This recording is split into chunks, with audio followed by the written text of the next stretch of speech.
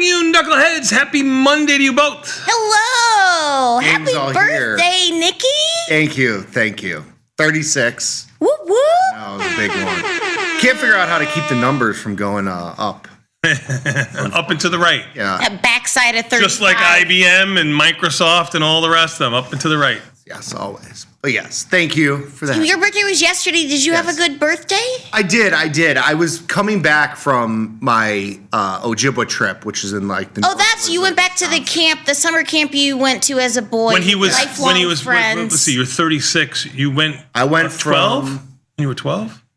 13, 11. Before that, I did 9 years there, so I think I was 10 to 18.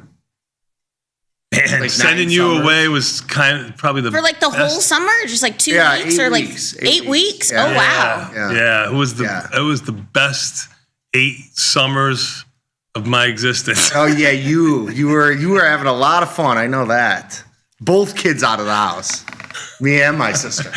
It was wonderful. So wait, what do you do at camp? Do you still get to do like camp games and activities? It's really fun. So it's an alumni weekend. It's not all alumni. We bring in so we do a lot of sports. So we play softball and basketball. There's a pickball league as well. So it's a league. I actually was the softball MVP. Trophy or it didn't happen? Trophy. I do have a trophy. I should have sent that in to put that up.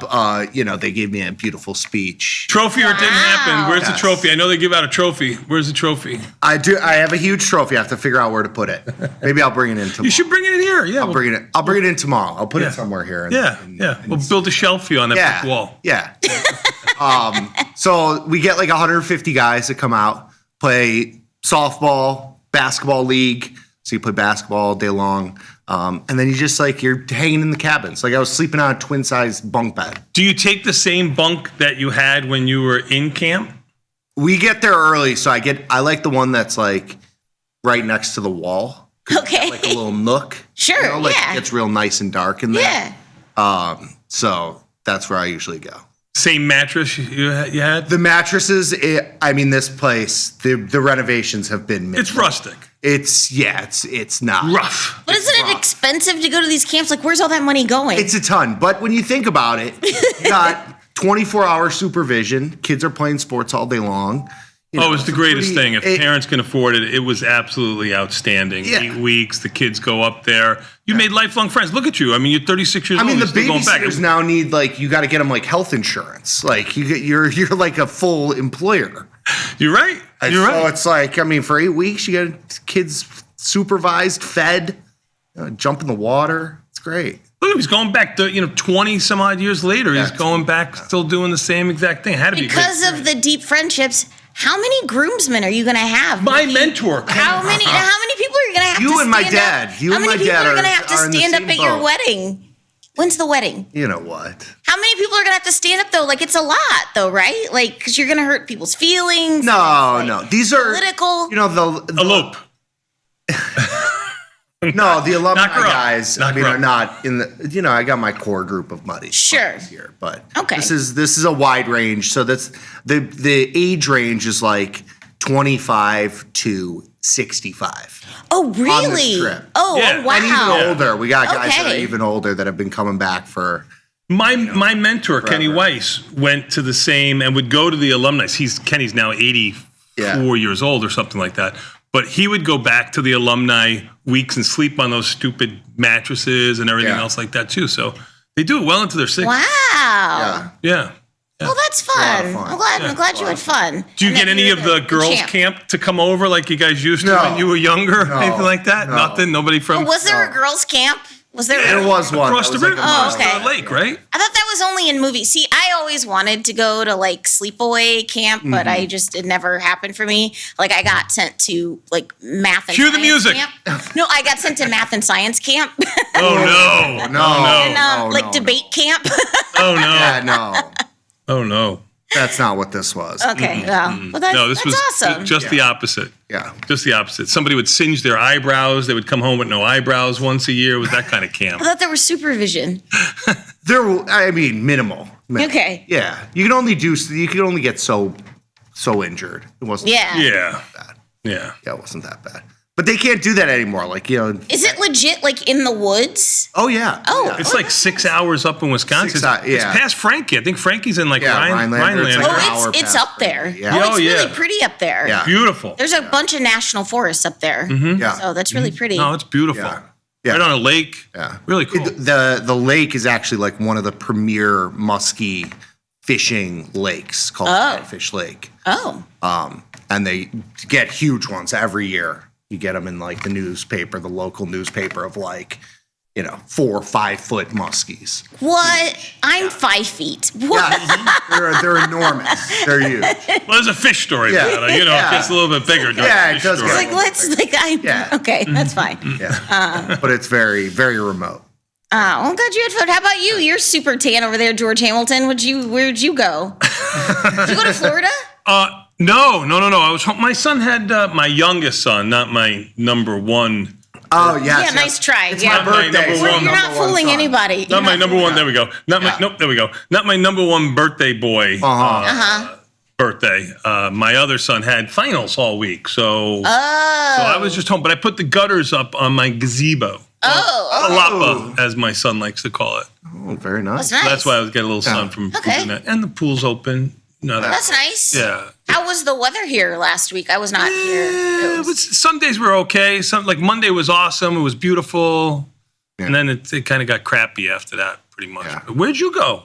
So I didn't post a single photo because I was just busy like living my life. So I planned an amazing road trip. Plus, I didn't want to like jinx it because I was like, I didn't know if I could pull this off. But I was like, okay, so I drove. So I left here on Friday. So I stayed in my parents' house Friday night.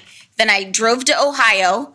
So I stayed at a campground there. I went to Cuyahoga Falls, the national park in Ohio. People don't know that there's a national park. I didn't know there was in one. In Ohio. There is. It was very nice. It was raining when I went, but I got to see the falls, which were very nice and plentiful. There's a bike trail that I wanted to do, but I didn't get to do it because it was torrentially raining. So I was actually in Ohio the same time as Taylor Swift. And I was losing my mind. I was only like 20 miles away from her because she and Travis, they went to the Cavs game. The Cavs lost. But people didn't know, but she was in Cleveland and I was in Cleveland at the same time. So and I was freaking out. Air. Yes. Oh my God. Yes. I was like, I'm going to get arrested. So from Ohio, then I drove to West Virginia. Not your motorcycle. No. I was in a vehicle. So I drove to West Virginia and then I went to New River Gorge National Park. I went whitewater rafting on the New River, which was crazy because it had been raining so much that the water level was a lot higher than it normally is this time of year. And no one fell out, so that was good. But this guy who grew up in the mountains, this full beard, he was our guide, and I was like, please don't let us die. But he was very capable. He was like a tiny man, but he was telling us how to paddle. He's like left side 3 times, right side 2 times, whatever. But sometimes you'd go to paddle, and the water was just not beneath you because the boat is doing this. Oh wow! And the sea was angry that day, my friends. No, it was just, I got slapped in the face with water, but it was thrilling. And have you ever been whitewater rafting? No, not like that. Yeah, this was, I'd been on the Nantahala River, in college, but this was. I've been in the inner tube where you have a 6-pack of beer floating. That's a float trip. That's the most. This was a rafting trip, but I want to go back in September and October because then they say that's when the Gauley River, the other river that's there, is really good. Really angry. Yeah, and so I You wear a helmet? Yeah, in a life jacket, and I had a wetsuit on because it was kind of cold actually. So I can imagine. But West Virginia is beautiful. It's just got a ticket in West Virginia. Wonderful. Ticket? I got a ticket. A ticket? Speeding ticket. Yeah, you got to be careful. You ever pay it? I believe so. So you still want it? I believe so. Although I do get the text messages every once in a while from somebody the spammers, from somebody from AOL telling me if I don't pay this right now, I'm gonna could be that ticket. So then I did the bridge walk. So the New River, there's a beautiful bridge that spans the river. And so you can walk underneath it, like on a tour. So you wear like a harness and you walk 3,300 feet underneath the bridge, and it's shaking because there's cars driving over you. But you have this beautiful view of like the gorge and the valley, and you saw like a peregrine falcon that was like flying underneath, and it was just like it was really cool. So then from there, I drove to South Carolina, and I went to Congaree National Park. And I went kayaking. You were like dog poop. You were all over the place. Right, yeah. And then I went kayaking through that national park. And I was like on a guided tour. And that water level in the Cedar Creek part of the national park, it was like elevated. So we got to go to all these like little side channels and saw so many snakes. Because the guide kept pointing them out. He's like, oh, paddle over here. This is a rat snake. And I was like backing up my kayak. and he's like, oh, this is a wolf spider. And I was like, I'm good over here. Like I appreciate. Anybody show you where the snake bit him or anything like that? Yeah, I appreciate nature, but I was like, I don't need to see the snakes and the spiders. Snake's not poisonous. No, they weren't venomous, but there were water moccasins. We didn't see a water moccasin, but there are water moccasins in the water. In the water. And so, but it's a cool national park because it's in a floodplain. So most of the time, most of the park is underwater. I'm like, that's a choice. So then from South Carolina. So when I was texting you this weekend, you were actually doing that kind of stuff. When you texted me, I was waiting to walk underneath the bridge. So I was at Very cool. Because we get like on a bus. Thank you for taking my text while you were suspended underneath the bridge. I had cell service, so I took your text. Thank you. So then from South Carolina, I drove to Savannah. And then I hung out in Savannah. Yeah, and I got to camp like on a farm, and they had cats. And I was like, oh, he's like petting on the cat. And they had horses and chickens. Like, were you gone for like 6 months? How did you pack for this? Yeah. Friday morning, I woke up in Savannah, and then I drove from Savannah to Nashville. And then I came home Saturday, and I drove from Nashville to Chicago. So. Wow. And then that was it. That was my trip. Impressive. But I got this dress in Savannah. It was super cute. I went shopping. Very pretty. Very nice. Very nice. But yeah, I went to 3 national parks. I went whitewater rafting, kayaking, did a bridge thing, and I put up gutters. Nikki spent the week. All we heard about him was he won a trophy. Yeah, he played some softball. Played some softball. Drank about 60 beers. That's it. Didn't catch a muskie. Yeah, didn't catch a muskie. Aw, no muskie for you. Wow. I feel like I didn't accomplish anything last week at all now. You're a slacker. You kind of are a slacker.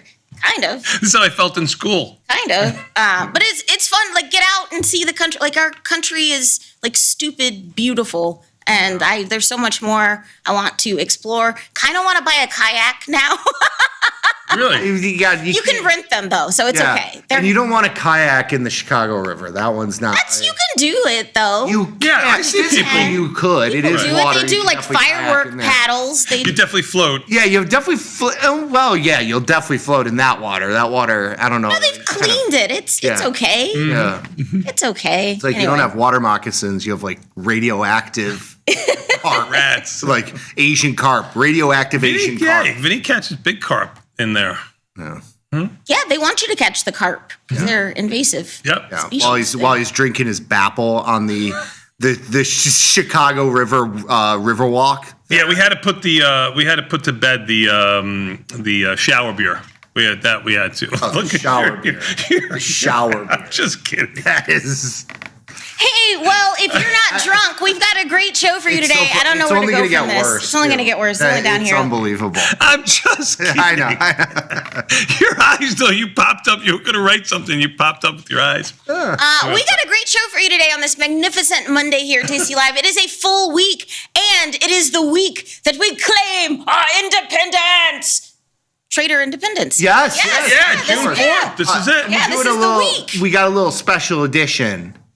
The night of. That's what I'm saying. It's this week. So, we're just hold on tight, people who've been affected by the PDT rule. But on today's show, at the top of the 8 o'clock hour, we've got a little options jive research corner with Kai. Kai coming in with his outlook for how the week is going to shape up. And then at 8:40, the Skinny on Options Abstract Applications. Dr. Jim Schultz in the house. How to use beta weighted delta. Going back to basics kind of Pretty there. self-explanatory. So Yeah. it's going to be a talk on, overall delta exposure from the position level to the portfolio level using beta-weighted delta versus just normal delta. Yeah. How you can use that.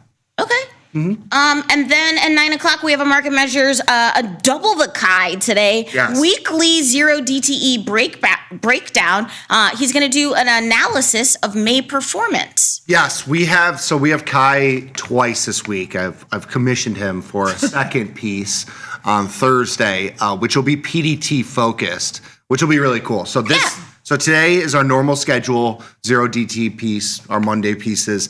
It's going to look back at May and just do, show kind of an analysis of how 0-day trades worked in May. And then on Thursday, just to give a little bit of a teaser, it's going to be PDT focus, just showing kind of how the positions change if you can only do this once a week. Even if you did this on the best day, it's really not going to be as fruitful as doing it every day. Interesting. Like iron condor trade. Okay. If you're PDT, you can't do the round trip. Right. You couldn't do 2 of them each week because it's 5-day rolling period. So you'd get caught, with a PDT That makes sense. issue if you were closing all those trades. So now we're going to look at it one time versus every day. Nobody wants an issue. Yes. Then at around that 9:20 time frame, we have live from the trade desk. We have Q in the house counting down all the top trending tickers over at Tasty Trade, and Glenn G Money on the Tasty FX side of things. So My man Glenn. Beautiful. got a really good show. But hey, in the meantime, and in between time, you guys want your daily dose? Sure. Yeah, hit me with my theme music. Let's go. Our leading story, today's breaking headlines. news, Breaking coming news. across the wire. Our leading story, top story, just in. In today's headlines, Breaking news. All right, everybody. Today is a magnificent Monday. It's June the 1st. I like it when the first of the month, rabbit, starts on a Monday. Like it's nice. Like it makes my brain tingle in a specific way. Well played on the rabbit. Rabbit. But today is June the 1st. It's a magnificent Monday. This is the part of the show we like to call the Daily Dose, where we talk about today's financial news and headlines. My name's Vanetta. Are you ready for the news? Ready for the news. Earnings, Mr. Bat. Hewlett Packard, but that's not going to. Oh, okay. HPE, but really. I think maybe Dollar General tomorrow morning, maybe, or tomorrow, maybe. You say I don't HPE, know. no big deal. I mean, the stock's gone from 20 to 40. Oh, That it is- doubled? That is true, but when stocks are up $40 alone. That's true. $40 Like ARM today, Yeah. it doesn't matter, but yeah. Dollar General, DG. I will take a look at that right now. You could be right, Vanetta. Yeah. Tomorrow morning. Yeah, tomorrow morning. There you go. Okay, Good so there job you out go. of you. Yeah. Well, I heard about it on NPR this morning because Dollar General also rose last week when Dollar Tree rose because more Sympathy move. yeah, like even people in higher tax incomes are shopping at dollar stores now. So the dollar stores are reporting really good quarters. The dollar stores really aren't dollar stores anymore, aren't they? No, they're not. $5 They're not. stores. Yeah. $5 stores now. They They're should be not, $5 but- stores. Nah. Misleading. Hey, first headline of the day, jobs report on tap for soaring U.S. stocks. The rate path and bond yields eyed as the key risks ahead. The May jobs report is getting released on June 5th. PCE inflation in April year over year was 3.8%. Rate hike odds now for December are sitting at around 39%. The S&P 500 was up 9 straight weeks, the best winning streak since December of 2023, but a hot jobs print could accelerate hike pricing. A weak report could calm fears. It will be Warsh's first FOMC meeting will be June 16th and 17th, and that's the last big amount of data before that meeting. Broadcom earnings are on Wednesday, and that may be also a catalyst before the jobs. Yeah, these are all maybes. Okay. Right? All we have right now is just another 9 weeks of winter or summer, depending on if you're long or short delta. Right now, it's been just a nonstop volatility. Like today, you've got oil higher and Bitcoin lower, and nothing matters. Market's breath hasn't been that great as my buddy. What about rates? What about bonds? Bonds have rallied back. They're at 112 They're right 112 now. and change. Remember, we were talking about them almost under 110. Yeah. We were talking about, maybe they were going to do something with rates. 112 is probably the perfect-ish Yeah, number. it's right in the middle. It's nothing. Yeah. Nothing land. Nothing. In terms of like rate hot. Sure, high no, I or understand. cuts, it's you're in the middle. It's all gone. Yeah, it's all gone, which I would say would be bullish, right? Yeah. That they've taken like rate hikes off the table. If we were sitting at 109, you might have to make some decisions. Yeah. Here, it's. I think bonds are probably more of a problem if they become a problem. At 112 and change, they're not a problem, but bonds are more than oil at this point. I think you've absorbed the oil news already.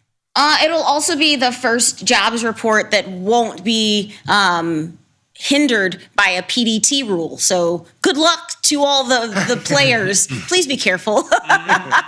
It'll be fine. Please be careful. Come on, they're going to be able to close winning trades if they work. I know. Everybody always looks at it from a negative point of view. I mean, they're going to be able to close winning trades. They'll be able to do something against something that they have on, maybe make their winners run a little bit. Facts. It's going to be nothing but great. In other news here, these S&P 500 stocks have soared the most in the AI-driven May rally. Dell doubled in 1 month. Dell was up 200% in May. Yes, you read that right. It was the top S&P gainer for the month. Datadog was up 87%. It led software stocks in the rally, and the iShares Semi ETF SOXX was up 23% in May. It's up 89% year to date. What? The S&P IT sector was up 15.9% in May. Software and services index up 16.3%. S&P ended May up 5.1%. So just incredible. These numbers are just incredible. It really is. Unbelievable. It really is. The numbers have just gotten so big that anything is possible these days. I mean, really anything is possible. I didn't think these stocks would go up $40 in a day, $20 in a day. Dell, you just mentioned, up $100 in a day. I mean, it's just... What are we doing? It's largely... The market has just been moved by semiconductors, pretty much. I think the semiconductor weighting in the S&P 500, I think, has gone from like, a mid-single digit, like 8, 9, maybe 10% to like 20%. Right, just this from is the a same market story. cap weighting like that. Sure. Those stocks have gone bananas, and then like stuff like the financials, the cyclical healthcare, energy names that are like non-oil related, like utilities, stuff like that. They've gone basically nowhere, and you've had this basket of like 20 stocks that are all semiconductors basically go up 100%. Here's the thing, Nikki, you're so right here. This third bullet point here, 10 stocks drove 69% of the S&P 500's 28-session rally. It's the same story we were having a year ago when we were talking about the Mag 7. You know what I mean? So now we talked back then, because the Mag 7 started to kind of wane a little bit, was this going to be the top in the market, or was something else going to be a catalyst for the market and bring it up? And this is obviously the answer is something else. But SMH hasn't moved. It's been sitting at 600 now for a week. That's why it's SOXX. It's same SOXX and SMH, like the semiconductor basket. But to your point, the Mag 7s are starting to play a little bit of catch up. Like if you look at Microsoft, it's had a really, really strong couple of sessions here. Meta, it's up $20 has been relatively strong. Nvidia is kind of the one that's been. I think a lot of the move higher in some of these Dell names is taking money away from the Nvidia move, because Nvidia's over the last week and a half has gone from, let's say, 240 to 211, 210. Not a huge move relative to where it's been, but I think some of the money, and with SpaceX coming, that's another catalyst to kind of take some money off the table for some of these high flying stocks. Shifting gears to currency, the dollar is holding steady as the U.S. and Iran sign a 60-day ceasefire. Markets brace for central bank week, sort of, I guess, a ceasefire. I don't know what. Yeah, I don't know. I don't know. I pulled this yesterday. It's fine. I don't know what's happening anymore. But like I said, Fed meeting June 16th and through the 17th, the euro did rally a little bit, and Hormuz still mostly closed. Poor Glenn, who'll be on later today. Nobody cares about euro. We'll make it special for him when but nobody cares about the euro, the pound, any type of FX products, the dollar, anything else like that. When you've got markets and opportunity everywhere else. I mean, the euro and the dollar becomes a macro view when bonds sell off, and maybe there's something to do there. But right now, I mean, there's so many other things to do that are moving so quickly. Sure. Yeah. this FX takes a little bit of a backseat. Well, if you don't want to trade the dollar, how about oil? Oil rose last night. I'm not sure what it's doing this morning. And U.S. stock futures dip. Again, this was last night as Wall Street looks to extend its 9-week winning streak. Brent crude on Monday around 106.40. S&P closed Friday at a fresh all-time high. But what is oil doing this morning? Oil futures, $89 and change. It is up almost 3%, $2.46. But I don't really care because I filled up all my cars over the weekend when oil was a little bit low. Costco now, save myself that 50 cents. Oh, beautiful. I will say this, gas in South Carolina, super cheap. Yeah. See that? Super Maybe it's cheap. the taxes and not the oil prices. Who knows? Yeah. Oil, the move in oil has been, you had a huge move, obviously, from like mid-hundreds down to the 90 handle. It has not rolled over. I mean, oil is still high. I think we've kind of talked about this for couple months now of if you look at the curve, it kind of tells you that higher oil, not like super high, What was that? Those are some silver futures. Oh, good for you. Silver. Higher oil prices for a sustained period of time is here to stay. And it has looked like that for a while now. The curve has been higher. It was kind of telling you that this situation is not going away, that oil, might not be 150, but it's not going back down to 60 anytime soon. Right.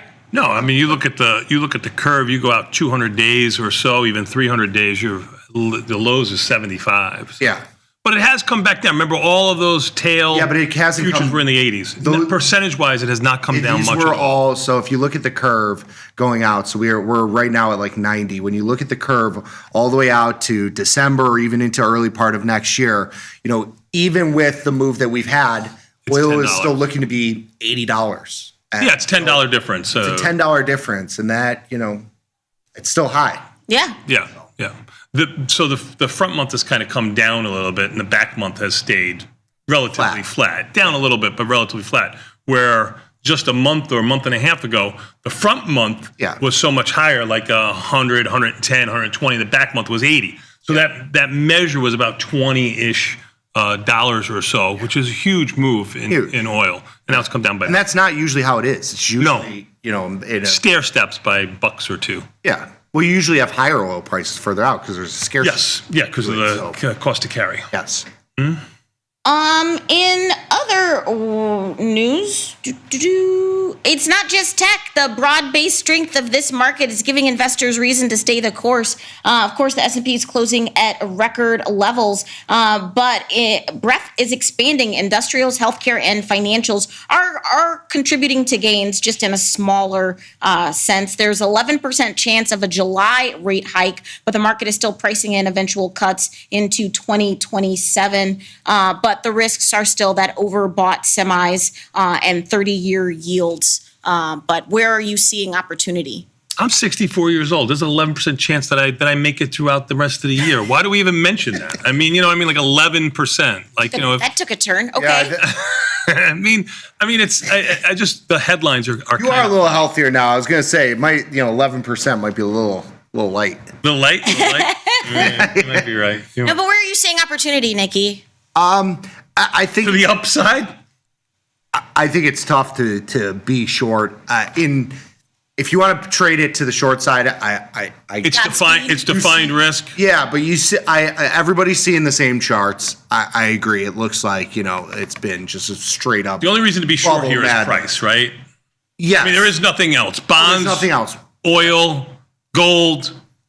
Pick whatever you want. Volatility, currencies. Everything tells you it's totally fine. Which is scary. Which is scary in itself because we like to climb the wall of worry. But right now, let's miss the top. This is something we've talked about for the last couple of months.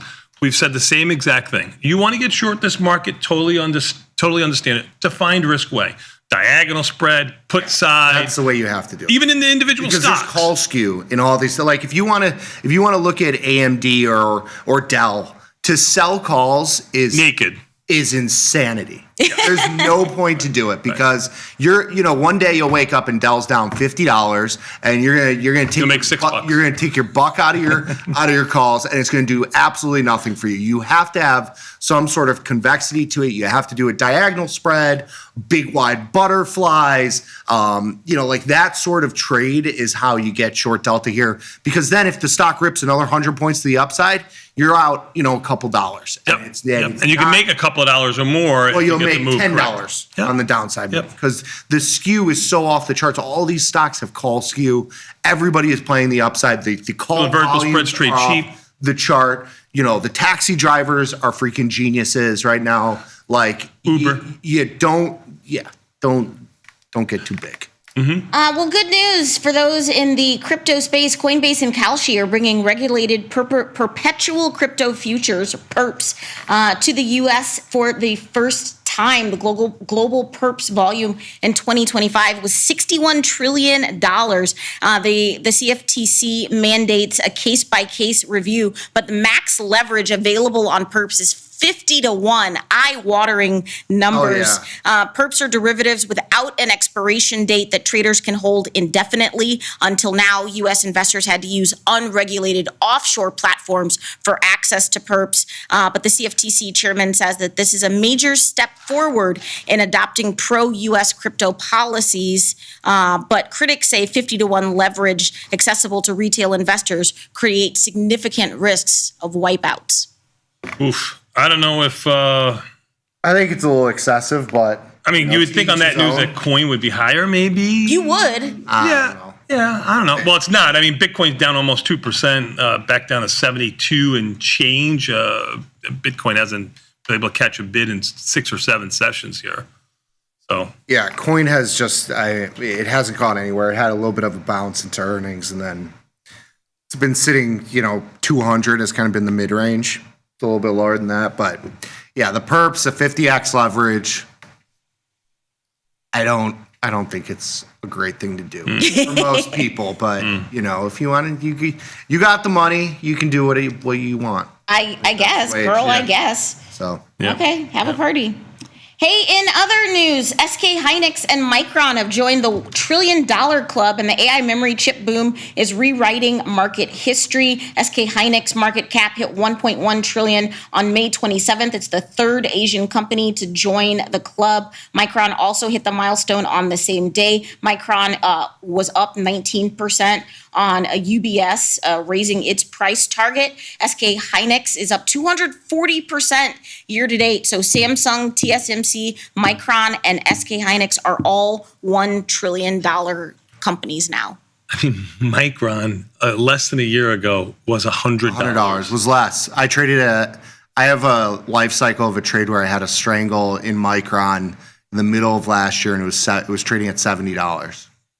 It's $1,010 this morning. That is bonkers. Up $40. I thought it was up $30. I misspoke. I think Dr. Jim is short Micron, so no. R.I.P. No, don't do it. Don't do it. R.I.P. to that. But what are you doing in EWY here, Nikki, if you just want to trade all of South Korea? So I legged into a butterfly in EWY. I have it right here at the money. It's the 190, 205, 220 expires in 17 days. I closed a Micron butterfly last week. Which was good. Last week. It was good. It'd be another $20 higher today. That's not the problem with butterflies. I mean, you have an exponential win in there. Do you hold on? It was a double. Right. I mean, yeah. Huge. Around it. SK Hynix workers could earn $900,000 in bonuses. Samsung workers are in line for $400,000, record level of payouts. Hey, if you work at SK Hynix, call me. Going over Samsung. Yeah. MU. What? Here I come. What? Yeah. Girl, what?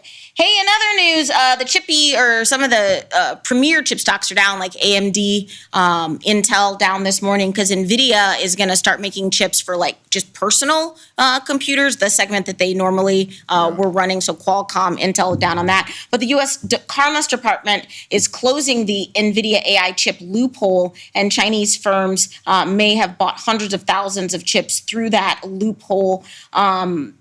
Yeah, the loophole allowed Chinese headquartered firms overseas, their subsidiaries, to buy Rubin and Blackwell chips without a license. What are you doing in NVIDIA this I morning? think NVIDIA's ready for a run. I mean, I know it made a new high around 230 or so, and now it's 215, up around $3 or $4. But I just read so much negative news all week about one stock. It would always be NVIDIA.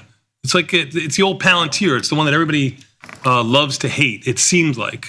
I think it hasn't moved like the rest of these stocks where they're like doubling and tripling. And I think this has only gone up 10% or 15%. Well, yeah, it's a $5 trillion stock now. So it's like, you can't, it's kind of gotten to a spot where it's, dare I say, like as big as it can get, at least in the short term. The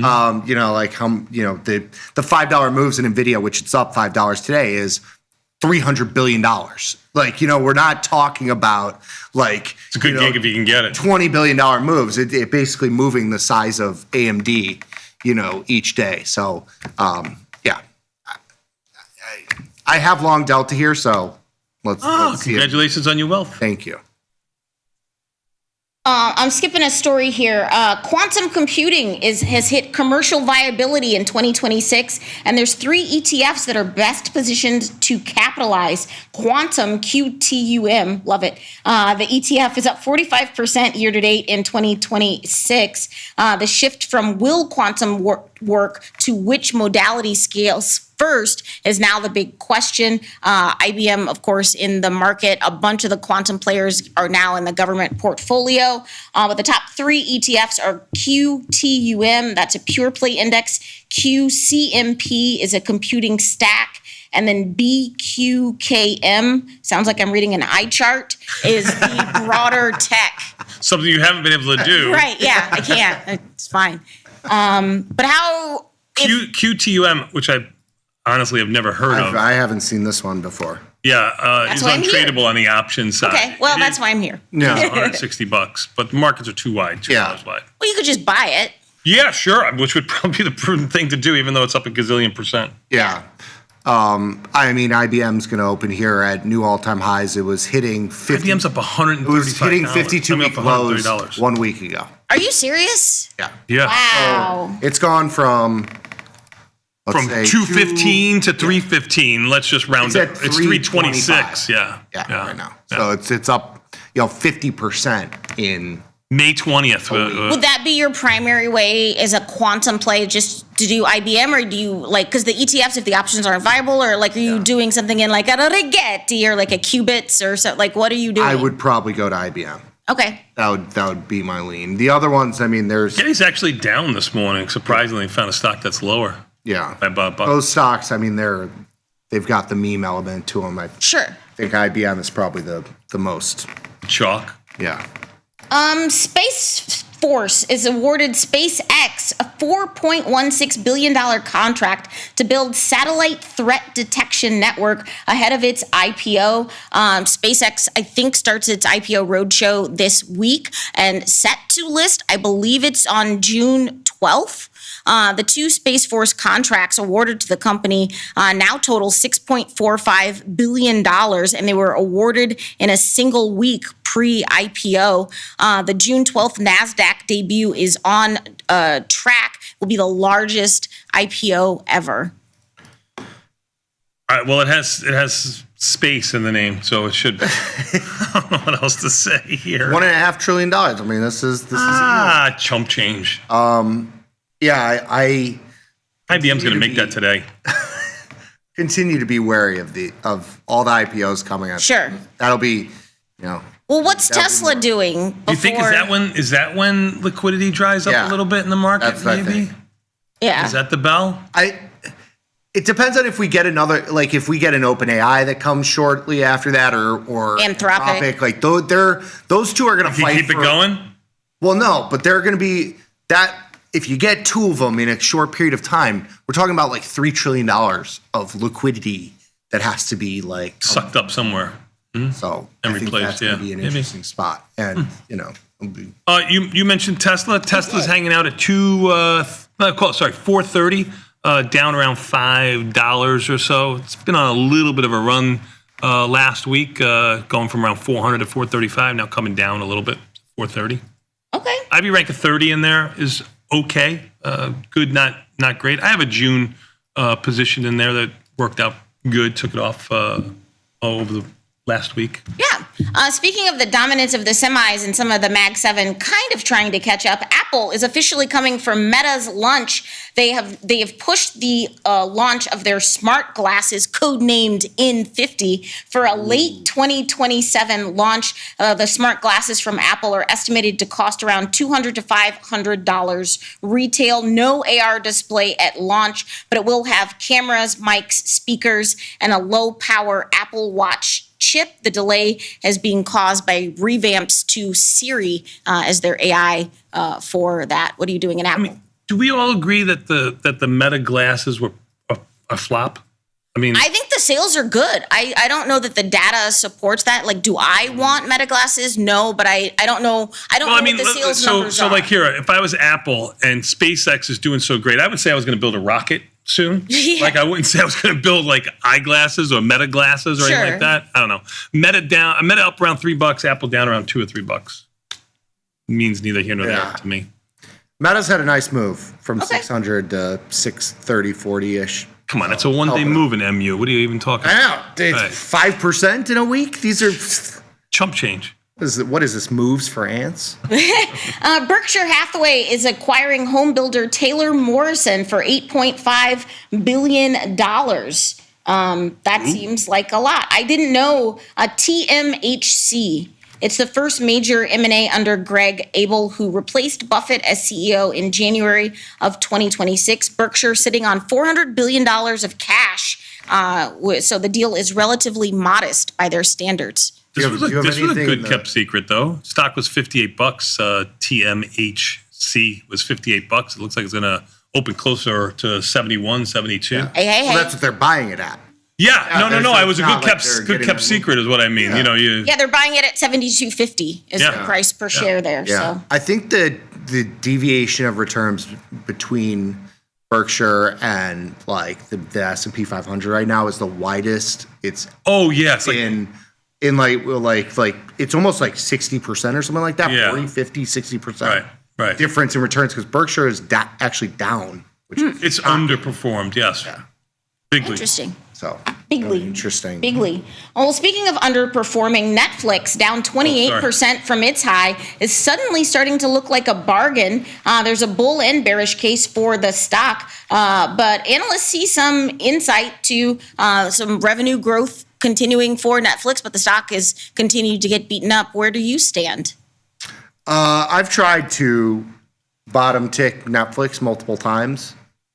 Has not worked. Has not worked. It did make a low like under 80 in the mid 70s, 75 or so back in March or so. It's $86 right now. I mean, I whoever's upticking it here on a buy signal down 28%, I give them a lot of credit.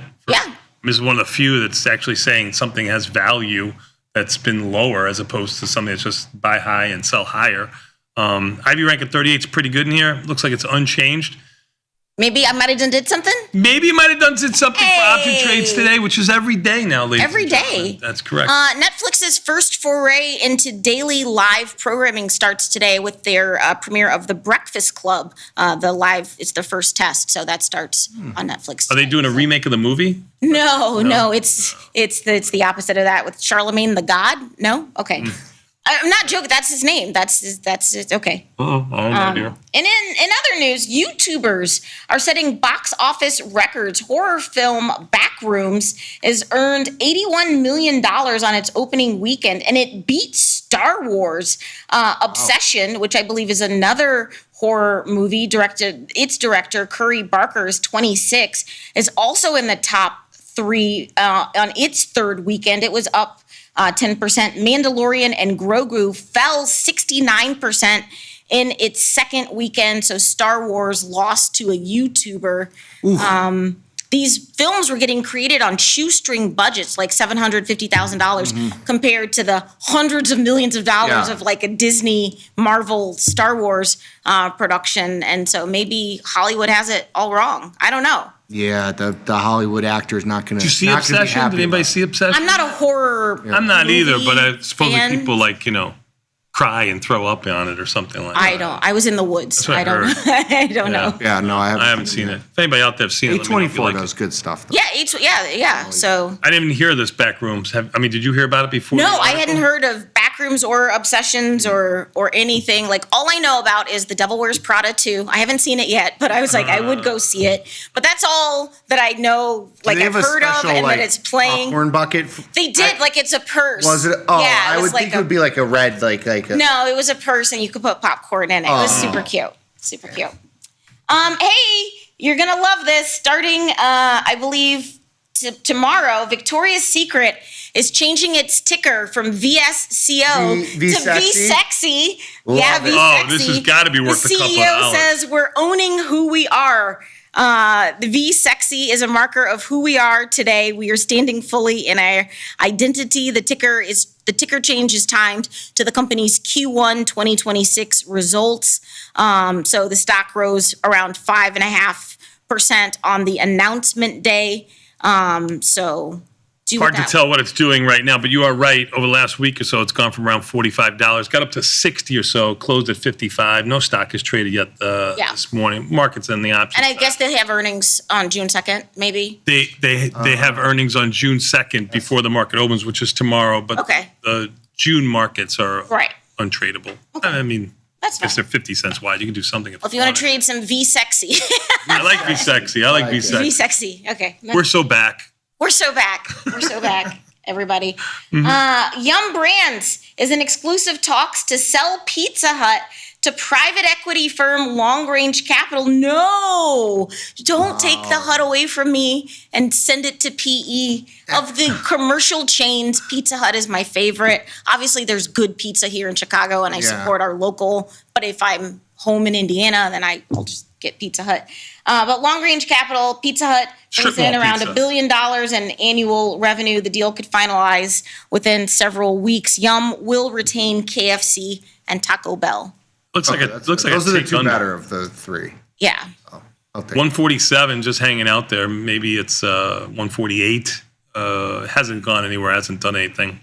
I don't know. I remember when Pizza Hut was on North Avenue, and it had like red checkerboard. The tablecloths, yeah. The red plastic tablecloths, cups. and it was Yeah. kind of like for a fast It's a vibe. food pizza. It was a good Yeah, vibe. It's a vibe. Yeah. I love Pizza Hut. Pizza Hut is not what it used to be. Hey, this is crazy. The steroid Olympics took place, and the results were kind of lackluster. I don't know if you watched the enhanced games or saw did some not. of the results, but the athletes were able to take anabolics, testosterone, peptides, and HGH under medical supervision.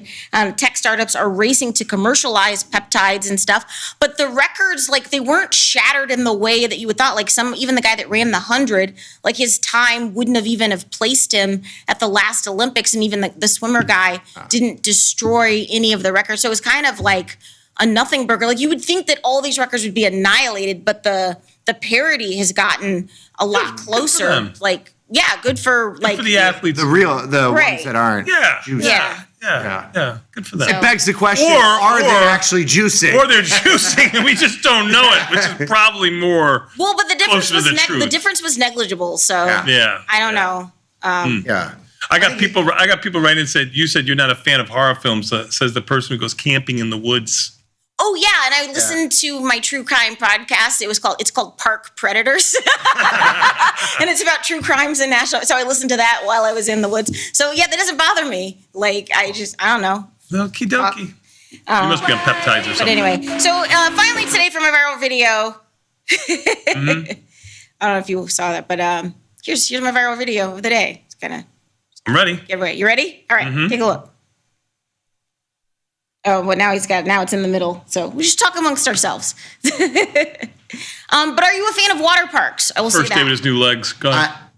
I haven't been to a water park in quite some time. Obviously, I'm 36 years old, but I was talking to Joey, one of my friends, and I was like, your kids are getting to the age you got to be taking them to Six Flags. Yeah.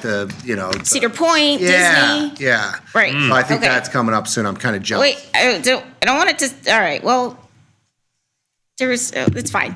It's just gonna keep playing. There was just like a surprise in the video, and then he Yeah. started, but it's fine. That's it? Yeah, I don't know. Oh, how anticlimactic. We're going to take a quick 90-second break and come back. We got more Tasty Live. It's coming. No, it's fine. Just go to break. Oh, That's what I said all weekend long. It doesn't happen. Just go to break. It's fine. Oh, there we go. Going down the water slide. Oh, wow. Okay. So somebody was sitting in there, like waiting for you? Go ahead and call the corner, because it's a wrap for you, boy. That's pretty good. That's pretty That was a good. spider. Thought that was a big-ass spider. Nope, just some young-ass little girl standing in the water slide. I've never had that happen to me. The worst that's happened to me is you go around in that toilet bowl Yeah. Oh, yeah. type thing, and then Yeah. you fall out kind of stupidly. Yeah. Yeah. That's Like not the head best. first. Yeah, breached. We're going to take a quick 90-second break and come back. We got more Tasty Live after this. What comes up next? You gotta look back. Yes, we'll be back in Last 90 week. seconds with Tasty Live. Wait till your top flies off.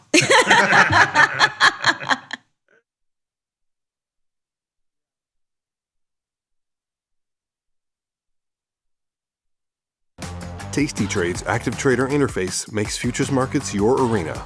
Built for the bold, not the bored. Trade CME futures with a single click. From micro contracts to major ideas. And go even further with futures options. Tasty Trade lays out multiple ladders and charts for total visibility. Plus, hundreds of built-in indicators for traders who want a broader view. Tasty Trade, pro-level tools, intuitive design, total control. I've got some huge news for traders everywhere. On June 4th, the pattern day trader rule will be replaced by new intraday margin rules. Tasty Trade has been advocating for an updated PDT rule for years, and we're ready to go on day one. You'll have more flexibility to manage risk when and how you want. Join Tasty Trade today.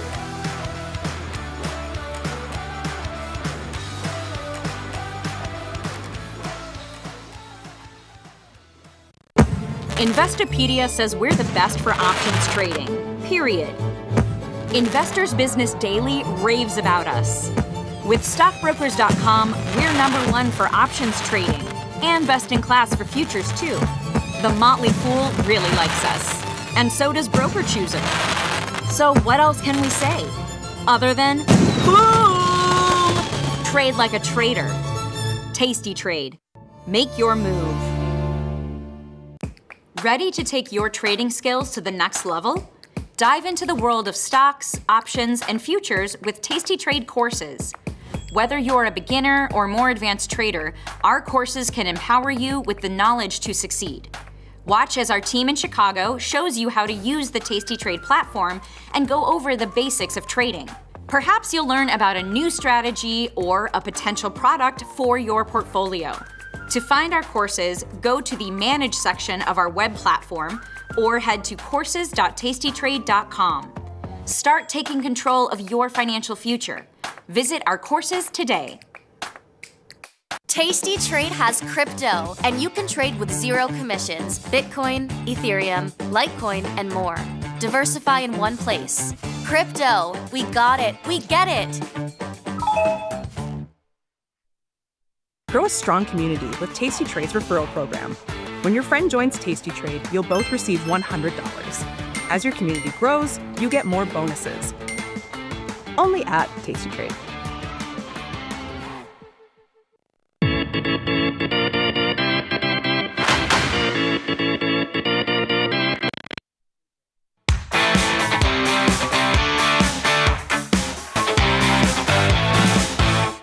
Nikki, we are back, son. You know what that means. Time for a little bit of Tasty Live. Well, I'll look back on Friday. I know you were out in the North Woods there, so maybe this will be a good recap for you. I, on the other hand, was watching the markets.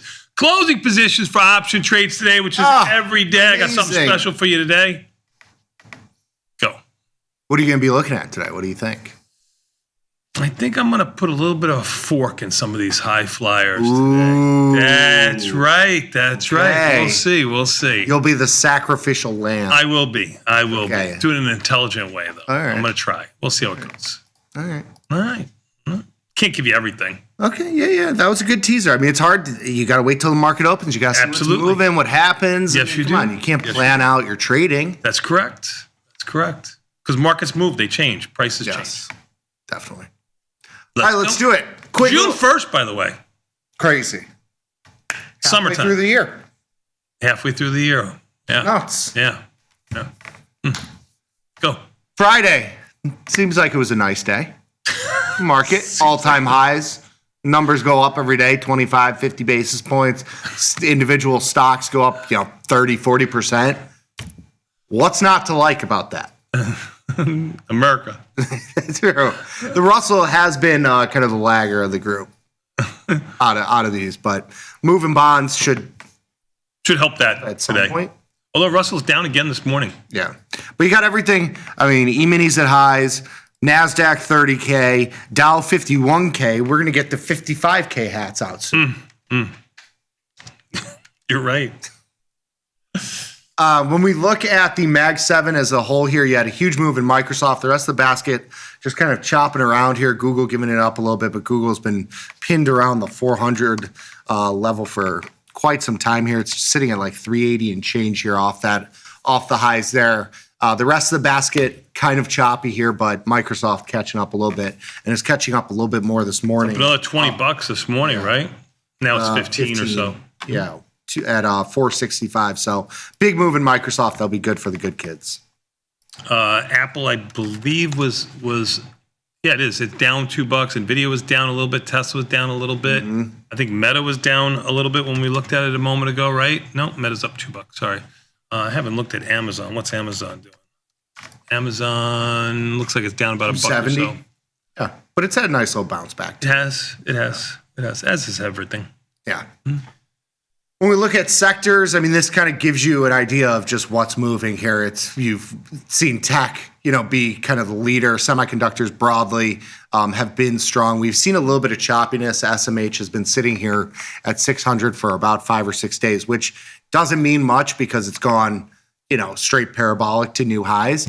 But it kind of tells you you're getting a little bit of a rotation underneath the surface, with tech and semiconductors being like the bigger movers to the upside. Everything else has been choppy, flat, choppy to down kind of moves there. Energy moving lower on the move in oil that we had last week.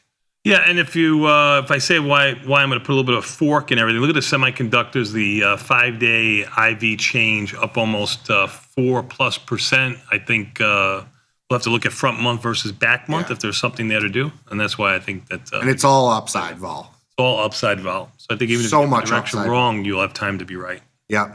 That's my thinking, but we'll see. Totally.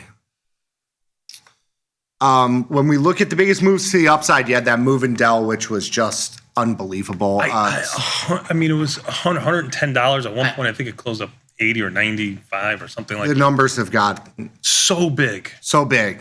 So big. Yeah. It's like you got to be careful. You got to be careful in all these stocks. I mean, look at the entire list is technology stocks. I mean, even Robinhood I consider to be more of a tech stock than anything else. I had some long delta in Robinhood too, and option trades oh today. My God! What too. I mean, I don't hardly have anything left. I've managed so many winners. Unbelievable! Oh my God! Robinhood, you can see all that on the follow page. I don't know like what you were doing on your time off, but I was obviously working. I actually got some long delta there too. As you could see, these trades were done on the 29th, the 27th, the 26th, all when I was allegedly not working.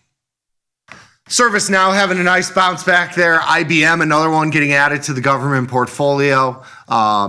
SMCI there I saw some potential takeover news, but also, it's kind of in the space with Dell building kind of these racks, these cooling racks. HPE, which has earnings, is it after the close today or tomorrow morning? Which one? HPE.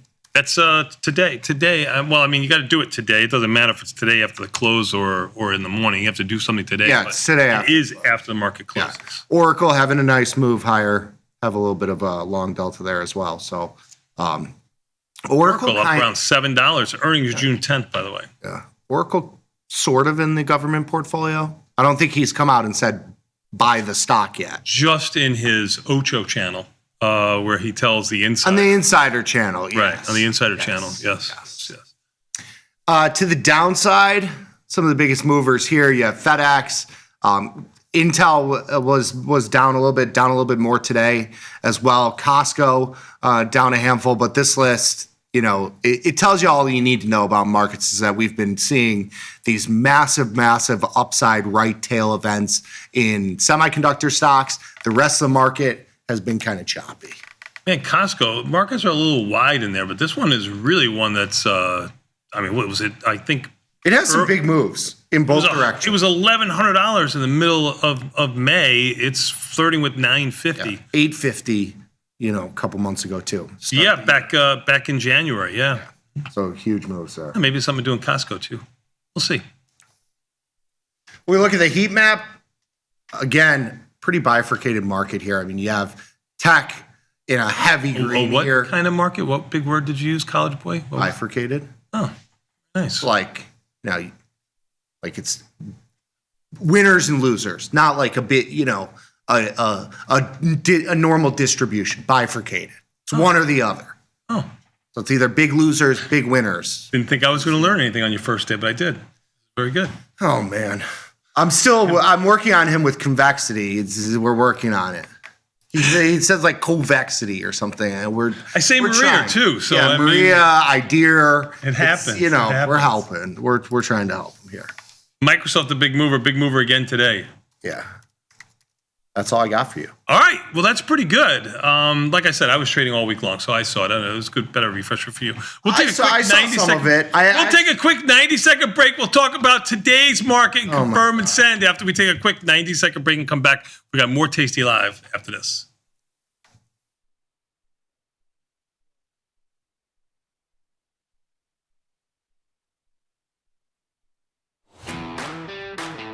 I've got some huge news for traders everywhere.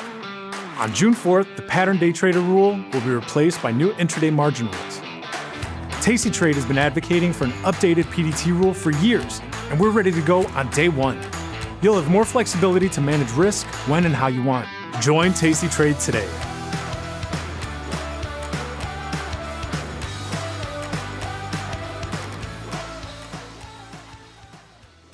We built Tasty Trade's web platform for today's traders. See it, click it, trade it.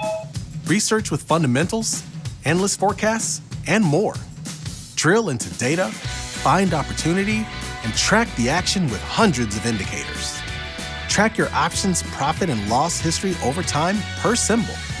Note your progress and plan your tactics with a trading journal. See probabilities, max profit, and Greeks in one click. Fund your account and start trading right in the app. The tools, the data, the knowledge. See it, click it, trade it. Join the club. Tasty Trade.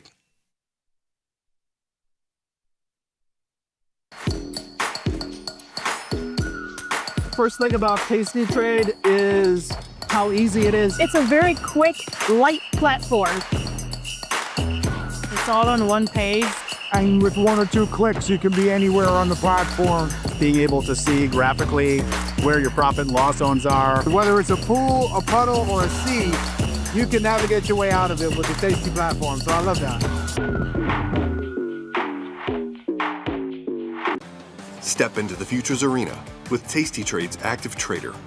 Multiple ladders, hundreds of indicators, precision control. From micro gold to NASDAQ, all CME one click. Global markets never sleep. Explore them with Forex on Tasty Trade. Get in on 80+ Forex pairs, 24 hours a day, 5 days a week. FX marks the spot.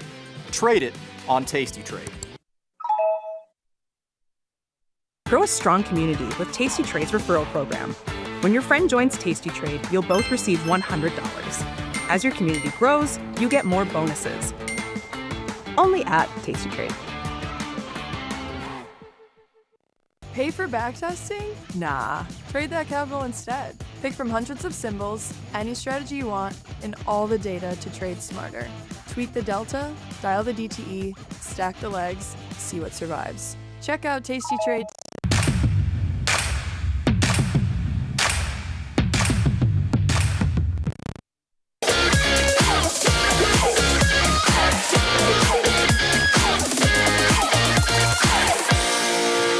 Nikki, we are back son. You know what that means. Time for a little bit more Tasty Live with Confirm and Send on this Monday, June 1st, when we take a look at our viewer emails. Before we do, let's see what the market's doing. Same as it ever was. Even the S&P's up 11 in the middle of their range. They got up to 23. That's 76.23. Down to 75.85. They're up around 10 handles. NASDAQ up around 31. These are all muted moves. Russell down $6 and change by muted. I mean, less than 0.25% here. Dow up 116, even on the heels of IBM, which is trading 324. Looks like it's up. We'll round up around friends around $30 or so, like it was prior. Volatility unchanged at 1760. You can see here at the low end or lowest end of its range, you can see how it's just fallen out of the bed the last week and a half or so, from around 20-ish down to about 1760. Bonds are doing the bond thing, back up to 112 and change. We were selling puts in there all last week. It's worked out pretty good. Closed all of them. We'll see what happens with bond volatility. Ivy rank down to 15. You can see on the downside here, Ivy rank was actually rallying nicely, which was good for selling premium in there. Bitcoin dead. You just told me on the break that MicroStrategy maybe sold some. I just saw a tweet. Down 2% on Bitcoin, 72 and change. Oil up $2.50, just under $90. Got up to 91, down to 88 and change. Oil's trying to catch a little bit of a bid just about every day, only to be sold off later in the day. We'll see what happens today. Gold down 62, going sideways for most of this move in the market higher. You find gold interesting here? Ivy rank at 34. I mean, it never goes up, so not really. Never goes up anymore. Yeah, you are right. Scalped $100 out of the silver position, but yeah, gold has not been. Silver caught itself a little bit of a bit, but it too has been going sideways. The gold-silver ratio sitting around 59.5. That's basically in no man's land. We were trying to buy it closer to 55 and 54, and maybe selling it up at 62. Here at 59.5, it's doing absolutely nothing. No, I'll buy it. I'm buying some gold. Oh, there you go. Okay, so I thought I had a contract on, but it expired. It must have expired while I was gone. Oh, Trade desk. Thank you for closing me out. See that? You never let anything bad happen to you. I mentioned IBM. I will mention ServiceNow because you did earlier. 135 up around $10, $11. MU up around $30-ish or so. Microsoft up around $20. Intel on the other side down around $5 or $6. Woo! Confirm and send. Monday, June 1st. Go. Let's do it. Is buying a future and selling a call against it analogous to a covered call in a stock? Another college boy. Yeah, there you go. Or person. Buying a future and selling a call. Yeah, you are right. Covered call. It rose by any other name. Yeah. Perfect. And if you sold you just got to make sure that it's in the same contract. So same contract month, yes. Expiration. So that's the one difference with stocks. You buy 100 shares of stock. It doesn't matter what call you sell. The calls trade to the same current stock, whatever the stock's trading at, right? So right now, the future you're trading, you would be limited if you wanted to do a covered call up to June 18th options. If you wanted to do something longer term, you'd have to go into the U cycle. Right now, we're still trading the M cycle on the futures. I'm just looking at ES as an example. Yes. Great catch, son. Exactly. That's why you're there. Next one, please. Are large IPOs for something like SpaceX usually a good thing for markets, or do experienced traders view these things as signs of a market top? I mean, obviously, these are the biggest IPOs ever. And that's just because the market has gotten bigger. These stocks are bigger. Everything is bigger, more expensive, higher valued. But I don't think they've been, from a market cap perspective, this sort of size. Like, I think the IPOs, even probably around the .com bubble, I don't know if they were as a percentage of overall market value, they were probably not this big.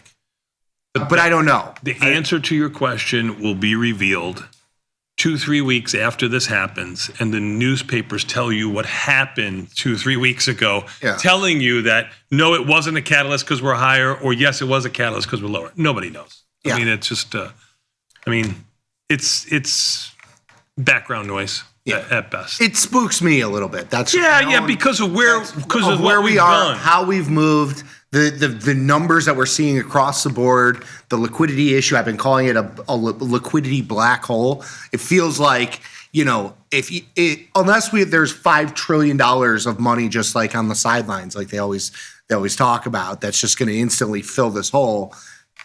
You got to think. Let me play devil's advocate. You got to think. You look at an AMD that's up 400% in 6 months, and you want to buy some SpaceX. Are you gonna? Are you gonna sell your General Motors position to buy it? You don't have the General Motors position. You're all in AMD. Yes. But you either have to have the thousands of dollars sitting in a bank account that you're ready to deploy, and now you're exposed to both, or you're taking it from something that's gone straight up, that you're up 3, 4, 5, 10x, whatever the number is, and then you're putting it in it. So let me play devil's advocate for a moment. If we were unchanged on the market this year, and we would be saying something, or the news would be saying something to the effect of, they're all waiting for how SpaceX is perceived in the market. Sure. If it's big and it's bullish, then maybe the market will catch a bid. If it's bearish, maybe the market will. I don't think it really matters personally, but we'll see what happens. Next one, please. What do you do when you're short calling something like Dell? If you're short calls in something like Dell on Friday, do you just close the position, or do you try and play defense? Well, Dell's up another $7, $8 this morning, so obviously I would have gotten long Dell. No, I'm just kidding. As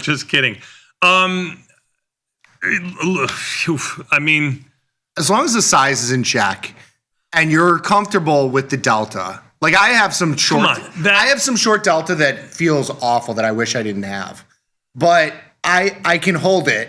Like I have AMD. I'm basically short stock in AMD. The stock has gone up $100. It stinks. If you had naked calls in Dell, I think you would have capitulated. I would probably capitulated. I think it would have just been time to take it off. Not because it's up another $7, $8, because $7, $8 isn't going to matter when you're losing $20, $30, $40 on the call that you had.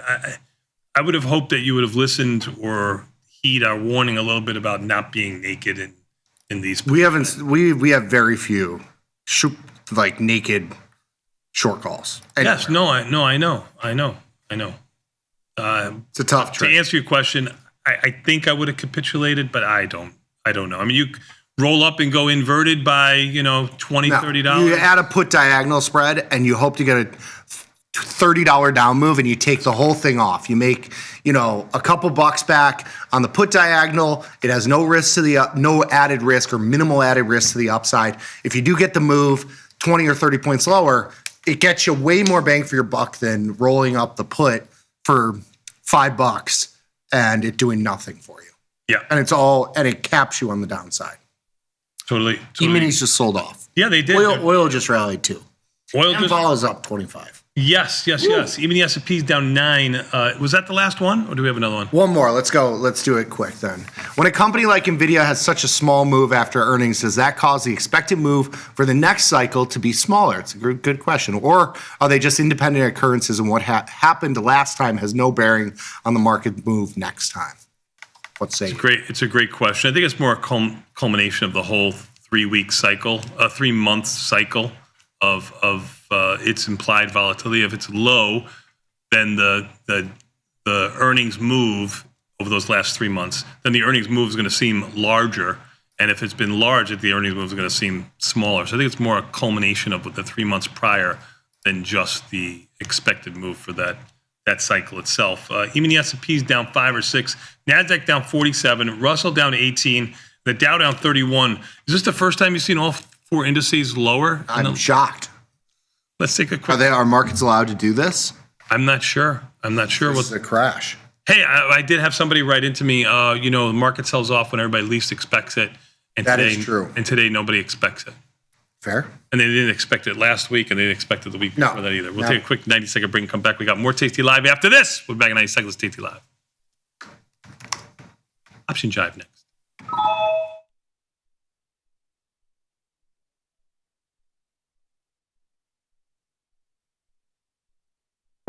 Ready to take your trading skills to the next level? Dive into the world of stocks, options, and futures with Tasty Trade courses. Whether you're a beginner or more advanced trader, our courses can empower you with the knowledge to succeed. Watch as our team in Chicago shows you how to use the Tasty Trade platform and go over the basics of trading. Perhaps you'll learn about a new strategy or a potential product for your portfolio. To find our courses, go to the Manage section of our web platform or head to courses.tastytrade.com. Start taking control of your financial future. Visit our courses today. Feel like your wardrobe is missing something? Like style, purpose, and maybe a dancing dog? Can I pet that dog? The new Tasty Trade and tastylive web store is now live. New merch, bold designs. Did we mention all net proceeds go to one tail at a time? Invest in the real bull market, dogs. Go to tastytrade.threadless.com. Grab some gear and help some pups.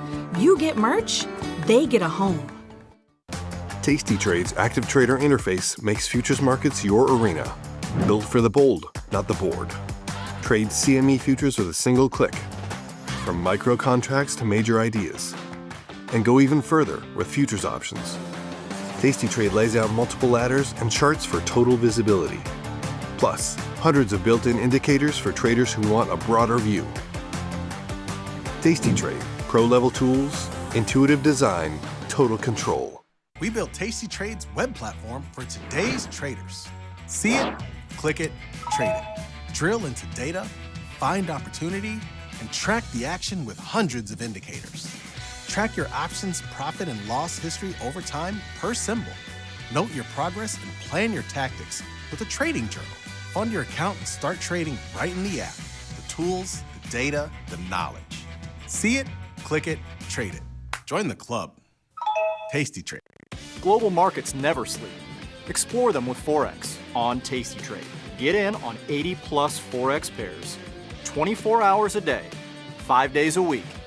FX marks the spot. Trade it on Tasty Trade. In the world of investing, a beast lurks between the numbers, ready to pounce. Some traders hide from it, some ride it. If that's you, join us on Tasty Trade. Genius loves company.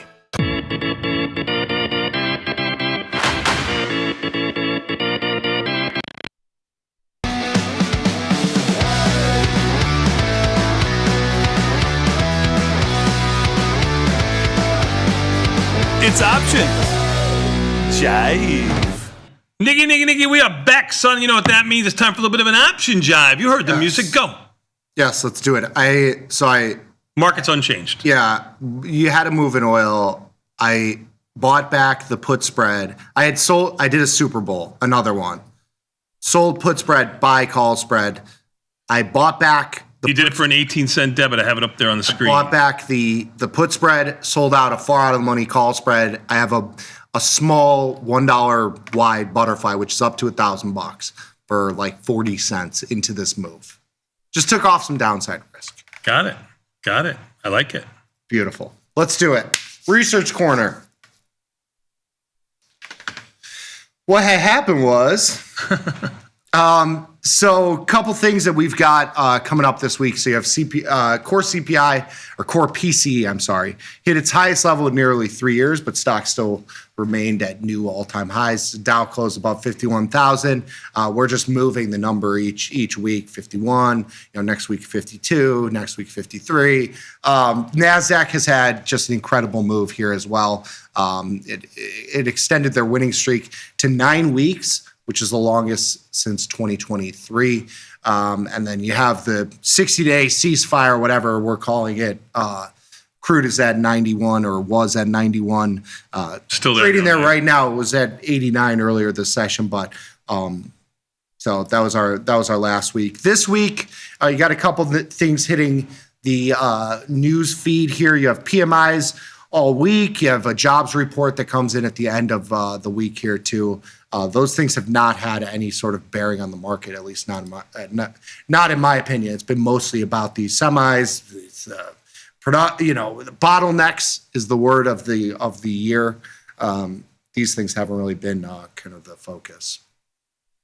When we look at last week, obviously another strong week. We've had week after week, 1% to 2% up moves, bigger moves in single name equities across the board. Super strong week though. Again, super strong week. Highs. Yes, and we talked about it a little bit earlier. Breadth of the market, not great, but the few, the mighty, have held up the market to lofty numbers here. Yes. Every week.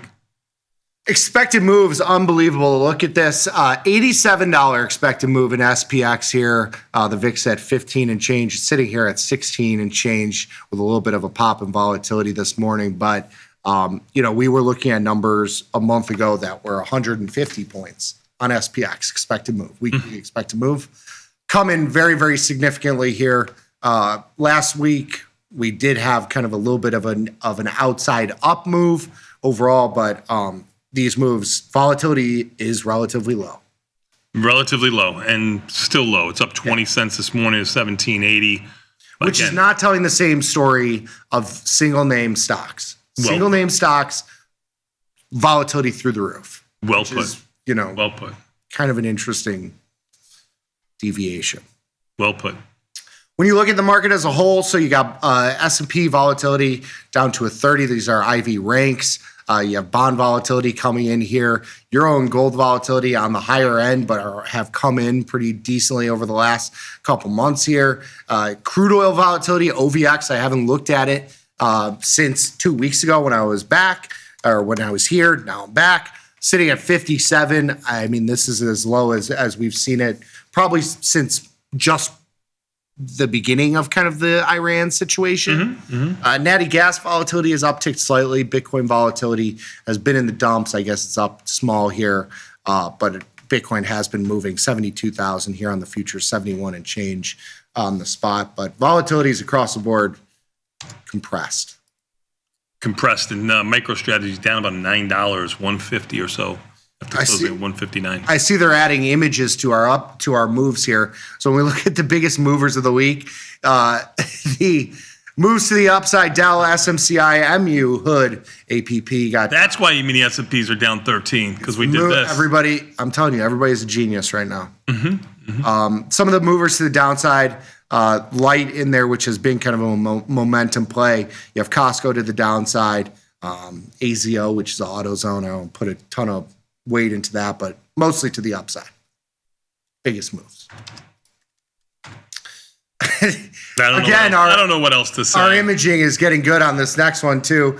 And so the biggest movers in May overall, Dell up 100% plus here. Micron 80% plus, been an incredible move. Datadog, SMCI, CrowdStrike, one that I wish I could held longer, up 60% to the downside. Walmart, Intuit, those have kind of been the biggest movers to the downside. A lot of the software names, which have quietly caught a bid recently here. Sure. I don't know what to say. I mean, these are incredible. You don't normally see 100%. No, 76%, 100%. On names that you know. On big names. Yeah. These are not small. These are pink sheet numbers that you would get. Yeah. Yeah. Crude oil, obviously been one of the bigger stories of the last couple months here. Crude oil fell 16.6% in 8 trading sessions from its recent high, ranking this 97th percentile of downside moves. Just absolutely huge move in crude oil in both directions. Volatility getting smashed on the way down here, which it typically does because of its call skew that he normally has. Forward returns after similar 15 to 18% moves over 8 trading days. The 1 week median forecast usually seeing a little bit of a bid here. Obviously, we're talking about, this is in a vacuum. I don't know if all of these are like wartime moves, but when you're having these big moves to the downside, you typically see a little bit of a bid 1 week, 2 weeks out, 1 month out, 3.6% to the upside. So you do typically see, after huge moves to the downside in a commodity like crude oil, you do see a little bit of a bounce. Crude oil up 5%, 72 and change. That's $4.88. My Iranian sources tell me that Iran suspending discussions with the U.S. on any peace deal. Ooh. That's the news. But I thought we had the 60-day ceasefire. Well, Iran wants to get into the news too now. Next one, please. Micron, $1 trillion. I see your 60 days. I raise you. And I'll reiterate. Never. That's right. So Micron reached $1 trillion market cap for the first time in history. Just 12 months ago, the company was worth about $70 billion. So, you're talking about $930 billion just created in the last year. Amongst friends. Yeah, stock gained 80% in 1 month, 48 days after surpassing $500 billion. So, pretty good month for the Micron holders. MU is up $30. It's only up 28 now. Ooh, I'll buy that dip. Next one, please. Dell is another one that just had an absolutely monstrous session here. Dell surged 33% on Friday after blowout AI server quarter and raising guidance. The stock gained 43% in 1 week and 100% over the last month. Over the past 10 years, only 19 current S&P 500 constituents have doubled within a rolling 21-day trading window. This year, 3 other stocks have achieved the same feat. That's an incredible stat. You have SanDisk, which is up 180% in 21 trading day in a 21 trading day window. You have Intel up 130% from March to April, and you have Light January to February. Unbelievable. You're up 100%. I'm up 100%. Dell is trading at 424, up around another $4 or so. The pain that would be felt if we chopped nowhere for 2 months. 3, like all summer. If we just at the end of this summer we're at 7,500, like they're down like 80 points on the E-minis, and like all these stocks just kind of chop sideways, that would be not good for the Bears. It wouldn't be good for the Bears or the Bulls. Because I think if you're playing the upside here, you're doing it via calls because nobody's buying the stock at 1,000. You're just YOLOing the calls because it goes up so much every single day. Power, sure. And the people that are shorting it are buying puts. And, so if you just get that sideways move where puts and calls both get smoked. Oy. Next one, please. Largest moves. So you got Snow in there, Dell, Okta. I mean, you're getting some of the software names. MongoDB having a big move here. Synopsys, Zscaler on the downside here. In terms of the earnings, as we've seen before, it's been a very 50-50 split here. It has skewed to the upside. So these are some of the biggest earnings moves. When we look at the whole basket of earnings stocks, they have skewed to the upside here. But about 0.3% average return to the upside here, which doesn't seem huge, but it's usually 0. So next one, please, and we'll catch the opening. Yes. In terms of earnings this week, AVGO, CrowdStrike, those are probably the biggest of the group here. You got Lulu in there. Ciena, been a crazy move to the upside. DocuSign. We'll take a quick 90-second break and come back. We got the opening bell, the moment you've been waiting for. Even the S&P's on the lows of the day, down 18. We'll be back at night. We'll be back in 90 seconds. Tasty Live.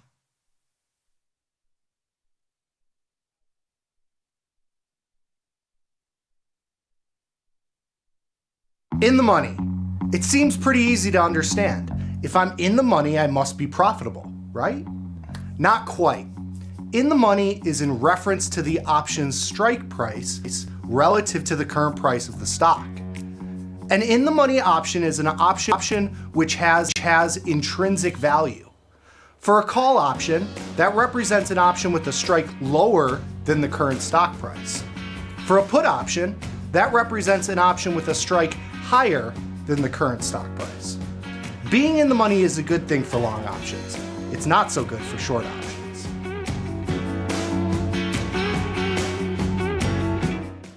Global markets never sleep. Explore them with Forex on Tasty Trade. Get in on 80 plus Forex pairs, 24 hours a day, 5 days a week. FX marks the spot. Trade it on Tasty Trade. Tasty Trade has crypto, and you can trade with 0 commissions, Bitcoin, Ethereum, Litecoin, and more. Diversify in one place. Crypto, we got it, we get it.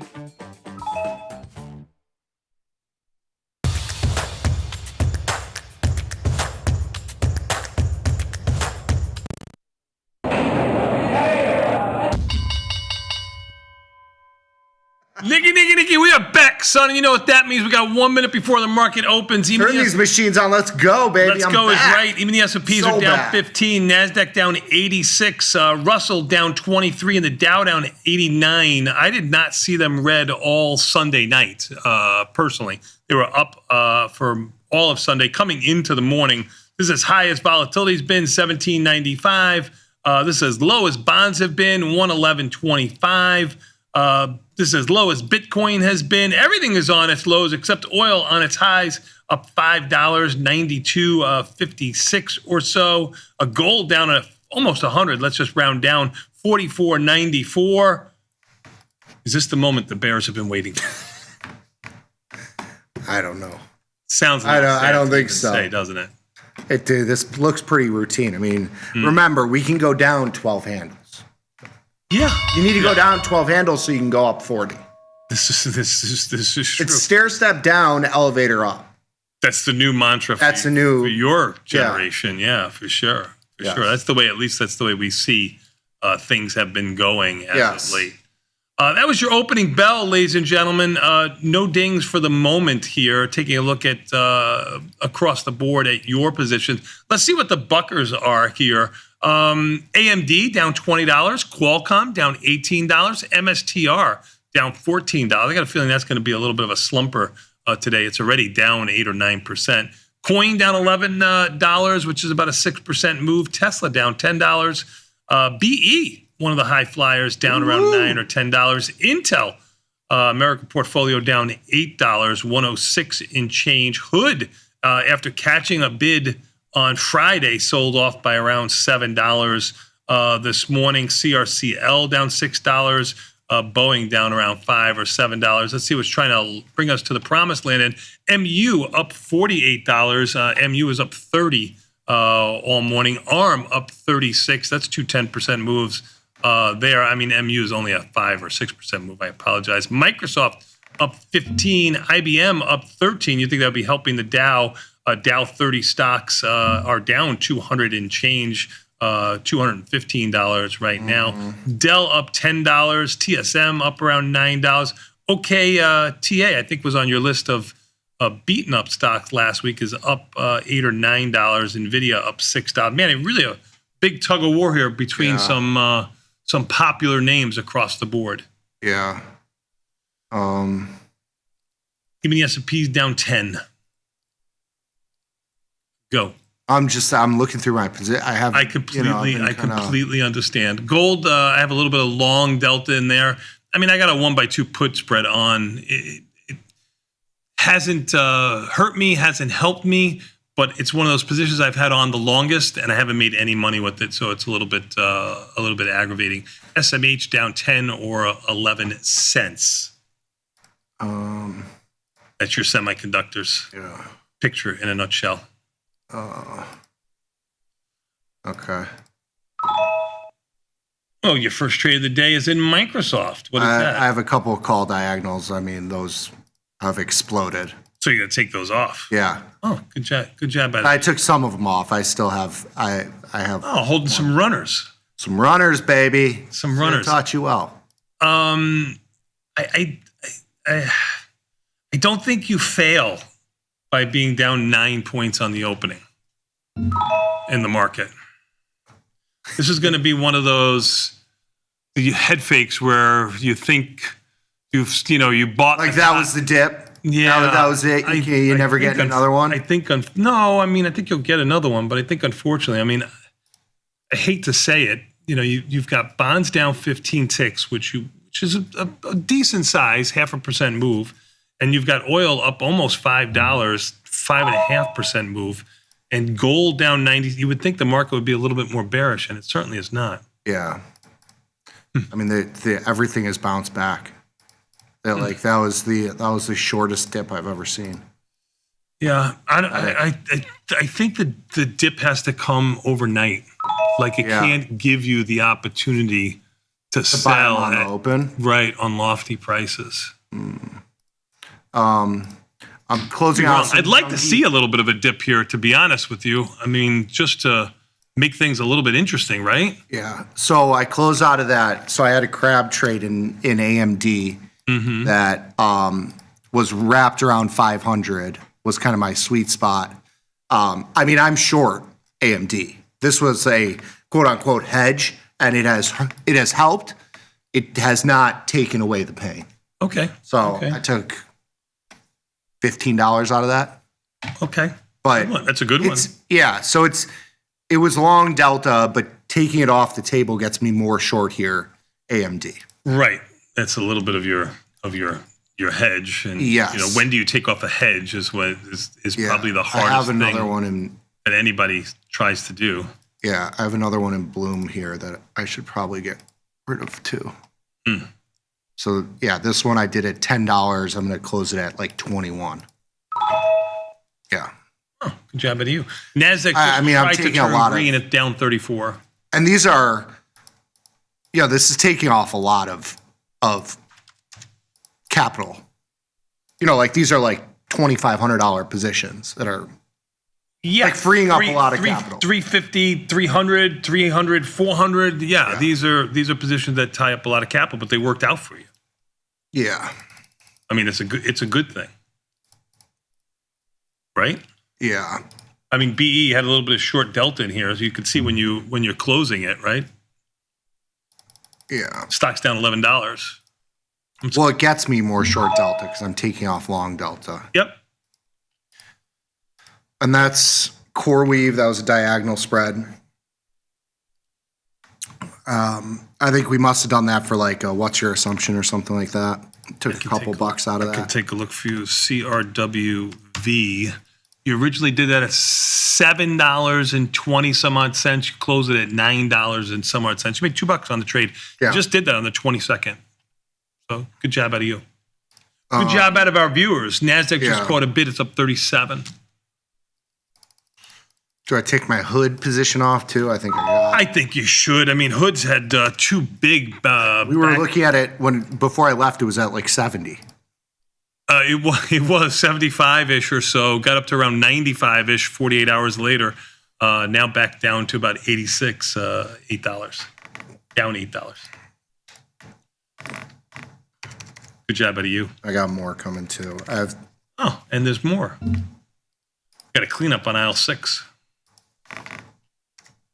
Even the S&P is down 6. Volatility up 16 cents, not really moving. On the oil front, up $5.28, 6% move. Still near its highs, and bonds still near their lows, 111.24 lows for the day. That was IBM. I had to call diagonal spread. The government portfolio. That was like a ratio too, right? Didn't you do that? No. It was straight one by one? One by one. Oh, I closed out of one of them and then rolled into a new one that was further out of the money, and that one hit too. It's like these moves are just incredible. What can't you do? I'm not doing anything here. It's the market. Yeah. Let's take a quick look at our list one more time here. And some of these things, like I got one in Oracle too. Like these numbers are just unbelievable. Yeah, I didn't think I would see stocks that are I don't know, when you take a look at an ARM. 8 to 19. $8 diagonal to $19 in a week. Hey, you're talking about Oracle, right? Yeah, or 2 weeks on the 19th. Yeah, well, but you're getting rid of long delta on these plays, right? Yeah. Oracle up $7.10. I mean, you're not doing it at recent lows, right? I mean, Oracle trading 232. That's one of those that's in the middle of its big wide range from around 300 down to about 140 or so, sitting at 233. Yeah.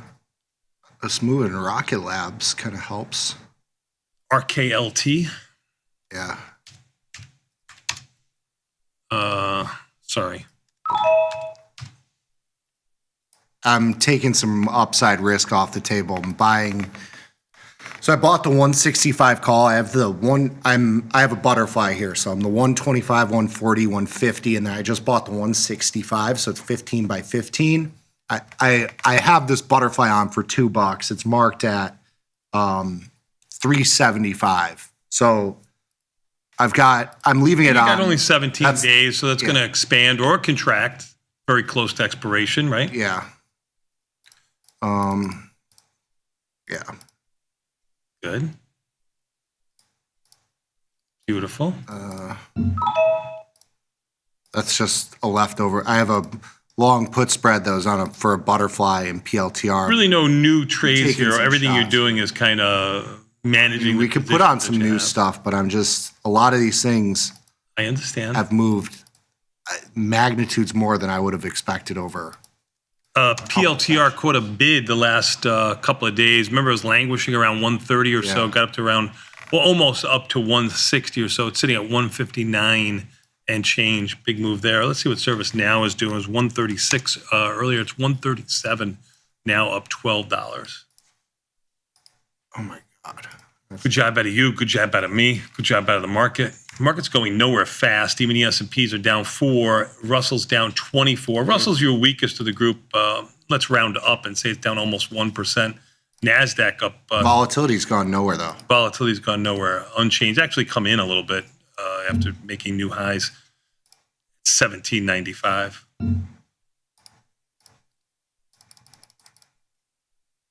I'm trying to get out of this Unity. There you go. Unity? I mean, dude, these are... That's the big U. Unity. Another one I did that, $2.95. It's at $4 and change. Yeah, and when you're looking at these, a $5 wide, a diagonal, especially one with so much time left to it, you're obviously... it can go to about the width of the strikes, which is $5. So you're leaving 80 cents on the table for 46 days. Yeah. I mean... It's time to run. There's no need to stay in that trade. So good job out of you. So I still have, I don't know what I should do with this. With what? Probably just take this off now into this move in USO. Because I've been doing these like 1 by 3, where I'm selling 3 calls in the June expiration, buying 1 in July. Closer at the money. So you have basically no delta at the start, but those upside calls decay pretty quick because they're shorter duration. The longer duration, because of how much time you have left, and obviously they're closer at the money, they hold their value here. And so I've scalped out of some of those calls, the shorter dated short calls over the last couple weeks here into this downside move, and now Probably the prudent $7 up move here. I'm going to do these and I've done these in so many different variations that. So many ways. Well, no, they're just all I'm just going to try and take them off relatively delta neutral here. As best you can. As best I can. But I think it's probably time to go. I have long delta in oil, so into today overall on this position. I also have these long put spreads. I think somebody put me in these for what's your assumption or something like that are in the money here. I'm going to try and get out of these too. Okie dokie. Yeah, you know what? Those I don't have to worry about right now. Bitcoin hanging out down around 2,000 or so, 1,875, trading just about $100 off of its lows. 71,880, low is 71,710. Okay. Basically out of the USO position. And that was big. And you caught a lucky break, right? I mean, earlier this morning. I mean, not really, because I was selling more units on the short. So I was short. Oh, let me bow. I'm sorry. Yeah. Oh, it's like, you know. All right, you ready to take a quick 90-second break? I got to get Monday rolling. You know what I mean? Monday is here. And nothing says Monday. Nothing says Monday like Dr. Jim. Let's do it. You ready to do that? Yeah. Let's do that. We'll take a quick 90-second break. Finally get my Monday started. Even the S&Ps, let's call them unchanged, down $1.50. NASDAQ up 36 or so. Russell down 21. Dow down 124. On the heels of IBM up $18. Unbelievable. Bonds are down 14 ticks, trading near their lows. Oil about 10 cents off of its highs. Gold down $94. Market doesn't care. We'll be back in 90 seconds. I don't know if the market's going to care about Dr. Jim, but I care about him. Nothing says Monday like this, man. The skinny and options, abstract applications. Dr. Jim next. We'll be back in 90 seconds. Tasty Live.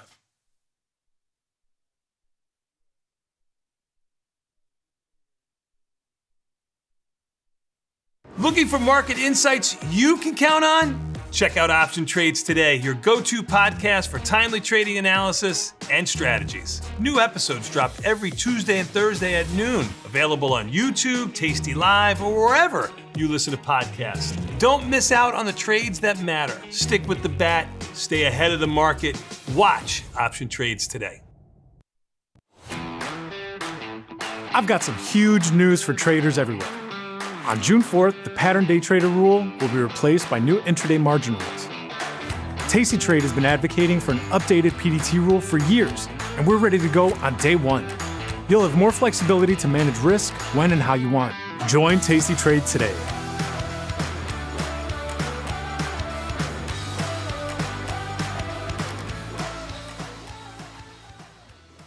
We wanted to call in because recently, some traders may have known there was some crazy activity in the SPX, and for some reason they were stopped out 200 or 300%. And what happened, unbeknownst to us, is the trade desk just emailed us and said these trades have been busted, and you're not going to have to pay it. It saved us about $10,000. And then Marty calls us this morning and says, I just want to explain to you guys what a trade bust is. When you really get down into the nitty-gritty and you're in the foxhole and things are going bad, when you can reach out to the trade desk and you talk to someone that you've spoken with before who understands your account and the way you trade, that is a feature of Tasty Trade, which I think you guys need to emphasize more, because it certainly has meant a lot to us. It saved us a lot of money, and it's taught us how to trade a lot better, and that's really helped a lot. Well, thank you. This was not a paid, you're not getting paid for this advertisement. Feel like your wardrobe is missing something? Like style, purpose, and maybe a dancing dog? Can I pet that dog? The new Tasty Trade and tastylive web store is now live. New merch, bold designs. Did we mention all net proceeds go to one tail at a time? Invest in the real bull market, dogs. Go to tastytrade.threadless.com. Grab some gear and help some pups. You get merch, they get a home. We built Tasty Trade's web platform for today's traders. Drill into data, find opportunity, and track the action with hundreds of indicators. Fund your account and start trading right in the app. Join the club. Tasty Trade.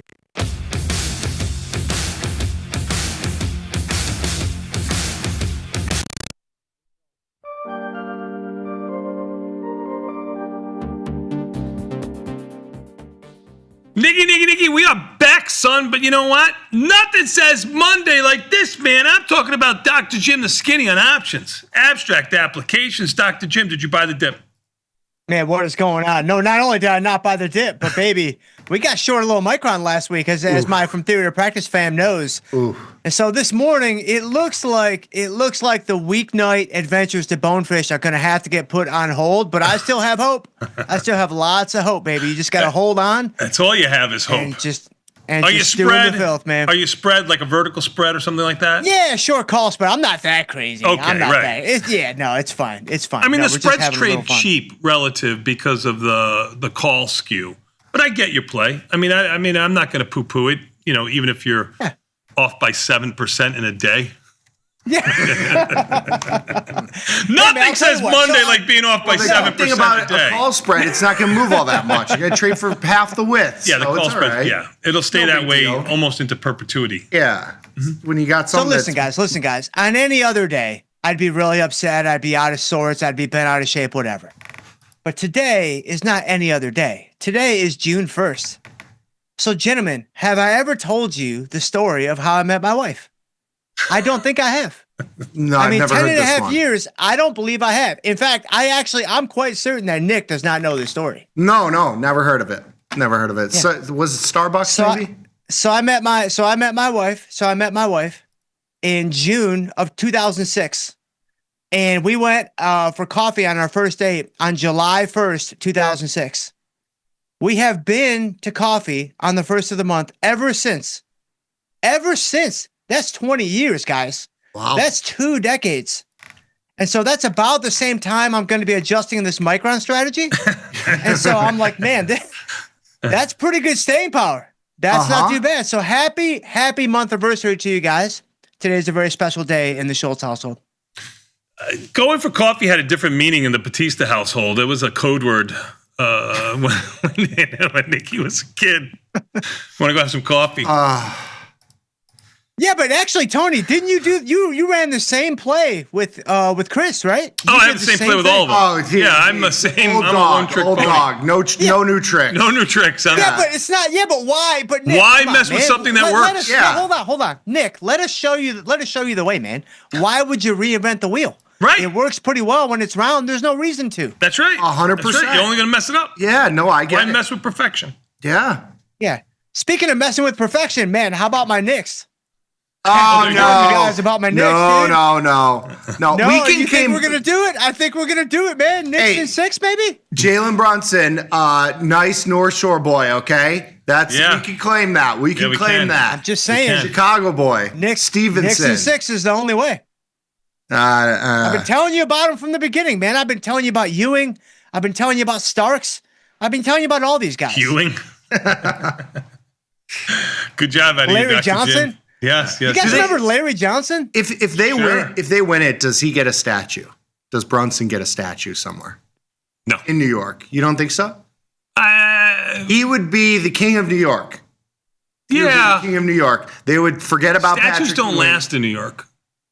Yeah, I know. Well, but he would be the last. king They take for him like the down. next. What do you think? Like 10 years? He get king Yeah. status? Yeah. I think so. Yeah. I mean, if they don't So have is one of game Clyde one- Frazier, they're never going to Is have game one. one tonight? I think it's Wednesday. Wednesday, I believe. Yeah. Wednesday. I haven't looked, but Wednesday. Yeah. Okay. Who are the Spurs favored to win the series? That's a good question. I have not looked. Because the Spurs have home court. Oh, don't there you they? go. My Taiwanese source says yes. Look at Josh chiming in. Oh, he's got new daddy over his shoulder. He's going to be on today, although he has not been on as of yet. But he's trying. That's pretty par for the course. Yeah.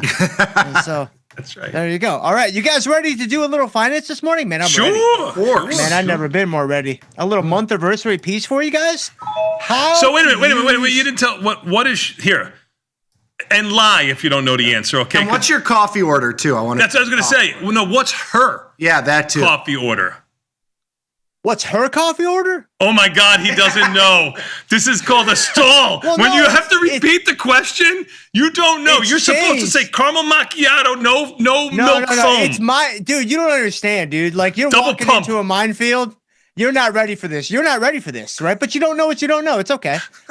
Her coffee order has changed so many times over the years. Oh my It's God, so he hard doesn't for me know. to keep up. He doesn't It's know. so hard for me to keep up. So today, if you're asking me June 1st, 2026, I'm actually not sure what she's gonna get. I think she's gonna go tea. Like I think she's actually gonna fade coffee entirely. I think she's dropping like a passion dragon fruit tea on us all, and we're not ready for it. One of the We're not ready for refresher it at all. ones, the cold one, the ice one, hibiscus. She is way into tea. She is so into tea right now. She's actually got a tea guy. Oh, so if you you gotta be guys careful need of that. like some, You can't you do guys that. need some hand brewed stuff. Like I got somebody. Okay. Just saying. And what was her original order? 20 years ago? You can lie. I'm not going to have her on the show. Just make something up. I mean, I actually think, you know what's funny about that? I don't remember exactly what it was, but it was something like just regular coffee, generally speaking. But you know what I got? What do you guys think I got 20 years ago? You got a lavender drink, would be my guess. I can see matcha. I can see matcha. Frappuccino, 100%. Wow, Josh is on fire today. So I got a vanilla Frappuccino 20 years ago. There you go. Wow. And it That was was the close. best That thing was I had close. tasted in years. Wow. And so now I go with the same thing, man. I just keep it real standard. We just go grande or venti, depending on how much of a boost we need. Just an oat milk latte. Oat milk latte, 2-3 Splenda, you're good to go. 2-3 Splendas? Oh, Beautiful. yeah. Beautiful. Oh, 100%, dude. Yeah. Man, I put Splenda on my cereal, dude. Splenda's unbelievable. All right, let's go. Let's do some finance. Let's go. I'll let you guys know what Autumn goes with. Again, I'm going to say 60 delta. It's going to be a T. So how to use beta-weighted delta. All right, gentlemen, this is a fundamental thing that we use every single day. So let's do a little refresher. Let's walk through some beta-weighted delta. Cool. So Josh, go ahead and cue us up here on the intro slide. So delta is the captain of the ship when it comes to the analysis that we apply to our positions on a daily basis. But it's important to recognize that not all deltas are created equally, making side-by-side comparisons challenging, which is why we like to beta weight our deltas to the SPY at the portfolio level. Case in point, Nick Batista, your AMD deltas are not the same as your Chipotle deltas or your Pepsi deltas or whatever, correct? Oh, very correct. Very correct. Those AMD deltas get very big.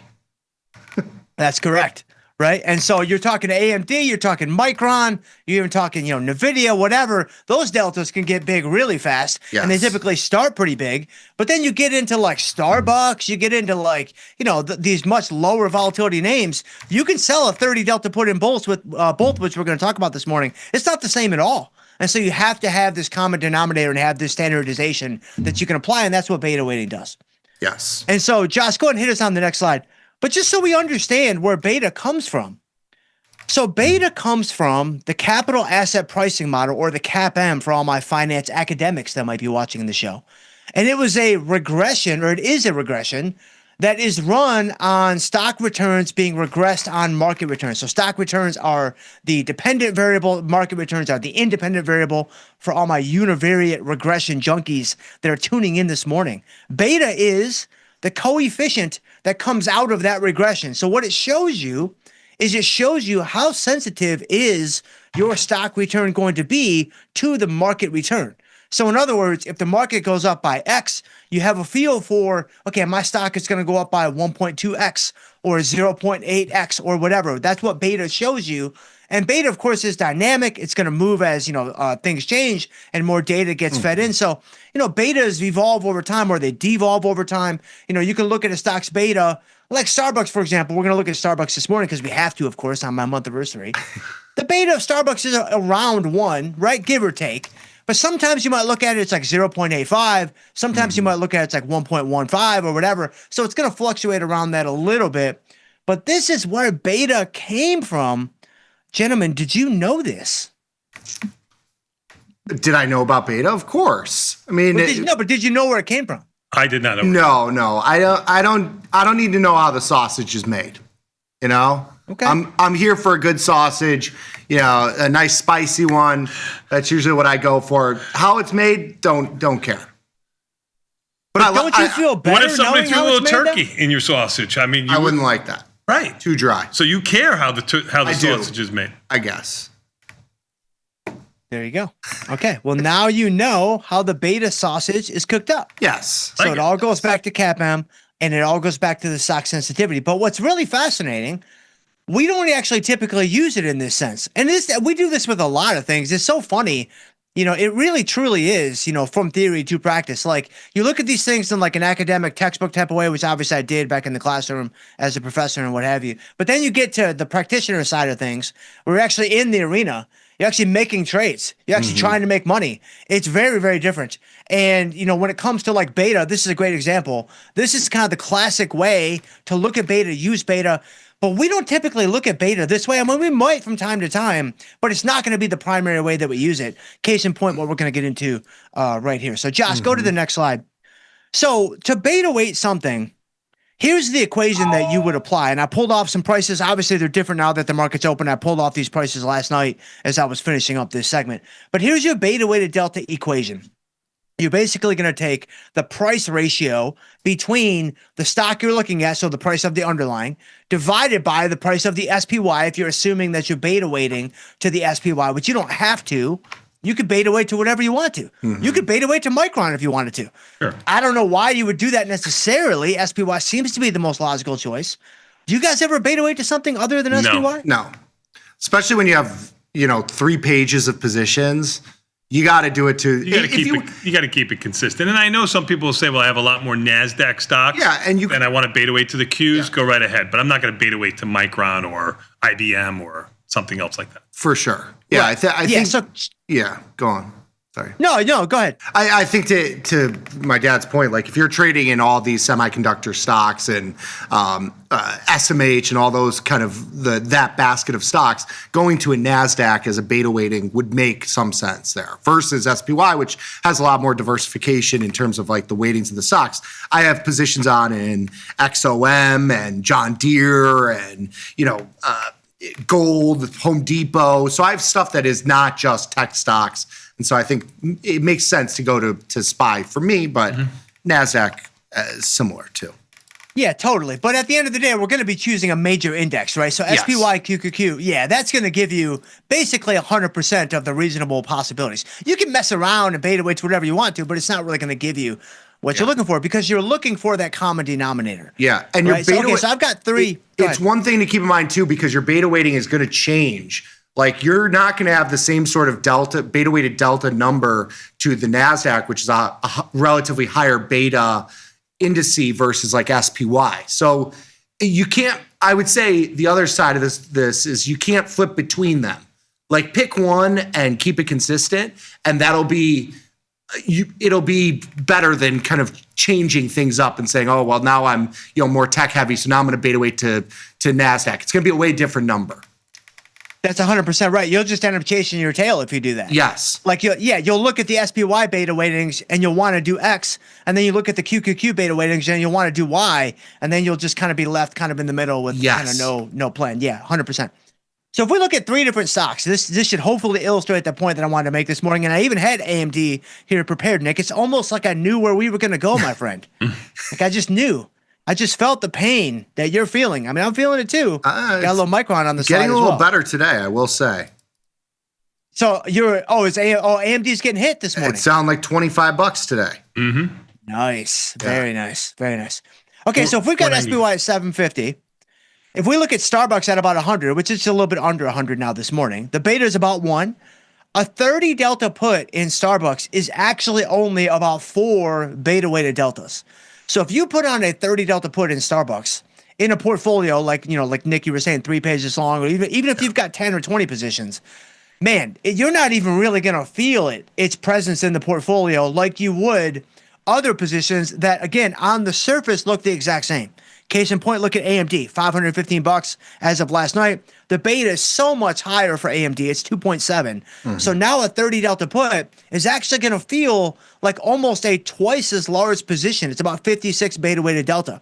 So again, if you compare AMD to Starbucks right here, these are radically different positions, even though on the option chain, it looks like you're doing effectively the same thing. When you put them in the same terms and on the same playing field, they're very, very different. And then Micron, of course, everybody's favorite or maybe least favorite, depending on which side of that trade you are on. SPY 750, Micron 970, which is over 1,000 now, right? Yes. It was. It sold off a little bit. It's at 1,020 right now. Right. Okay, so 1020, beta is 1.8, 30 delta put. That's 70 beta weighted delta. So again, very, very different when it comes to, just how big and the size you are holding and the directional bias you have, depending on the stock itself. Totally. Yeah. Well put. Okay, so what are the benefits from this? So Josh, hit us on the next slide. So how can we use this? Well, I think there's 3 ways that we can use this. So number 1, it standardizes our directional bias. That's obviously a given. But the 3 ways that we can use this on a day-by-day basis, and we all do this every single day, are number 1, it gives our overall portfolio bias easily. You look at the top of your taste trade portfolio, your beta weighted deltas are right there. It tells you in a snapshot, okay, that's basically how many shares of SPY equivalent I'm holding right now.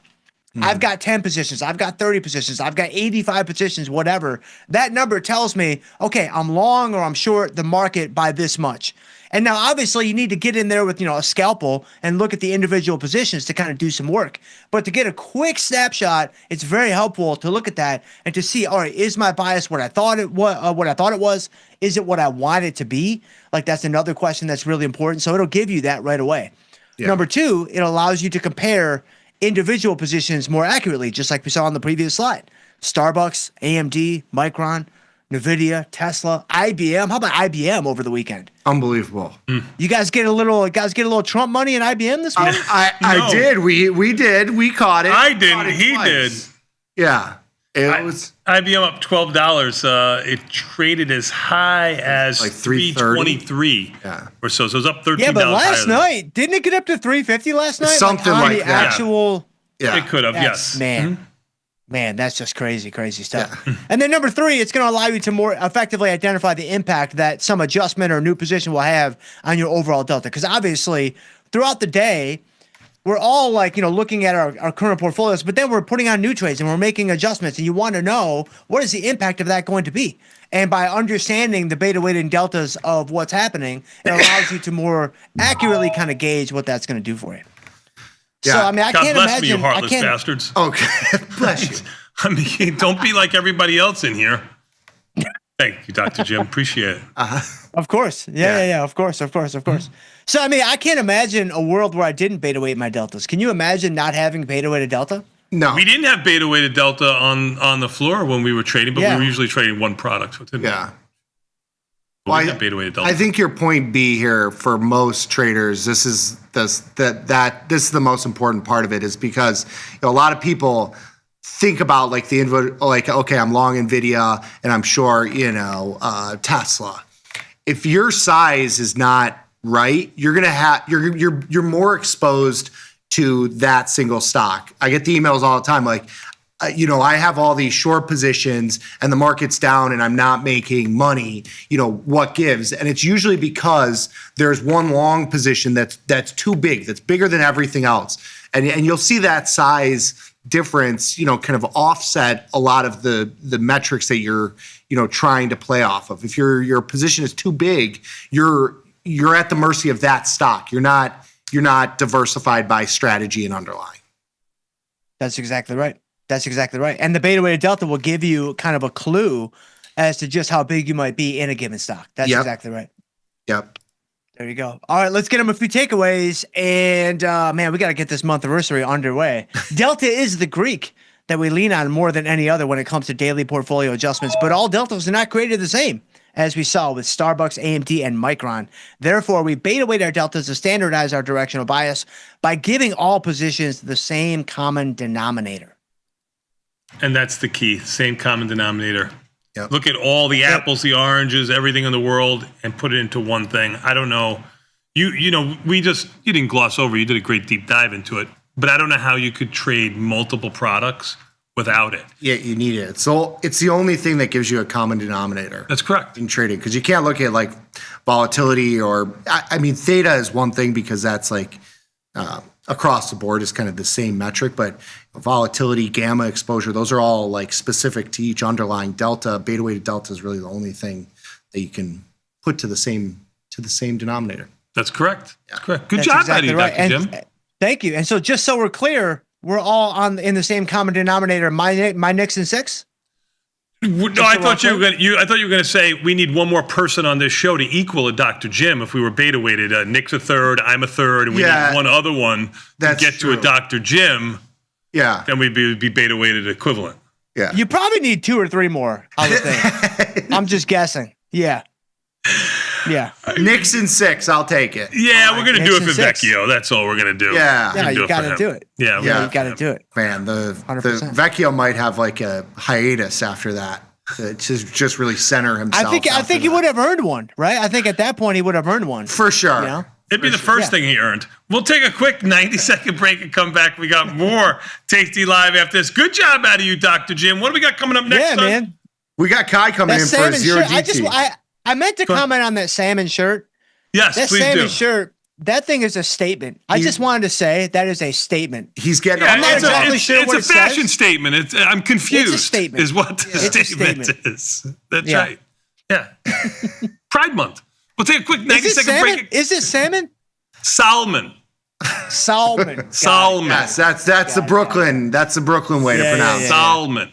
Yeah. We'll take a quick 90-second break and come back. We got more Tasty Live after this. Even the S&P's down 8, NASDAQ down 49. The leader in the clubhouse is the Russell, actually down 30. That's a 1% move. Everything else that's basically de minimis is the Dow is down 77. We'll be back in 90 seconds with Tasty Live. I just had to use a college word.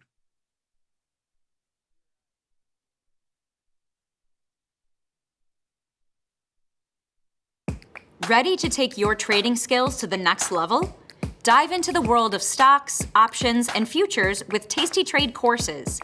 Whether you're a beginner or more advanced trader, our courses can empower you with the knowledge to succeed. Watch as our team in Chicago shows you how to use the Tasty Trade platform and go over the basics of trading. Perhaps you'll learn about a new strategy or a potential product for your portfolio. To find our courses, go to the Manage section of our web platform or head to courses.tastytrade.com. Start taking control of your financial future. Visit our courses today.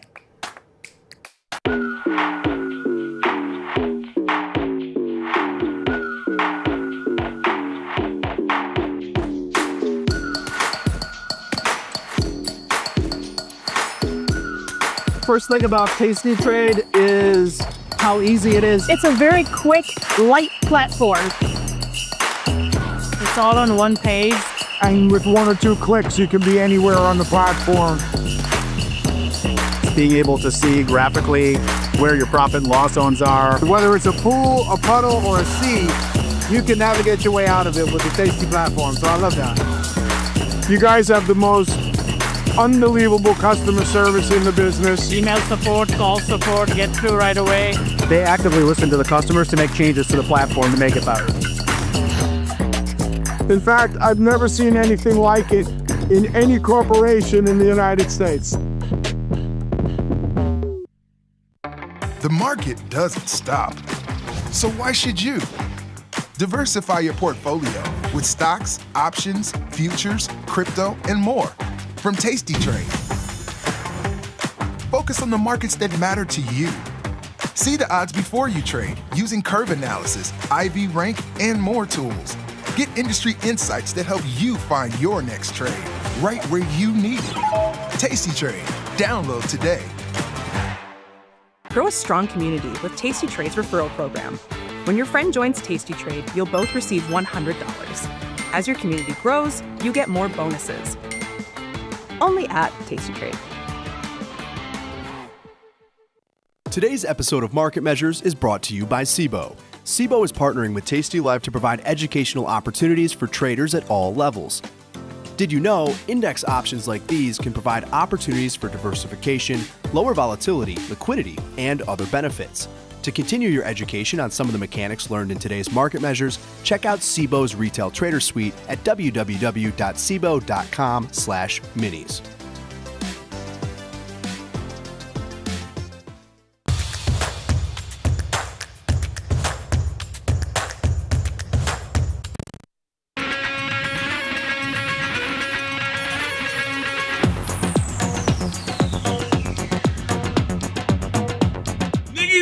We are back, son. Oh, ding. I'm full of dings today.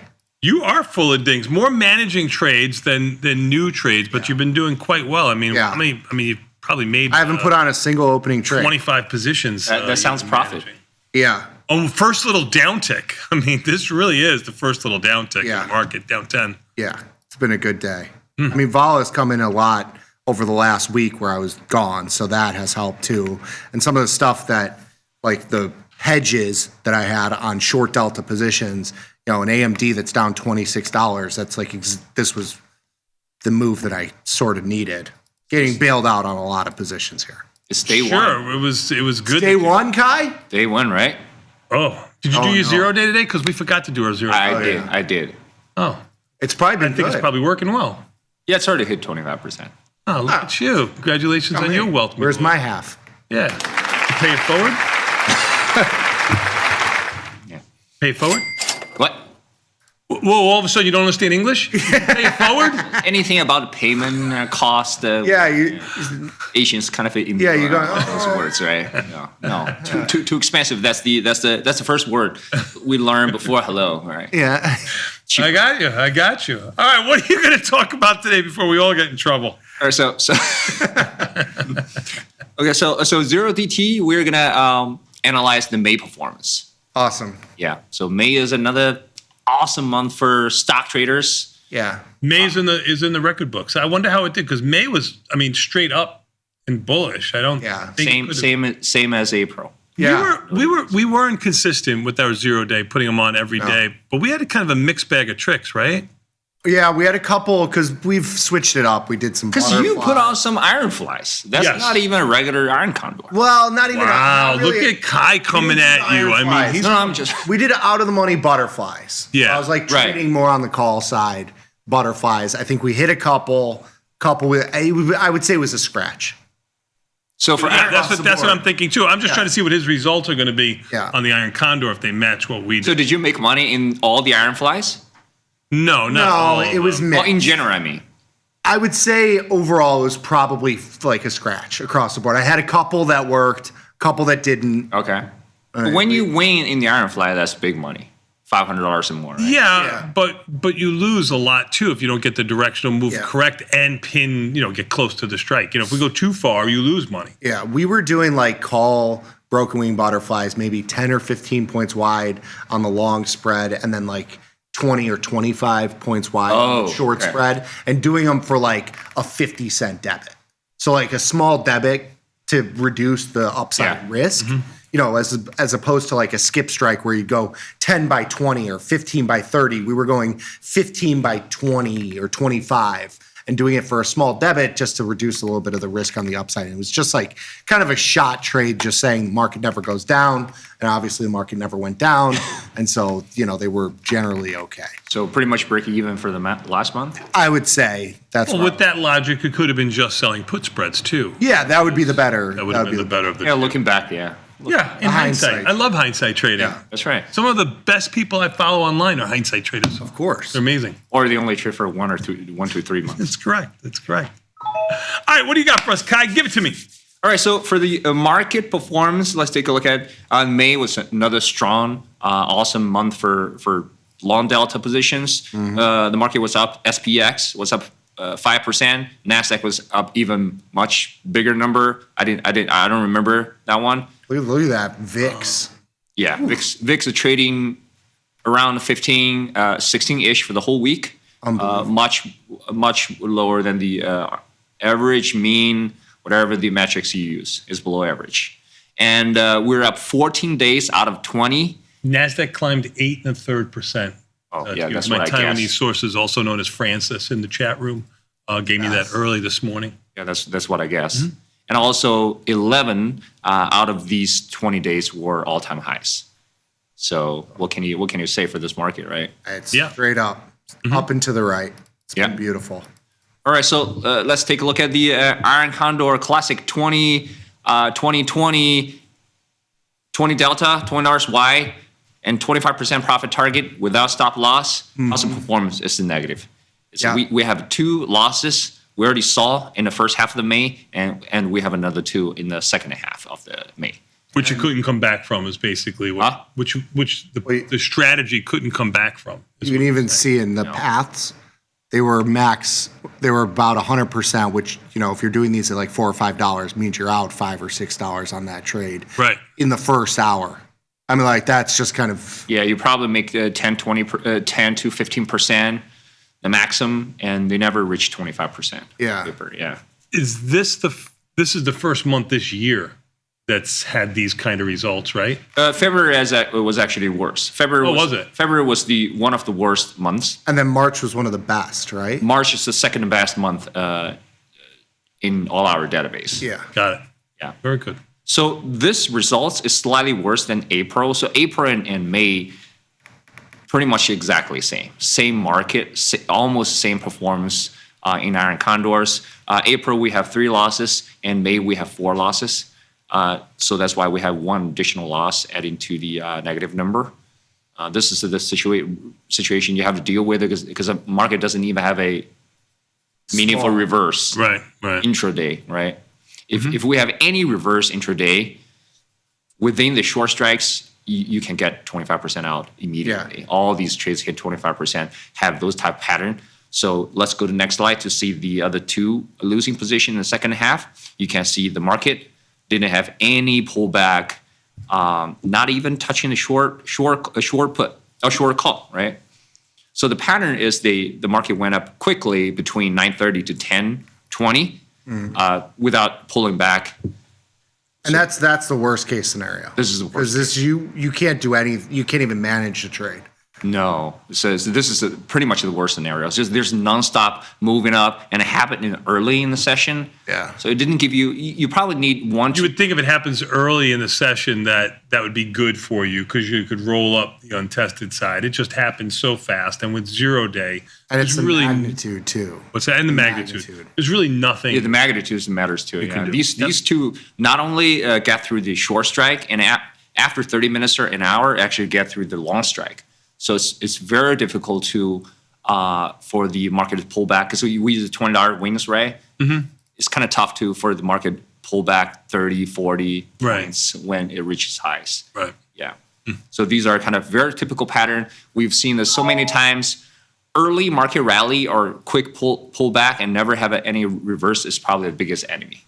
Mm-hmm. It's not about the volatility or implied volatility, or it's if this quick move, if this move happens after 2 hours, majority of the position already reached the profit target. Yeah. So next slide, we're gonna see the rolling. So what if we use our rolling defensive strategy if it hits 50 cents on the non-tested side, and we're gonna increase the profit target from 25% to 30, somewhere between 25 to 50%. You can pick your number. All these majority of these numbers can outperform the iron condor, regular iron condor in our previous study. So I just used 30% as a kind of a reasonable number, 35%. Yeah. You collect more premium, you improve your target because you're losing money, but not too aggressive, not 50%. And you cut your P&L, average P&L by about 50% in terms of your loss on the managing versus not managing. Yeah. Your total cumulative loss is a little bit less than that. But 30%, yeah. It's about 30%. But that's pretty significant. I mean, you haven't had the two-sided huge moves. We don't, yeah. We didn't have it, yeah. So I imagine if you do get those months where you have like a big two-sided swings, then this might not be as good. But yeah, but remember we had the long-term analysis before. In general, the rolling based on this mechanics still can beat the iron condor. Yes, you're gonna have more losers if the market starts to swing, right? Yeah. But also when the market swing, the majority of those positions you already hit the profit target. Yeah. You probably don't have to roll it. It really depends on when that happens. Yeah. Early in the morning, yeah, you have to roll. If you're mechanical and you're putting in those profit target orders. Right. Yeah. Yeah. So if we look at the other 2 days, we still look at the same charts. Let's go to the next slide.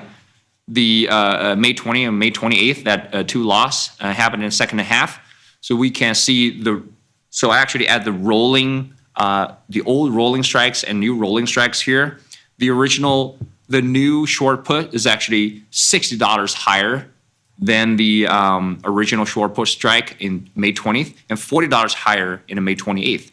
So the market did move a lot in 1.5 hours. So you actually increase make your strike higher $60. That's a huge move. Huge. That's a huge move. But even after the rolling, you can see the SPX never actually came back within the profit target range. It only touched slightly in May 20th inside a long call strike, a short call strike, but it was not meaningful enough. So yeah, so even if you roll, the good thing is you collect more premium. It gives you more time to deal with the losses. But eventually, these 2 days is kind of awful for your short call positions. Mm-hmm. The interesting thing is why rolling works well in some of these situations, majority of these situations, is first you can see the premium is almost identical. The premium is $2.90 versus $3.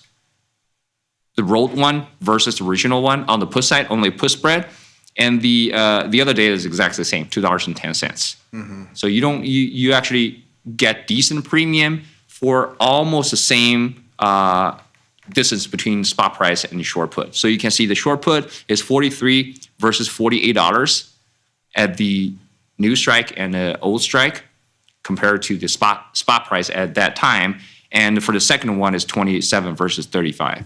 So yes, a little bit closer, but you collect decent premium, almost same probability, or I would say the same distance at the order entry. Okay. Yeah. So this is one way to defend your losses. Mm-hmm. All right, so next one. So then we go back to the improvements. So these are the tests for different thresholds, the profit target. We set like a 30, 35, the 25, 30, 35, and 50, right? You can choose any profit target between 25 to 50, shows better results. So you can see, other than the win rate keeps the same, 4 losses all the way, and the other average P&L and risk in the downside, they all improved.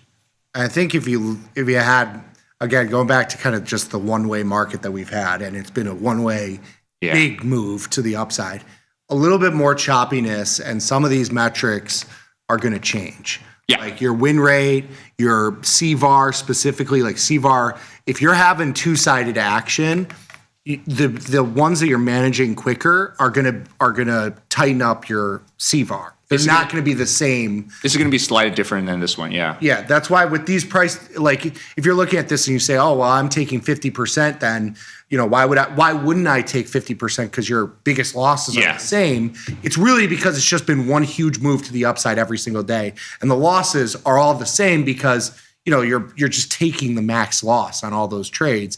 If you have a little bit of two-sided action, your CVAR is going to probably be significantly lower on a quicker managed trade, meaning if you're targeting like 20 or 30% profit targets, you're out of those trades that could otherwise become big losing trades. Exactly. So that's why even though the long-term stats shows us between 25 to 50%, it can outperform the regular iron condor, but you really need to think about it. If you're that greedy to take 50% of the combined premium, why don't you just use larger delta at the order entry? And take a smaller piece and take like 20% of that larger delta trade. Like do the, 30 delta instead of the 20 delta for the short options and to be more aggressive. It's very close because you're going to sacrifice a little bit win rate in both scenario, right? You're going to take more premium. You're going to hit a larger average P&L.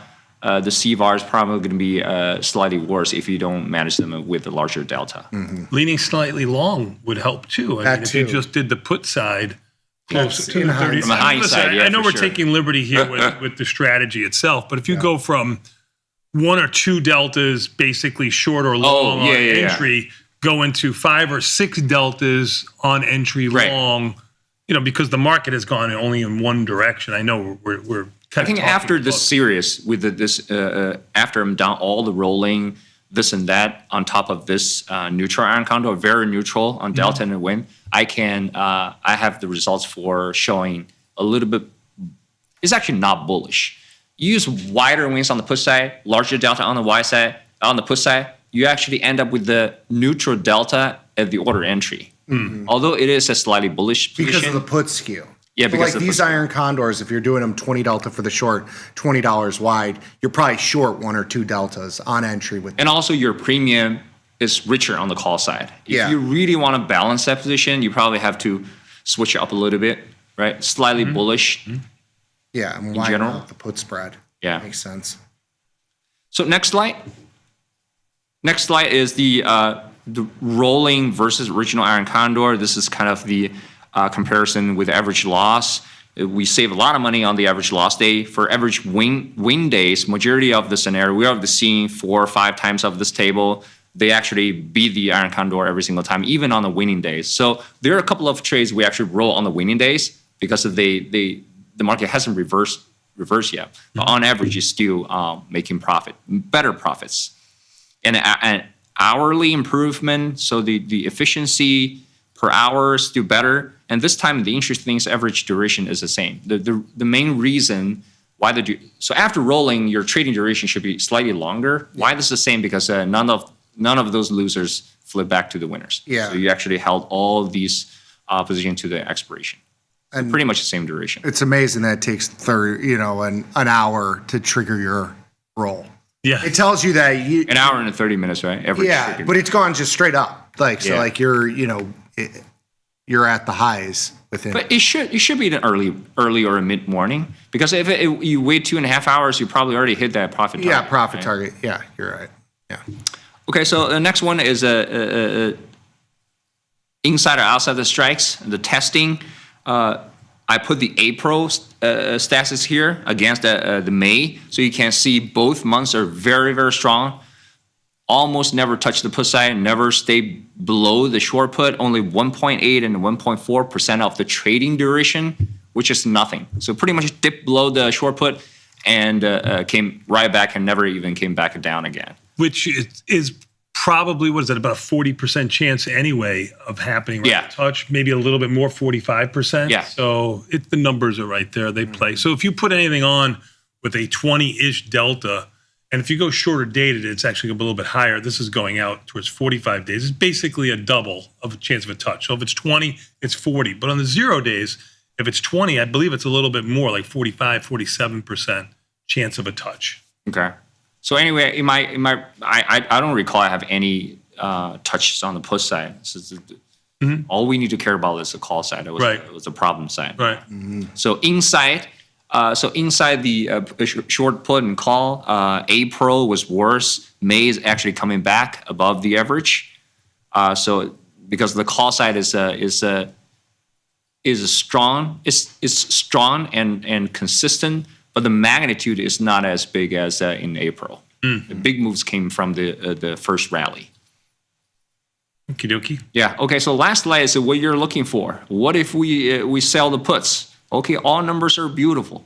Yeah. Yeah, 100% win rate across all the short puts, no matter what kind of a delta, because we only touch like 1.8%, right? Touch the downside, so definitely 100% win rate. And the more aggressive strategy you choose, the better premium you can generate in the April, in the May. So if you really believe the market over the long term has positive drift and you don't want to take the risk on the call side, you can't use put spread, right? Or skew the position.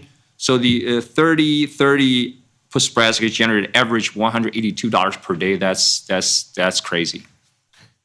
Amazing. I mean, I thought I was cherry picking by saying move the put spread up just a little bit. You really cherry picked here. I mean, this is all just puts, right? Yeah, all put spread. Yeah, you can see there's one red bar that's from Iron Condor. Okay. Amazing. I think a lot of people. I mean, it just tells you what the market has done. I mean, that's hindsight at its best. I think most people are just selling put spreads. You think so? I get a lot of emails there are about many. it. It's because it's what's worked. Yeah. You know. I mean, it makes sense on a day-to-day basis. If you're just trying to like kind of trade the day-to-day action, it's a way higher return on capital than buying, 5 shares of SPY. Yeah, sure. You know what I mean? I get it. Yeah. Oh, that's true. Yeah. Yeah, I get it. I get about that. Kai, great job out of you, my friend. Coming out firing on a Monday. Really do appreciate it. Thank you so much. I'm gonna come back in 3 weeks. 3 weeks. Yeah. Well, no, we have you Thursday. You're gonna be here Thursday, right? Yeah. And then after that, Yeah. he's gone. See? Trying to go into the homeland, right? Are you? That's right. Yeah. For 2 weeks.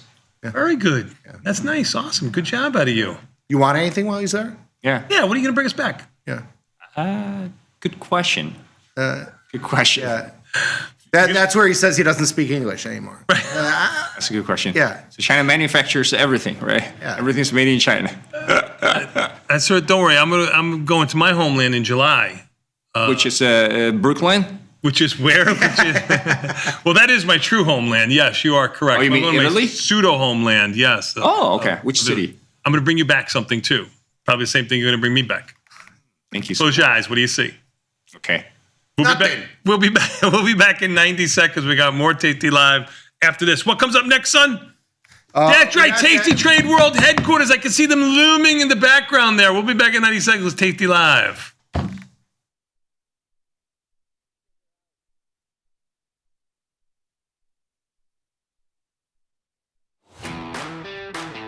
I've got some huge news for traders everywhere. On June 4th, the pattern day trader rule will be replaced by new intraday margin rules. Tasty Trade has been advocating for an updated PDT rule for years, and we're ready to go on day one. You'll have more flexibility to manage risk when and how you want. Join Tasty Trade today.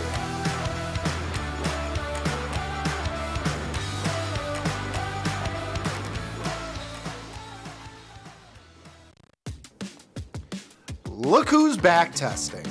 Tasty Trade now has options back testing for free.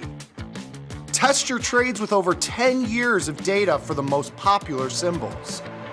See how your trades would have performed in the past. Look back at profit and loss and take the guess out of guesswork. Oh, did we mention that it's free? Get back testing at Tasty Trade. the market doesn't stop. So why should you? Diversify your portfolio with stocks, options, futures, crypto, and more from Tasty Trade. Focus on the markets that matter to you. See the odds before you trade using curve analysis, IV rank, and more tools. Get industry insights that help you find your next trade right where you need it. Tasty Trade. Download today. Investopedia says we're the best for options trading, period. Investors Business Daily raves about us. With stockbrokers.com, we're #1 for options trading and best in class for futures too. The Motley Fool really likes us, and so does Broker Chooser. So what else can we say other than boom? Trade like a trader. Tasty Trade. Make your move.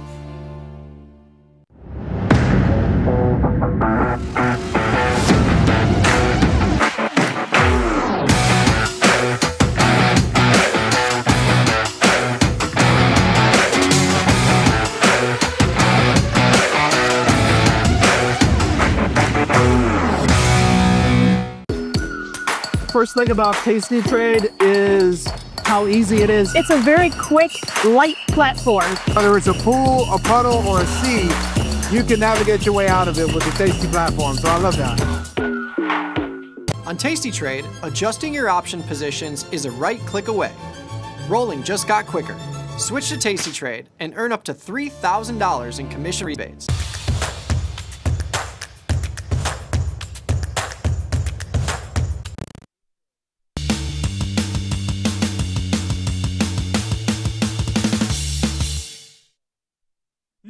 Nicky, we are back, son, and you know what that means? Well, let's take a quick look at the market. Even the S&P is down 10, NASDAQ up 8, Russell down 37, Dow down 190 and change, volatility up 24 cents. The big news is oil up almost $7, almost an 8% move to 94.20. Iran says they're closing the strait, no more of this BS negotiations or anything else like that. Kind of coming to fruition what we talked about, how oil wasn't going to be the catalyst to the down move. It would be more bonds. Bonds are down 16 ticks. But all that means nothing right now. When we've got this man in the house.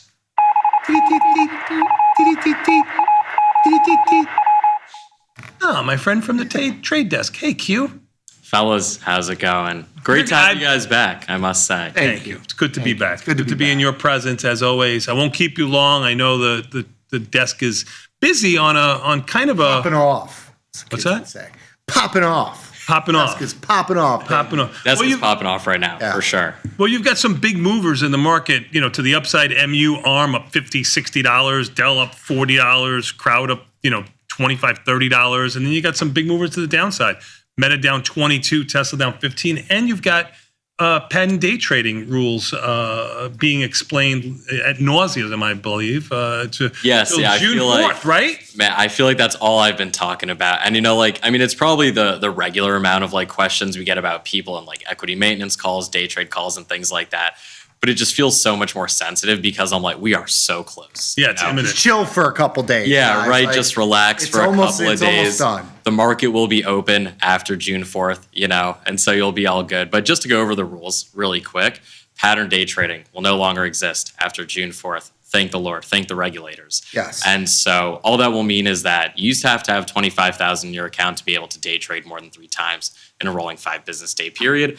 But now you're just good to go. There's no action required at any account balance. You can day trade as much as you want. And then whether that's options, stock, you can day trade all those equity products now without account balance limitations.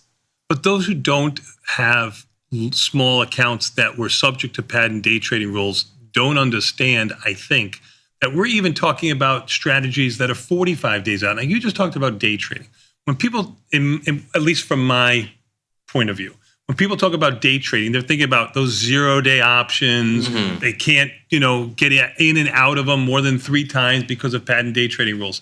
It's even the 45-day strategy. Correct. You put on something that worked for you and you got in and out of it 2 times. You couldn't do another trade in there because you were subject to patent day trading, even if it was a close. Correct. Now you won't have any of that anymore. So all trading basically is saying all of your accounts are going to be acting like margin calls. It cannot be anything but a good thing for the retail investor. And I can't believe how it's gotten any bad press at all.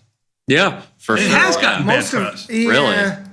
It's got so, I mean, you get those haters on like, Twitter and X that, now more accounts are going to blow up, welcome to the party at all-time highs. It's the same as it ever was. Like, there's going to be the same amount of blow-ups as there ever was. Absolutely. Maybe less because you can manage winning trades. That would be my caveat. Yeah, I mean, it's still up to the, individual trader if that's the risks they want to take, right? And day trading can be risky, of course. And so always keep that in mind. But you're registered. You're a registered rep. So it sounds like I'm talking to my mom again. Telling me how to do something. I'm gonna be all right. Yeah. Okay. Be fine. Good job out of you. Let's get to your list and get you out of here. Sound good? Sounds good to me. Awesome. All right. Top 20 symbols going through the system and their IVR. And for Laura, no broad-based indices or ETFs. At number 1, NVIDIA with a 47, Microsoft 67, Micron 97, Tesla 25, Palantir 42, Intel 75, Now 83, Robinhood 61, Oracle 103, Amazon 25, Meta 44, AMD 83, CoreWeave 41, Dell 99, ARM 108, TQQQ 54, NBIS 92, IBIT 21, GLD 35, and IBM 122. So if it's over 100, we got a few names on here expanding throughout the day. So it's higher than it's ever been, even intraday. Unbelievable. NBIS, it's about $40. Same as it ever was. All right, my friend. Unbelievable. Back to the salt mines for you. We're going to bring in our next victim.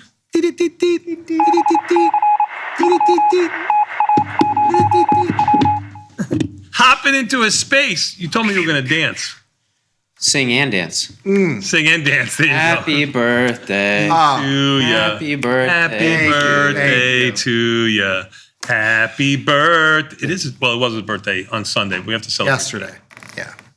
Yeah, and your celebration with Italian food made me way too hungry for 9:41 in the morning. Yeah. You went to Topo Gigio on Wells, right? Yeah. It's been there forever. The best. Service, impeccable. Food, impeccable. The atmosphere. Where did they seat you? We like by the kitchen, but that helps. That happens. No, This place is the best. Ow. Excuse me. No, I kind of like, because they have right when you walk in, they have a bar there. Really nice, wood bar, but they got a couple tables that are right at the front there. I like to sit there. It's nice. It's sort of outdoor, but they got a nice little heater in the corner. Okay, nice. But it's a good vibe. Get the Good fresh people air watching. outside. Yeah. Was it popping off on a Sunday? It was pretty busy. I mean, that place is always busy. It's always a good one. Yeah. And what was you get a dessert? You go tiramisu? A tiramisu, of course. Pretty good. Yeah, I got the birthday candle. Let's go. Beautiful. We did a little veal, a cochile. Not politically beautiful.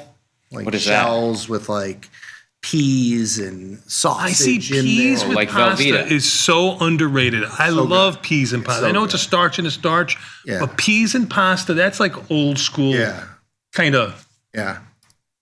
But you never. Thespian. Would you have that with red sauce or only white sauce? You can go either way. Sauce. Yeah. You can go either way, though. You can do a little oil and garlic in there. It's very, very nice. Peas and pasta. All right. Yeah. Starch and starch. We got the oil and garlic with the mussel and clams that we started with the starter. Very nice. Yeah. Mussels and clams. Yeah. Why stop at mussels? Gotta have a little bit of both. Fancy. Gotta have a little bit of both. Fancy. Yeah. What have you been up to? You look very tan. You know what? Everybody's been saying. Nobody's been saying I look tan. Yeah, you were outside all weekend. Outside. I was hanging out outside all day. I was doing manual labor. I put gutters on the palapa. Oh, very nice. It's also known as a gazebo. Yeah. But I put gutters up, so I think I got just a little bit of reflection. The palapa thing, we were on vacation one time, and I don't know what happened, but I don't know if he asked it too.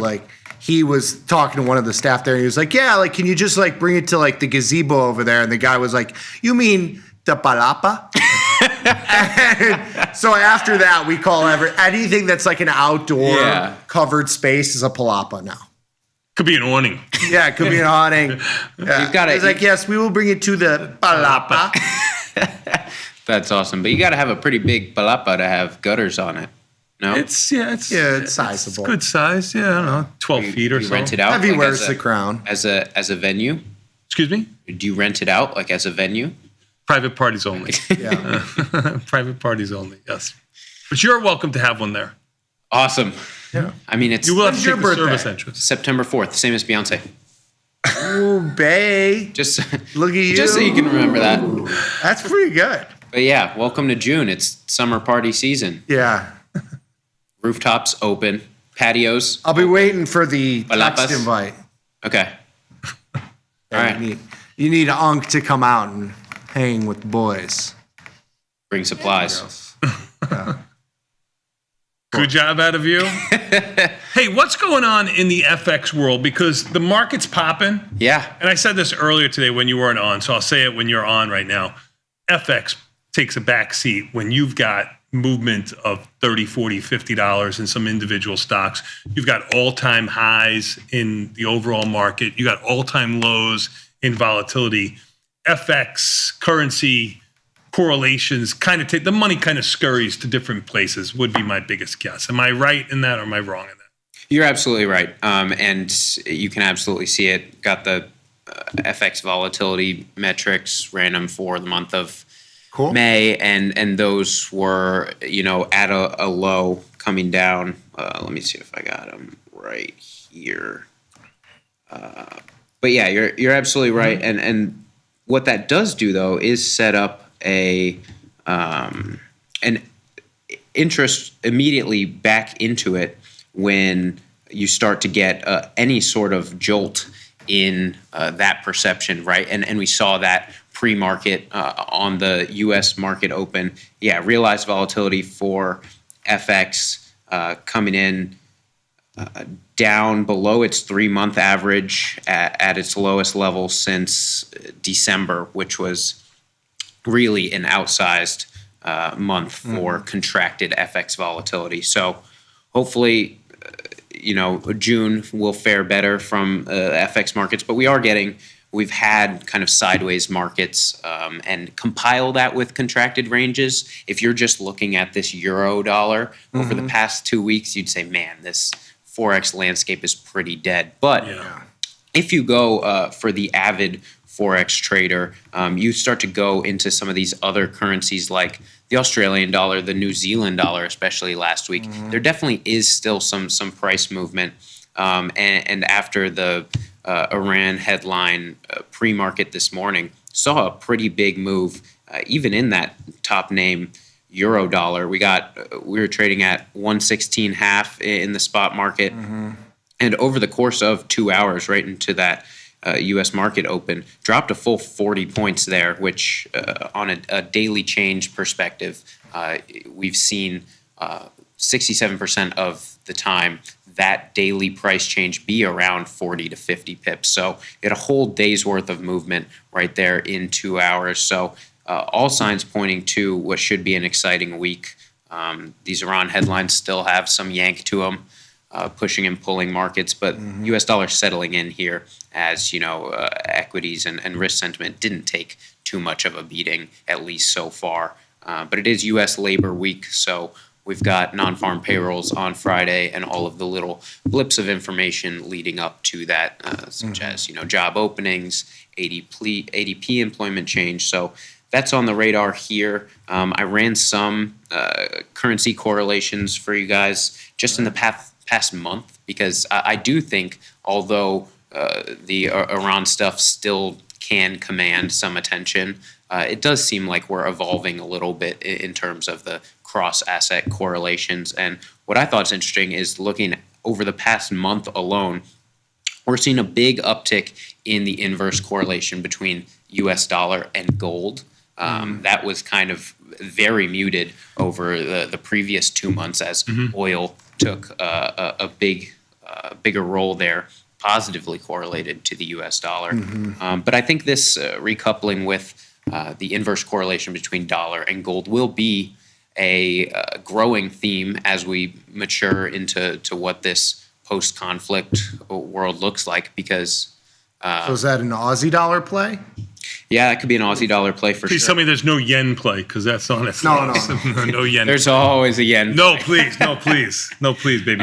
Yeah, You would think that would Aussie be dollar. would that be a bullish Aussie play? I mean, the thinking being that the dollar kind of stays where it is, but gold kind of catches up. That absolutely correlation kind of goes away. Yeah, that would be bullish Australian dollar. And another surprising one, positive correlation over the past month, has been the Swiss franc, very positively, 0.72. So that one's getting into very strong territory. You still have a franc position? You've had I one do. for a I'm while. long dollars against a franc. Not that bad.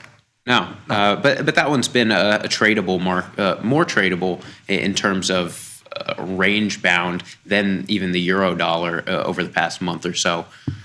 So that's kind of where we're looking, Got because long the euro a little bit. Tiny, all right, little taste. yeah, right around that. That's been a floor right around 116 in the spot market. Oh, that's right where it is, 116 and change. So you said something about oil's up big this morning, up almost $7 right now, 94.36. That's an 8% move. And you said it usually has a what kind of correlation to the dollar? Over the past few months, it's had a positive correlation to the dollar, right? Because an uptick in oil has led to risk-off moves, safe haven demand, and repricing and rate hikes. And gold has been going lower on that move too. And gold has been going lower on that move, and the euro's been going lower that move in that correlation. But now oil's on its, now euro's on its lowest level, and you've got oil up almost 8%. I kind of like your play here. Yeah, so this will ebb and flow, as we know. This oil market definitely has not found its long-term price yet. Mm-hmm. But to your point, Tony, there's not enough bandwidth for people to look across all these asset classes. That's where this gold and dollar story, I think, starts to get really interesting, because you do have now gold at a much lower level than we've seen recently, but still, very elevated to what we've seen historically. It'll be kind of a demand storyline for what market participants choose to pick. Gold's been a favorite for central banks as well. Now with global banks repricing higher rates for perhaps a longer period of time, will gold as a non-interest bearing asset still command some of that speculative premium?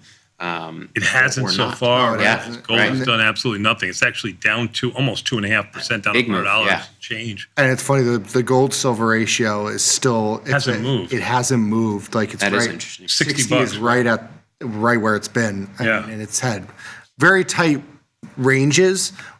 Although the asset itself, both gold and silver, have had huge moves on a day-to-day basis. 2% moves daily, yes. Yeah. And that, correct me if I'm wrong, but it almost feels like... Wrong! Go ahead. I'm sorry, you're not wrong. God, you're too strong to be doing that. No, you're actually very good. Your biceps kind of... No, you're very good. You're very good. Thank you.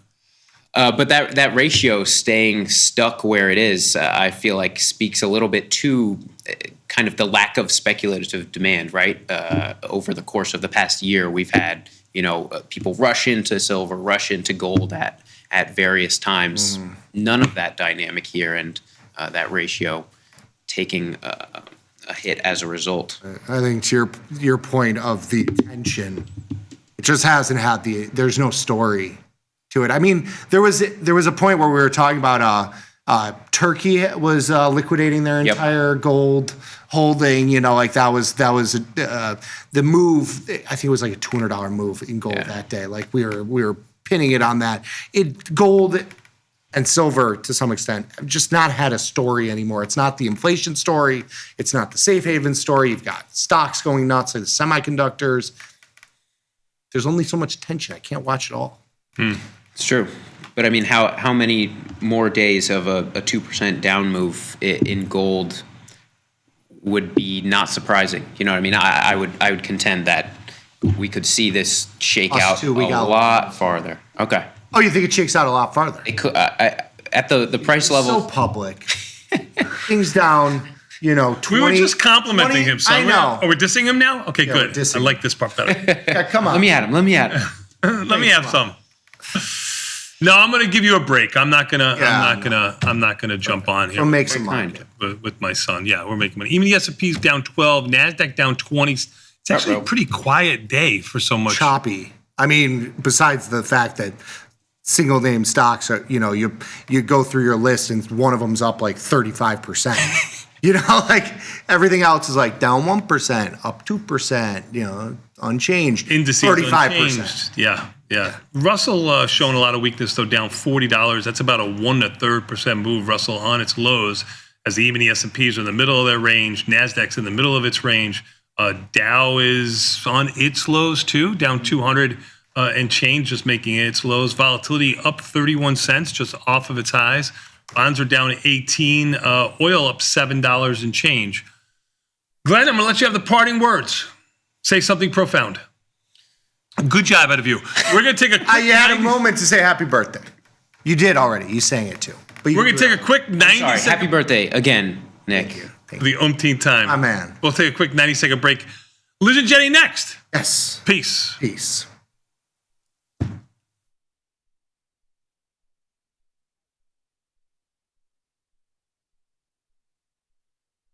We built Tasty Trade's web platform for today's traders.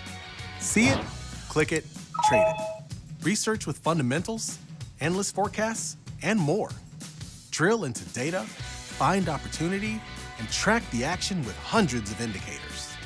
Track your options, profit, and loss history over time per symbol. Note your progress and plan your tactics with a trading journal. See probabilities, max profit, and Greeks in one click. Fund your account and start trading right in the app. The tools, the data, the knowledge. See it, click it, trade it. Join the club. Tasty Trade.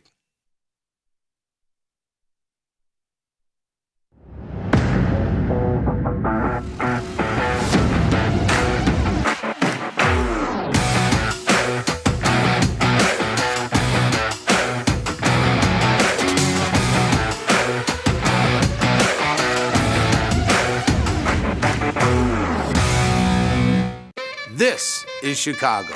We invented the skyscraper, the Italian beef, and the standardized options market. SIBO is not only the birthplace of options, it's also where Liz and Jenny got their start. In an industry first, two female former floor traders broadcast live from the floor.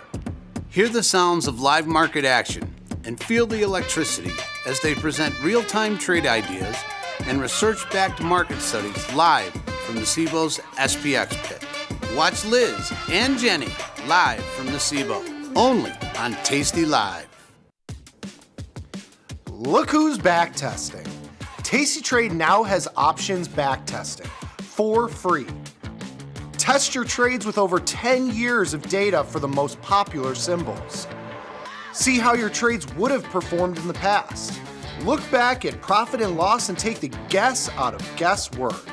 Oh, did we mention that it's free? Get back testing at Tasty Trade. What is theta?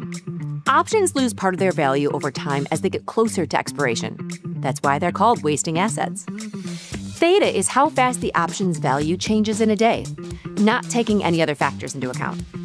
Way far out, an option's price doesn't change as much as time passes. But at about 60 days till expiration, the time part of the option's price starts falling, and at around 45 days to expiration, it starts dropping much faster. If you bought an option, you'll feel time decay pushing down on that option's price. If you sold the option, though, time is on your side, and keeping the credit from the opening trade becomes more likely. Even though options lose their value over time, Tasty mechanics say to exit the trade near 21 days till expiration. Remember, gamma risk gets stronger in the last several days, and stock movements will have more of an effect on options prices. Again, theta is just the rate at which options lose part of their value. Pretty simple.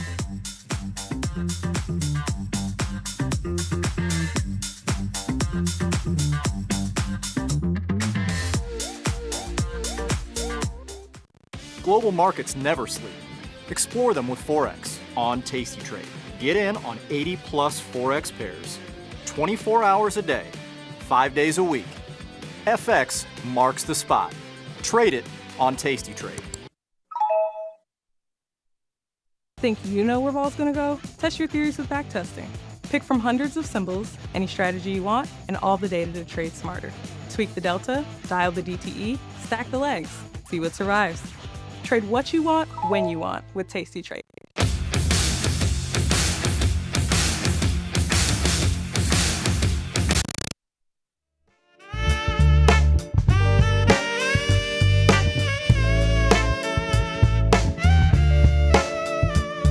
I'm still coming down from the weekend.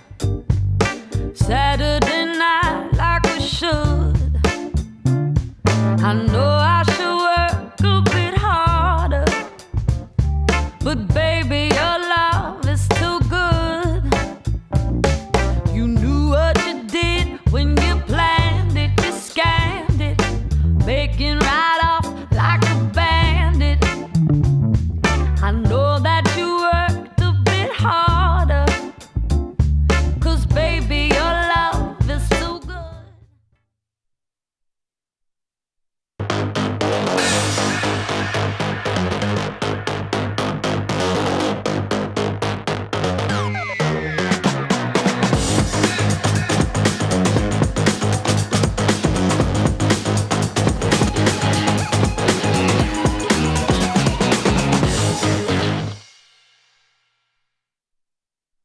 Hello, everybody, and welcome to the Monday edition of the Liz and Jenny Show. My name is Liz Deerking. That beautiful brunette to the left of me in green is Jenny Andrews. Happy Monday, Jenny. Good morning, Liz. Happy Monday. Long time no see. I know. We see each other all day, every day. You threw one hell of a party yesterday, so well done. Thank you. Thank you. Yesterday was Logan's graduation party. Next weekend will be your daughter's graduation party. We're on the, our friend said we're on the Sunday graduation party circuit. We see each other every Sunday at someone's graduation party. It is pretty funny. Everybody's leaving me like, see you next week. Same thing.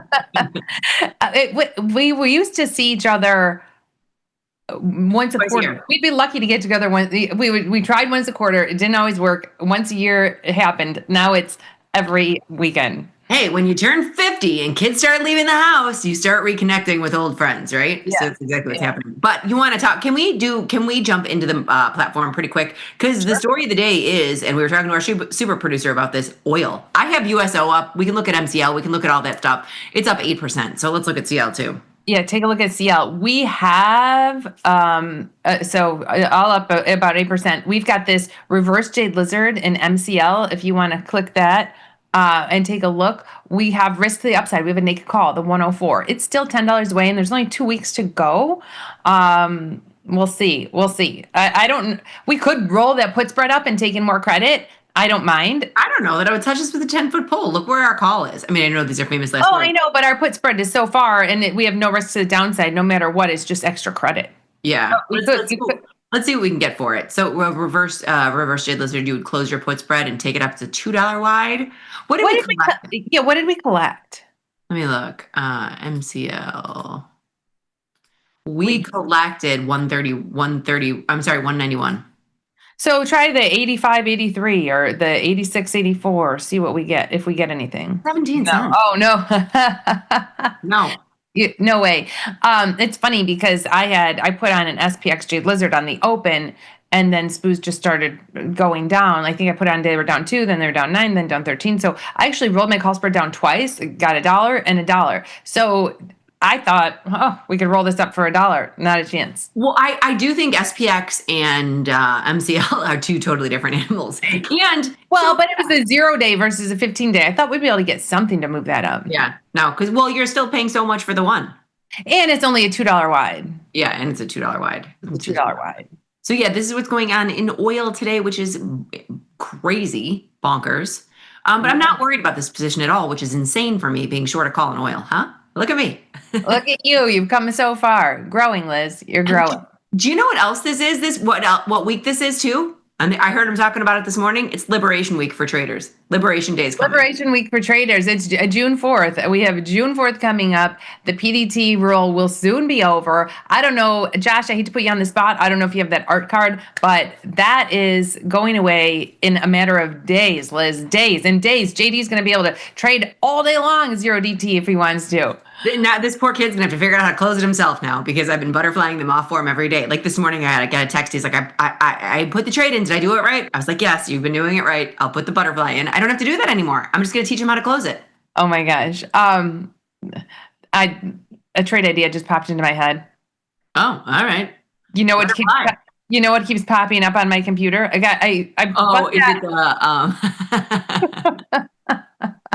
how about a short position in Zscaler?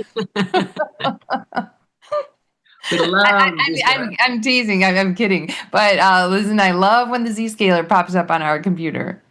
Yeah, take a look at this. You might have did something, Jenny. 4 million shares have traded. It's got a 67 rank. Are there earnings on the horizon? No. $154 product. Let's take a look. You might have done something, but I don't know that it's that liquid. Maybe. 4.7 million shares have traded. Now, I know you're saying you want to short it, and I appreciate it. I was kind of teasing because, I pulled out a computer from the archives. I'm making a new setup over here, and I haven't seen or heard the little pop of the Zscaler popping up. Now, this is my new vetting mechanism only for this account, not necessarily for mine. It's a $150 product. I went down to the expected move, 17 days sold to put. It holds up $5,000. I'm going to close that up. It was fun to take a look at Zscaler, but that is the margin's high. Anyway, sorry, didn't mean to interrupt the SPX JD story. So he's going to have to start doing it on his own. But yeah, he's going to be all on his own, which is great. Being able to close an order is great. You know what? He's going to have to just start watching Annabelle's show. I know, right? At least they'll be together. She'll be taking care of him for the rest of her life, but that's fine. Yeah, he'll have her. You're going to tell him, JD, I'm not going to close your trades anymore. And he's going to have Annabelle doing it. I know he will. I know this and you know this. Yeah. Yeah. And she's going to be like, fine. She'll do it either way. Okay, so we're not on Zscaler. There's nothing weird. We're not going to adjust anything in oil. Is there anything that needs to be made an adjustment in here? The one thing that was really killing us today was Rocket Lab. Rocket Lab is killing me. Rocket Lab is killing us. We have a buffer, and it's our protection. We were protected down to 129, and we hit that. Okay, we did hit that, which is unfortunate. So we are going to be the proud owners of Rocket Lab at 129. It was one of those, we were trying to participate in this up move. We could have taken it off for a profit. We have it rolled. This has a week. Jenny, do you want to take this out in time right now? Possibly. I think so. If we have an in the money put, which is what we're going to have, that 129 in the money put, it's kind of like being long stock. We could do a couple things. We could roll it like a synthetic covered call, which you can get a lot. And we don't even need, how many days are we in this? Because I rolled my. It's a 4 day. That's what I'm saying. I think we've tried. Now we get it the heck out of the way. No, but look at this. I rolled my Rocket Lab just to the next week, just to the 11 day. And you can go the same strike and get a decent amount. Look, you can get a decent amount for the same strike. Oh, you can. Right. Or you take it to there. Right. You can, the world is your oyster, Liz. In Rocket Lab, there's a lot of premium in here. So there's a lot you can do in Rocket Lab because there's so much premium. Okay. So can we do something very quick? I do want to do this and we are going to roll it out. I want to mentally think about this. We're going to table our, YouTube trade of the day for a second. This is a buffer. Now we were also receiving messages that Dr. Jim has been getting questions about the buffer, right? Didn't we get a couple of messages about this? So I kind of want to go over that. But before we go over what it is, I want to ask you something, Jenny. I'm going to look at what we have right now. I'm going to go to our 4 day. So the buffer is, you can go to the analysis page and show what our trade looks like. I want to see, can we leave this spread? That was my question. I'm addressing our problem child when we look at this. So I'm addressing this short put. This is my problem right here. Now it's the 29 put. We have that 148, 139 put spread that we need full profit on. So it's a $9 wide. Click on it, and how far away is it from $9? It's a short put spread. We need Rocket Lab up.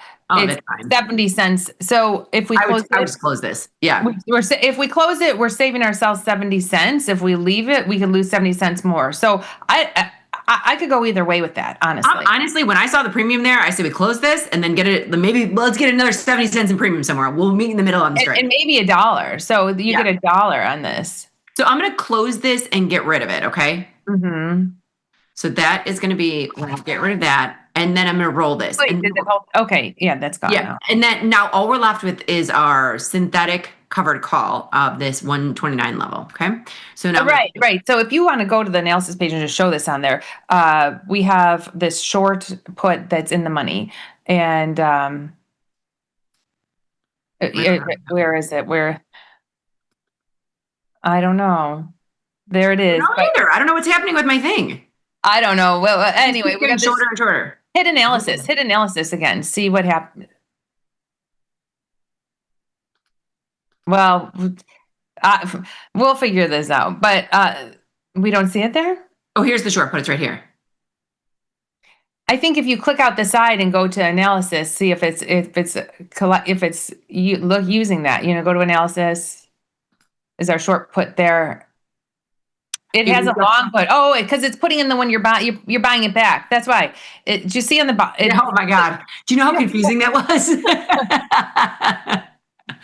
Ooh, okay, because I was like, none of this stuff makes any sense. I'm clicking the button. So here it was. The order wasn't to buy it back as well. So here's our short put. This is where we're at right now.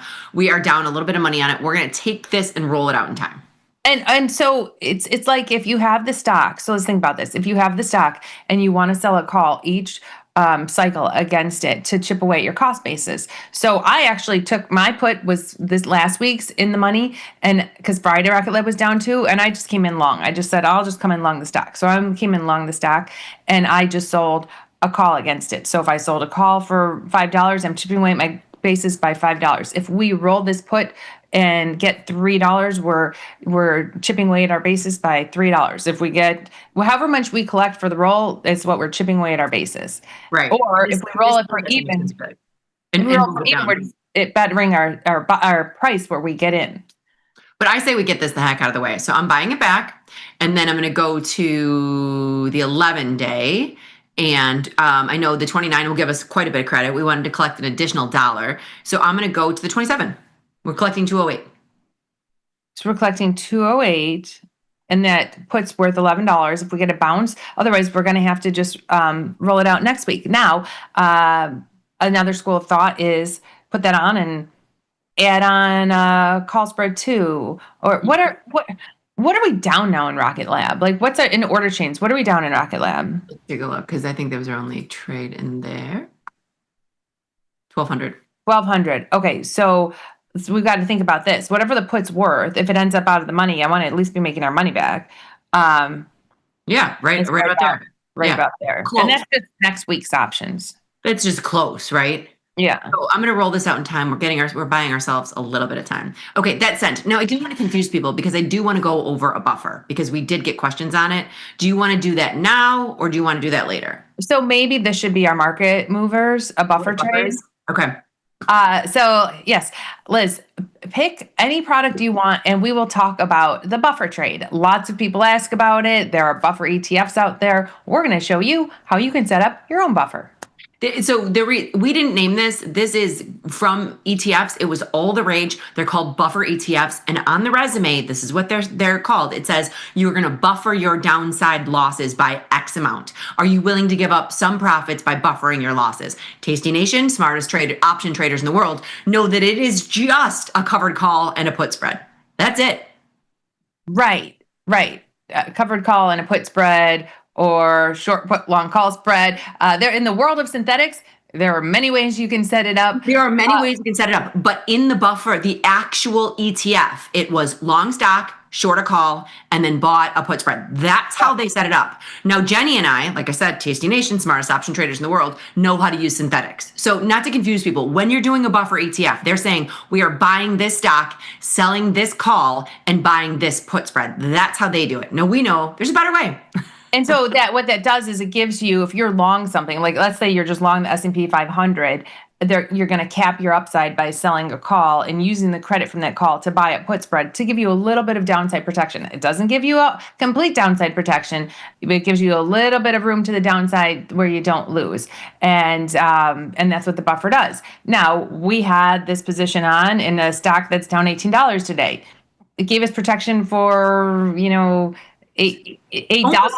Yeah. Yeah. Like 50% of it. Right. Gave us protection for part of the move, but not the whole move down. So let's take a look at a buffer. Is there anything you're interested in? I went to USO. So I went to USO because it's up. It's an oil product. I think it has dollar-wide strikes. So if you wanted to say, I want to get in where it was or close enough to where it was, you get jumped back and it would pull back. But you can make money if it continues to go up. You might want to put in a buffer. Okay, yeah. If you're bullish something, but you want to give yourself a little bit of a protection to the downside, the buffer is a good choice. So Liz, if Liz wants to have a bullish trade in oil on, but not get in right here where oil's trading, a buffer. Or maybe ride the wave a little bit. This is why I like these in the nearer term. So let's set it up. Let's see if it works. Because I did not vet this. We did not vet this. I'm going to in the weekly. Now USO has 2 days. You'll see this. They have 2 days and 4 days. I'm going to 4 days. So I'm going to Fridays. Okay. Perfect. This is the end of the week. So this trade's only going to be on for a week, or we're going to have to do some management to it by the end of the week. Yes, correct. Now this could swing right back down too. And I don't know that we need to put it on in here. I just want to show how it's set up. Okay. So now if you know that you're buying the stock and selling a call against it, and we know that we want to cover all of that, I'm going to buy the just at the money put, and I'm going to go down and sell the just at the expected move put. I'll go to, these markets are really wide. We got to go to something else. We have to go to something other than USO. If you want something in oil, how about XOP? It doesn't have to be oil. I was just trying to think of things that these are wide markets too.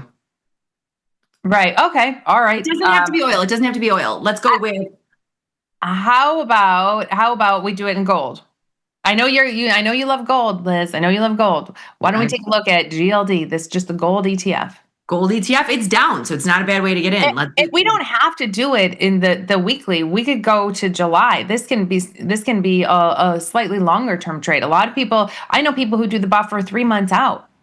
There are people that do the buffer 3 months out. My personal preference is short term. We can set them up both ways.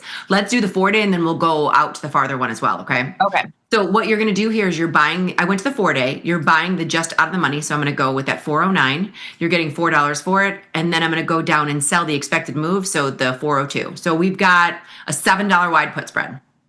So however wide you make this put spread, that's where you're getting your protection. So if it's from 409 to 402, we're going to have protection down to 402. If gold drops below 402, then we start taking some heat. Correct. You complete the buffer by then going and creating a covered call, meaning you buy gold and sell a call against it. Jenny and I know that the more capital effective way to do that would be to sell an in the money put, because in the money put does not hold up as much as the long stock. So we know we need to cover about $2.18. So if I look at these calls, I know I can cover it with the 415. So instead of buying GLD, buying 100 shares of GLD and selling that 415 call, Liz is going to sell the 415 put, which will mimic that position. So that short 15 put is the synthetic version of long 100 shares of GLD and short that 415 call. So, and if you take a look at this, I toggled it. You'll notice I went from the 409 to 410. It was pennies, but I wanted to show that there's no risk until you get down to that, to your short strike, your 402. So for someone who says, geez, gold's down today, I want to put on a long position, but I want to give myself a little bit of room in case it keeps falling. This gives you room down to 402, and then you would really feel the heat on this position because you'd be synthetically long or long 100 shares of GLD because you have that extra short put, and you could lose 1 for 1 to the downside below 402. I don't mind this position in gold, especially since it's down today. We get our break even to 402.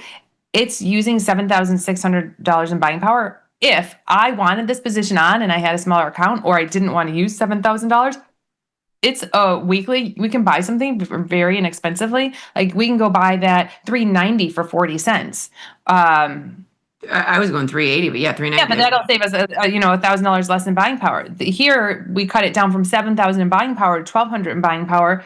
We have the profit potential of $417 if gold pops up, but we've got some room to the downside before we would really lose on this trade. And this is a weekly trade, but there's nothing wrong going further out in time. And the further out in time you go, the more room you can have that, the more wider the put spread can be, where you give yourself more room and more protection to the downside. It's a pretty interesting trade. I'm gonna clear this. We're gonna go through the process. No, you can't buy something when you go farther out in time. I will tell you that. No.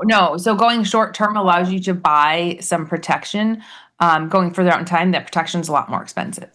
And I've been using them shorter term. Let's do one in the 45 day. We're going to go through the exact same principles. The problem is you're going to get to $5 wide strikes, but pretty close. I'm buying the 405 and I'm selling the 385. So I'm collecting 578. Okay. You're paying. Yeah, I'm paying 578. I need to collect 578 somewhere else. So I know that I'm going to this 430. So you're selling that 430 put, that synthetically covered call at the 430 level, and that long put spread, and she shifted it up a little bit. That long put spread of 410, 385 is going to give you a protection to 385. In the weekly, you saw our break even was 402. Here, our break even is going to be 385. So that's a big difference. I can't get it to where that bar is moving. Well, you know what? Go put it back to 385. I think that's fair. Go to the analysis page and show we have $1,500 in profit potential in this trade if gold goes up. The problem is you've got $472 in loss right there. That's what I'm trying to shift. It's the $5 wide strikes that are throwing us off here. I think what you have to do is bring that 425 put down to the 420. So let's go to the table, the 425 put to the 420. It's still not doing it. And then go back to analysis and see what we're working with. So here you've got a $300 loss. Well, people know how to use options. You can shift these and go and look at your analysis page and see, what am I willing to risk? What am I willing to risk a little bit in that downward move? I don't have that real unlimited downside loss until we hit 385 for that profit potential to the upside. You can play with the strikes and shift them to get it to what risk you're looking for, or risk reward you're looking for. Kind of breaking things down to their simplest point of view. You're using the put spread, however wide you want to make it. That's your buffer. That's where you're saying, I want to smooth out my P&L and I don't want to be long that product until the width of that spread. Then you're using a covered call. You're using the extrinsic value of a call to pay for it. That's it. I actually liked that weekly. I know this is break even 385. That one was 402. I actually liked the weekly, and I wouldn't mind putting that in. I like them in weeklies a lot. That's my go-to move. Let's walk. We'll do this. I'm going to go to that again. I like it because you can buy something too. So we're just in the 4-day buying a put spread. It was the 409, 402. We're getting we're paying 219 for that. So look for a call that's worth 219. That 415 call is. So Liz sold that 415 put. She shifted it down. I don't think we need to, but when you shift it down, you can see on the curve view, here we have a small loss of $97 loss right there. In between that, if we want to eliminate, you could shift that put down. So I was, you can shift it to here. I was just gonna do that because we're gonna buy something too. It's only for a week, so you can still make $500 here. So now you have a 43 cent where you could purchase something. And I can go here. We're using $1,700 to make $400. It's not bad. But shift it up in case gold keeps falling. I don't want to risk too much. If we're putting this on in our account here, let's not risk too much. Because sometimes gold falls and it builds momentum, so we don't want to risk too much in this gold trade. $800. Yeah, and if it pops up, if gold is down $7 today, pops up tomorrow or the next day, we can make $374. If not, we've got defined risk on this one. I don't mind buying something to define our risk. Okay, let's ship this. So we've got a buffer, and now this is a buffer Liz and Jenny style, right? Like we use the synthetics. Instead of using stock and a covered call, we've got the in the money put. Instead of saying we want to use $7,000, we shifted our strikes a wee bit and bought something. So we're using $828 to make $374. This is a bullish trade, but we will not lose until 407. It's just a short-term weekly trade, looking for a bounce in gold. If it goes down, There's a little bit of risk. And what is our risk in between that 409 and 402? It's going to be a little bit more than we probably wanted, but that's okay. Well, hold on. Come on. It's $125. Well, I'm fine with that. I risk 125 in case gold pops up. We can make 374. It's shifted. It's pushed. Let's see if we can get filled. Okay. I'm glad we went through that. I know these are a little bit more complex trades, but Tasty Nation's the smartest option traders in the world, in my opinion. They certainly are. All right. I liked that. I liked the buffer in gold. I'm kind of glad we switched from oil to gold because we already have a MCL position. Well, and that was just kind of thrown at us. I was just thinking of something that was in play with dollar-wide strikes. You know what I mean? Yeah. That's what's kind of tricky about it. We wanted to come up with a buffer. We were walking through it in Rocket Lab. That was not our original intent, and that's what's fun about a live show. Bob and weave. Rocket Lab. Unbelievable. I know. But there is a lot of premium. So I hesitated on, did I want to sell both sides in Rocket Lab? Because there is a lot of premium in those weeklies. There is a lot of premium in those weeklies. But things move around so much. And I'm just looking at this too. There are so many things that are skyrocketing right now. IBM's up, ARM's up. They're all going crazy. Like all these things. And then there's a handful that are just down, like Rocket Lab and Well, because there was that huge explosion. I mean, there was that huge explosion at the launch pad. No, but like Intel's down. Like it's not down. It's not down. Intel's not down because of that. You know what I mean? No, I'm just saying Rocket Lab. I think the stock picker's market. You're either up super high or you're down super low for no reason. Rocket Lab's taking the hit because of the big explosion. Yeah, Intel. I said today, I was talking to my computer. I was in my account talking to my computer, and I said, "Oh, the bloom is off the rose, Intel." It's only down 2% now, but it was down a lot more. Your day in the sun is over. I don't know. I don't think so. Look at this. I'll talk about the bloom. This thing gives me panic attacks on a daily basis. Now it's up $13. This morning it was, let me show you. We opened up at the low was $195. Thing moves. It does. Marvel does move. I don't even know what to say. It moves. So we were at a party this weekend, and party talk was Bloom Energy. We saw someone who's in the energy business, or I forgot. I asked him. I said, "Oh, aren't you in the nuclear business?" And he's like, "No, I'm in the energy business." And at the same time, Jenny and I said, "What do you know about Bloom Energy?" Yeah. What do you think about Bloom Energy? And he liked it. And we had a little bit of a conversation about Bloom Energy. It was pretty funny. I do like Bloom Energy. Down today. Once again, see, things are... This thing, you want to talk about a bloom off its rose, it looks just like Intel. Yeah. I mean, we got an email saying that this looks like he thinks or feels like I believe it was back to the .com bubble. Oh, really? I didn't see that email yet. It could be. I mean, so... I was listening to Mike and Jamal on Friday, and they were talking the .com bubble. You and I were on trading floor. We lived through it. What years did it happen? 2000. It's all a blur. My son watched Wolf on Wall Street. They were like looking for movies, and his girlfriend was here visiting, and he's like, "Let's watch Wolf on Wall Street." That's just like what my mom did. I was like, "Okay, all right." You watched that with his girlfriend? He did. I didn't. I didn't. I was going to say, because I did not. Like, la, la, la, la. No, I didn't watch it with them.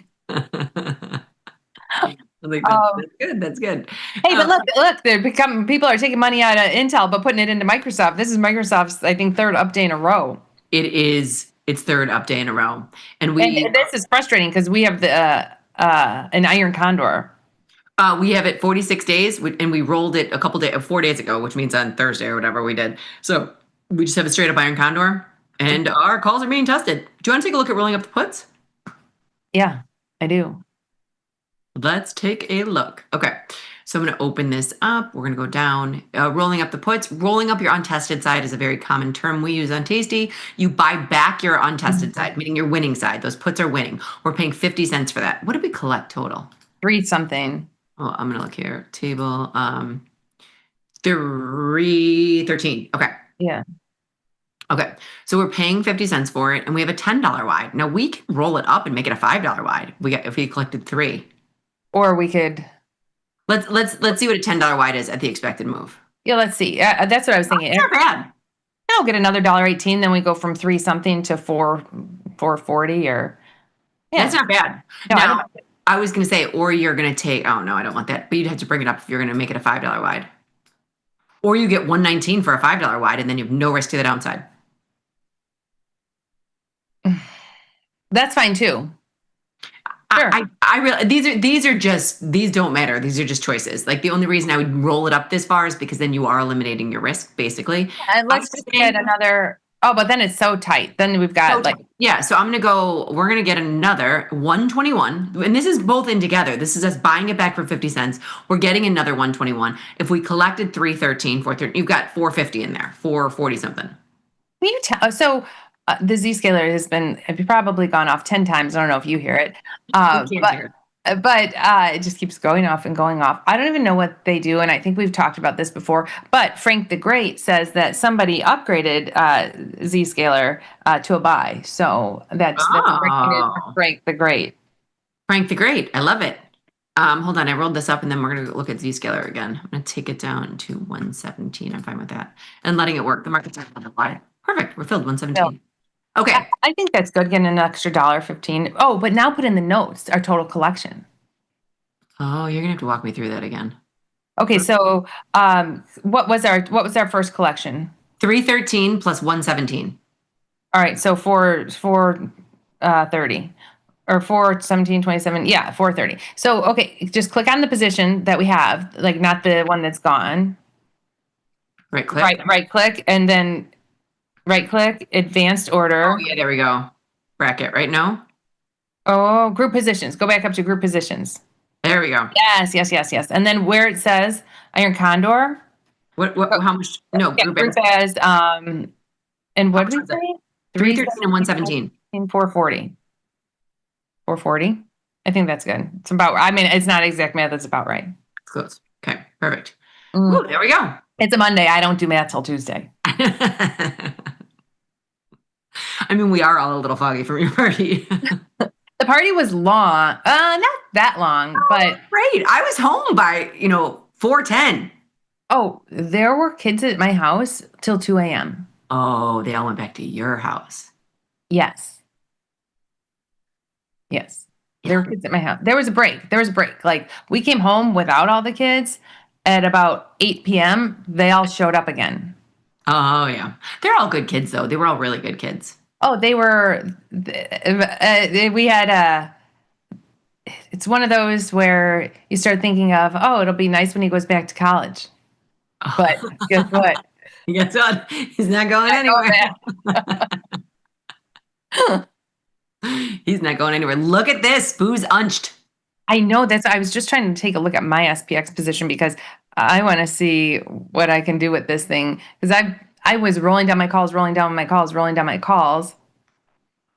That's okay, though. Let's take a look at SPX. You know what I wanted to do too, Jenny? I'm going to go to this real quick and then we're going to go to SPX. I'm going to refresh. There's a couple things that I saw on the CBO's most active that I wanted to take a look at. Number one, I always like to look at what the biggest one on the board is. And right now it's SPX, the 7,600. 55,000 of them have traded. You can see it's mostly these zeros.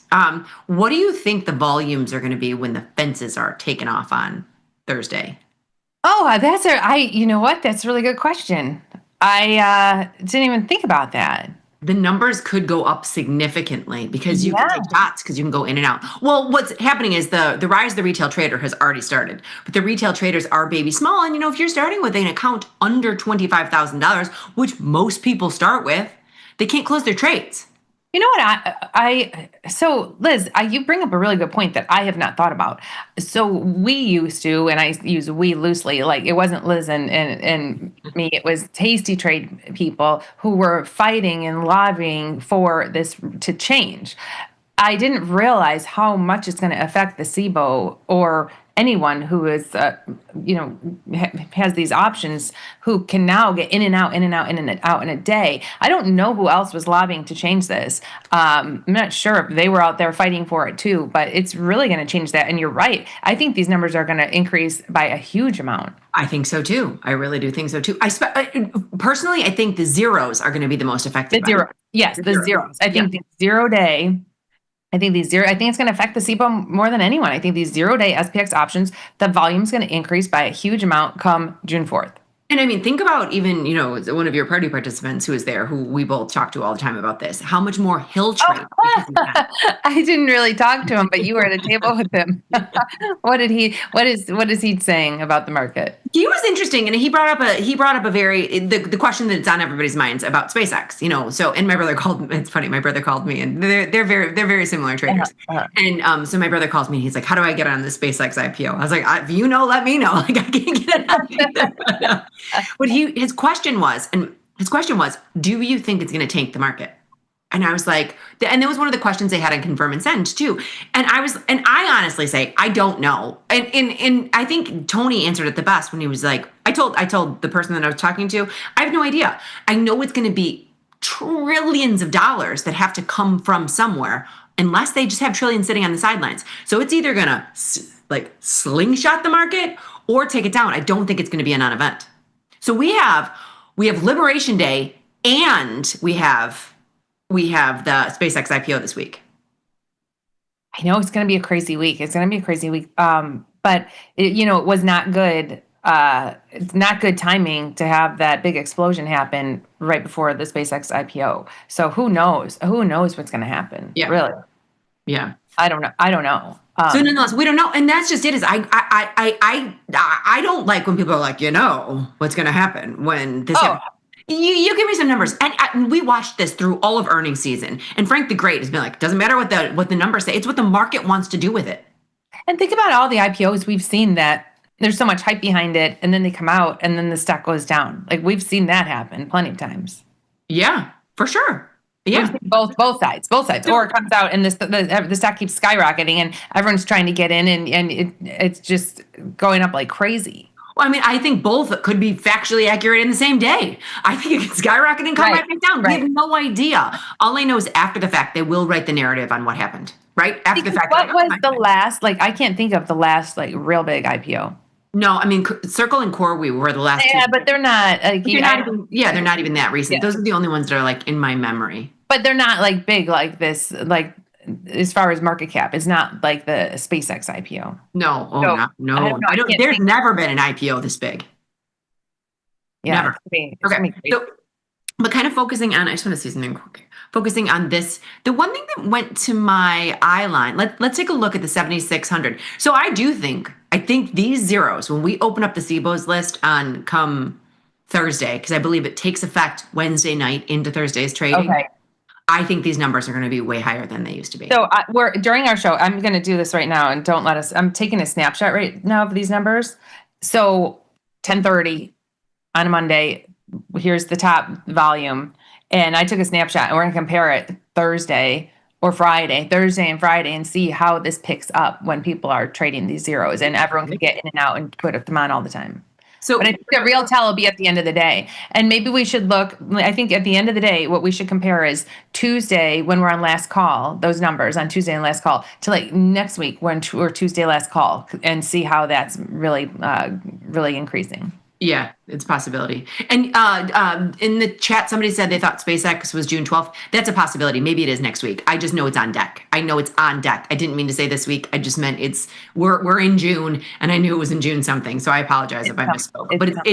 But we're here, and it's a topic of conversation. This one right here, this is the biggest, the 7,600 level. And Jenny, it was the biggest early today. We were at 59, 58,000. Early, and it was cheap. So it was cheap. So tell me, Friday, where did we close? Because we were all playing, and I think we put on the butterfly. We were all playing I think that 7,600. Was it that 7,600 that we were all playing on Friday? Because remember we had Dr. Jim on, and I think he wanted the downside. I think we did the downside round number. I can look at whatever our play was. So go to Friday's day and see. Oh, no, it was the 7,600. Yeah. It was just that like round number where the most volume was. And where was Friday's close?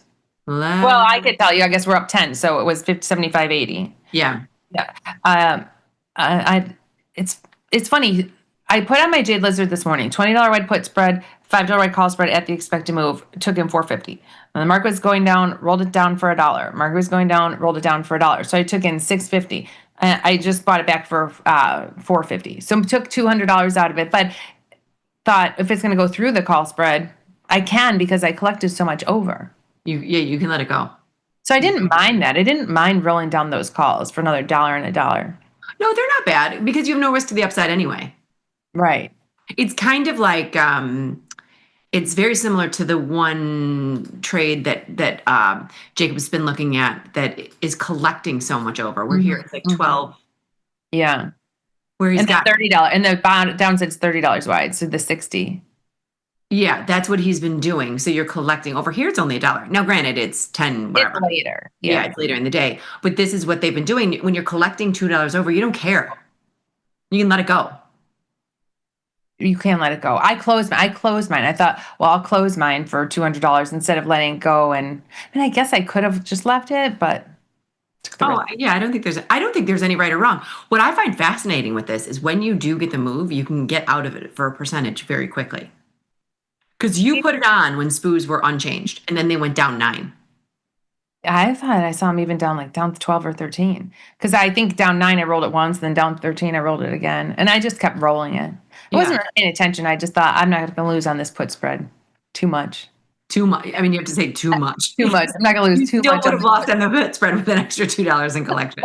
You would lose too much. Too much.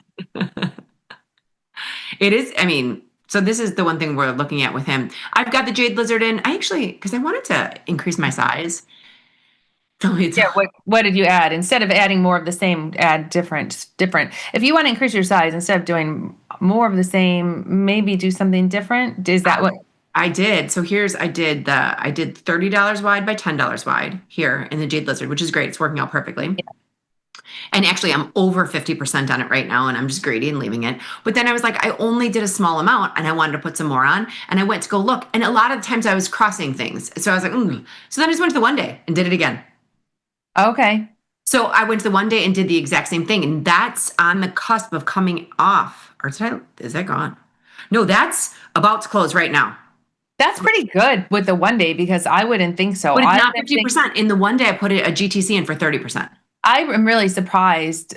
I think the only reason you're getting out of that one day so quickly is that we were down and there was uncertainty of, are we going to keep going down? And now we're up. I think on a normal day where we're not really doing much, you wouldn't get out of the one day so quickly. I just think it's because it was pretty aggressive. I've got a $30 wide, $10 wide. So if I get a little meandering up, it can come off. But I didn't put the one day in for 50%. I did it for 30.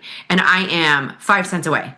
But I think it's today's market conditions that allows you to get out, or allowing you to take so much out of that so quick. Because go to the VIX and look at the VIX like open versus now.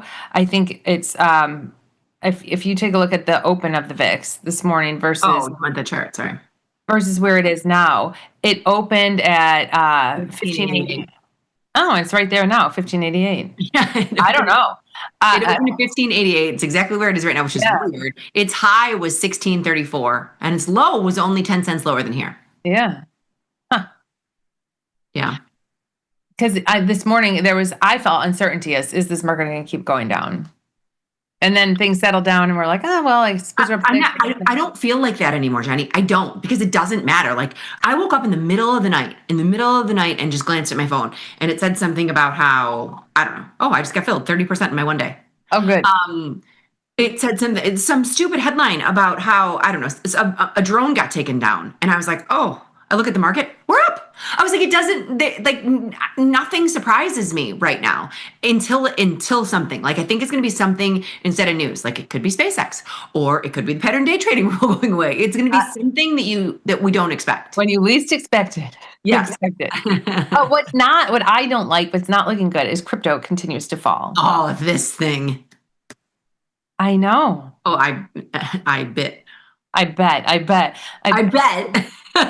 Crypto. Gosh, where in Bitcoin? Where's Bitcoin right now? This thing. I mean, it's not its lowest. This was a real low point in my account, but if you look at Bitcoin, let's go to this side right here. Bitcoin 71. 71. We were up to been here 83. before. We were up to 83 or maybe almost 90. I don't know, but Look at this glorious day. Yeah. 85. 85. Yeah. Stinks. It does. Oh. Okay, so you know what we haven't done yet, and I'm going to go right now to Twitter to see if we have any tweets coming in. We are taking tweets with the hashtag LIZJNY. We love our Twitter peeps. And I will refresh, but let's start with Bob on Fire. Look at this dapper. Oh, Bob on Fire. Hope you had a great dapper Bob up there. Today's earnings: CRDO, HPE, Dollar General, SIG. Okay, so as you were reading those, I was kind of glancing down. I think Wednesday night is when they release the traders into the wild, and you also have AVGO, CrowdStrike, AI, and CIEN. I think that's the big day this week is Wednesday. For the as far as earnings, and then the big night before the pattern day trading ends. How are people going to sleep at night? I'm not. I'm going to be too excited. It's like that Disney commercial. I'm too excited to sleep. Is there anything, I want to take a look at HPE to see if there's anything that we want to do in that and see if it's participated. I have not looked at HPE in a while. Wait. So can you go back so last week I thought there was HPQ last week, right? Which is like, so there's two different spinoffs of HPE, right? Or Hewlett Packard Enterprise. And then HQ was the spinoff. I'm not exactly sure what's in what. But what did HPQ do on earnings last week? I'm still in HPE. There is my chart is gone. No, I think you just zoomed in so far. Okay, so HPE looks like all these other things that are straight up. Let's take a look at HPQ. Yeah, because they had earnings last week. Look, the charts look identical. Yeah. Except HPQ is $29 and HPE is $45. So I'm guessing it maybe bounced on HPQ's earnings? I don't know. I mean, or just the general. Because I know we tried to put one in. Like we tried to put in a bullish diagonal in HPQ last week and we didn't get filled. But it was very small because it was only $29. So I think it was very small. And I remember thinking like, darn, I wish we got filled because it would have been a full winner. So if you wanted to take a look at a diagonal, this is going to be a lot wider. You're selling the 55s. Which is a lot. A $9 move for a $45 product. I know. I'm buying 46s. That's not bad. $250. You have a $9 wide. Oh, it's Monday. That's how you know it's Monday, Liz. I'm putting this in. Are you okay? Are you okay risking $250? Okay. So we'll walk through this. I'm going to clear it so you can see what we do on earnings. And the reason that we reacted like that is when you've got a $9 wide, you want to, in an earnings diagonal, you want to pay as little of the width of that as you can. Right. And on a Monday, you can. Yeah, on a Monday, you can. So we're getting a $9 wide for $250. Going to the expected move. I kind of like this. I like that you're getting $235 for the 55, $10 away. Then I'm going to the 11 day and I'm buying the 46 for $249. Oh, let's ship this. Okay. Love it. I do too. What do I want to pay for this? I don't mind paying $256. It's not bad. I say love it, like half jokingly. If HPE goes down on earnings, it will be we could have a full loss, $250. Yeah, but it's something that's attainable with a good risk reward scenario, right? Risk reward meaning we're risking $250, but we can make $700. There's a lot of profit potential. Yeah, a lot of profit potential. I'm going to go back. I'm just letting you know. I'll get these pushed out to the follow page after the show. It's kind of like first day with a new set of hands. With a new set of hands because I brought back a blast from the past computer and I'm still figuring it out. It's old. I don't know if it's that old, but I just haven't used it in a long time. Yeah, you'll be fine. You'll be fine. Okay, so Blue Wackadoo. IVR is staying below 40 now. Quick little in and out for 50%. Okay. Nice. And he had 75.20, 74.95. So he's got $25 wide put spread and $25 wide call spread. He's not changing his game. Sticking to Jack JT style. And there's nothing wrong with that. I checked a T-style or blue wackadoo style, $25 wide. Yeah. Hold on. What were your Jade Lizard short strikes today where you were able to roll the calls down twice for $1 credit each strike without going inverted? Can you tell us that? Yeah, I'm going to pull it up right now. I gotta pull it up here. Okay, so in SPX this morning, today, I sold I had the 75-60, 75-40 put spread. 75-60, 75-40 put spread. Okay. Okay. And what was your original call spread? And then so the 76-05, 76-10. That was your original. Okay. Right. Then I rolled the calls down. I rolled the calls down to the 75-90, 75-95. Okay, so this was I'm only saying this Florida 7 because I'm assuming she did this when the stock was down, not up. Yeah. The stock was down, and I rolled the calls down. Right. So you got $1. You got $1 by going from the 76.05 to the 76.10.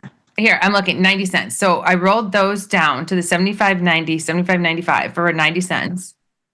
Okay, and then SPOOs went down again a little bit. They never went down crazy, but I just was aggressive with my rolling today. So then I rolled those calls down to the 75-75, 75-80. So at that point I had the 75-75, 75-80 call spread and the 75-60, 76-40 put spread. So you were never inverted.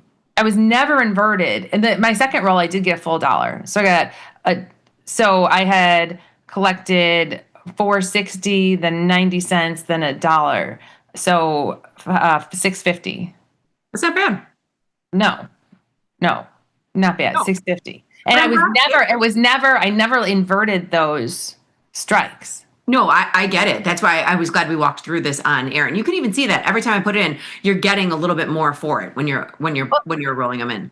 And again, it was the market was down. SPOOs were down when I was rolling. I put it on, market was unchanged. Then we were, I don't know, down 8 or something, rolled it down. Then down 12, rolled it down. Yeah, right. And now in my mind, I thought we were going to blow through my put spread, and I was just getting frustrated. And you're out. And I'm out. I bought it back for $4.70. So I took in $6.50 and bought it back for $4.70. Not bad. I mean, whatever, $190. Yeah, that's great. It's fine. I would have been better off leaving the whole thing. I try not to overtrade them. Like I'm leaving my 0 day. I want full profit on my 0 day. Well, our research shows 50 to 75%. I mean, when I get to 75 or 80, I'll close it, but I'm not taking like 20%. In the 1 day, I don't mind taking 20 to 30%, right? But in the 0, I want at least 50 to 80 because I've waited. If I'm taking the risk, I might as well. You can watch it just get sucked out between like noon and 1. 50 to 75%. I didn't mind closing mine because if it blew through and I only collected $6.50 and I had that $5 wide, I would have only made $150. So okay. And only because we're talking strikes right now, I'm going to pull this up because I can look at my son's account and I'll show you what strikes he has in. And this is what I find. At 9 a.m. This is at 9 a.m. At 9 a.m. He's give or take 5 minutes. He's very much Jacob-esque. I think he was like 5 minutes before 9. Yeah. So he's got this 75.50, 75.45. It's trading 20 cents. And he can't buy it back because he can't buy it back. Like, how dumb is this? But he can't. Maybe he can. Here's what somebody in the chat asked. So this is what he's got in, okay? And he got 90 cents for it. So it's a $70 win. You can do it occasionally, but you can't do it every day. That's why I didn't teach it to him because I didn't want his account to be locked. But what I've been doing, because somebody asked, what does it mean you butterflied it off? Because what I have been doing, because I can look at his account. After he places the trade, he texts me. And so say we get filled on this. Okay, so say it's filled for 90 cents. I will then, I'm going to delete these legs, immediately go in and I will sell the 75.50 and buy one strike above it, the 75.55 and I've got this order in for 10 cents. Okay, and so he's still not butterflied off. He's still not butterflied off. Now I can pay 25 cents for it, as you can see, but I put the order in for a 10 cent. That's what's butterflying it off. So then when he gets filled on this trade, he will have this in, locking in a, what did he get, 90 cents, an 80-cent credit.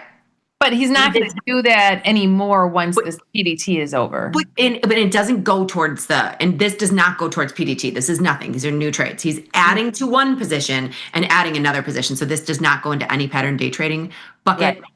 But when you think about it, Jenny, I understand that the PDT is going away. If you're closing it for a dime, wouldn't you rather have the shot?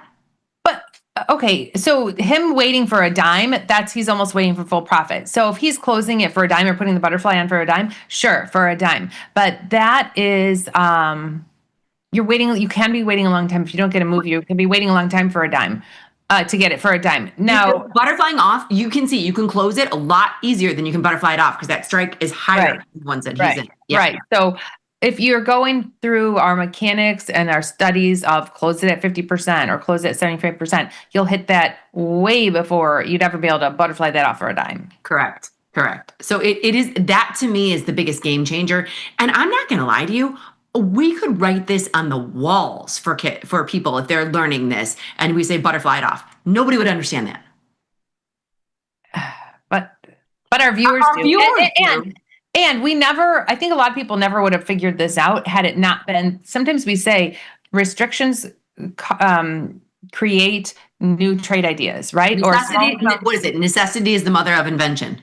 Yeah. So because we were forced to deal with this PDT, we were forced to come up with, we'll butterfly it off because that works. That's a workaround of that PDT. Yeah. So if we didn't have that force of the PDT, we probably never would have been doing this at all. It's true. It's very true.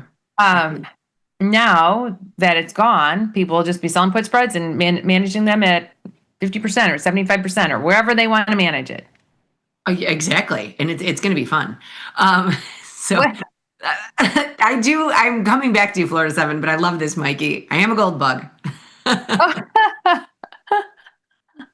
Okay, now Florida 7 said it was a Blue Origin rocket that exploded during a test, not SpaceX. Not SpaceX. I didn't know. It still destroyed the whole launch pad. I think the bigger issue the whole launch pad that was destroyed. Jenny, right? I'm not gonna lie to you. I was pretending like I knew the news because I had not heard this yet. I was like, clearly. Okay, if you see the images of the explosion, I don't know. I haven't done a lot of research into it, but it was massive, and I don't know how long it's going to take to repair that whole launch pad area. Really? Well, that's not good, I guess. It was in Florida. I'm pretty sure everyone in Florida could see it. Really? I think so. I'm going to someone post the video. Somebody post the video of the explosion that just happened. It was huge. I didn't see it. And I'm only chuckling. I'm not laughing about the explosion. I'm only chuckling because Florida 7, you did have a winner in HPQ earnings this past week. I don't think we ever got filled, or I didn't get filled. If I didn't. Let's go back. I love Florida 7. You're the best. HPQ. First, did we get filled? Yeah, we did. We did get it on. Yes. We did get it on. I didn't get it on. That's what happens. I try to put these into my account as we're doing the show, and I never got filled. If I don't make personal money from this, I forgot all about it. That's pretty funny, Florida 7. Okay, I'm gonna go and see if there's something. Oh, we're done, Liz. We're beyond. We are beyond our time. Oh my gosh. Okay, hold on. I do want to do this because I feel bad when we didn't get to everybody. I'm gonna retweet Ajit's. So thank you very much. I'm very much looking forward to AVGO because I've got a big position in that. You're not looking forward to Accenture? Your old No, because once again, I have skin in the game in AVGO. My skin is out of the game in Accenture. Nike. Well, Nike will be a big one because it's been a hot topic this year. We have a Nike position. Yeah, there's a lot. We got a lot to do this week. It's going to be a big week. It is a big week. All right, Jenny. I will see you tomorrow live from the SIBO's famous SPX pit. All right, I will see you. Everybody out there, remember to trade small, trade often. Laugh with us, learn with us, and watch the Liz and Jenny show. We'll see you tomorrow.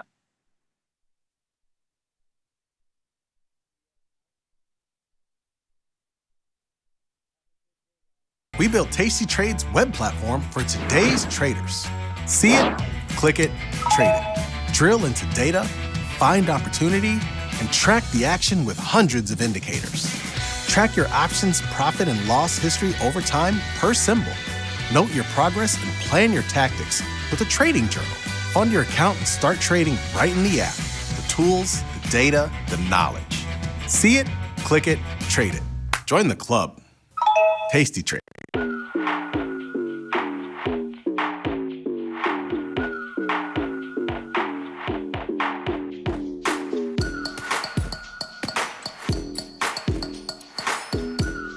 First thing about Tasty Trade is how easy it is. It's a very quick, light platform.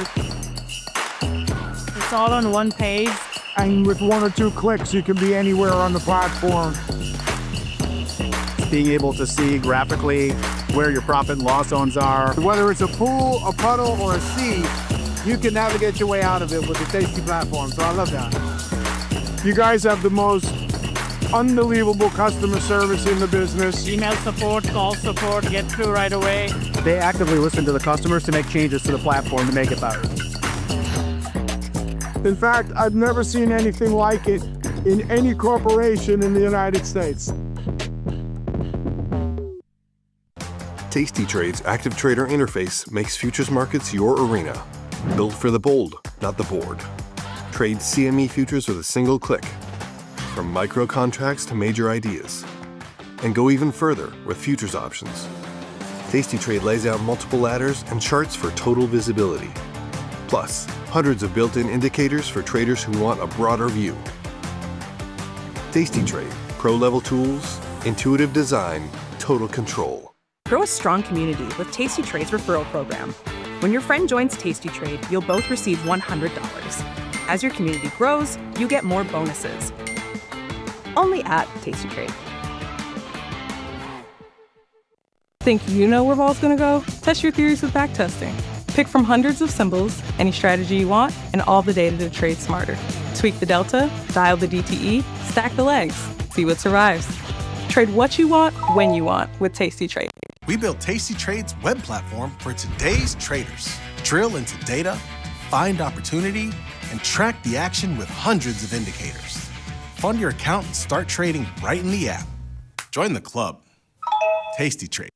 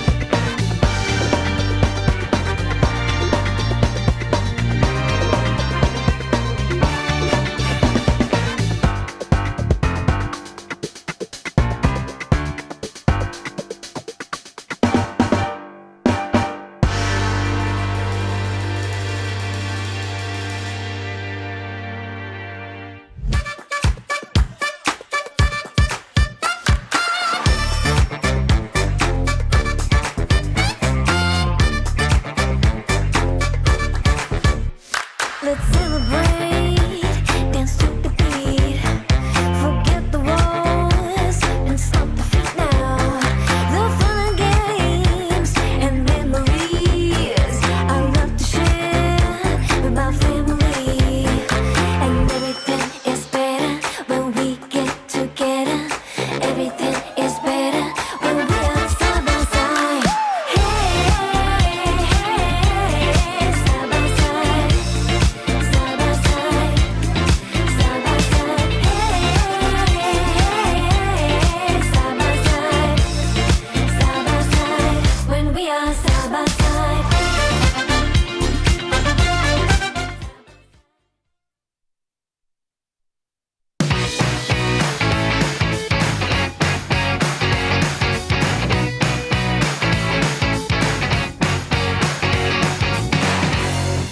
What's up, Tasty Nation? Welcome back to the show. Hope you had a good weekend. My name is Mike. I'm here with Jamal and, of course, Kevin from the NASDAQ. How you doing? I'm doing great. How are you guys doing?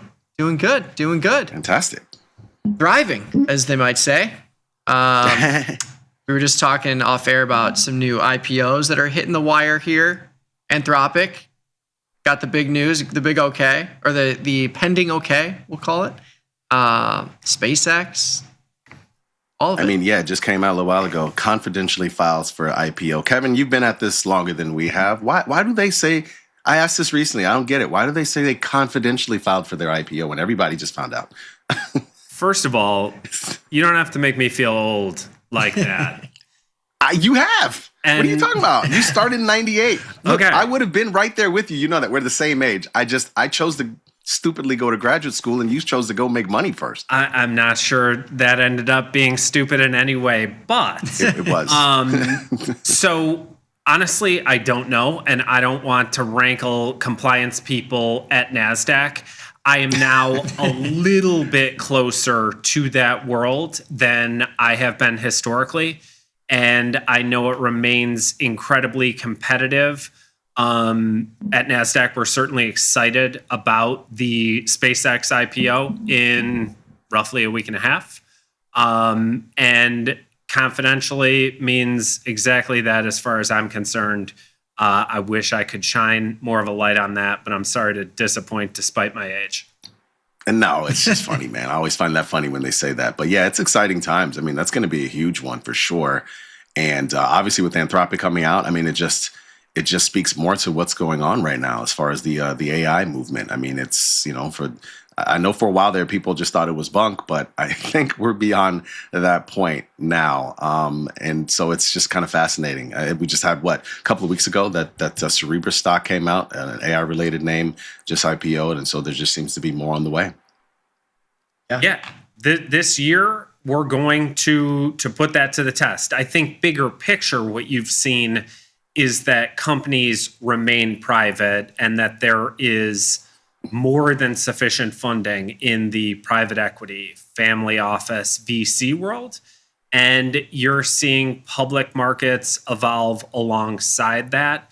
And it will be fascinating to see how this all plays out at the index level as 2026 sort of moves into the second half.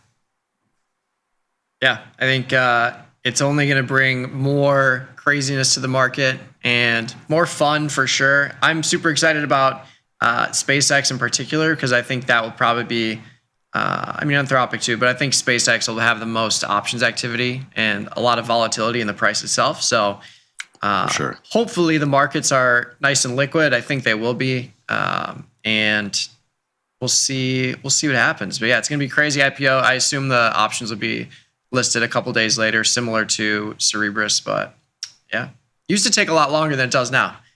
They want those options markets out immediately now. So especially certain names, right? Yeah. Kind of an interesting day in these markets here. Bitcoin down 3.5%, leading the way in the CME futures to the downside. Natty Gas also down 3%. You got gold and silver selling off 2% and 1% respectively. Everything else kind of chopping within that 1% range. But to the upside, crude oil, big rally here.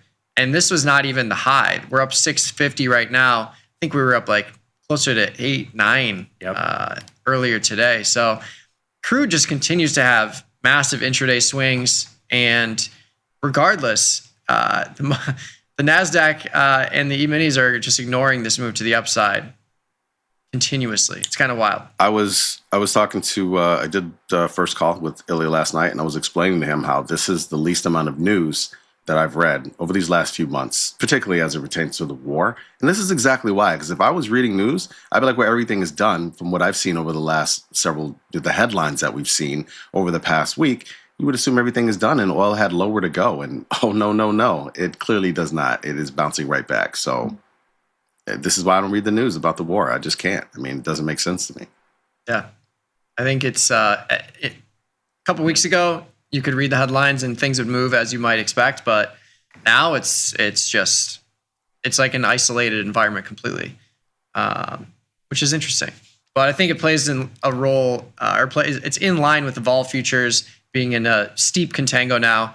Vol's up a little bit today, which is interesting, with the market up, at least the NASDAQ up. But yeah, kind of interesting here, and maybe we'll be looking at an inflection point sometime soon, but as long as the vol futures are in a 2-point contango, I think it's a tough hill to climb. But I saw the piece where you were covering how steep the vol futures were. I guess it was last night, and I think it's worth calling attention to that. Seeing month 1, month 2 at like a 2.25 or 230 carry with this much time ahead of expiration is unusual.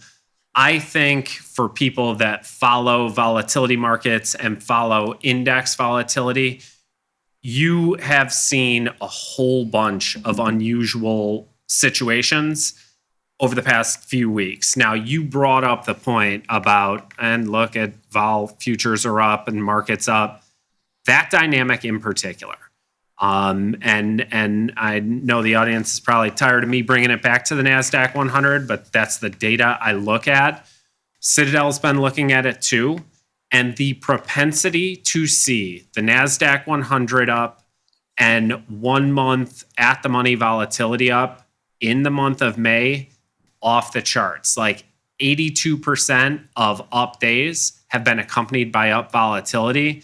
That is normally in the ballpark of 20%. And we are, like light years away from the highest ever monthly range for that. We're in unusual markets, kind of any way you look at it, but a lot of option-based measures are doing unusual things. For sure. And I think you're seeing a lot of individual options markets exhibit that, like with massive call skew and just spikes in implied volatility out of nowhere. But at the same time, you've got Trump telling you to buy certain stocks and they just go up 400% in 2 months. But those implied volatility markets are crazy too. Like IBM, Dell was the one last week, up 30 points again today. But you look at Dell, I knew it. And they had implied volatility increase after earnings, and it's still up there, 98.8% or 98.8 IV rank with 80% IV across the board. And you look at near-term vol with Dell at 450, you could just look at the 400, 500 strikes. And I don't even have to look at this to tell you there's massive call skew here just because of the velocity of the move to the upside. And it's just continuous to the upside. But craziness. Who would have thought? So yeah, Kev, what does that tell you with these names? I mean, you look at Dell, you look at Qualcomm, you look at Intel. I mean, insert any 4-letter name, and the vol is still high, and it's not earnings. And I mean, is that something to be worried about, or is that something that is just indicative of the times? I think both. I like the way you frame that. But if you look back through history, these types of dynamics can persist, but I think it gives rise to sloppy reversals. And while it is not sort of fashionable to be worried about downside in this market, I'm reminded of historical periods where after we see runs like this, the NASDAQ 100 is up 33% since March 30th. That's a 2-month time frame. If you look back at other similar 60-day windows, You're talking about the late 90s, very end of 98 and 99, similar behavior, a stretch just after 9/11, 2002 end of the year, which was the end of a vicious bear market, and March and April of 2009. So we're in outlier terrain in terms of behavior. We saw similar type of call skew activity where piling in on the upside. And I am not here to say it can't continue higher. Picking tops is a fool's errand. But I do think it can make sense, particularly in names or across a broad index, to kind of gracefully leg into some ostensibly cheap downside, but I don't want to be a wet blanket either. This could continue to go on. We don't see wild PE multiples like we did back then, but it has been an incredible year to date. NASDAQ 100's up 21% year to date, certainly 2 months. And looking back to the end of 2022, the market has blasted higher. And like most people have done well as a result of that. Insurance is not fun, but it you're grateful for it if and when, you know, the kitchen's on fire.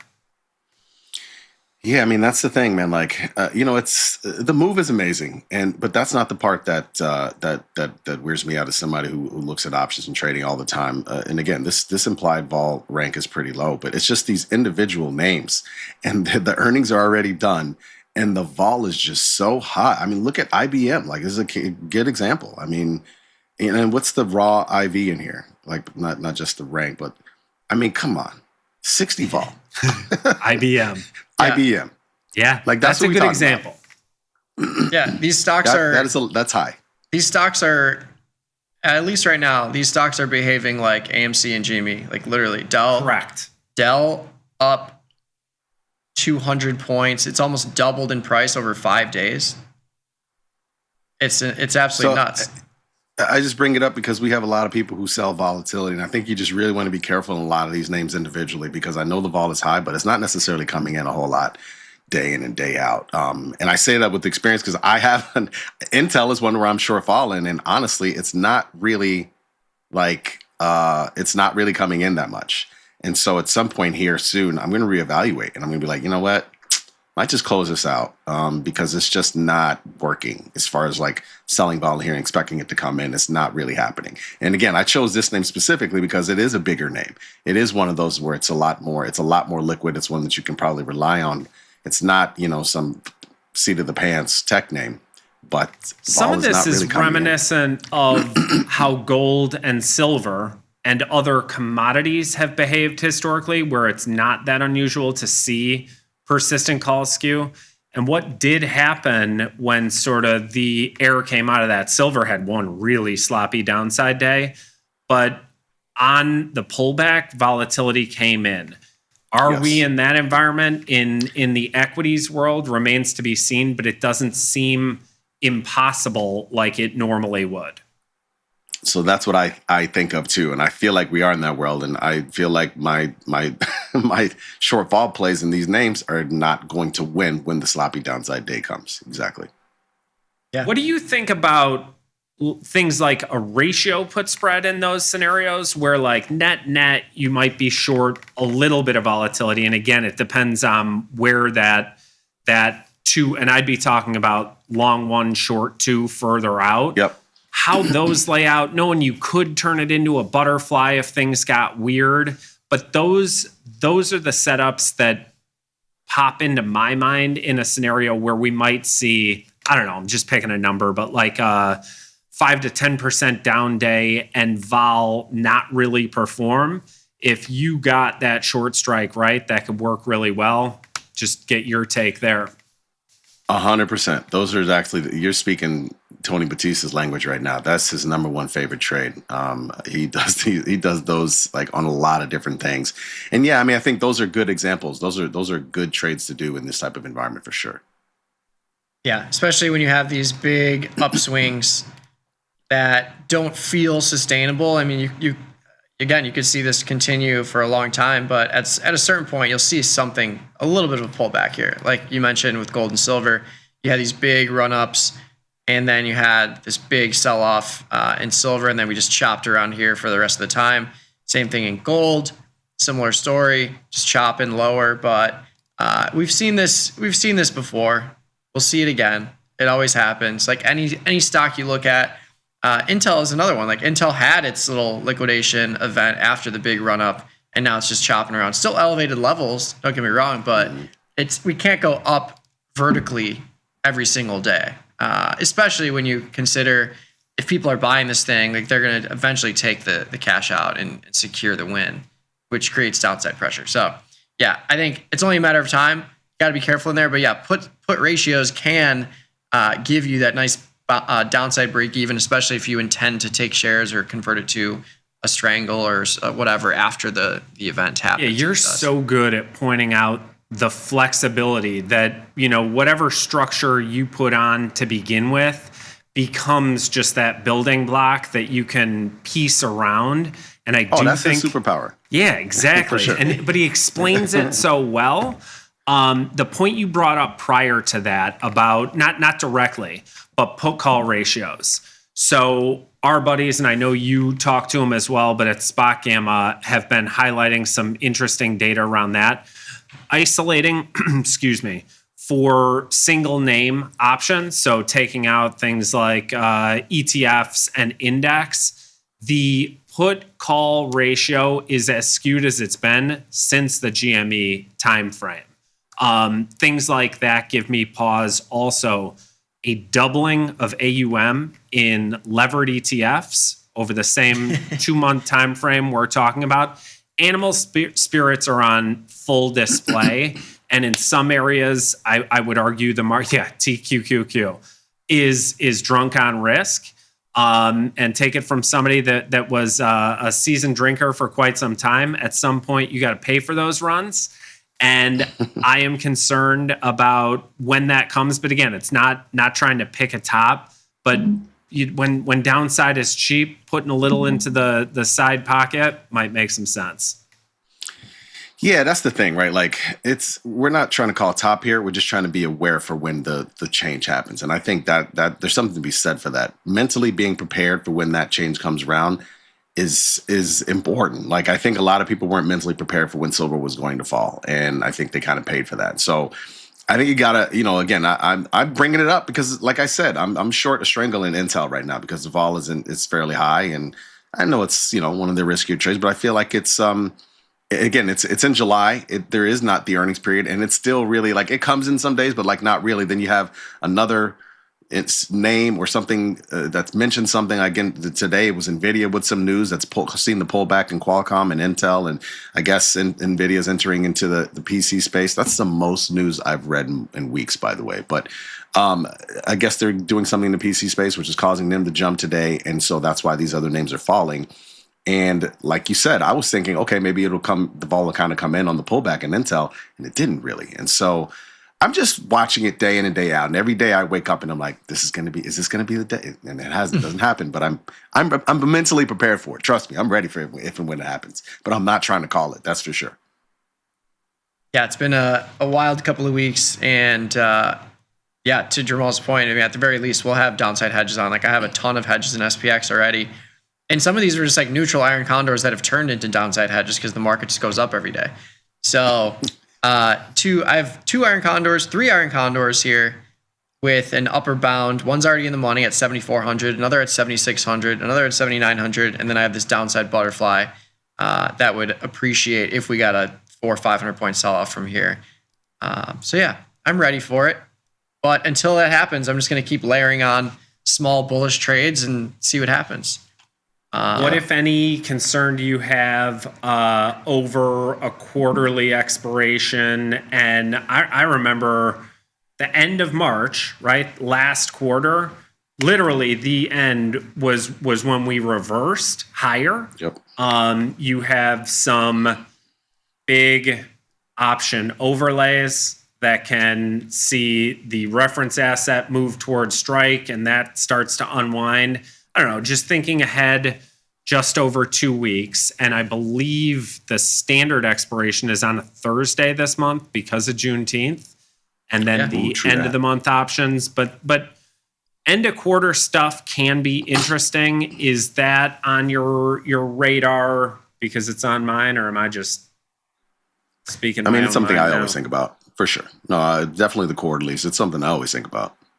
Yeah, I think you could see a big macro move if that were to happen for sure, because to your point, everything's rolled and positions are adjusted. But it is interesting because you do have, June 19th is Juneteenth.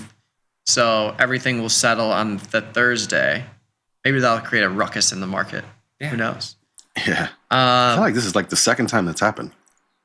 Yeah. Since that became I feel like it's landed on a Friday. Yeah. Pretty regularly. But yeah, market's still chopping around here. NASDAQ up 100. E-mini's completely flat. If you want to join us on the YouTube channel, we're streaming live there. Just head over to Tasty Live. You can throw in your trade ideas, questions along the right-hand side chat. Let us know if you watched Rad Airborne or from our discussion on Friday. Ask Kev. Is that a movie? Oh, yeah. We were talking about 80s movies on Friday. He and I did the live show. So Rad is a BMX movie and Airborne is a rollerblading movie. They were both like 80s, 90s cult classics, we'll call it. But we were basically just talking through like our favorite movies of all time. Yeah. And they just happened to be in that time period. So we were just listing off movies and the YouTube chat was like, oh, I got to watch that now. Fun. So yeah. We do have some slides that Kevin has graciously given us to discuss. You want to walk us through these and let us know what you're thinking? Sure. One of the examples of significant 2026 and 1 year look back is last week Micron joining the Trillionaire Club. Perfect. And you see this goes back whatever it is a decade, and the average market cap over that time frame for Micron has been 92 billion, and it is up to 1 trillion. Interesting, obviously a name that has garnered significant attention. Also interesting that of late, notionally, Micron calls have traded bigger than NVIDIA. And that's unusual. Just another example of some unusual stuff. The consistency of things like option volume measures and what dominates flows is fascinating, I think, for somebody that maybe would be outside the. It is so consistent. What's like top 10? It was screwed up earlier this year by moves in gold and silver, but like so consistent. Now to see a name like Micron pop into that, particularly on the call side, fascinating. And this Trillionaire Club just grows. We'll see if that continues in the future, but nothing really outside of that on my mind there. The more option-based measures that I shared in a flurry yesterday as I was thinking about this stuff are hopefully more interesting. Yeah, Micron's wild. It's up $65 today. It used to be a $300 stock just a few months ago. And now it's just up $50 to $100 every day. It's absolutely nuts. It's literally gone from 2026, it opened at 300. It's at 1,000 right now. So a cool 3x if you are invested in Micron. And I've been joking about this, but like soon you're going to see some yacht with that's named Micron or like MU or something like that. Oh yeah. And they're just going to be like, hey, did you buy calls by chance in Micron with maybe $100,000 that you turn into 100 million? Yeah. Yeah. Craziness. Yeah. So that won't be your yacht? It will not be my yacht. Okay, sorry. If it was me, I probably would not be sitting here right now. Yeah. Honestly. Nor would I. It would just be one of those things like, hey, hit it big. I hope you understand. Right. But I got to go like do some other stuff. Yeah. But I'll be in the Caribbean for the next few months. Yeah. Oh man.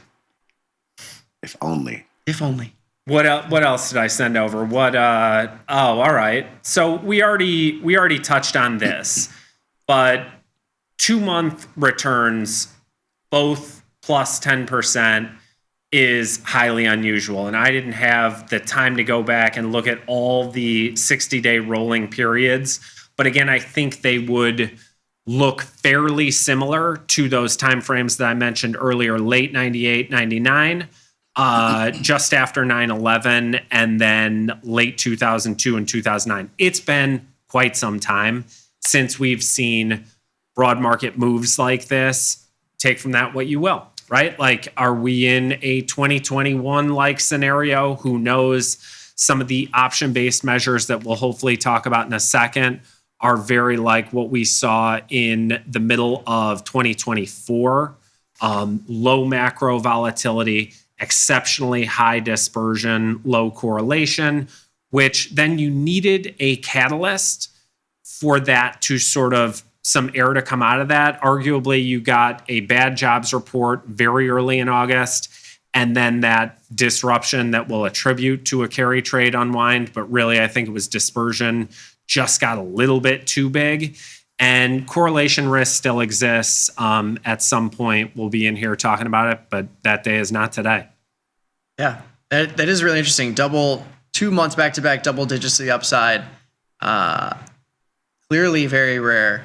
But I think it could be just the perfect storm of war plus AI plus, everything that's happening, and it's just compounding into this massive, massive move. With the other thing, look at the year-end totals. Yeah, that's what I'm looking at right now. I mean, holy cow! And 2020 was a killer year as well. It has been an amazing time to get to be able to advocate for the NASDAQ 100. And again, I don't want to be a wet blanket. I care about options, and they give you flexibility both ways. It's not fun to be in this business during vicious bear markets, and I'm not looking for something like that. But it wouldn't shock me if we had a couple sloppy days in the next, month or so, because this has been wild. Yeah. I think. Well, I mean, these last 6 years, the people who have, and again, we've seen a lot of options adoption in the last 6 years, and just look at the years. Look at what's happened in these years and the storylines and the things that have happened. And yeah, these year-end totals. It's wild, man. This has been, it's been awesome. Yes. But yeah, it's like you don't want to get too far ahead of yourself. But yeah, these year-end totals, man, 54%, 25, 20, and 20, like wow. And what's wild is now, I totally forgot. I don't know how I forgot this, but PDT rule going on Thursday.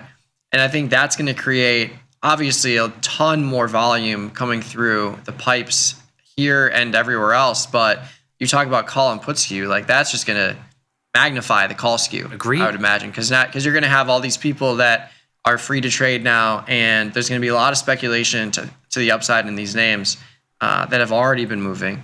And I think you could just see this continue for a little bit. But the further it goes up, the more sloppy the downside move could be if it happens. So yeah, after June 4th, Mr. Henry Swartz, who does such an excellent job with all his stuff at SIBO and putting together just all the size and volumes, his head's going to explode after this June 4th starts. It's going to be crazy. Because we're at average daily volumes 73 or 74 million this year. We're already on pace for another record year.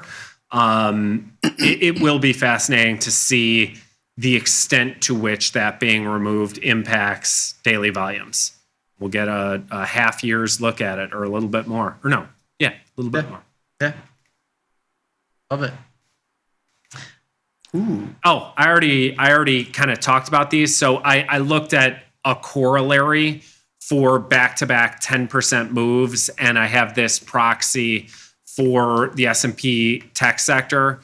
One of very few indices that have nearly replicated NASDAQ 100 performance over a long time frame, but it's still below it. And so you see these green highlights, and they're back-to-back 10% gains in technology. Take from that what you will. They happen during unusual periods, and I'll leave it at that. What type of unusual period we're in right now remains to be seen. And again, it could continue for quite some time. I think we could be here before long talking about an S&P 8,000. And I don't know what the we've already blown through 30,000 here. But at some point, you got to pay for this, because I think this is more like a late 90s backdrop right now, but one where they make a ton of money. as opposed to the beginning of a huge run like March 2009. Oh, this is a good one, Kev. This is a good one. What you got to say? Oh, this. I mean, what's on sale, guys? I don't know. Oh. I don't know how many ways I can say that. You could go back a lot further on this. Now, just to make clear what we're looking at least until, right now, there is always at the index level a slight premium for out of the money optionality downside relative to upside. So the x-axis, the y-axis is the volatility spread between 25 delta 1 month puts and the calls. So on average, that's around 6 vol points. We are down to 3.4 as of Friday. The only lower period was July of 2024. I highlighted October 29th of last year, which was the high point in the calendar year of 2025, before there was a little fear put in the market. And just, the beginning of March, those same 25 delta puts were trading 13 vol points over. So just downside on a relative basis is cheap. If you look at that red highlighted portion, we're in the first percentile or 99th percentile, depending. If you flipped it around for calls, we'd be in the 99th percentile. That is a reflection of how the market has been behaving lately. Yeah, for sure. And I think when you look at far out of the money options, you're going to see put skew in SPS, XPX, NDX, et cetera. But kind of the near term, like within 100 points, it's much more flat than I would have imagined, which I think speaks to the lack of put skew here. And I think that is, to your point, making those options cheaper. And you can construct really cheap butterflies. Like that's been our go-to. Correct. Is just getting into the butterflies where you don't have to pay as much for the near term or the near strike put. Yep. You're still collecting a lot for the further out of the money puts, because that is where that put skew will be, like that crash risk is priced in. So yeah, I love it. But if we can pop over to the previous slide, the third slide with the graph, I think it was really interesting here because like 2009, 2002, 2001, those moves, and I guess the 1998 move, were following a pretty decent sell-off. So I think that's like the setup. Like if you're going to have double-digit back-to-back months to the upside, it's probably after a sell-off. But that November, yeah, the November, December 1999, that was just a continuation rip to the upside. And then if you can see on the other side, that's when you had that big kind of sloppy sell-off that resulted in more chop to the downside with a few recoveries. Now, here's where I got to be the old guy. Kind of sloppy sell-off. Oh, you use it when it works, huh? Puts it very, very sort of pleasantly. Yeah. Because the sell-off from the 2000 highs was not pleasant. Mm-hmm. And then in the middle of it, you have 9/11. And there was like this sort of patriotic bounce in the middle of that. But then it continued, and you had things like accounting scandals, WorldCom, Enron, et cetera, until we kind of bottomed in 2002. And then the other one, March of 2009, has really been the generational bottom. Yeah. But that's it. We haven't seen, there's been like the nearly 20% in the S&Ps in late 2018, 19. Anyway, I cut you off, Jamal. What were we saying? No, you didn't. I'm glad you mentioned that. I mean, like the Enrons and the scandals, and in 2008, obviously we know what happened there. I mean, these were very bad things that were lying under the surface and nobody knew about. I mean, is that eventually? I think that's the thing that needs to be brought up when you talk about the expectation of a sell-off and why these things happened. Is that the case? If and when there is a big sell-off, if for some reason there's a big sell-off. There's sell-off and then there's correction. If there's a correction, which clearly that was what the case was in 2000, and obviously in 2008, and it's so funny how small this makes 2008 look now. But when you have those for these very bad reasons, is that what eventually is that something that, and there's no way we can even know or plan, but is that what eventually causes that, right? Like, not just because things are going too high, like that's not a reason to sell off. New highs is not a reason to like correct. I would argue that typically it's leverage, and the leverage was more in the system historically, and now I think it's dispersed across a whole bunch of investors that are much more well informed. But there are pockets of froth here. Like if you pull up SOXL, again, going back to this growth in AUM in levered exposures, 3x the daily return of the semiconductor index, okay? That thing is trading like 250,000 options, leverage on top of triple leverage daily. Yeah. That's too much. That's a lot. It's like Four Locos or something that you can no longer buy at the 7-Eleven because like nobody really needs it. Four Locos, that's a good call out. I used to, I've had one or two of those. Luckily, my heart is continuing to. It was not a good decision then, and like, I'm sorry, I'm the old guy here. It happens. But yeah, to your point, SOXL trading at 227 right now, but it's had a 40-point range on the 27th, 25-point range on the 28th, 20-point range, 20-point range. So it's like 10% up and down every single day. It's wild. Yes, and where's SOXS now? I mean, I thought they just split adjusted this thing like a month or two ago, and they're gonna have to do it again. Yeah. Oh, that's the short? Yeah. Double short? Oh my God. Big short. Yeah. I tried getting in it in May, and after a couple of days, it was like, this is pointless. Okay, are there options on that thing, and what kind of volume are they doing? I think so. Oh, there are. Yeah. Interesting. I don't imagine a whole ton of, I don't know, who knows? Yeah. I don't know. Yeah, it is interesting though, because like you still have massive implied volatility here, but like, what could this option even be worth if you get a move? That's the question.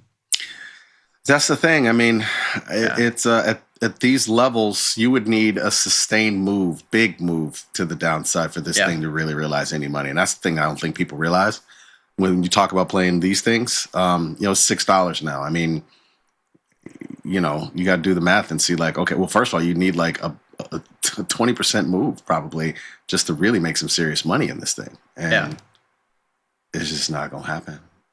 Yeah.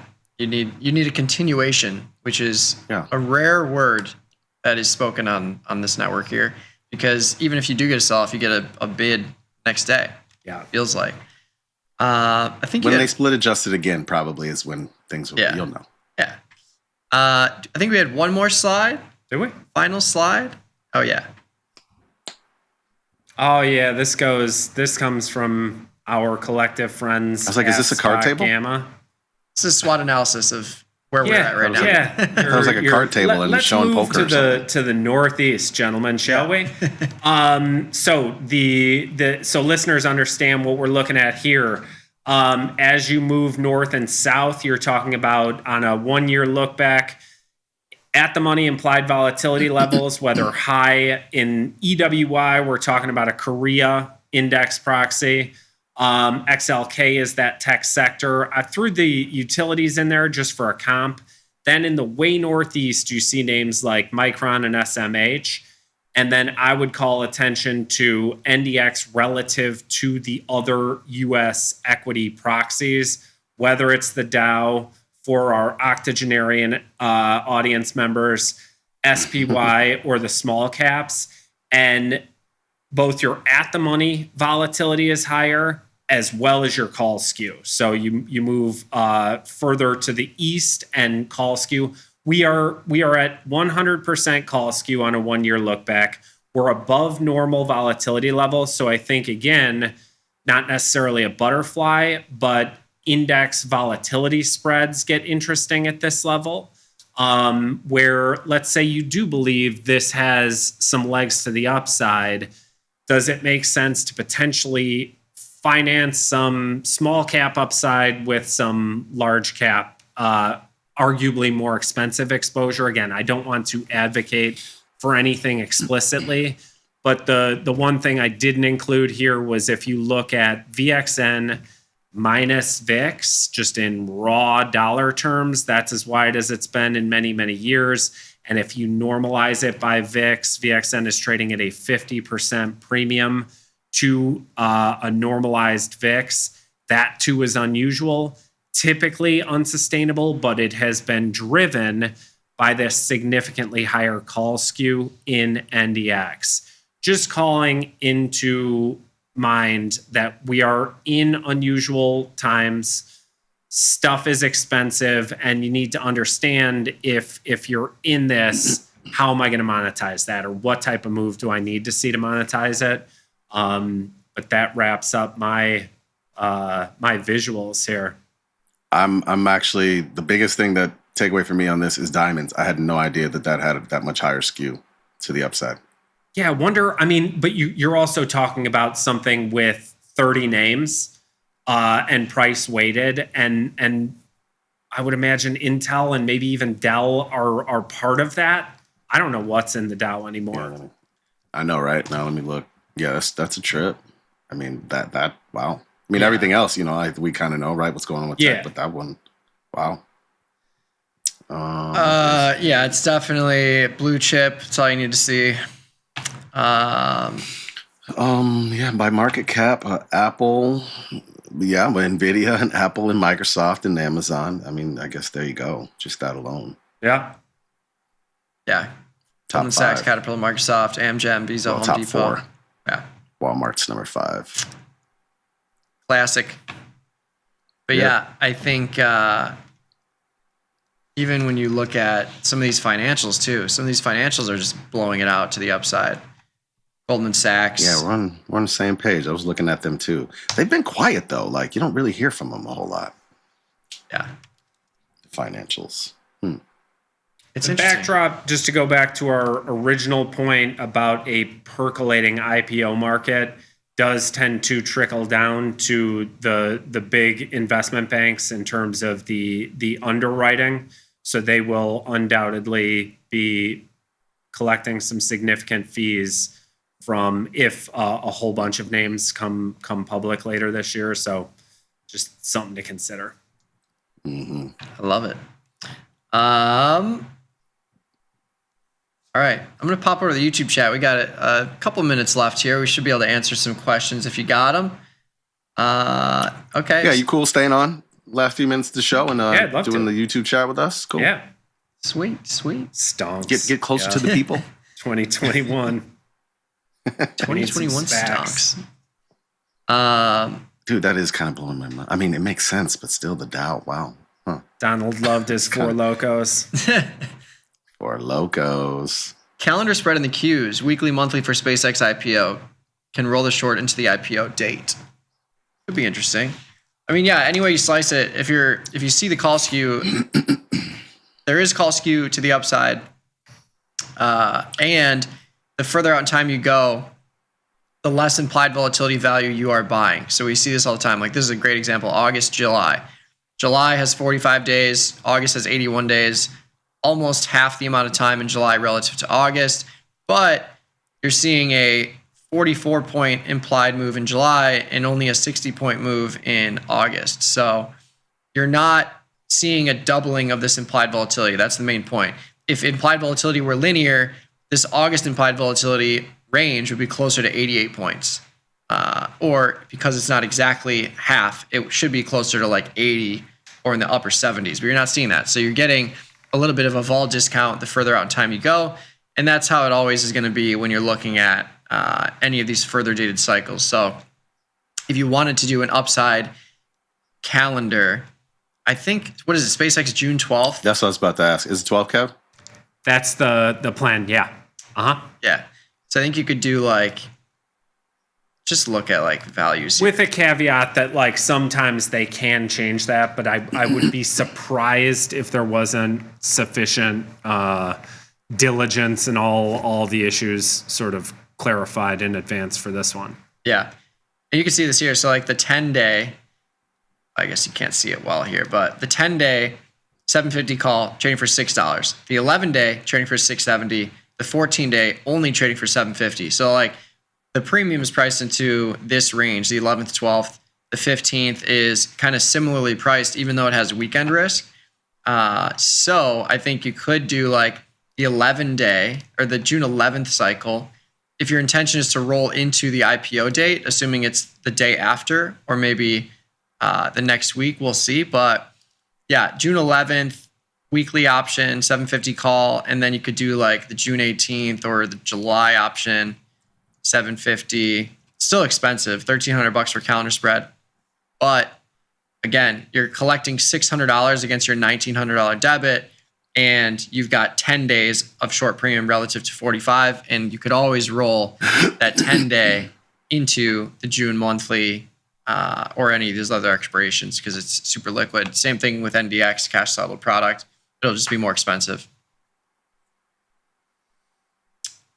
Can someone comment on what Jamal said, that Tony's favorite trade is exactly the strategy he deploys? Put ratios. Yeah, put ratios. Yeah, I mean, I feel like in every one of his options trade today podcast shows, he's doing like a downside ratio spread. Yeah.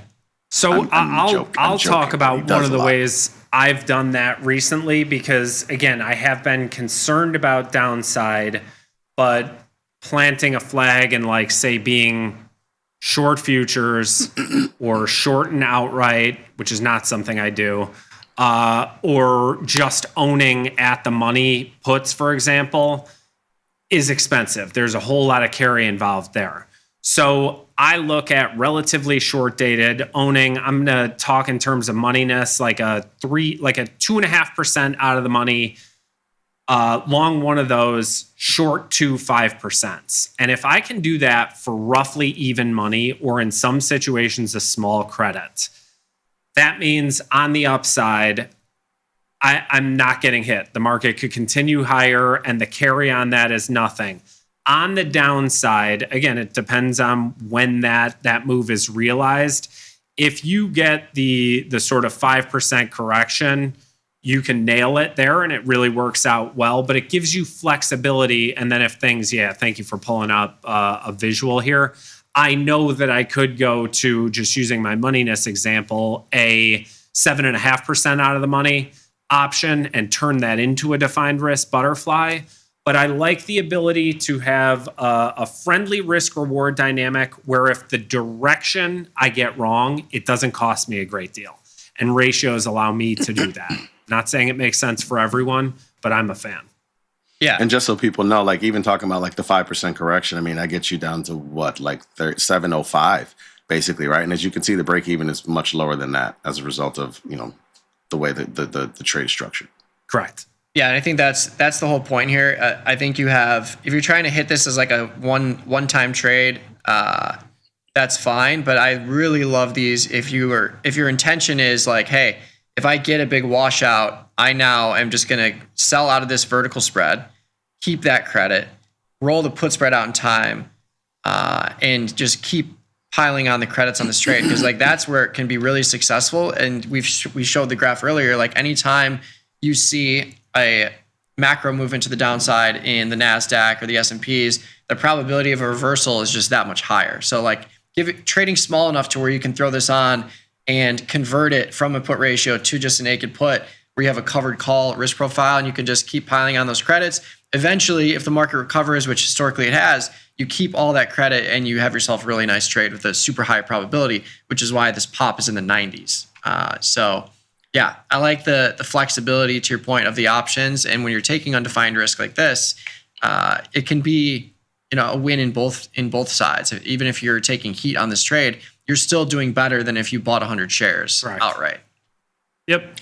The only thing that I personally don't love about these trades is like you don't necessarily make, like theoretically you're not necessarily making money when it makes the move, and it depends on the fashion of the move. Like if it's sliding down, that's perfect. This trade is perfect for that. But if there's a big massive move, like say 3.5% to 4% move quickly, right? This thing, the downside is going to explode a little bit, and that's the only thing that I don't always love about these. I don't have the patience for these, I'll say. I really don't. I almost prefer butterflies and a wider butterfly. And you're not going to make, obviously, nearly most of your money on the butterfly, but you will make some to the point where you'll feel good about maybe what you made, and then you just kind of decide whether to close it out or not. You're never going to fully realize not even maybe 30% of the potential P&L on a butterfly, right? Like, it's just the way that they're structured, and you mostly make money at expiration. But if you get somewhat of the move, I'll feel validated on the trade that I put on. You know what I mean? I'm really talking psychology when it comes to trading. But you know full well that is part of this. That is a significant part of this. And if you sort of compartmentalize, why am I doing this? And I like stuff where if I'm wrong, it doesn't cost much, and every once in a while I can be right, and it pays. It allows me to be wrong on a whole bunch of stuff in the future, and not everybody is cut out for that psychologically. We like, predictable, relatively small wins, and I'm okay taking little slices here and there, but I do like, if you get those big moves, to be part of it. Yeah. There's something wrong with my wiring. I think there's something right with your wiring.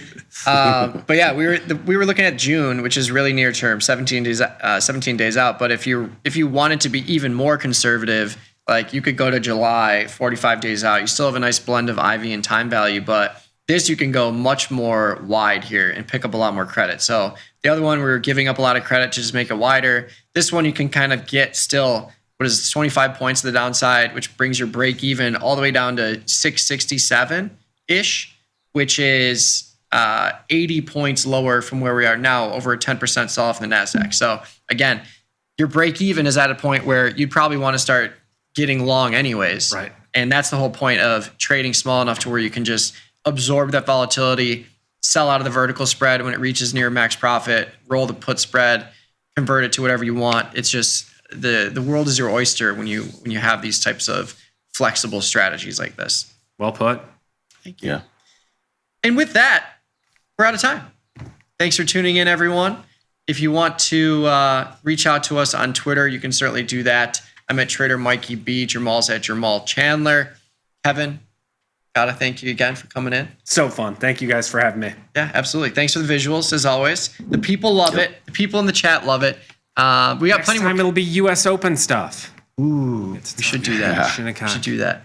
Here's how I'm taking my trading knowledge and applying it to U.S. markets, U.S. Open market betting. I can't wait for that. It's gonna be Stay tuned for that episode. Yeah. Thank you, guys. You got it.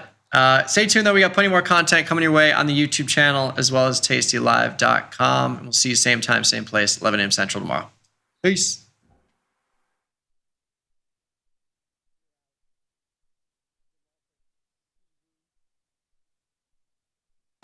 Tasty Trade's active trader interface makes futures markets your arena. Built for the bold, not the board. Trade CME futures with a single click. From micro contracts to major ideas. And go even further with futures options.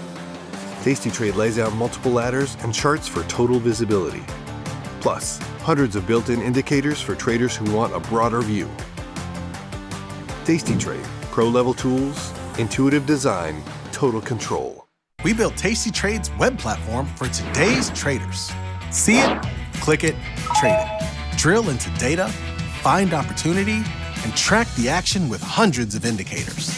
Track your options profit and loss history over time per symbol. Note your progress and plan your tactics with a trading journal. Fund your account and start trading right in the app. The tools, the data, the knowledge. See it, click it, trade it. Join the club. Tasty Trade. Investopedia says we're the best for options trading, period. Investors Business Daily raves about us. With stockbrokers.com, we're #1 for options trading and best in class for futures too. The Motley Fool really likes us, and so does Broker Chooser. So what else can we say other than boom? Trade like a trader. Tasty Trade. Make your move. I've got some huge news for traders everywhere. On June 4th, the pattern day trader rule will be replaced by new intraday margin rules. Tasty Trade has been advocating for an updated PDT rule for years, and we're ready to go on day one. You'll have more flexibility to manage risk when and how you want. Join Tasty Trade today.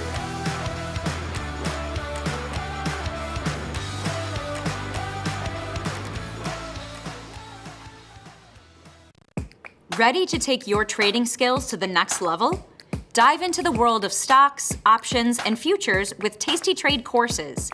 Whether you're a beginner or more advanced trader, our courses can empower you with the knowledge to succeed. Watch as our team in Chicago shows you how to use the Tasty Trade platform and go over the basics of trading. Perhaps you'll learn about a new strategy or a potential product for your portfolio. To find our courses, go to the Manage section of our web platform or head to courses.tastytrade.com. Start taking control of your financial future. Visit our courses today.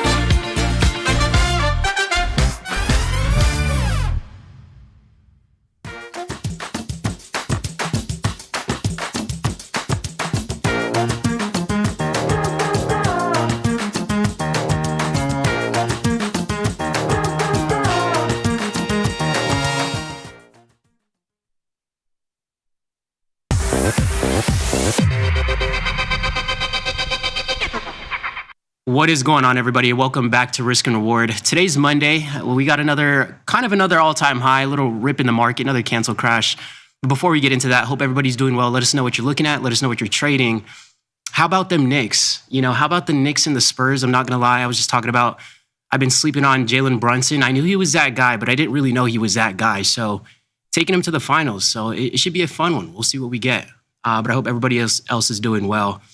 And with that being said, we can go ahead and jump straight into the Tasty platform and take a look at, what's been moving in the portfolio today.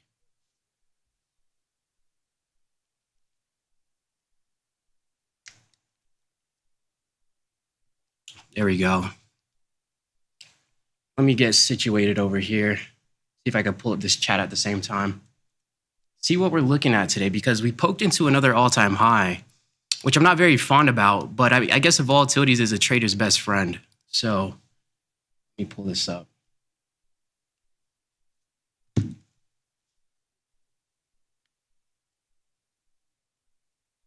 There we go. Are you sure you're okay? Yeah. I'm all good, brother. Hop. We got a couple position on here today. We got the Meta position. We got the QQQ position. Meta's one I wish we would have taken off a little bit sooner. This one's getting the beat down on the day, 21 points to the downside. So now we're sitting break even on that one, but we still have 17 days left till expiration. So we're going to keep it on a little bit, see if time will work in our favor. But if Meta continues to put in lower lows and new lows into the market, we're going to be forced to manage this one. So it had a really nice update just a few days ago, and then it's pretty much given back all of its gains. So we'll have to be patient for that one. And then we have QQQ. We sold an out-of-the-money call spread there, but with us continuing to rip to another all-time high, it's not doing this position justice. So we're going to try and hold off with putting on more short deltas to the downside. But I mean, good Lord, this is still the most insane market I think I've ever seen. And anybody that's been trading longer than me, maybe 10, 15, 20, 30 years, let me know. Have you guys ever seen a bull rally like this before? Especially without having any 2% pullbacks, on the way up, or at least a 1% pullback. So it's been a little bit tricky in these indices on this end. What's going on, nice boy? Happy June 1st. Happy new month. I always love a new month in the market. It kind of feels like a fresh slate once again, but super excited for June 4th with the PDT rule finally being abolished. There was a couple moves that I wanted to do in the market, and I didn't even want to use the futures. And I was like, man, I wish today was June 4th so I could at least scalp some of these cheaper contracts just to get a little bit directional exposure in some of that morning volatility. So I think this Thursday, I don't really know how it's going to change the overall sentiment of the market, but I could assume a lot of the volumes for the 0 DTE will definitely go up, maybe a little bit more volatility on the 0 DTE contracts, but another opportunity to take advantage of short-term price momentum in the market. And once again, volatility is a trader's best friend. So if there's some instruments that we could use that require less buying power for our account, I think that'll always be a good thing. What's going on, Jared? I can't tell what's reacting to what. The market spiking because USO gets a red candle, or USO selling off on market spikes.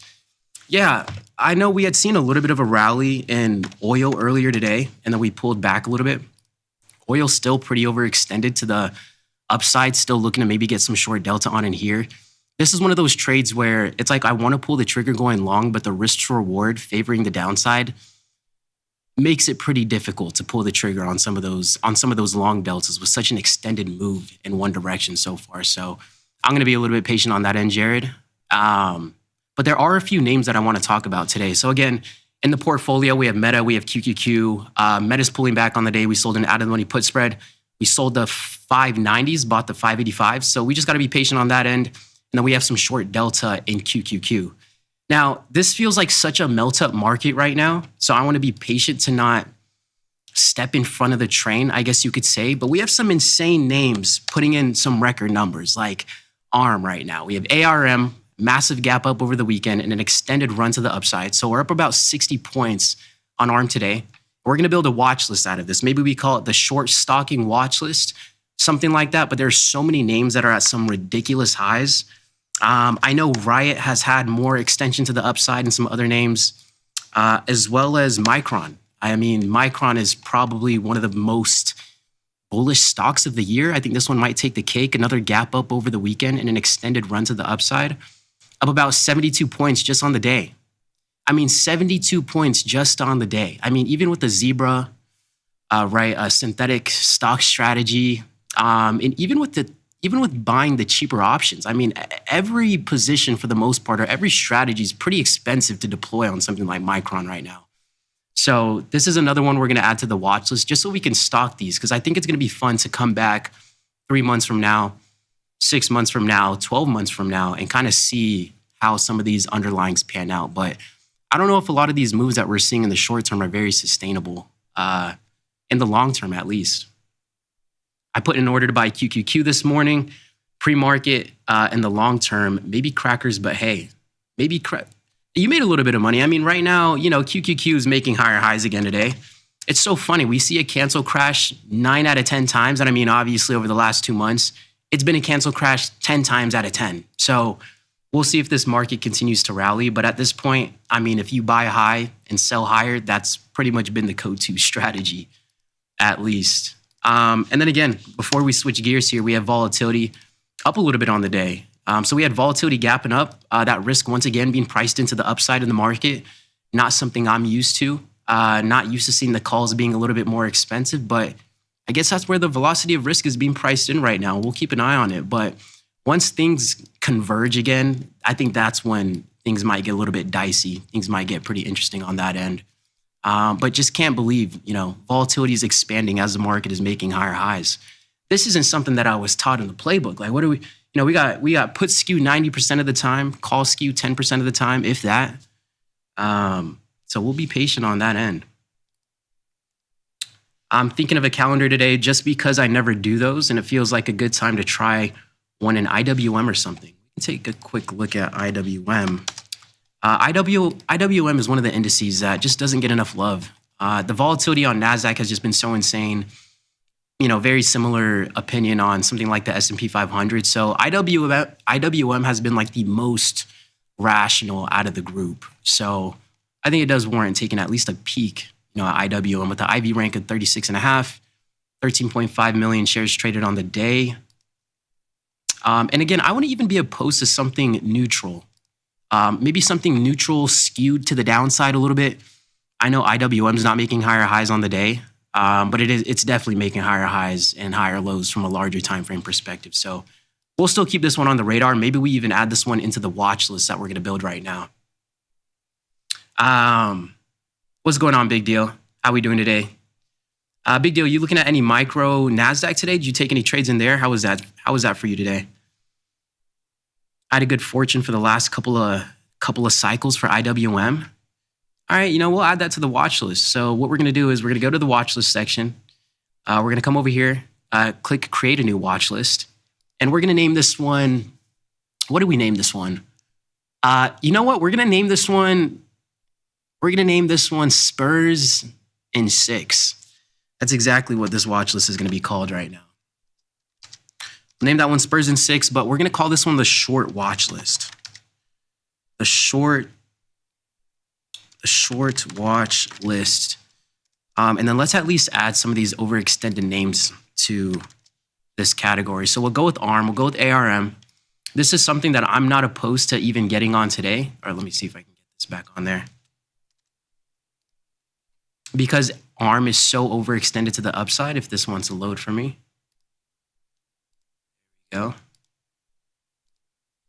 There we go. So since ARM is so overextended, I'm not opposed to getting on a little bit of short delta. If it were to be in any of the other indices, I'm not going to get more short delta on in there since we have the QQQ short call spread on in there. So we'll be patient on that end.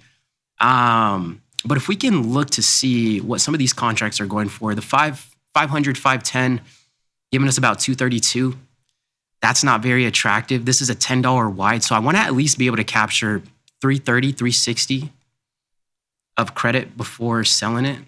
480, 490, 470, 480, 280, not enough credit. And then now we're getting a little bit too close to the stock price. So we're going to have to pass on ARM for now until we can circle back around. You'll get a direction and long Vega. Calendars. Yeah, we could take a peek at some of the calendars as well. Big deal. No, I didn't. Nephew just started summer school. Well, shout out to your nephew. He's putting in that extra work. I know one of the years when I went to, I didn't go to summer school, but before I went into my first semester of college, I went into this program to where I can get some extra credits before the actual school year started, speaking of summer school. And that was the first time we went whitewater rafting. So, and met some of my best friends, like to this day, in summer school. So I think that there's a lot of pros. There's a lot of networking opportunities in summer school too. So shout out to the nephew. We're going to add Riot to the list. We'll add ARM to the list. Can you guys think of any other overextended tickers? We're going to add Micron to the list as well. We won't get short delta on all of these, but whenever it's warranted, we'll try to get short delta on one of these that we have in the watch list. If it looks wrong later, you can just make it horizontal too for a while. That trade management, always a must, nice boy. Good points there. But we got Riot, and we'll also go check out the other watch list to see what's mostly extended on the day. Let's go ahead and go to high options volume. Obviously, Micron going to be taking the cake, top of the watches for the day. SNDK, another one that I haven't looked at for a while. But this one's chugging along as well. So we're going to go ahead and add SNDK to the watch list. Go back to Spurs in 6. SNDK. Go. And then we'll also add, I know there's a few more that we can get top of mind. I know AMD might be still near its highs, INTC near its highs. And let me know how you guys are doing with these positions. I know since I missed the initial run on AMD, INTC, NVIDIA, all those insane breakouts that we had seen, I pretty much was just sitting sidelined until we get some sideways behavior, some more choppy action, or some type of reversal.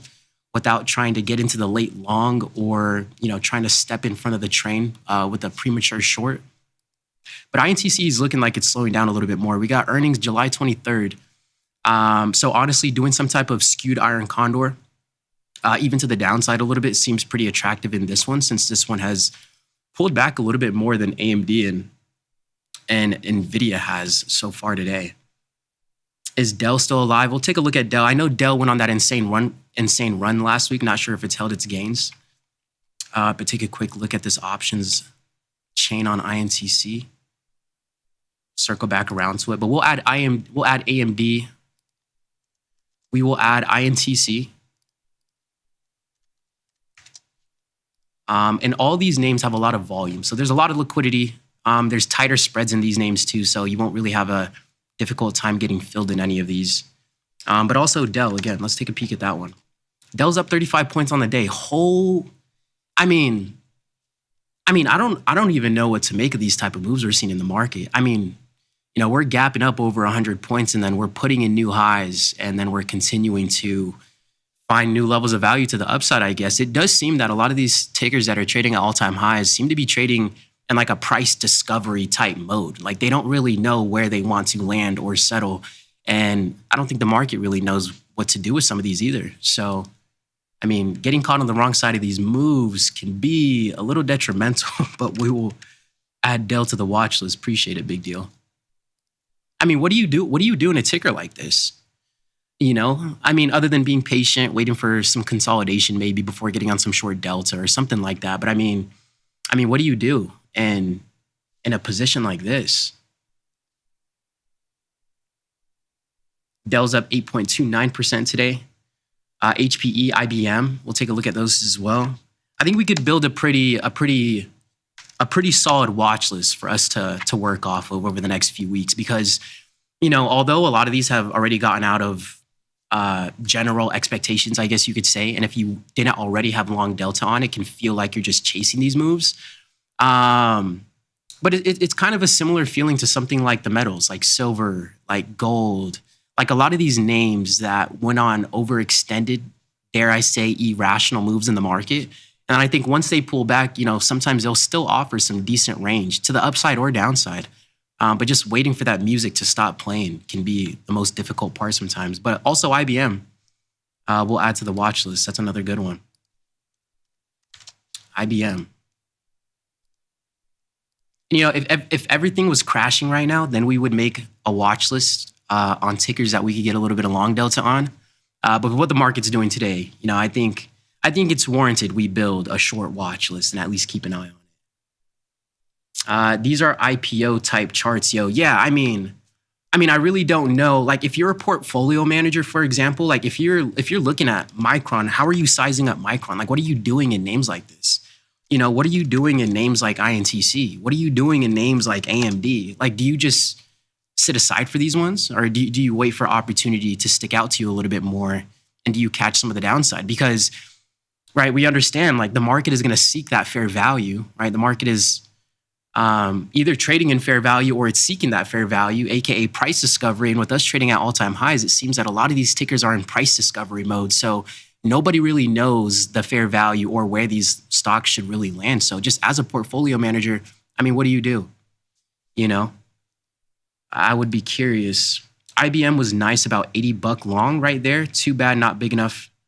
That was fast. Yeah, a lot of these moves, absolutely insane. I know IBM put in these 3 consecutive green days, going from about 256 to 326. And we're talking about IBM. We're talking about that slow, boring, moving ticker that's in like every single example textbook that teaches you about stocks. So it's crazy to see even something like IBM put in this type of velocity to the upside. You don't enter Dell now, haha. Yeah, I don't think that's going to be the move. I can't lie and say that selling an out of the money call does not seem attractive right now on Dell, just because of how parabolic and like straight up the tail end of this move is. I'm curious to see what type of volume this has traded. So let's go ahead and look to see if we can add the volume bars at the bottom. We'll go volume. If we get the subgraph, Yeah, we'll go volume, subgraph. So yesterday, interestingly enough, guys, today Dell's putting in a larger range from a price standpoint than Dell did last Friday. But last Friday, Dell traded about 42, just under 42 million shares on the day. And right now, Dell has only traded 14 million shares today. Right? You would have thought, okay, maybe there was a lot more volume coming into the market over the last few days for us to put in another all-time high and for us to continue to put in another all-time high throughout the day. But I mean, we've traded just a fraction of the volume that we had seen last Friday. So some food for thought, I guess you could say. Yeah, I don't think we're gonna step in front of this one. If the credit was a little bit more attractive, I really wouldn't mind getting on a defined risk with such an aggressive move up, but we'll stay patient on that end. How about Apple? Yeah, I know Apple hasn't been getting as much love lately. There's been so many volatility. There's been so many volatile products to really choose from. But it looks like Apple has actually been creeping up very slowly, kind of stair-stepping its way up, not taking these elevator up type moves like a lot of the other underlyings we're taking, but Apple definitely still in the race there. Let me see if we could zoom out a little bit more. Let's go to a weekly, get a little bit of a larger time frame perspective as to what's been going on in some of these names. But yeah, I think I'm gonna be patient on Apple as well. It's such an awkward position to sit in, especially once again with something like Apple. You know, we're trading at the highs. We put in another all-time high yesterday. Now we're trying to pull back, but that pullback is very minuscule. So I think we can still add this one to the watch list, though. I think it definitely meets the criteria as for what we've been looking for. But just about every single one of these in place, so it'll be fun. Fund managers don't care as long as they hit their annual targets and get those fees. Man. Yeah, I mean, definitely those fees for a portfolio manager, you know. It's definitely nice to get paid a fee regardless of what your P&L is saying. So portfolio managers, they're eating regardless. But curious to see, you know, and maybe some portfolio managers were able to capitalize on some of these moves, which probably will give them some of their best years that they've ever had if they're catching moves like Micron, SNDK, any of those as well. So VIX just can't get any love over 16. No, not at all. And I think all eyes has been on VIX for the most part. You know, as we make higher highs, volatility still collapsing here. But I think it's gonna take a pretty serious pullback, I think, in the market for us to even get a pop over 25 on VIX. I think for us to get a pop over 25 on VIX, we would have to see like 1,000 points to the downside, or at least 2,000 points to the downside. And I really don't even think that's that aggressive, just because you know, NASDAQ is trading at above, you know, 30,000. I think we were trading at around 30,500. So I mean, a 1,000, 2,000 point pullback is barely, you know, a drop in the bucket in terms of what we put into the upside, at least over the last 60 days.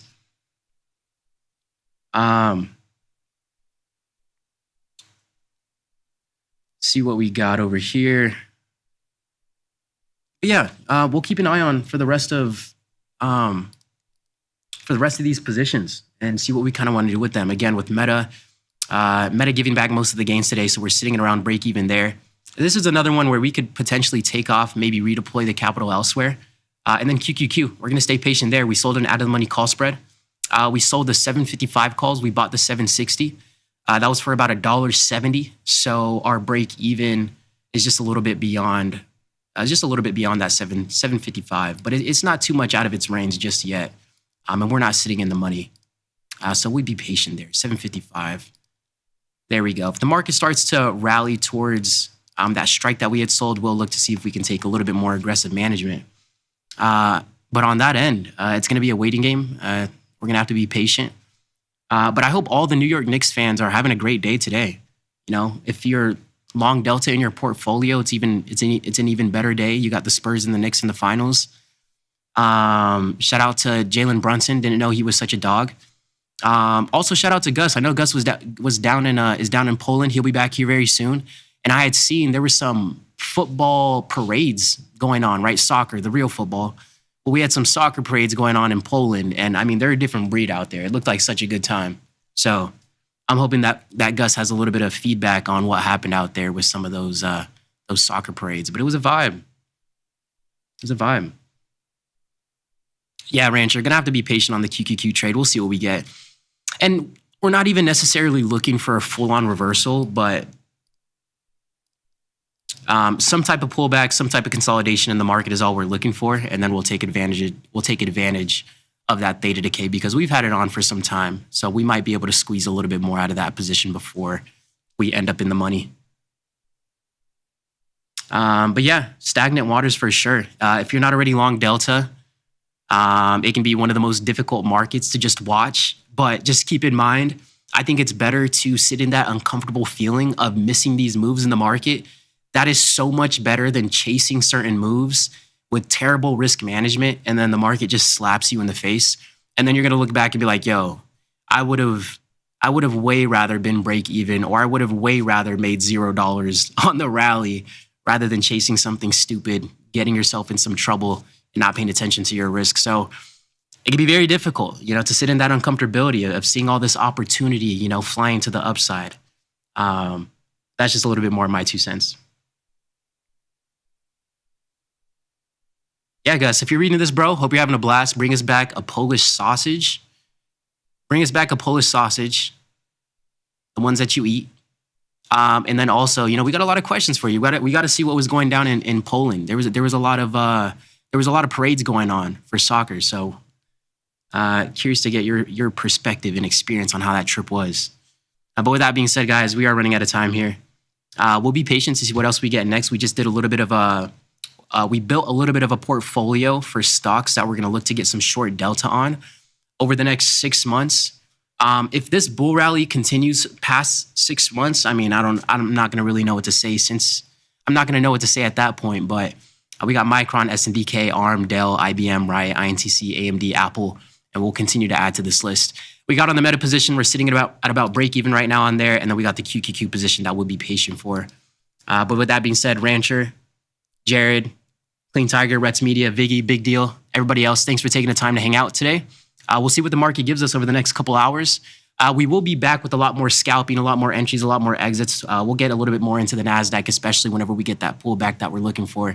But with that being said, be sure to stay tuned for more segments coming on next, and we'll catch you guys next time. Peace.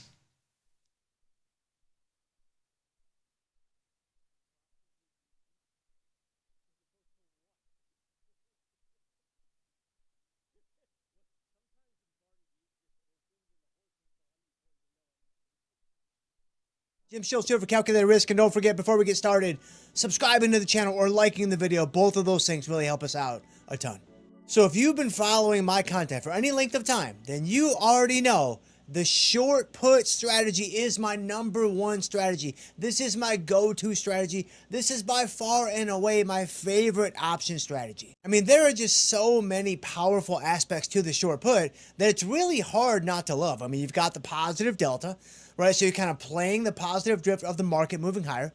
You've got positive theta, so you're allowing time passing to work for you. You've got that decay that's going to help you on that position. And then lastly, you have negative vega, right? And volatility likes to contract. Volatility likes to move lower. Sure, it can spike and it can expand and all those kinds of things, but generally speaking, it likes to move down to the lower end of the range. So you have all three of those things working for you. Well, here is something that's pretty wild.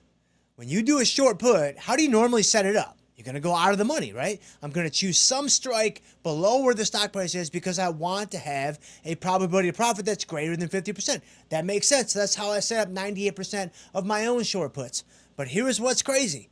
Even if you went in the money with your strike selection, you're still going to have a probability of profit that's greater than 50%.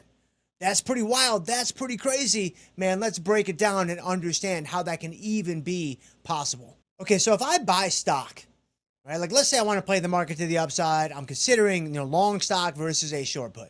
If I buy stock, then in the short term, that's a 50-50 proposition.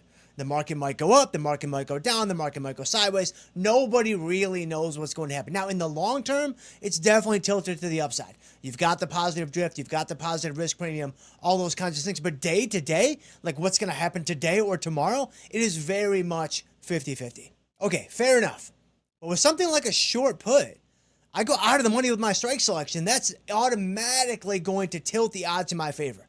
All of a sudden, my probability of profit is greater than 50%. Now, of course, that's a really nice gimme. There must be a pretty solid gotcha somewhere around the corner. Well, yeah, my upside is capped.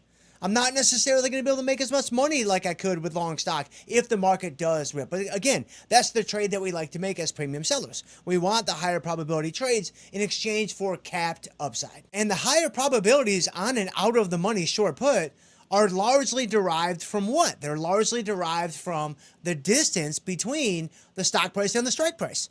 Right, like I've got this buffer, I have this margin for error that even if the stock goes down a little bit, but it stays above my strike price, I'm going to be in a pretty good spot. So that naturally is going to produce probabilities in excess of 50-50. But here's what's crazy. Even if you go in the money, with your strike selection, you have no distance now. There's no buffer. There is no margin for error. You're still going to see a probability of profit that's greater than 50%. How is that even possible? Well, let's dive into Tasty Trade and let's take a look. Okay, so here I am inside of my Tasty Trade platform, and I'm just looking at SPY. Like, let's just look at the S&P 500, and let's start with, if I wanted to buy stock in SPY, what would that look like? Well, I would go here, I would click the ask, and then what happens? I see my trade bar, which we just talked about on a recent calculated risk, and I'm looking at the breakdown, and what I see is the probability of profit, as you can hopefully clearly see right over here, is 50%. Right? Again, in the short term, it's 50-50. In the short term, it's a coin flip. In the short term, it's essentially, half to the upside and half to the downside. This is what stock is always going to be. And it doesn't matter what stock you might look at when you're trying to figure out what the probabilities are for a given stock position. Like if I close out of SPY and I bring up QQQ, the NASDAQ index, similar thing. I go to QQQ, I click the ask, I want to buy my 100 shares, and hopefully you can clearly see my probability of profit there is also going to be 50%. So again, stock ownership in the short term, 50-50. Okay, so let's go back to SPY, and everything we're going to talk about here for the next couple of minutes, this would apply to any stock or any index. You're going to see the same phenomenon, so you can kind of play around with this on your own. So let me I'll go into the June cycle with 56 days to go. So obviously you've got the stock at 711. All of my strikes that are over here on the Tasty Trade platform, these are going to be your out of the money strikes. These are going to be your out of the money put strikes, to be even more specific. And again, when we're setting up short puts, typically we start with an out of the money strike. So for example, I may want to sell this 35 delta short put at the 695 strike. I sell that guy and I see my probability of profit is 70%. And of course, if I go further out of the money, I'm going to have an even higher probability of profit, but I'm collecting less. If I go not as far out of the money, I'm going to get a lower probability of profit, but now I'm collecting more. So again, it's the classic gimme gotcha exchange between probabilities and premium collected. But the point here is I'm out of the money, and you can see my probability of profit is greater than 50%. That's exactly what we would expect. Okay, but now let's start moving our strikes such that we are no longer out of the money, but we're at the money, and then we're actually in the money. So if you look at what happens, you've got SPY at 711. Let me move all the way up to the 710 strike, which would essentially be the at the money strike. It's still slightly out of the money, and so you could certainly make the case that, all right, Jim, we're not quite there yet. Oh, don't worry, we're going to get there in just a couple of seconds. My probability of profit here is 63%. So I'm still way better than a coin flip for essentially selling an at the money put in SPY. But look what happens, and focus on this probability box, if I go deeper and deeper in the money. So I go to 715, which this is now clearly in the money. This is in the money by a few dollars, by a few points. Probability of profit, still 61%. I go to the 720, probability of profit, still 59%. I go to the 725, probability of profit, still 57%. I go to the 735, probability of profit, 54%. So let me stop right there, because you might be wondering, Jim, what is going on? Like, how is this even possible? I'm selling an option that's super deep in the money, and yet I still have a better than 50-50 proposition. What is driving this result? I don't have any buffer. I don't have any distance between the stock price and the strike price. So what is possibly driving my better than 50-50 proposition? Well, it's going to be this little ditty over here on the side. Extrinsic value. When you sell an option, whether it's out of the money or in the money, it really doesn't matter. You're going to be collecting extrinsic value. You're going to be getting paid for the additional risk that you are taking from the unlimited risk in that trade. And that is represented by the extrinsic value in the option. And so because an in-the-money option still has extrinsic value, that is what is driving a probability that is greater than 50%, even though you are in the money. Because if you sell this 735 put and SPY just stays right here, it doesn't move at all, are you going to make money on the trade? The answer is yes. How can that be? It's because of the extrinsic value. Because at expiration, 56 days from now, we know that the option price is going to collapse down to its intrinsic value only. So I'm going to keep any extrinsic value that I sold. I mean, this is the game that we typically play and we're very familiar with the out of the money options. So all these guys up here. I'm used to selling premium. I'm used to collecting the extrinsic value out of the money for the 670 strike, the 680 strike, the 690 strike, and what have you. But when you go in the money, the same principle applies here as well. You're still collecting extrinsic value, and you're going to get to keep that extrinsic value if you were to hold the trade all the way to expiration. And also, another very important thing to recognize here is if you sell an in-the-money option, like for instance, if I sell this 735 strike, not only am I collecting the extrinsic value, but the option price that you see right here, this is built from not only extrinsic value, but also intrinsic value, of course. And option prices must sell for at least their intrinsic value at minimum. And so whatever in the moneyness, whatever intrinsic value the option currently has, I'm going to collect that on order entry. And so if SPY were to rally from 711 all the way to 735, let's say, then that's going to be the best case scenario for me because I'm going to be able to keep my extrinsic value and I'm getting paid for all the intrinsic value that I sold all the way down from 711 up to 735 because this difference in price, 711 to 735, is about $24. Let's just call it $24 to make it a little simpler. I'm being compensated by those $24 here. Well, what happens if SPY rallies from 711 to 735? Those $24 go away. Those $24 disappear. So those are no longer there. And remember, when I sell an option, I want the price to go lower. I want the price to go down. So even though the stock is going higher, that's what I want, of course, with a bullish trade like a short put, the option price itself is going lower. And so the $24 that I sell right now, because that's what the intrinsic value is in the option today, if SPY does rally and the $24 goes away, I get paid those $24 by way of the option price going down by that intrinsic value. So I'm not losing out on the stock price appreciation. I want to make sure that that's really clear, that everybody understands. It's no different from buying stock in that way, but it's a better than 50-50 shot because the extrinsic value in the option, which is always in options, which is why we like to sell premium as option sellers. So let's bring this whole thing home. Stocks in the short term, 50-50.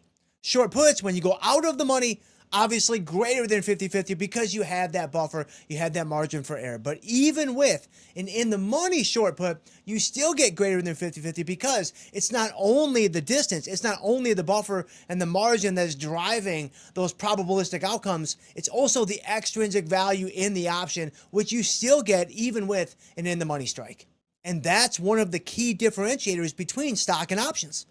Right, short-term, day-to-day stocks are always a coin flip, but options can always be better than a coin flip for you, the premium seller, and we'll see you guys next time.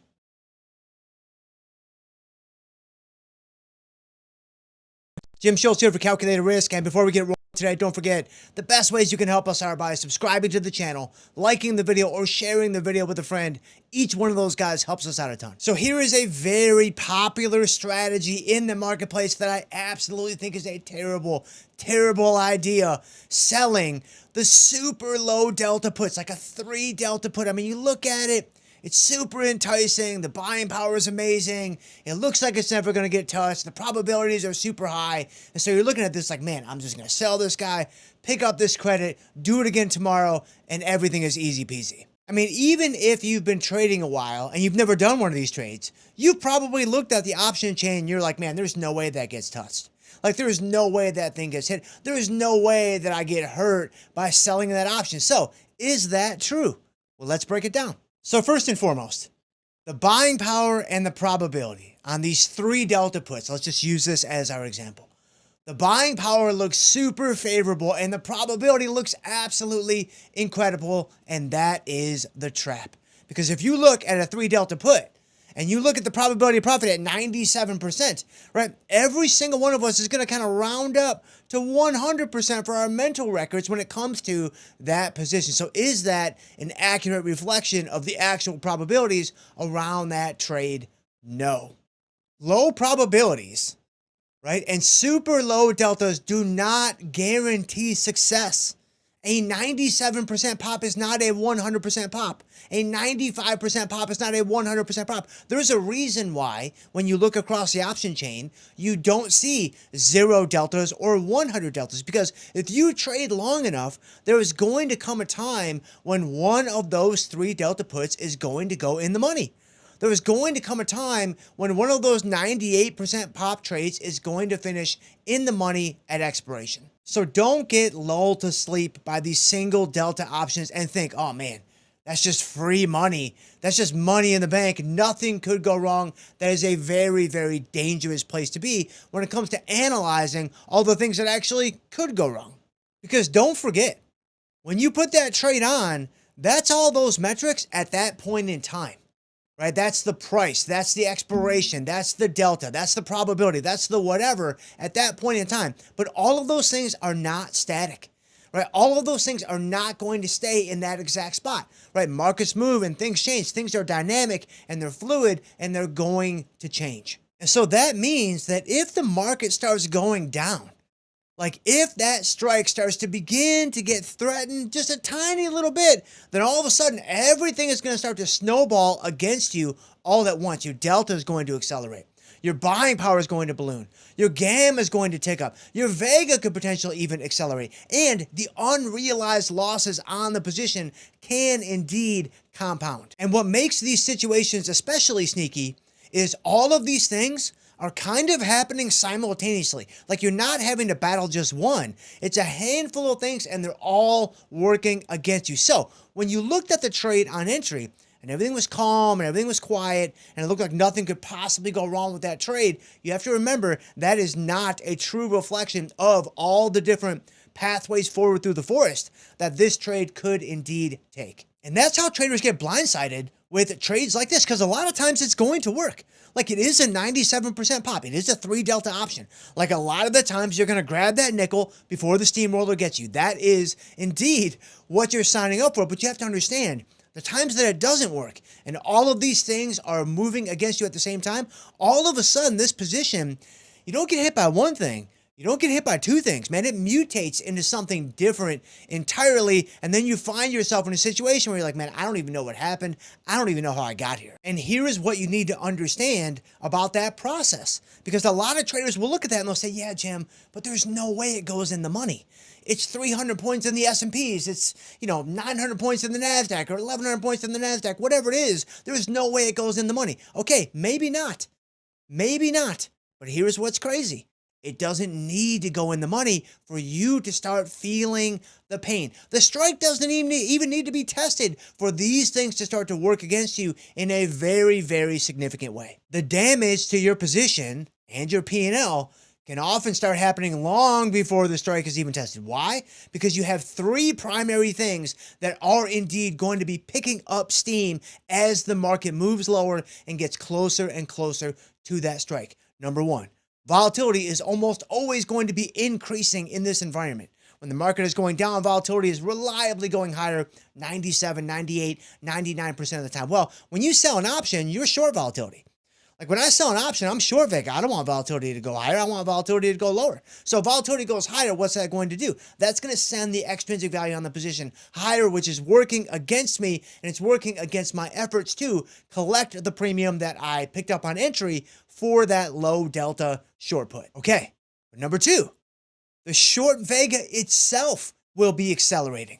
And so this is another Greek. This is a second derivative Greek that's called Vama, and it measures how Vega itself changes as the market moves around. And Vama tends to be highest for these single delta options. So if you sell a 3 delta put or a 5 delta put or a 4 delta put or whatever, those options tend to have very high Vamas. So what that means is if the market starts approaching that level, again, it doesn't have to get there, but if it starts moving in that direction, all of a sudden your sensitivity to volatility is picking up. So you're getting hurt by the actual volatility spike itself, but then each additional point that volatility does indeed increase hurts you even more because you're getting more and more sensitive to changes in volatility because your Vega is accelerating because your Vama was super high on order entry. But then number 3, you have something that I like to call the proximity effect. And this is essentially the relationship between the stock price and the strike price. As the stock price begins to approach the strike price, again, it doesn't have to get there, but if it moves in that direction,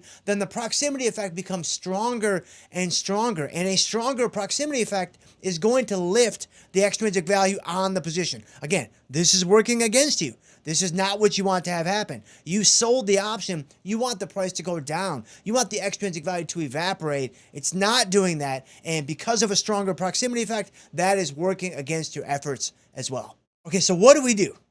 What's the fix? What's the big takeaway? Like, look, I get it. I understand, right? Those low delta options, they look like guaranteed winners. They look like free money. They look like selling options for income. They look like all that garbage. But it's not real. None of it's real. Now, I'm not saying you're not going to win. I'm not saying you can't be successful with that strategy. But what I am saying is the risk return, man, it just doesn't make a lot of sense. Like, it just really doesn't make a lot of sense because so many things, a lot of them that are kind of hidden on order entry are stacked against you. And if one of them shows up, they all tend to kind of show up. Now, if you really like trading really high probability strategies because of your style and your risk tolerance and risk aversion, whatever else, that's totally fine. Like, go for it.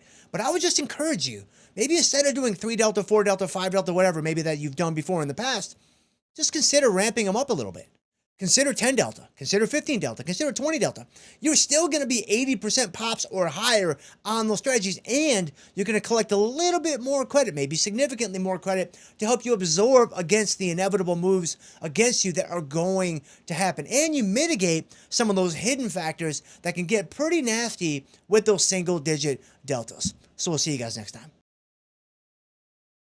Jim Schultz here for Calculated Risk, and don't forget, before we get going today, the best ways that you can help us are liking the video, subscribing to the channel, or sharing this video with a friend. All of those really help us out a ton. So once you get in the arena that is the markets and you start putting some reps in, man, something really special happens. You begin to start to understand and recognize opportunities. You begin to start to spot trouble areas down the road that might be coming with different positions or different things that you have going on. Or, as we like to call it here on the network, you begin to develop market awareness. Because at a certain point, you can understand all the technical stuff. Like, you can understand the strategies, you can understand the Greeks, you can understand your watch list and your stocks and all these kinds of things, have your whole system in place. But there's a certain type of experience that only comes with exposure to the markets. You can't get it from a book. You can't get it from a podcast. You can't get it from a YouTube video. Oh, the irony, right? You have to be in it. You have to be exposed to trial by fire. So today I want to work through 3 specific examples that my hope is will help you speed up your learning curve in developing your own market awareness. So let's go. So here's one that I see happen all the time, especially with newer traders who want to sell premium, not collecting enough credit. So let's take a short put spread, for example. You like the trade, you like the setup, you're checking out the Greeks, you're looking at the positive time decay, you're looking at all these things, you're feeling really good about the strategy, and you put it on a super high probability, and everything looks great and feels great. But when you look more closely at the actual trade, what you realize is you can only potentially make $1, and your risk in the trade is $4. So maybe you have a $5 wide spread on that you sold for $1, you are risking 4 to make 1. Like, this is a super high probability trade, and so it's going to work out a lot of the time, and you're going to be able to get whatever profit target you want on the trade. But when it doesn't work out, which is also coming, man, it's going to really, really sting. And of course, we have no problem risking more to make less. I mean, that is quite literally the price of admission when it comes to wanting high probability. But generally speaking, we'd like to be a little bit more balanced, right? We want to maybe risk 2 to make 1, or risk $2.50 to make 1. Risking 4 to make 1 is a little bit too skewed in the direction of the overall risk on the trade relative to what we would typically do. Similarly, let's say you're looking at a naked strategy. So now you're looking at a short put, and you're looking at this super deep out of the money guy, probability of profits like 98, maybe 99%, selling for 50 cents. You're like, man, that is free money. There is no way that that market is going to hit that level. That looks like just walking over into the corner and picking up a pile of cash. Is it really that easy? No, it most certainly is not. In fact, ask anyone who has sold those puts basically any time in the last 2, 3, maybe 7, maybe 10 days. Man, those trades can get really, really, really hairy really, really, really quickly. So whenever we do an undefined risk strategy like a short put, we want to make sure we're collecting enough to justify the undefined nature of that risk. And so generally speaking, we're at least $1 bare bones minimum, but typically $1.25 or $1.50. There has to be some economic significance in the potential profits on the trade to make it make sense in the first place. Man, those super deep out of the money, those super high pop puts that look so juicy and they look so enticing, be very, very careful with those. In my opinion, the gotchas far outweigh the gimmies. Okay, next up, trading stocks that have earnings coming up in like 2 or 3 weeks. So it's not soon, it's not like today or tomorrow, and it's not super far off into the distance. It's kind of right in that no man's land scenario. So you're looking at this trade, you're looking at a potential strategy for a stock that has earnings coming up in like 14 to 21 days. This can be a really, really difficult trade to make because as time goes on, as you get closer and closer to the actual earnings event, implied volatility in the options is going to get bid up.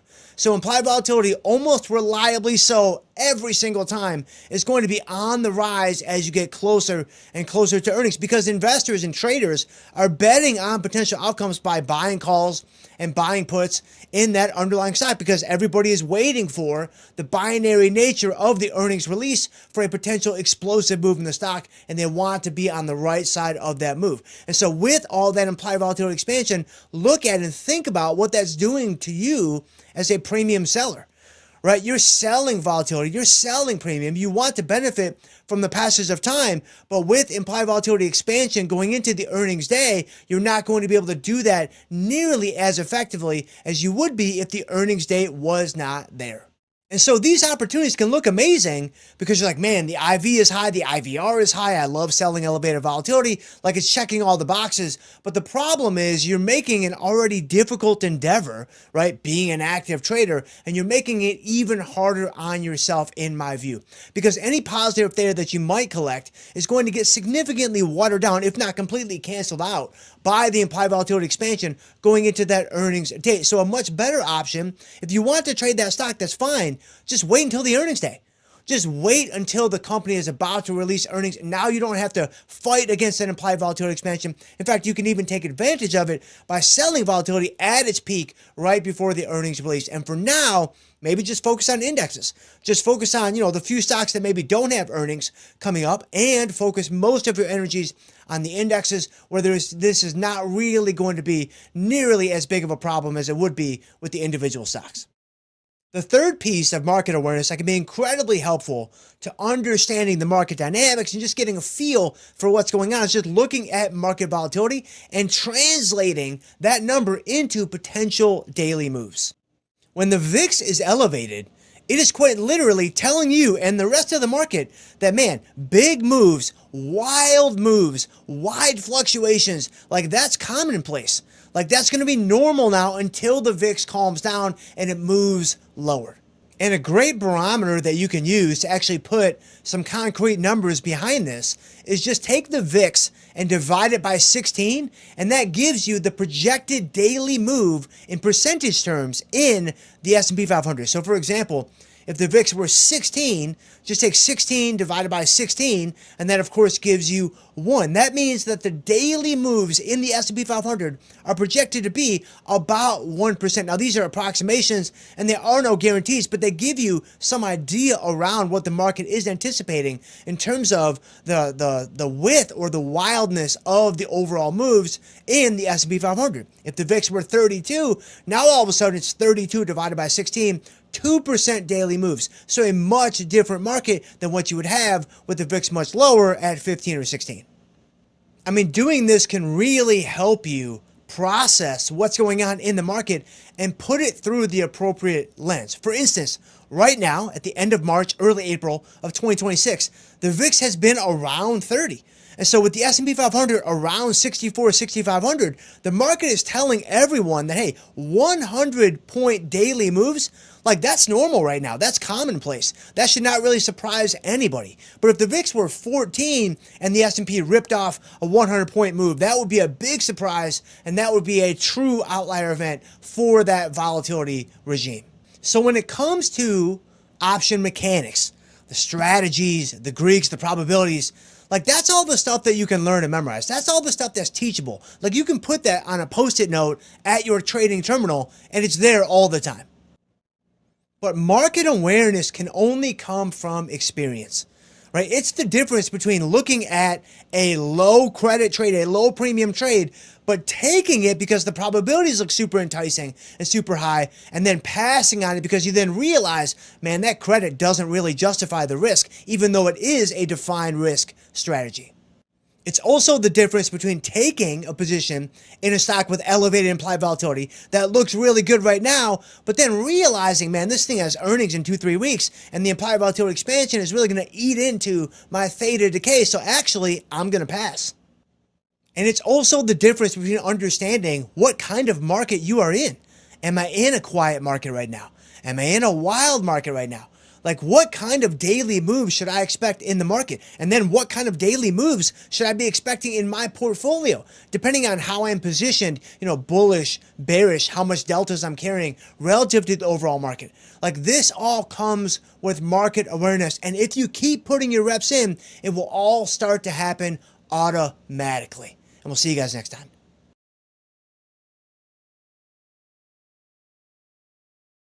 What's up, everybody? Welcome to the Life Cycle of a Trade, the series where we break down the thought process behind trade entry, trade management, and closing order. In this video, we are going to cover an iron condor. All right, so we had a little bit of a sell-off in the markets here. NASDAQ and the E-minis right now, basically unchanged. We've had some two-sided action today and certainly over in the overnight session. But you can see here on Tuesday, big move in the E-minis, 100 points-ish to the downside. NASDAQ was down a couple hundred and has fallen back to kind of the middle of where it's been trading. For me, I think it's an interesting time, especially because I have so few positions on, to put on a little bit wider core sort of position here in this Johnny Trader portfolio.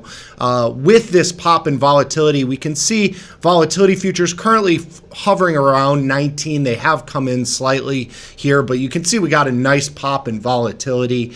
So for me, I'm going to look at either the Qs or SPY. I think because I did the Qs on the SPY on the last trade, I think I'm going to go to the Qs instead just to do a little bit something different here.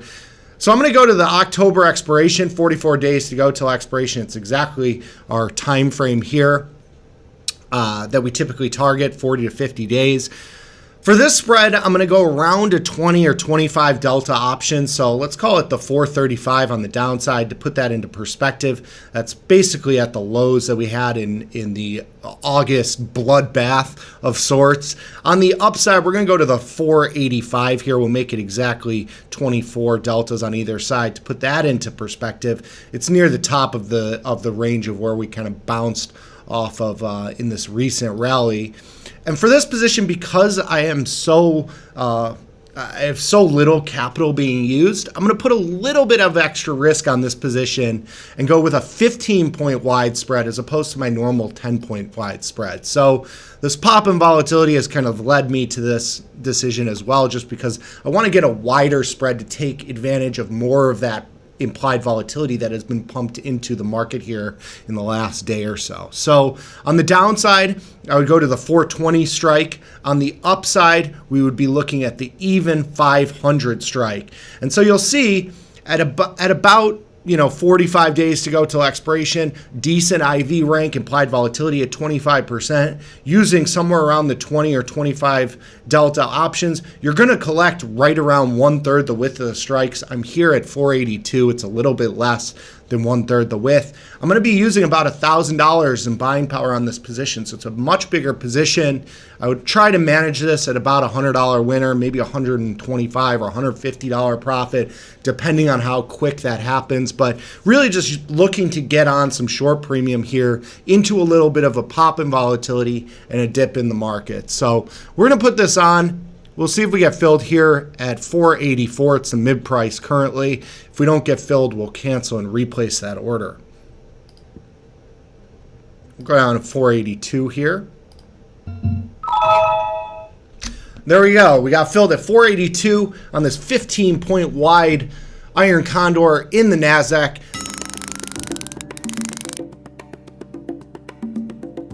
The NASDAQ is up 200 points today. It's been very strong over the last couple weeks here and has tested my call side here. So if we go to the NASDAQ, QQQ, which is the NASDAQ ETF, you can see I'm right at the call spread here on the upside, the 485, 500 call spread. If we look at my order chains here, and this goes back a little while, so we have to adjust that to the 60-day.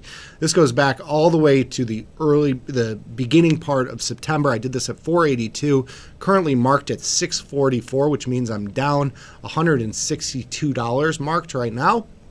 So this position, the put spread is basically worthless. When we look to roll these positions, the position we're going to address first is the closer at the money spread. And that's because this spread will move much more in terms of value than this put spread. If the ETF or the stock were to drop $5 or $10, this put spread might go from what is a 9-cent debit to a 20-cent debit.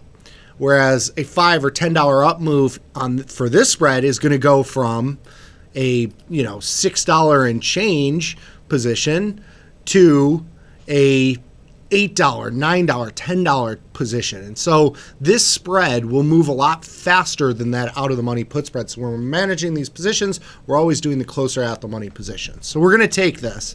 We're going to buy back our spread that we're short. It's going to cost us a debit to do that. We could roll to the same strikes. We'll do this for a pretty decent credit here of $1.80. If you wanted to, you could adjust the strikes a little bit, lean a little bit less directional, go to something like the 490.505. You could go to the 495.510 if you really wanted to flatten out a little bit of delta. I think that's actually what I'm going to do here, because I'm going to do a roll and collect a credit on that roll as well. So I'm kind of massaging my deltas a little bit here, going from a position, and you can see I'm picking up long deltas here with this roll. I'm going with a position that's right at the money to a slightly out of the money position here. Not a ton, but a little bit. And you can see the big issue with iron condors and rolling iron condors, unlike a naked position. When you roll, you're actually going to temporarily use more buying power than you are using in the at the entry. And that's because you now, with this roll, I would have a call spread in this expiration and a put spread in this expiration. They both be margined. If you need to get rid of that, and you can only route up to four legs in a single transaction. If you're worried about that buying power expansion, or you don't have enough capital to make that transaction, what you would do first would be to buy back this put, the short put, which will take off that risk on that position for you to roll for a net no additional buying power. So It's not an issue for me here, so I'm just going to make the roll, and then we'll close out of the put spread. We'll do the put spread roll by itself, but if you need to, you buy back that short put and then roll the call spread in this situation. All right, so we're going to do this for a small debit. We're going to see if we get filled at this 34-cent debit. Let's move this to 36. There we go. So we got filled at a 36-cent debit. Now we're going to take our put spread and we're going to get back with this roll our $1,500 in buying power. It'll put us back to what we were at before. And so I'm leaning short about 20-ish deltas. So I'm trying to pick up maybe 10 deltas on this roll just so that I can lean a little bit directional as opposed to flattening my delta out totally by going to an equal delta, 20-ish delta position. So I'm going to look at this 455 strike. It's right at about a 20 delta. And then I'm going to buy this 440 strike. So this will pick up about 7 deltas. It'll reduce my overall delta on the position about in half because I'm short about 18 deltas, so a little bit a third between friends. Reducing a little bit of delta with this roll here. I'm going to do it at $1.50 depending on where we get filled here, which will give me a net total credit on this roll of somewhere around $1.20, put me at like a $6 or $5.70-ish cent net credit on this position. So let's get filled here. Let's see if we get filled at 146. And you can see the buying power effect. I'm getting all that back, which I used on the initial roll of that call spread. There we go. We got filled at 153. Puts us at about a $6 credit here, $5.99. It's currently marked at $7.77, so I'm out 170 some odd dollars here. Just trying to manage this position, give myself a little bit more time to be right. And again, didn't add any additional risk to the position, actually reduced my overall risk because I collected more premium on that. So we'll see if that works over the next couple weeks. Just need a sideways move here. That would be perfect for this position.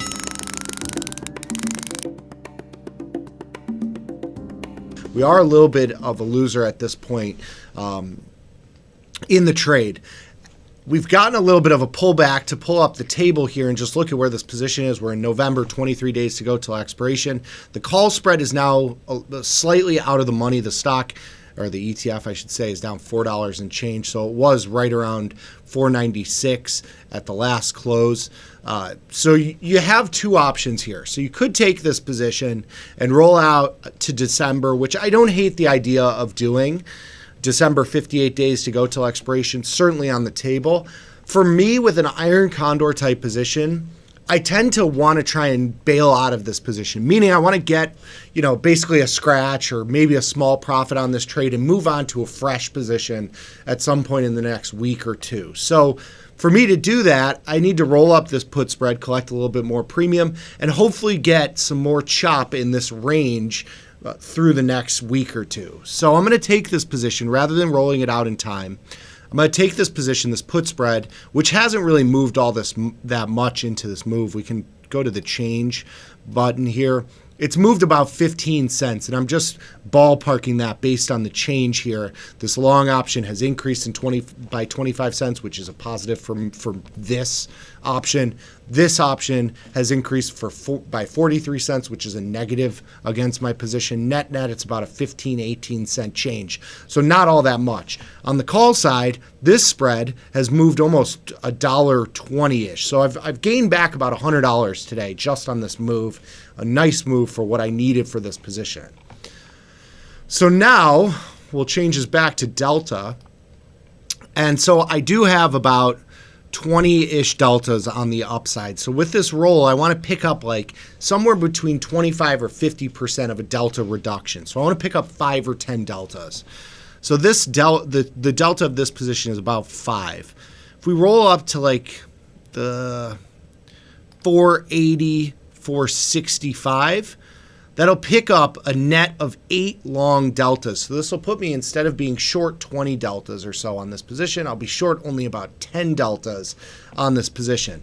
I'm going to collect a decent credit here of $1.93, which will put my basis in the overall position at almost $8 here, which will give us sort of an iron fly type risk profile here. I will have to hold this for a pretty decent amount of time if I do those strikes, which is fine. I'm fine with. I'm trying to get to a scratch on this trade. So we'll see if we can get $1.92 on this, and we'll see how our order chains look after that. So we'll adjust this to 190. You can see the market's rallying, which is going against my roll because my roll is a long delta roll as opposed to a short delta roll, which would, there we go.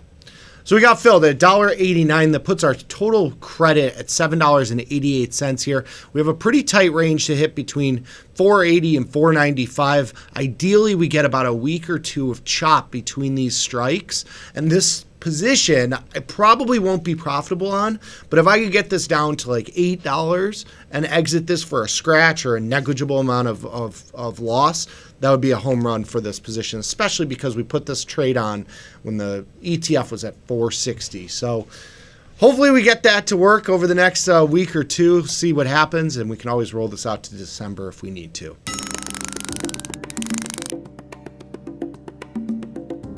And so this position is now basically a scratch. It's a small loser, 68-cent loser here. We're going to take this position into what was a gift of a move this morning, and we're going to close it out and roll into December, into a brand new position. So sometimes you get these positions where you've managed it, you've rolled, you've done all this stuff. This position was a $500, $600, $700 loser. I mean, we could look at just the price of the NASDAQ when we did this trade. We did it at 460. You know, we had rolls at 487. We did rolls at 487 again. We had the roll out in time at 491. So stock has, or the ETF has gone significantly higher. We can look at implied volatility as well. We've had a spike in implied volatility and then a little bit of a contraction here. You could see the implied volatility is now sitting at 27%. So we've had another pop in volatility that'll help us a little bit. If we look at December, it's up to about 25-ish here. So this position, we've done all we could to get back to basically a scratch or a very small loss here. You certainly could sit with the position if you wanted to and take a little bit of risk into the November expiration. For me, I'm just looking to close this position, move on, and put something fresh on in December that's a little bit further out of the money, a little bit higher probability trade. So with an iron condor roll, so to speak, you have to close a position like this, or you could roll this as a spread. Let's actually do that. We're going to roll this as a spread. So we're going to take this 495, 510. We're going to roll out to December. Let's roll to the 500, and we'll go to the 515. You know what? Let's do it, but based on delta. So we'll go to the delta. We'll go to the 30-ish delta. So we'll say the 510, 525. So we'll do this for a small debit. This will cost us about $1 to do this. I'm hoping to roll the put spread for maybe around $1 or so in credit here. So we'll roll this for $1. It is going to use a little bit extra buying power because I'm rolling just one half of the spread. So it is going to momentarily use a little bit of extra capital. I'm going to get that back on this roll, on the put roll. So we're going to lean a little bit more directional on the put. So we'll keep the put spread around a 30. We're going to lean a little bit long here into this dip. 475, 450. So this will net us a small credit. So we're going to lean a little bit long into this move. You'll see I get my some of my buying power back here on this move. So I'll be $15 wide on the upside, $15 on the downside. We're going to do this for a small net debit. Let's go to There we go. So we'll move this to the 470, 455, a little bit, tiny bit closer on the put side, a little bit more room to run on the upside. It's going to put us in this position basically at a $6 and change net credit, but it'll give us a little bit of a wider range to hit here. So we'll roll this for 43. We'll see if we can get 44.50, 44, 45. Come on. There we go. About to cancel replays. All right, so we're rolling this out to December. We're doing it for a net $1.50-ish debit. We've still got a total net credit on this position of 641. So it gives us about 1/3 the width of strikes, a little bit more than that. You're out. A little bit more than that. So the total on this through all the rolls, 461. We'll see if that works out over the next couple weeks here. 470, 510 is where our short strikes are.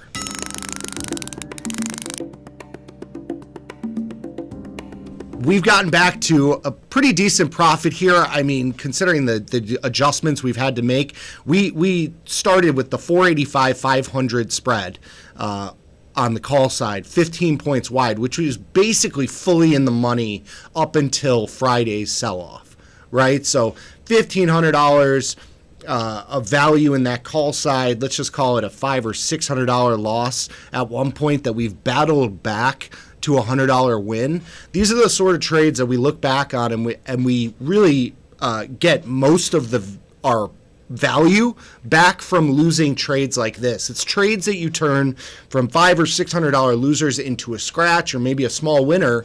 Those are the biggest value changes to your portfolio versus the strangle that you put on for $2 and you make $100 on it and you close it and you were never tested and you move on to the next trade.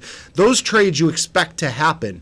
The trades like this where they're big losing positions that you turn into a scratch or a winning position are where you make most of your value back in trading. So this one, it's time to go on this trade. We've managed it. We've done good here. It's a great example of an iron condor management and how you can kind of turn a junky position into an okay position if you do get a little bit of a move in your favor here. So we're going to take the money and run here, as they say. So we'll start this at 531 and see if we get filled. We can work our way up from here. 533, 535. Oh, got filled as I was adjusting the order. That's awesome. All right, so we're out. $5.33 debit. We have rolled this position many, many times and exited for a $100 profit, a little bit over $108. So got the move that we needed ultimately, but some good management throughout the trade, and we got paid in the end. So that's a good little adjustments that we've made throughout the trade, and a nice little profit to end.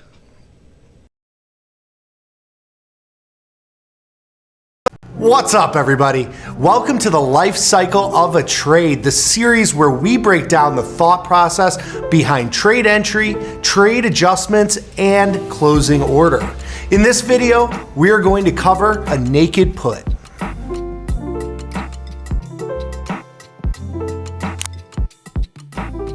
One stock that I'm kind of looking at here is Micron, MU.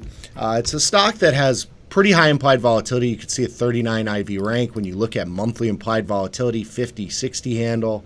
Good, interesting spot to be here in terms of implied volatility. The stock has had a nice bounce, given a little bit up today, but it's basically near the lows. When we look at the 52-week low here, it traded at 61.54, which was around this time here just a couple weeks ago.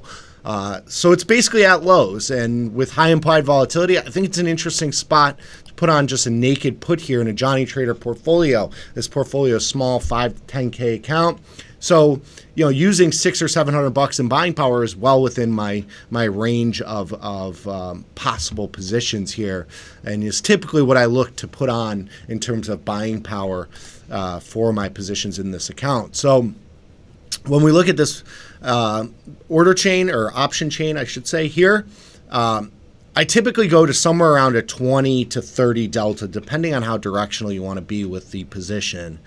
So for me on the downside, I'm just looking at a naked put here. I'm thinking maybe we do, and here you can see all the options trade a ton. So there's no liquidity issues here. 5-cent wide bid-ask spreads. It's really a good spot to be here in terms of liquidity. For me, I'm going to play into this downside move, a 3-point downside move. I'm going to look at the 65 strike put. It trades at about $2.50. You can see I use about $650 in buying power. It gives me a break even that's basically at the 52-week low, a little bit above that, but for all intents and purposes, right there at basically the lows that we've seen this year. So $2.50, pretty decent credit there. I'm going to go ahead and ship this one off at $2.50 and see if we get filled. And there we go. $2.50 on this naked put on the downside. $600, $650 in buying power here. Stick around because we are going to have to manage this one moving forward. All right, so we've got an interesting situation here. A very nice situation to be in for our position here. We had a Micron short put that we placed in June, 51 days until expiration, just a handful of hours ago. Now, it's a very nice profitable trade at this point, $57. It has moved. The stock has rallied about $2 since we placed this trade. But the two things I wanted to highlight are just how much volatility has changed from the lows of the day to where we are now. So when we right click on this order, we did this at 8:57 Central. It's now about almost 2, so we got about an hour left of the day here.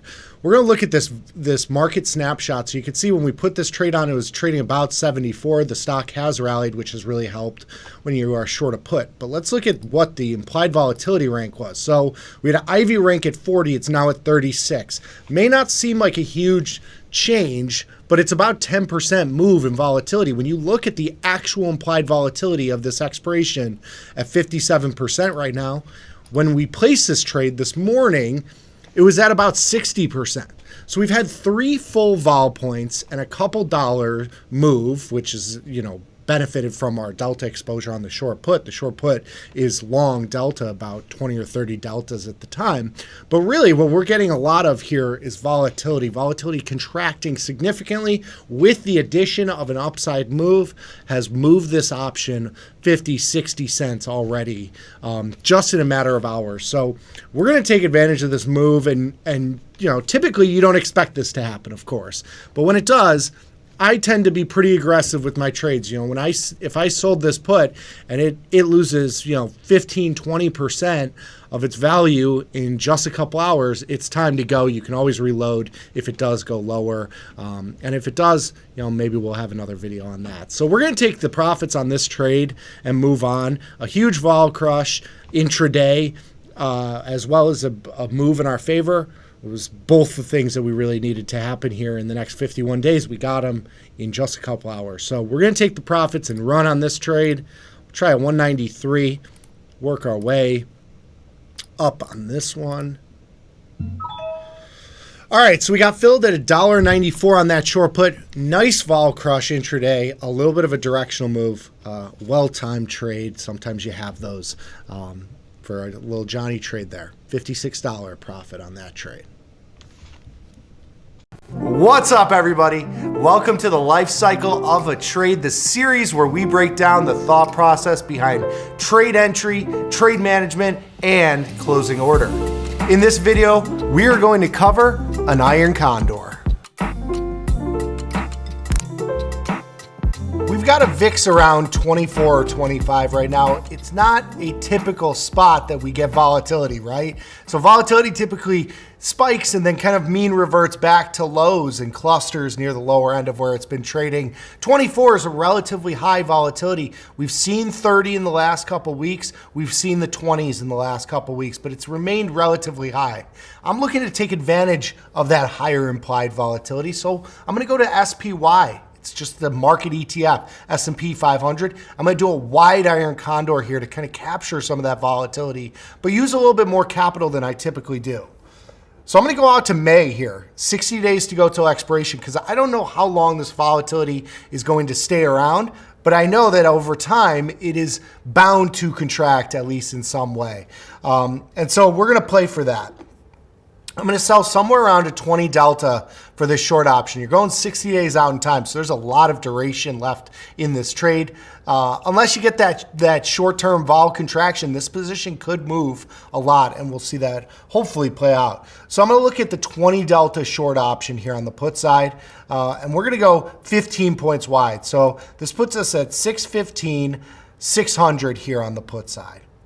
On the upside, I'm going to do the same exercise. We'll go to the 20 delta. It's about the 707. And I'm going to go 15 points wide. That puts us at the 22. Now, we have a little bit of a problem here. We have $5 wide spreads above 720.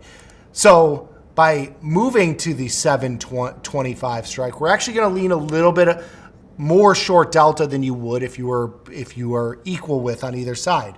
It's also going to use a little bit more buying power. So the question becomes, do we adjust this, let's say to the 705, 720, or do we stay with that wider spread?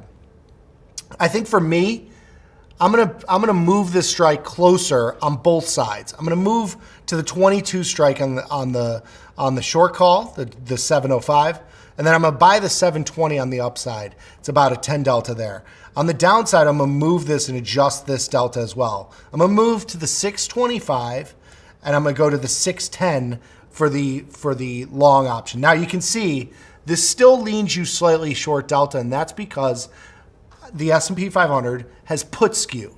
So your put spread, even though they're at basically the same delta for the short options, that long option is going to be a meatier, heavier delta on the put side versus the call side. And you can see that here. The put delta is an 18 delta. And on the upside, the call delta that we're buying is an 11 delta. That lines up exactly with our 5, 6, 7 short deltas that we have on this position. So we're selling the same strike for the short options in terms of delta. The width of the spread is defined at 15 points wide, but because that long option on the call side is a lower delta, it's going to lean you slightly short delta on this position. So this trade looks like it's going to be a mid-price around 540 here. We'll try and get filled here and use about $900 in buying power. So let's just adjust this slightly. So we got filled there. We got filled at 538 on that iron condor out in May. It's a longer duration trade. Stick around though, because we might have to manage this thing going forward, and you gotta see this.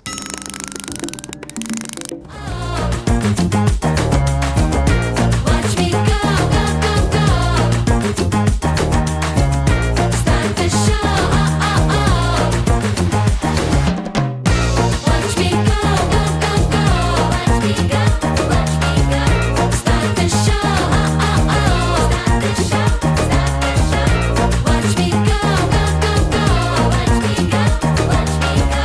Start the show.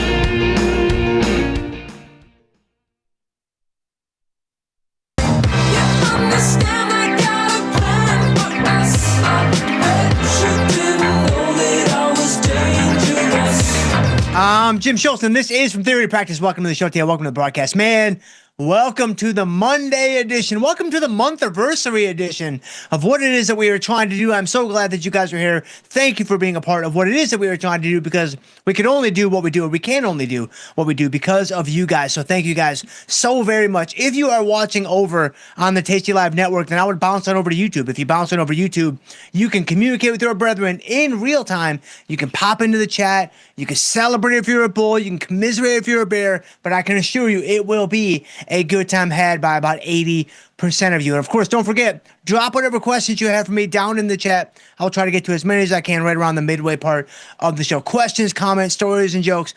I want to hear them all. The algo is dying to hear them all. So put them in the chat. I'll try to get to as many as I can right around the midway part of the show. But James, bring us into the market.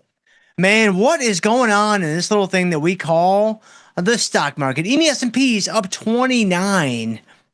A risk-free instrument, also known as the NASDAQ futures, extraordinarily high risk product, but up another 230 on the day. You got the boomers pretty much unched up about 3 or 4, and then the Russell 2000, or excuse me, the Russell 3000 down 4 on the day. You got bonds down a little bit, you got notes down a little bit. You got oil up about $5 on the day. So just a quiet little 6% in oil here on the day. Got UB40 unched, which makes sense because they haven't moved in about 41 years. You got gold down 78. The Hunt Brothers down 46 cents on the day, with silver down 46.5 cents. You got the British pound is unchanged. You got the euro is down. You got volatility up ever so slightly on a day like today. Volatility futures up 21 cents. And then spot volatility, the old VIX, up 44 cents, up to 1576, man. That is brutal stuff. It wasn't that long ago that, the VIX was like 25, not 15. It wasn't even that long ago that the VIX was like 35. Was that earlier this year, or was that actually at the end of last year? Hang on, I'm kind of curious now. It feels like it was long ago, but then again, it kind of doesn't. When the VIX was significantly higher. That was March. That was March of this year, just a few months ago. It feels like a lot has happened in the last few months. If you go back to March of this year, look at that. That's a lot of time spent in, what was that, ranging between, I don't know, let's call it 23, 24 on the low end, up to like 34, 35, 36 on the high end. That is evidence of a volatility cluster right there. You see it right there on the screen. It's not my opinion. This is not subjective conjecture. Like, it's right there, just right in front of your eyes. There is a volatility cluster. And that's effectively what we have seen in the data. And that's what the models kind of point towards when you start getting into like an arch model. You get into like a Garch model. You've got these volatility clusters that happen on the high end. They happen on the low end. There's a cluster. There's a cluster. Like, if we just go back, let's actually go back a little further. It is our show. And it is a month-anniversary show. Have I told you guys where the month-anniversary came from? So back in 2006, it's crazy. 10 and a half years, and I don't think I've ever told this story on the show before. 2006 is June 2006. I got my eye on this little Southern belle that's working at a tanning salon. Her name happens to be Mary Autumn. Mary Autumn Mills at the time, but that would soon change. Why? Well, I jumped out of the bushes, came out of nowhere, and I asked her for coffee. I pretty much did come out of the bushes because she looked a little frightened when I came up to her the first time. She said yes, reluctantly. We went to coffee on the 1st of July, so a few days later, in 2006. We have been to coffee on the 1st of the month ever since. So we have been to coffee the 1st of the month ever since that first date, July 1st, 2006. So, of course, we shared some coffee earlier today to celebrate our month anniversary. That's 20 years, guys. That is 20 years, and that is some longevity. So that's a coffee cluster for you guys. But if we look back at the VIX chart, if we look at some volatility clusters, that's a pretty significant cluster right there. That's a cluster on the high end. That's a cluster on the low end. But here's another thing that's kind of interesting. And we could actually scroll further back in time and you guys would see. If you start to think about high clusters versus low clusters, they're not going to be symmetric. It's not going to be the same. They cluster on both ends without question. But in my opinion, in my professional opinion, The clusters on the low end can oftentimes have a lot more longevity, kind of like a month anniversary, than the clusters on a high end, right? Because clusters on the high end, it can't happen. It just happened back in March. But a lot of times too, you actually have these deals. You have these huge spikes and then a quick drop off. You have these fairly big spikes and then a big drop off. And so this is not the same type of cluster that you see on the low end. Like if you look on the low end, man, volatility can live on that lower end for a very long time. Let's just go back even further in time. Whoa, look at that. Are we allowed to count that one? Yeah, this is the one that we're not supposed to count, guys. This is the one that VIX HQ, they sent out the memo. They sent out the tweet. It got the Trump retweet. We're not even supposed to count that, so we really shouldn't be looking at that guy. But look at the rest of it. That's a huge cluster on the low end. Like you've got clusters on the low end, and then you've got these expansions with fairly rapid sell-offs. And so that is not really a surprise to me. You have clusters on both ends of the spectrum, but they're not the same, and they should not be treated the same. So how do we deal with that? Like, what is an actual practical takeaway when it comes to that? Well, I think one of them, there may be more than one, but the one that comes into my mind right now, when volatility does expand and when volatility does spike, you want to take advantage of that.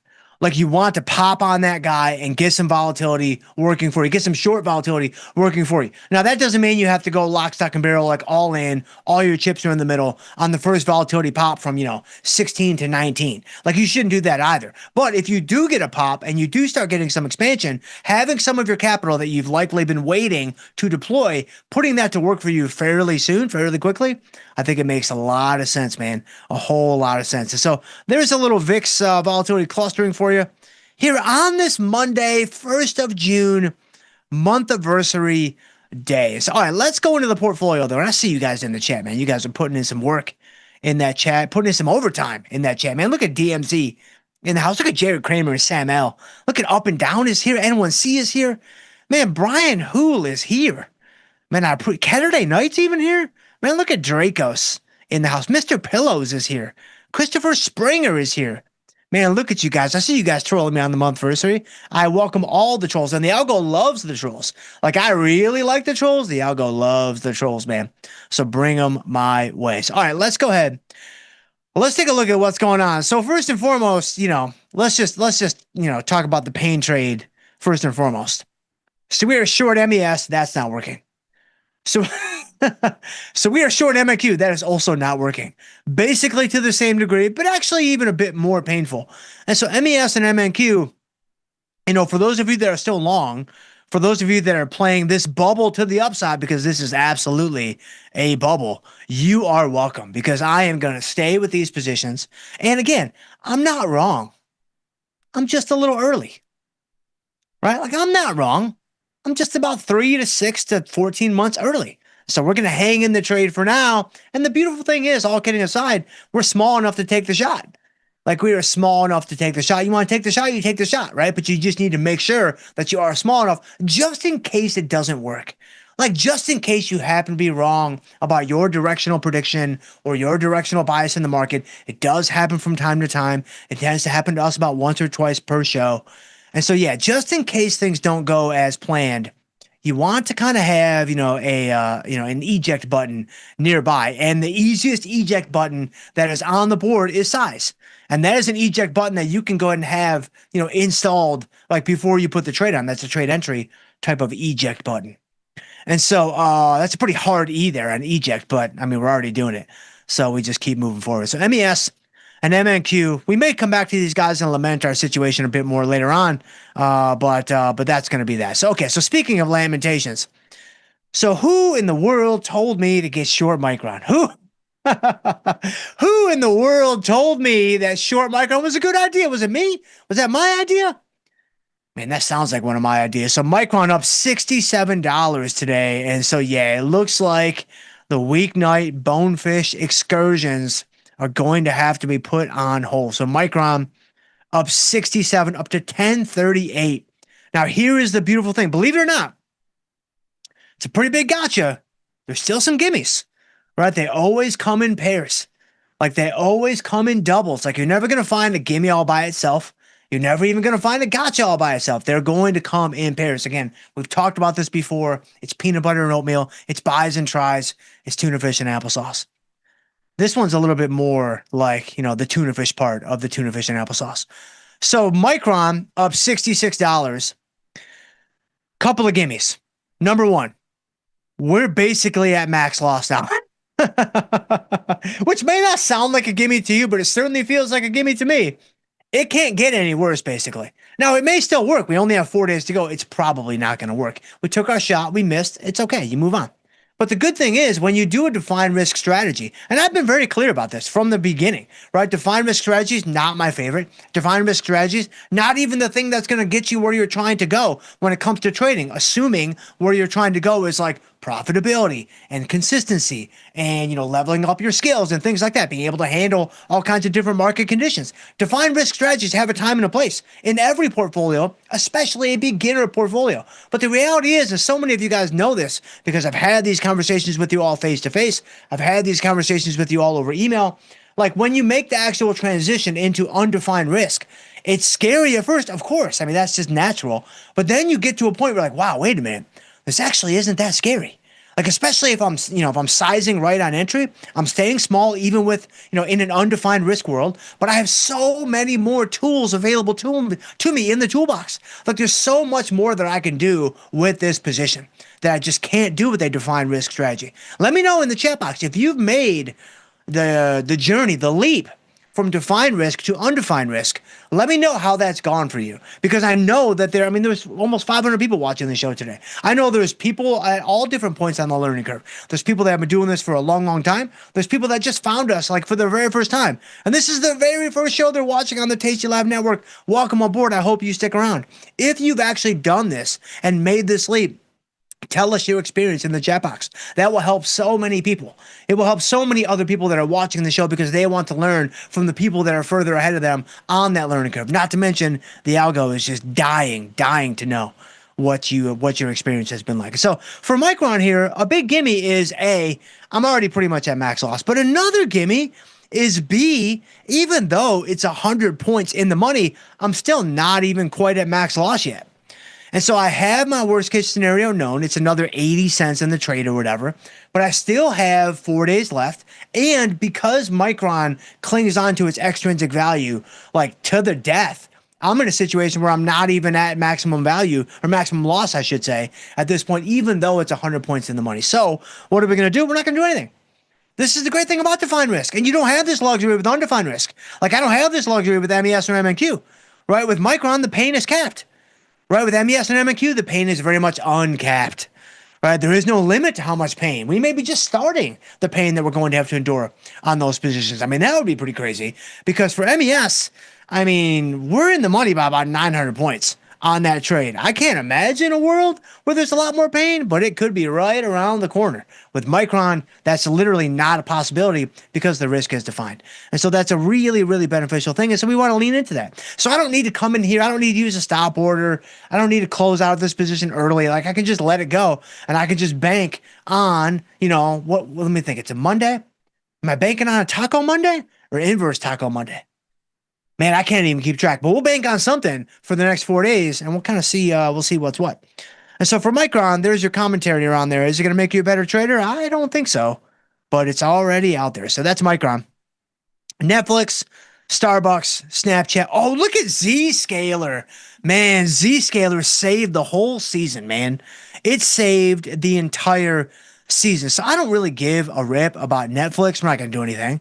I don't really give a rip about Starbucks. I'm not going to do anything. I can't. It's my month anniversary. Like, you think I can go in and do something that doesn't involve getting more bullish in Starbucks? I can't. Like, it's in the prenup. Like, automatic, of course we have a prenup. Of course. You think I'm a fool? Of course we have a prenup. The only thing that's in there, though, is I have to play Starbucks to the upside. It's literally on a Post-it note. Like, that's it. And we both signed it. We dated it. And so I can't go against that, man. And so Starbucks, we cannot be closing out of this position today or doing anything other than being mega pint bullish in Starbucks.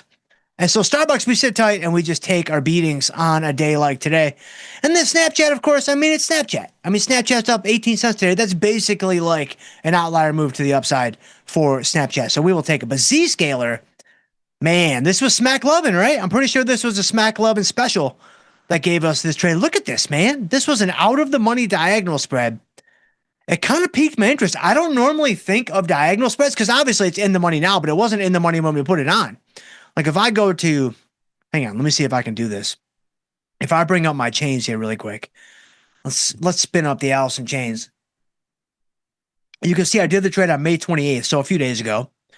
If I right click and do market state snapshots, I think Zscaler, if I remember correctly, Zscaler was like 120 or 125 when we put this on. Like it was a lot lower than it is now. It was not where it is right at this second. So yeah, it was. Hold on, let me get rid of those. Those circles are kind of messing me up. Oh, it was 131. Yeah, 132. So I was a little bit close, but I actually kind of overshot it to the downside a little bit there. But yeah, so Zscaler was 132 when we put this guy on. Zscaler is now 155.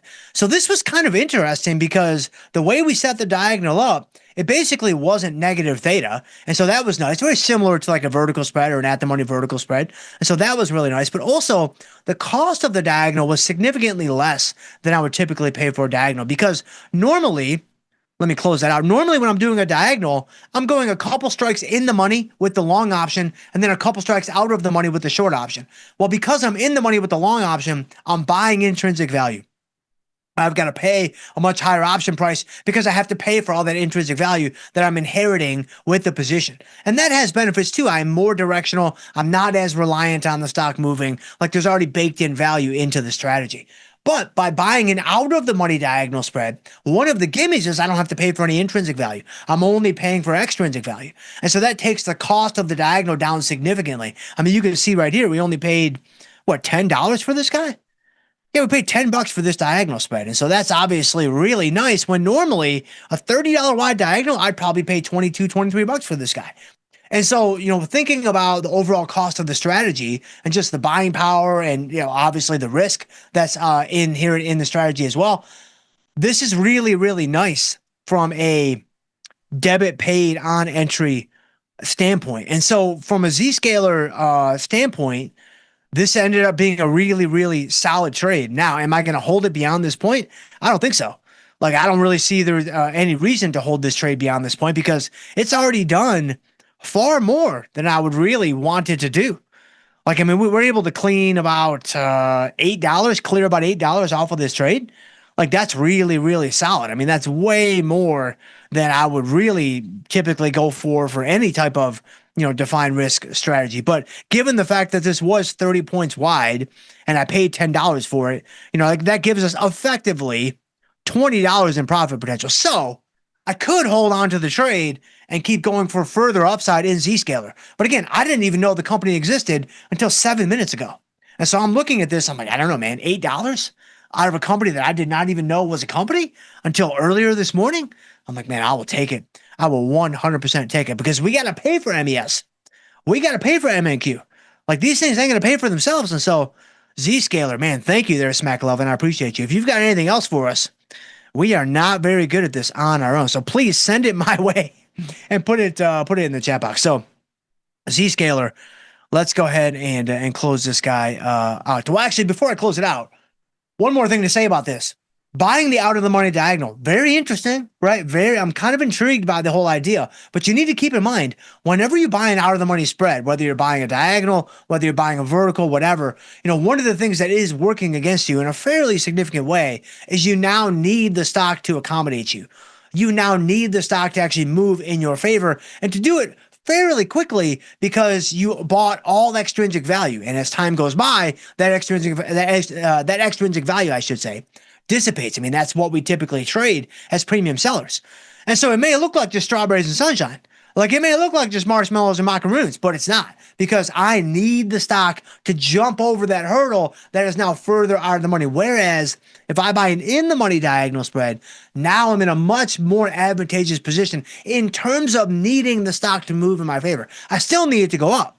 Like if I buy an in the money call diagonal, like how I would typically set it up, a couple strikes in the money on the long option, a couple strikes out of the money on the short option, I still need the stock to go higher to make money ultimately. If it doesn't go higher, then it's going to be harder for me to make money. Now, again, it's a diagonal spread, so you have multiple opportunities to sell that premium. And so you have all that working for you in both scenarios. But when you're only buying extrinsic value, man, that stuff can dissipate very, very quickly. Now, again, Smack Lovin was really smart with the way that he set this up because we were kind of far out of the money. I'm sorry, far off in duration in the option that we bought. So the 140 call that we bought, I mean, you can see it down there. It's 81 days.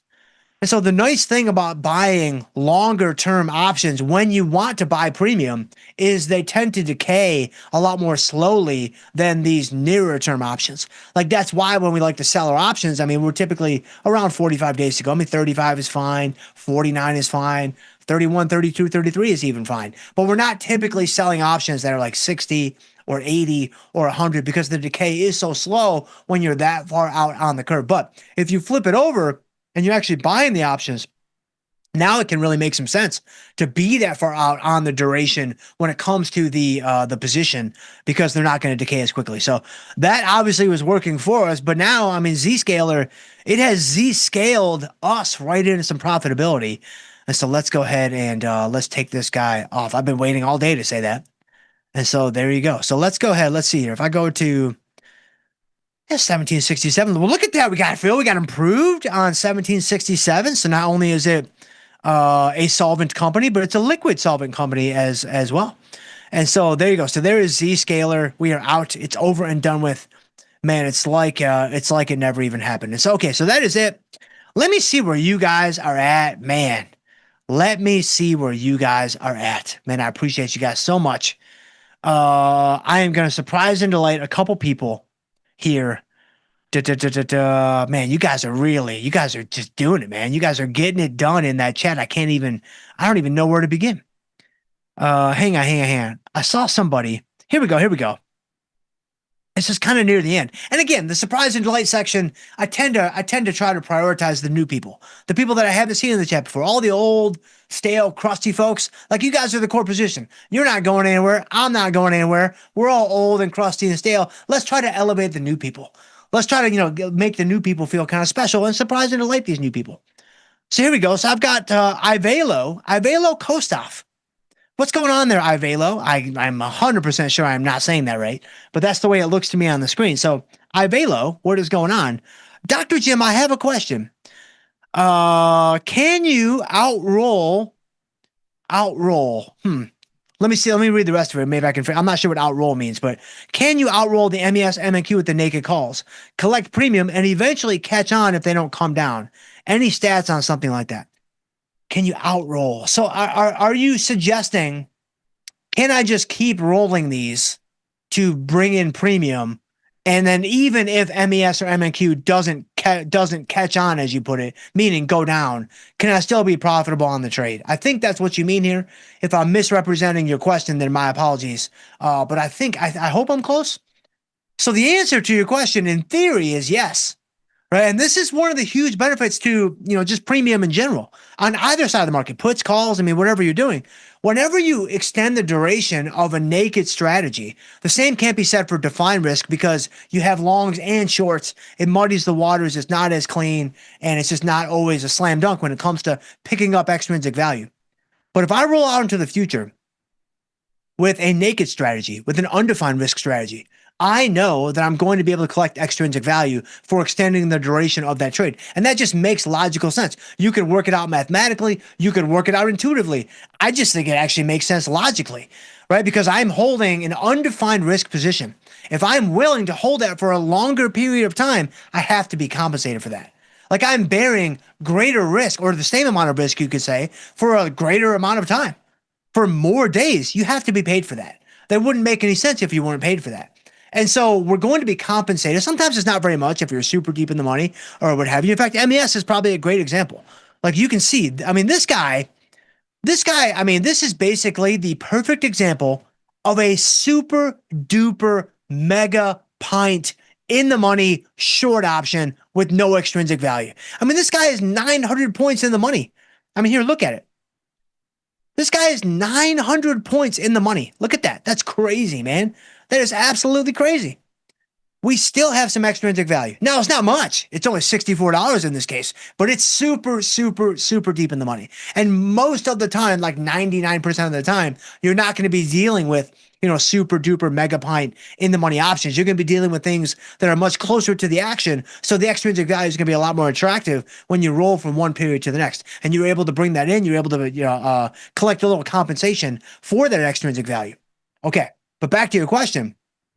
Could I theoretically just keep rolling this and picking up extrinsic value and eventually whittle down my loss to where, like, you see this P&L open?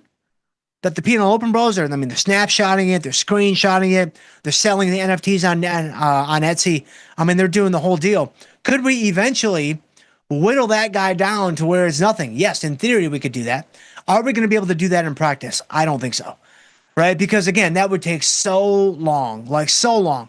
The more practical off-ramp for us in this situation is getting some accommodation, getting some type of retreat in the market, and then finding an off-ramp. Like right now, I'm not really in a situation where I'm looking to scratch these two positions, these two trades, especially not MES. If we get a couple 100 points to the downside, I'll probably be looking to just say, all right, I'm done.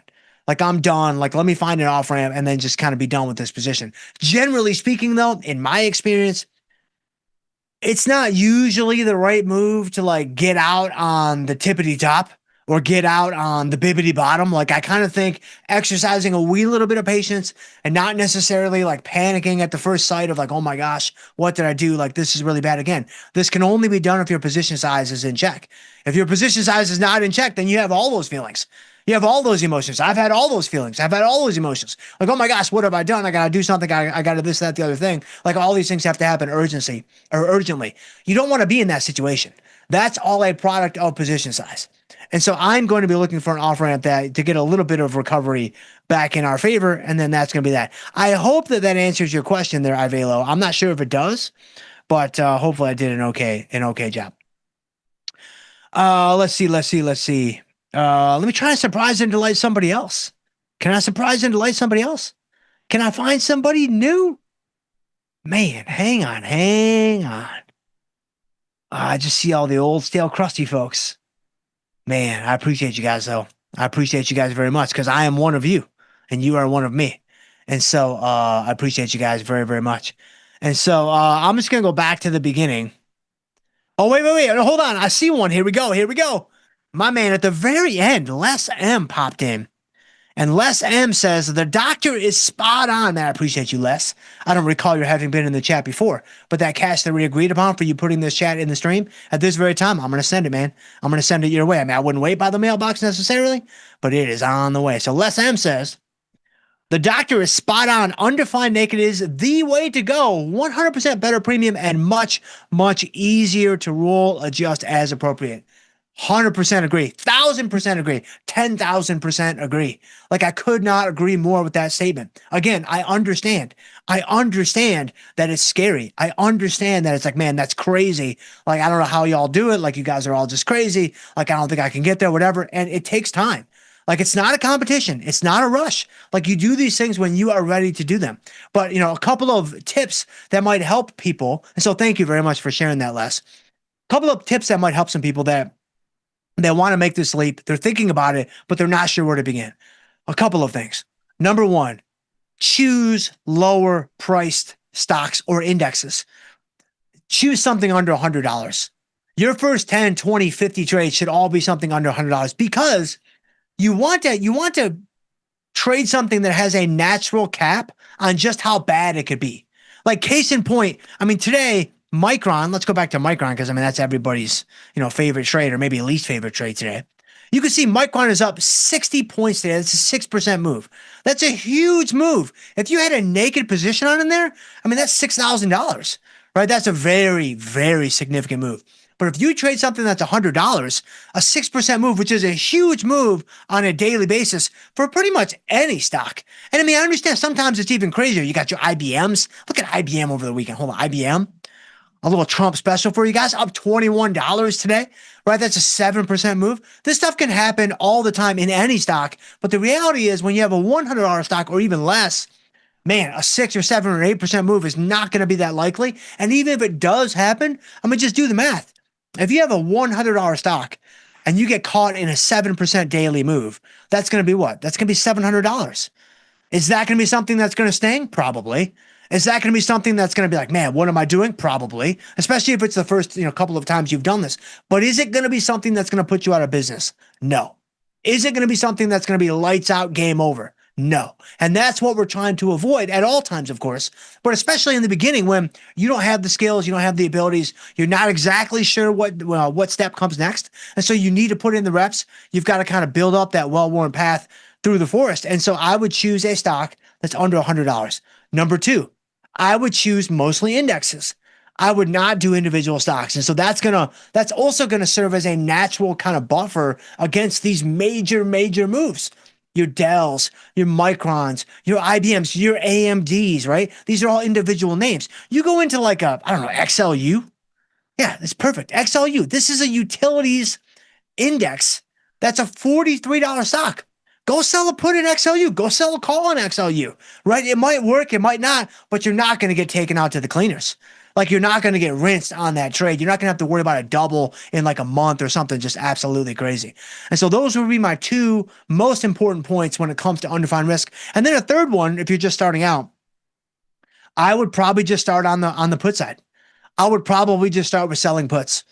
Right? Because this is something that a lot of people that enter the derivative space, you probably have some experience with stock. You probably are naturally bullish, most likely. You may not be personally, but just based on averages, most people are, and rightfully so. And so going in and selling puts is going to make a lot more intuitive sense to you because you're riding the natural wave of the market. Whether, the market goes up because of growth, because of innovation, because of the printing press, it really doesn't matter at the end of the day, at least in my opinion. And so when you're selling puts, this is going to naturally align with that natural trajectory of the market higher. And so that can make some sense. So hopefully that helps for people. They're considering undefined risk. They want to get started, but they're just not quite sure where to begin. And so thank you there, Les M. I appreciate you very, very much. And so let's go ahead, man. Let's go all the way back to the beginning, man. I got to scroll so far. Look at you guys, man. The algo is going to be so confused. Oh my gosh, look at this. The algo is going to think this is some quality programming. Man, is it in for a surprise. So let's go all the way back to the beginning.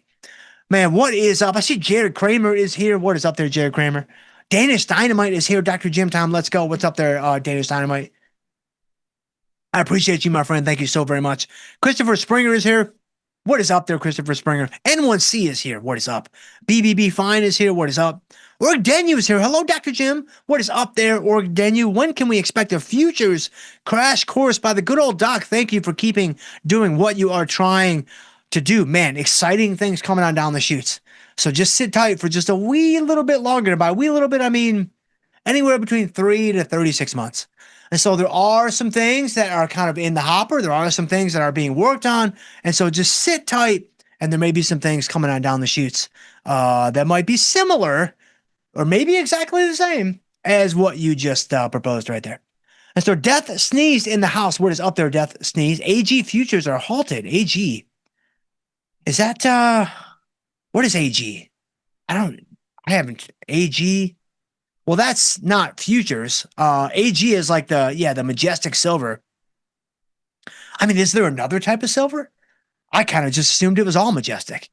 And so that's pretty impressive that they have a monopoly on the very clear verb that belongs in front, or I'm sorry, adjective that belongs in front of silver. But yeah, man, did they get halted? I don't know. I mean, AG futures, /AG does not exist. And so, I got nothing for you on that one. Their Death sneeze, but hopefully AG is back up and running. It looks like it is. I mean, it's majestic if nothing else. And so Jared Kramer is here. What is up? Wolf is here. What is up, my friend? Jared Kramer getting in for the algo, my man. Appreciate you. Sam L.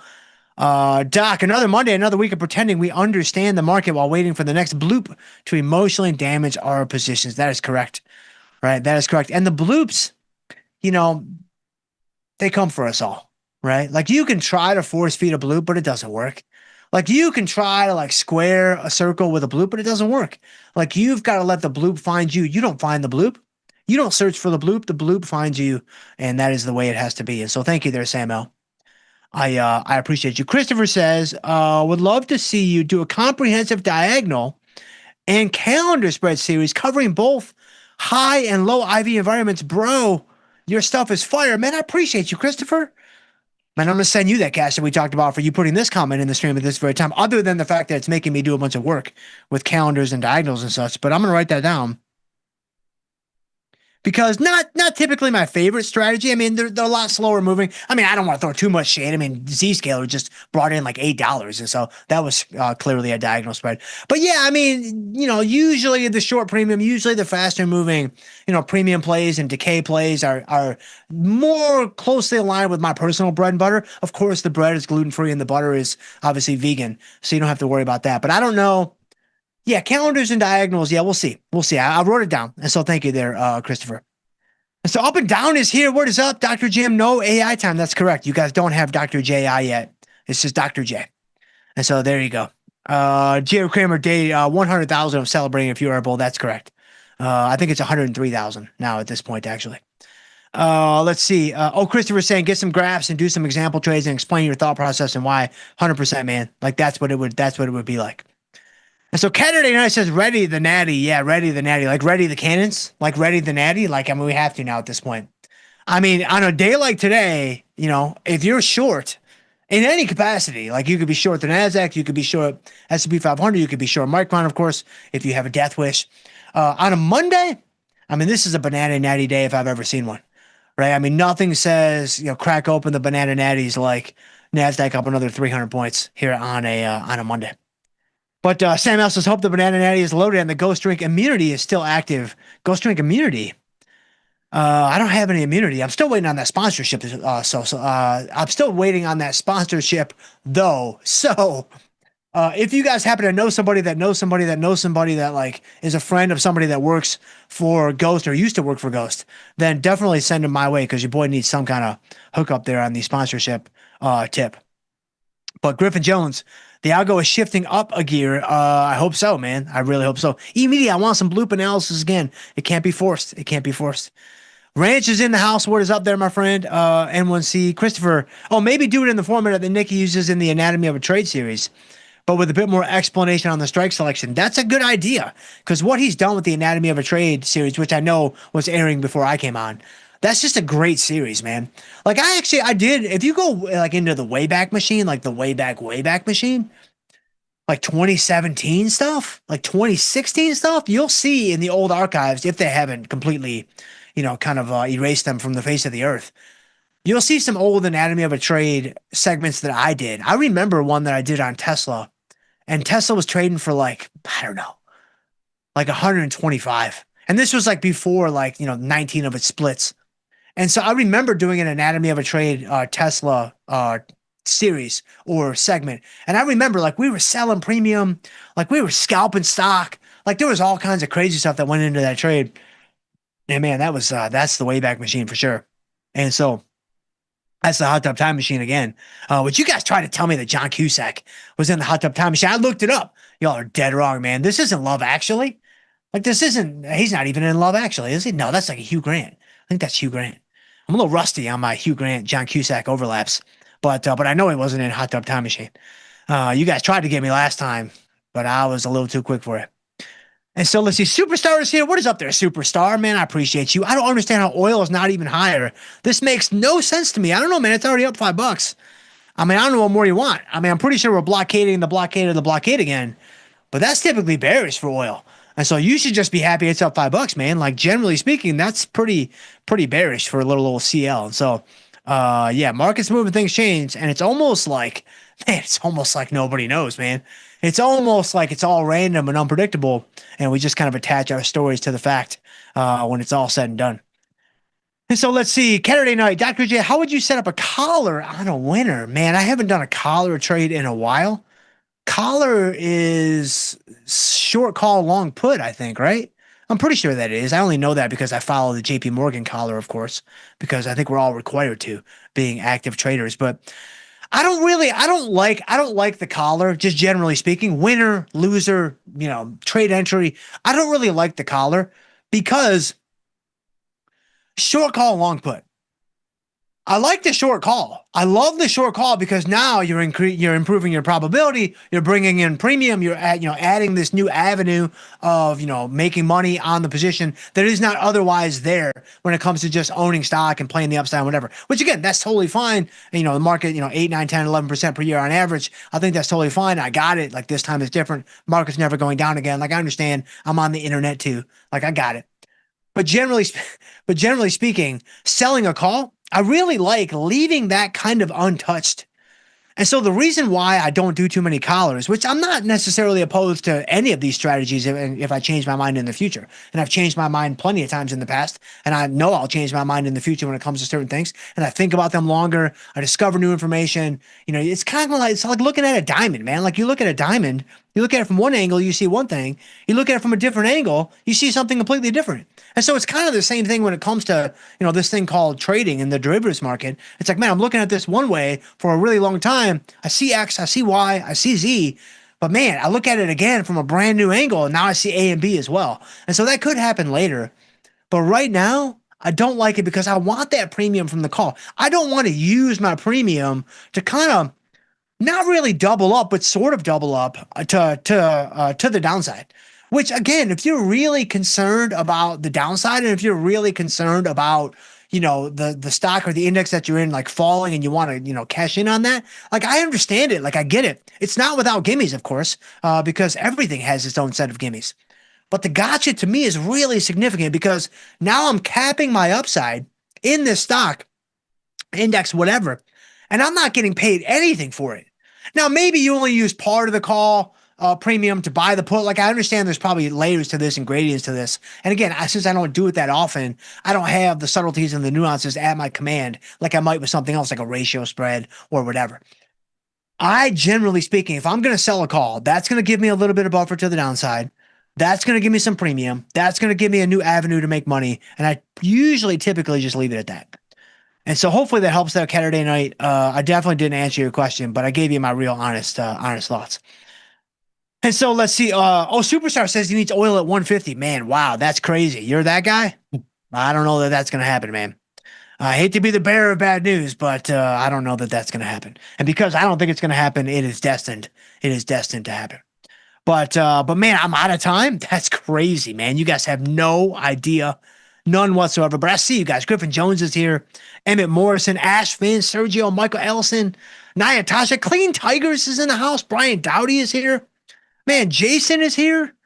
Man, I appreciate you guys so very much. Thank you guys for being here. Please come back tomorrow. If I didn't get to you today, come back tomorrow. Drop it in early. As you see, I'll surprise and delight one or two people, but don't bank on that. Put it in early, and then I will move through them sequentially when I get to that part of the show. But I appreciate you guys.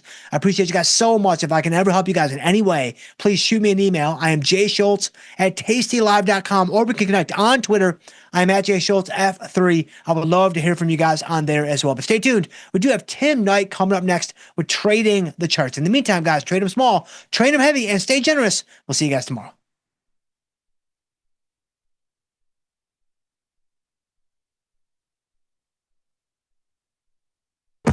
Investopedia says we're the best for options trading, period. Investors Business Daily raves about us. With stockbrokers.com, we're #1 for options trading and best in class for futures too. The Motley Fool really likes us, and so does Broker Chooser. So what else can we say other than boom? Trade like a trader. Tasty Trade. Make your move. I've got some huge news for traders everywhere. On June 4th, the pattern day trader rule will be replaced by new intraday margin rules. Tasty Trade has been advocating for an updated PDT rule for years, and we're ready to go on day one. You'll have more flexibility to manage risk when and how you want. Join Tasty Trade today.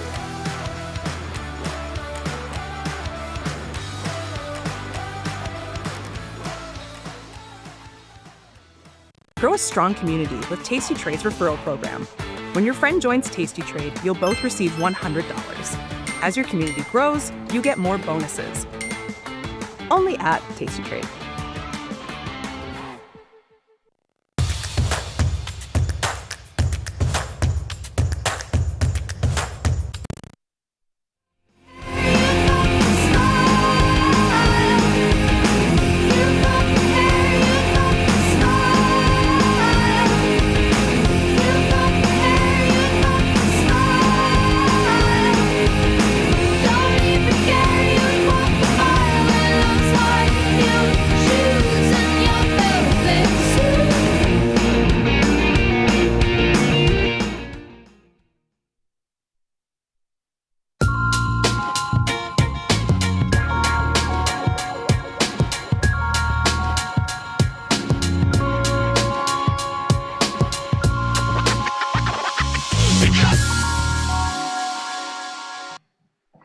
Hello, everybody. Well, T-minus 9 days till SpaceX. And I'm sorry to obsess over this, but I'm just going to keep doing it.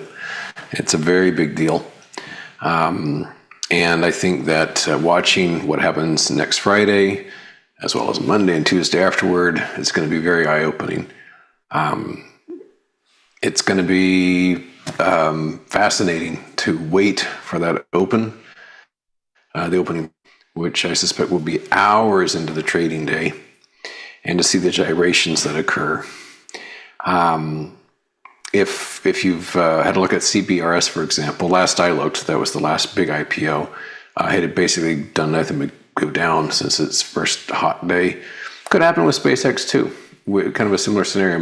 It might open up way above the offering price, therefore creating a big percentage gain, and then kind of burn off in the days ahead.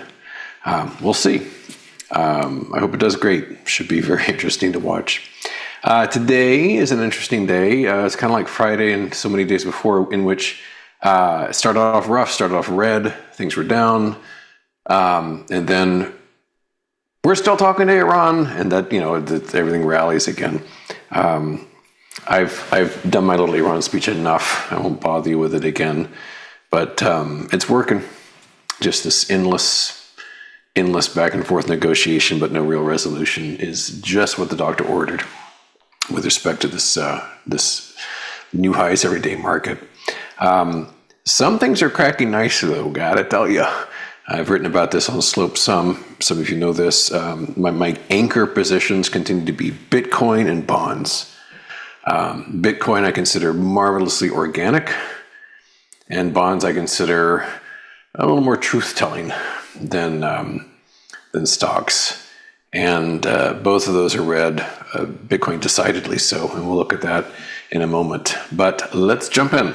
Let's look at those charts together. Starting off with the spider, SPY. Hey, lifetime high. How about that? Gee whiz. Same old. Distribution top, fall, pushing higher, should have gone down, did not, leaped ahead with this gap, and then has been blasting higher ever since. We opened weak and just rallied based on nothing but, hey, we're still talking to Iran very rapidly. I guess they're talking rapidly now. But that's all it takes. So lifetime highs on the spider.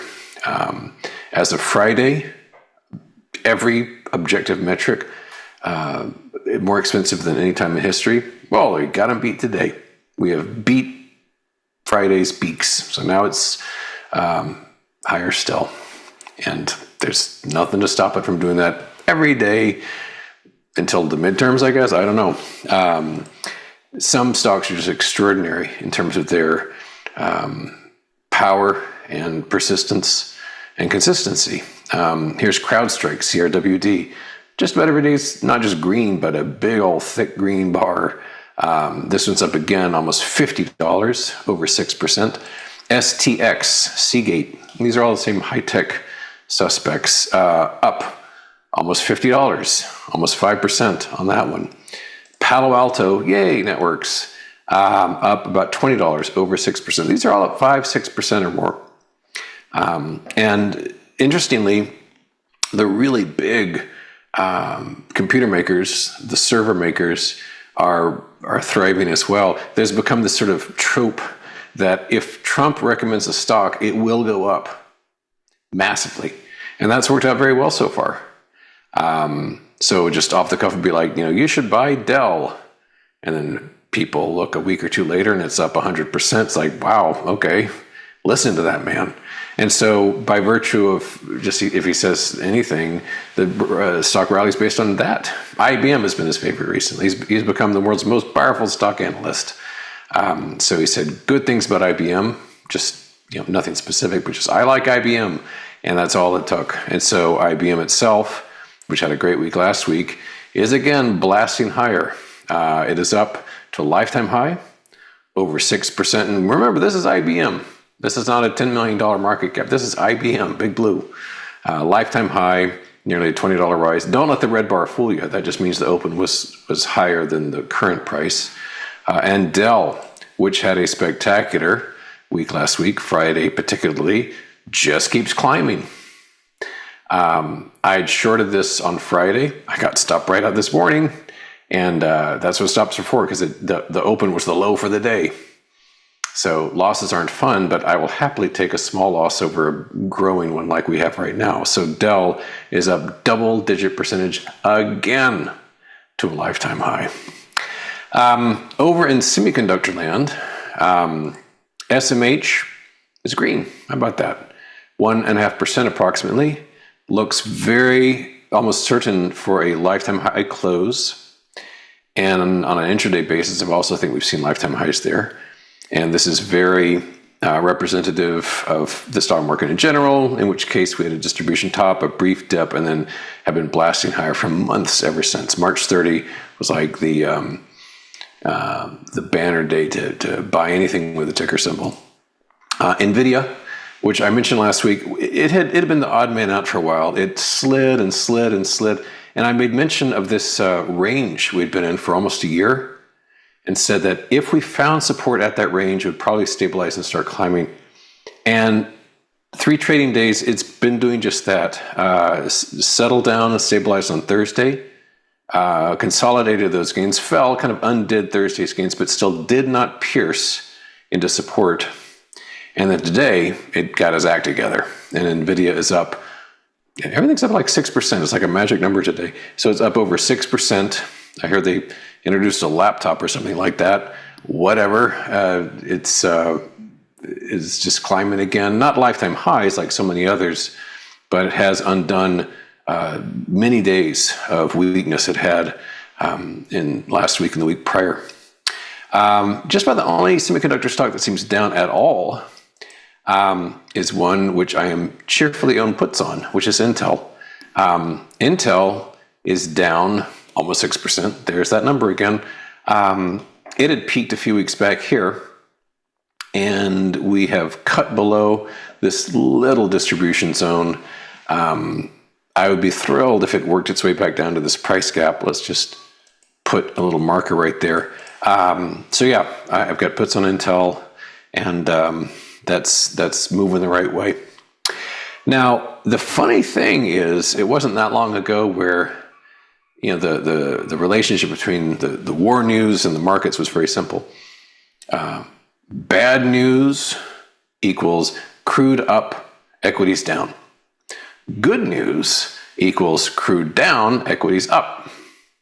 Well, I don't know what to call the news we hear today, which is we're still talking. It's like no news. Maybe the old saw about no news is good news applies here, but it's not news at all. It's just like we're not talking to you. Well, yes, we are. They're talking to us. We're talking rapidly. But what's going on now?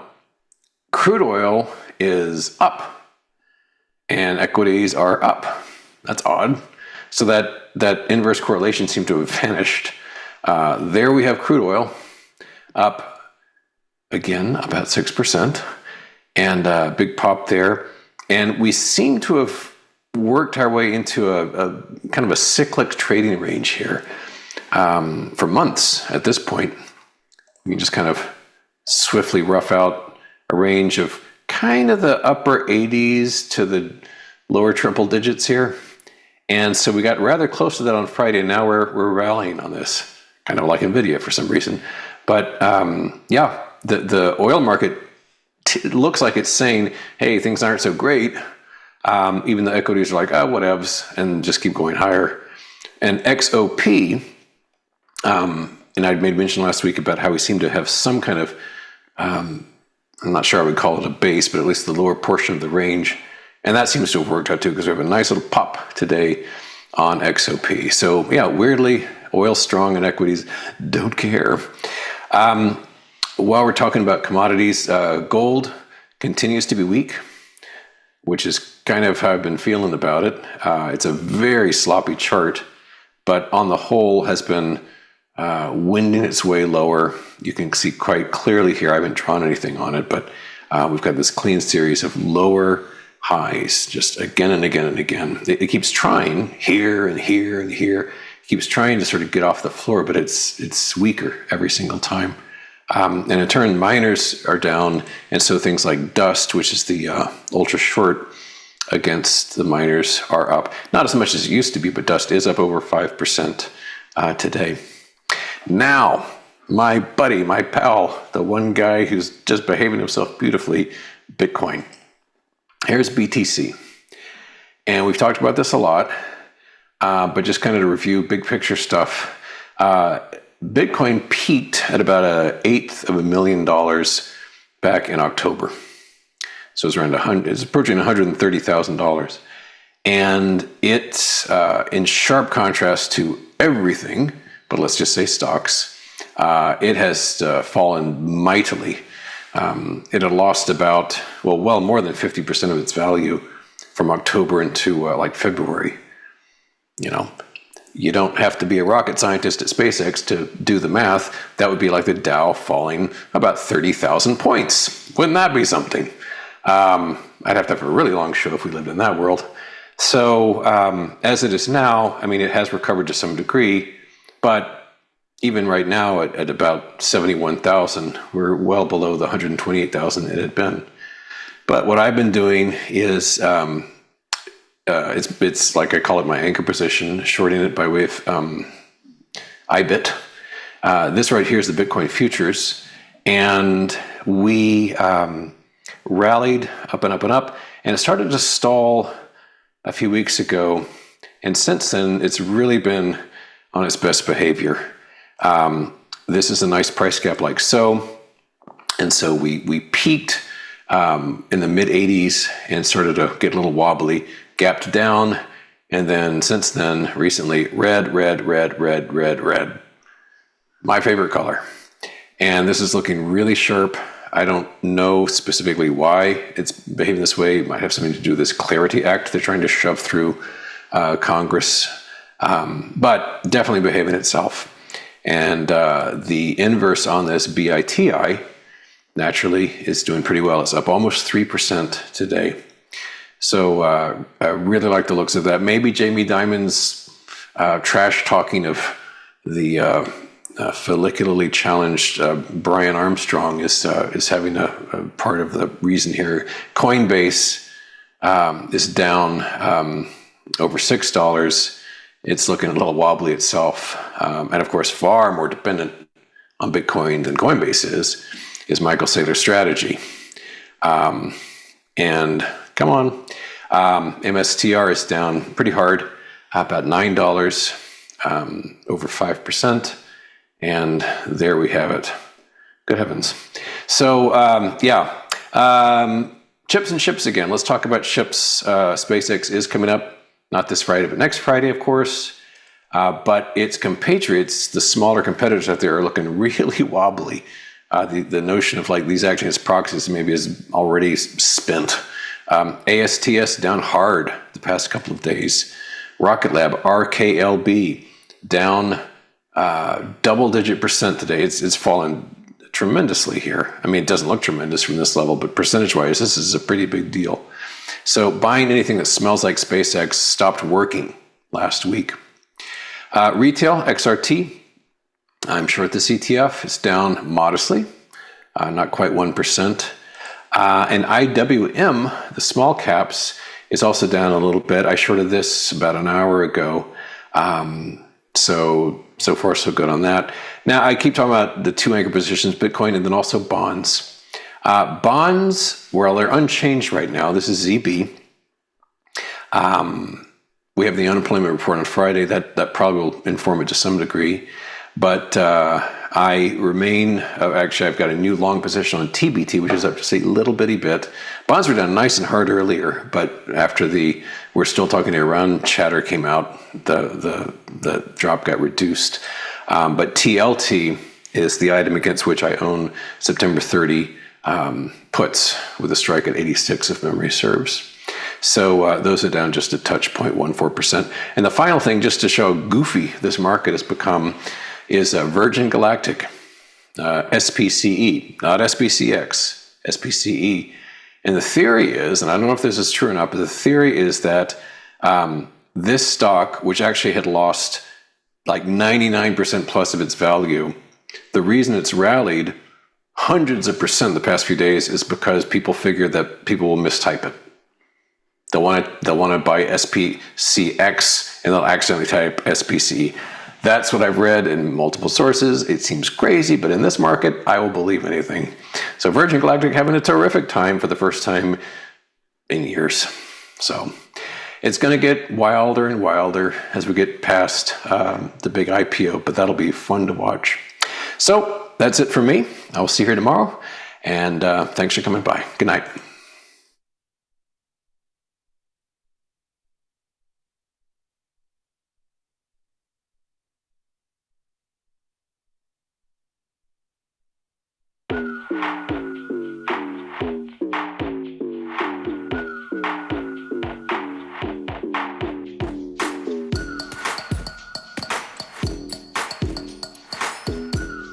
First thing about Tasty Trade is how easy it is. It's a very quick, light platform. It's all on one page. And with 1 or 2 clicks, you can be anywhere on the platform. Being able to see graphically where your profit and loss zones are. Whether it's a pool, a puddle, or a sea, you can navigate your way out of it with the Tasty platform. So I love that. You guys have the most unbelievable customer service in the business. Email support, call support, get through right away. They actively listen to the customers to make changes to the platform to make it better. In fact, I've never seen anything like it in any corporation in the United States. Look who's back testing. Tasty Trade now has options back testing for free. Test your trades with over 10 years of data for the most popular symbols. See how your trades would have performed in the past. Look back at profit and loss and take the guess out of guesswork. Oh, did we mention that it's free? Get back testing at Tasty Trade. The market doesn't stop. So why should you? Diversify your portfolio with stocks, options, futures, crypto, and more from Tasty Trade. Focus on the markets that matter to you. See the odds before you trade using curve analysis, IV rank, and more tools. Get industry insights that help you find your next trade right where you need it. Tasty Trade. Download today. Grow a strong community with Tasty Trade's referral program. When your friend joins Tasty Trade, you'll both receive $100. As your community grows, you get more bonuses. Only at Tasty Trade. Investors Business Daily raves about us. Stockbrokers.com says we're best in class for futures trading, and Broker Chooser thinks we're pretty great too. So what else can we say other than trade like a trader? Tasty Trade. When you trade options at Tasty Trade, you see your probability of profit and loss right where you need it. Earn up to $3,000 in commission rebates.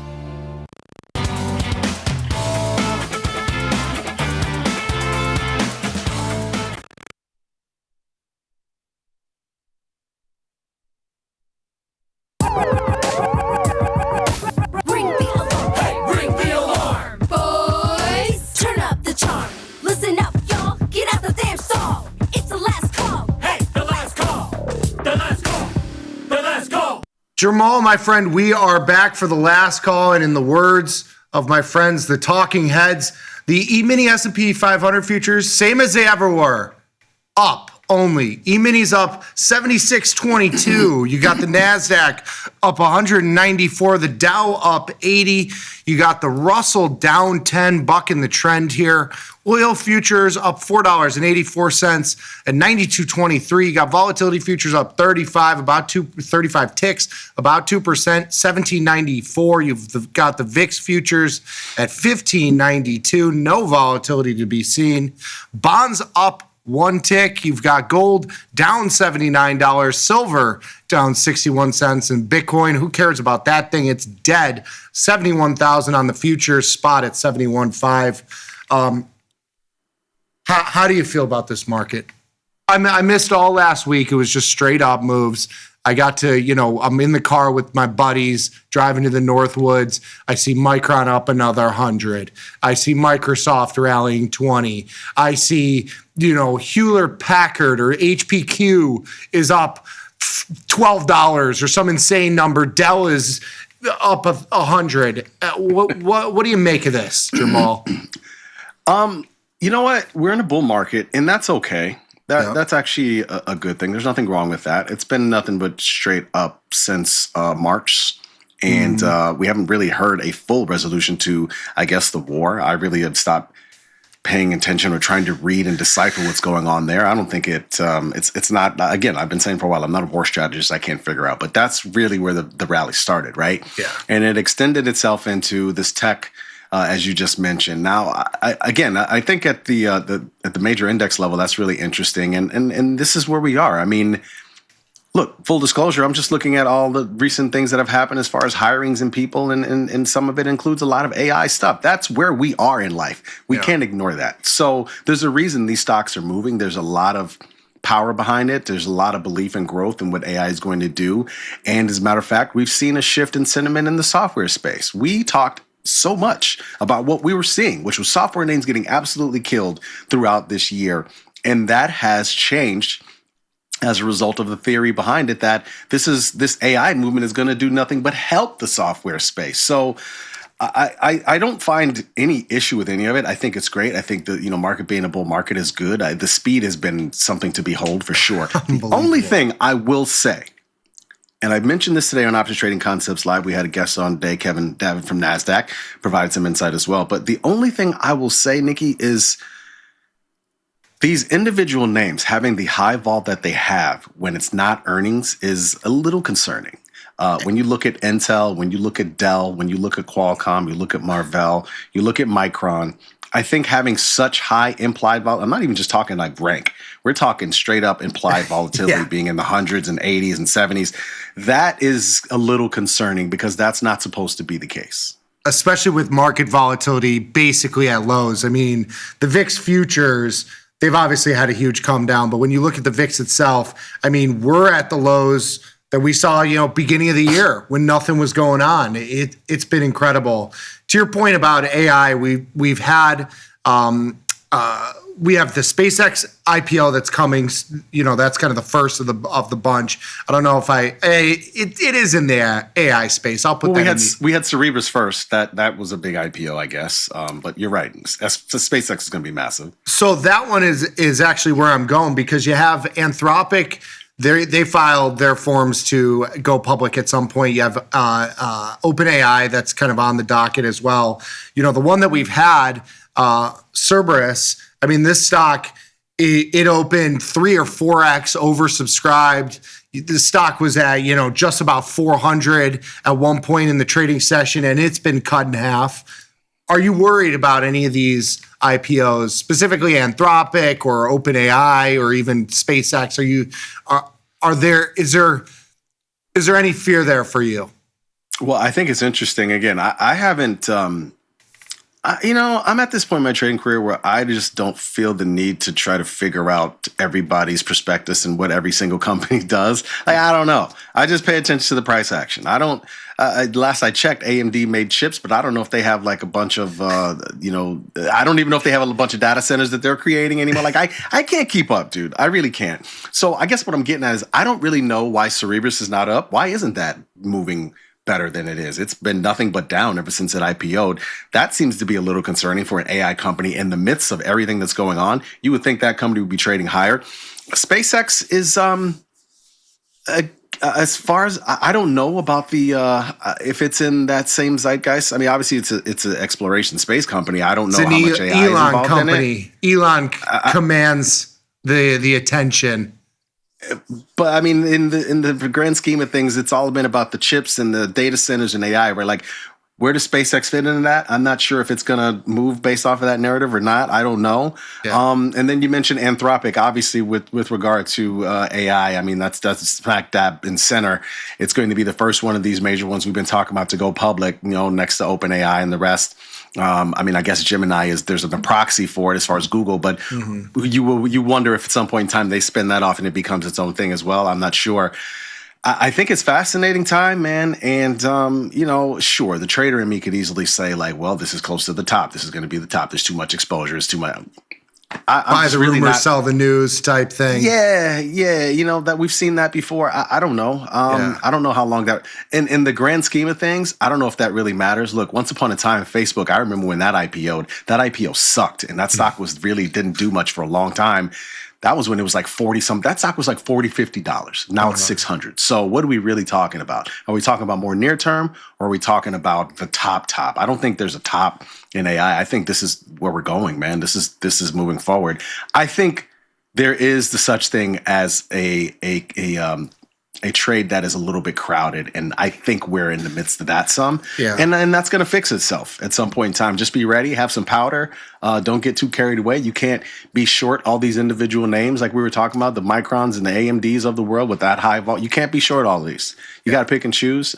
You got to have some powder dry and be ready to pounce when things do turn around. But I mean, this is a very crowded trade. There's no doubt about that. For sure. I mean, it's everybody. It's the dinner talk. Now, I mean, every time I'm with my buddies, it's questions about, Micron, SanDisk. I bought at 500. It's at 1700. Like, should I buy more?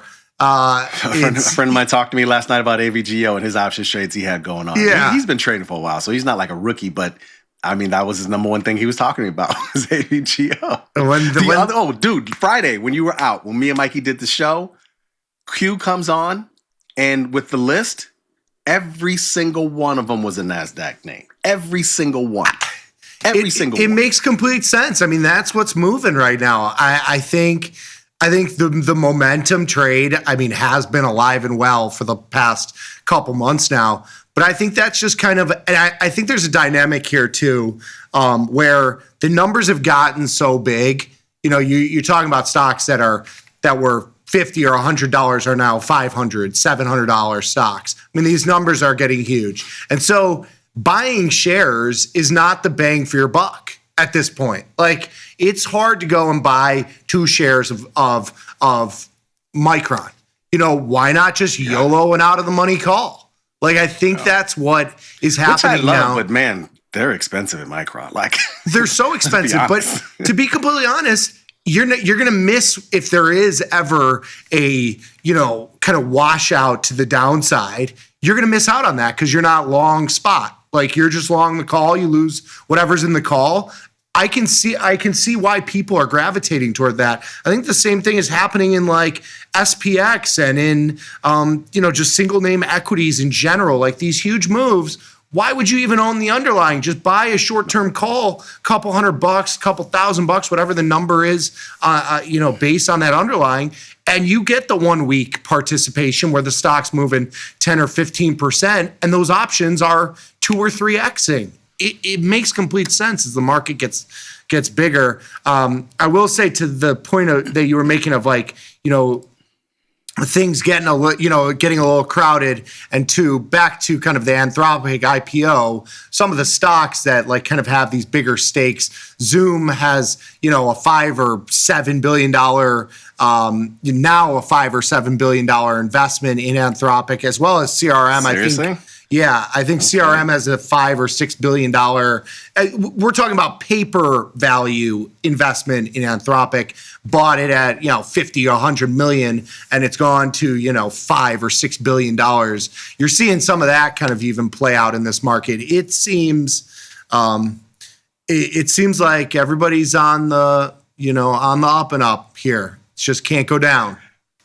I made a joke, and I keep making this joke about the confidential filing of IPOs. I find it hilarious that they keep saying confidential because the damn shit ain't confidential. Everybody wants to know about it, and it's very loud, honestly. Yes. SpaceX and Anthropic, and I think it's gonna be fun, man. And you know what? I mean, give it to Anthropic.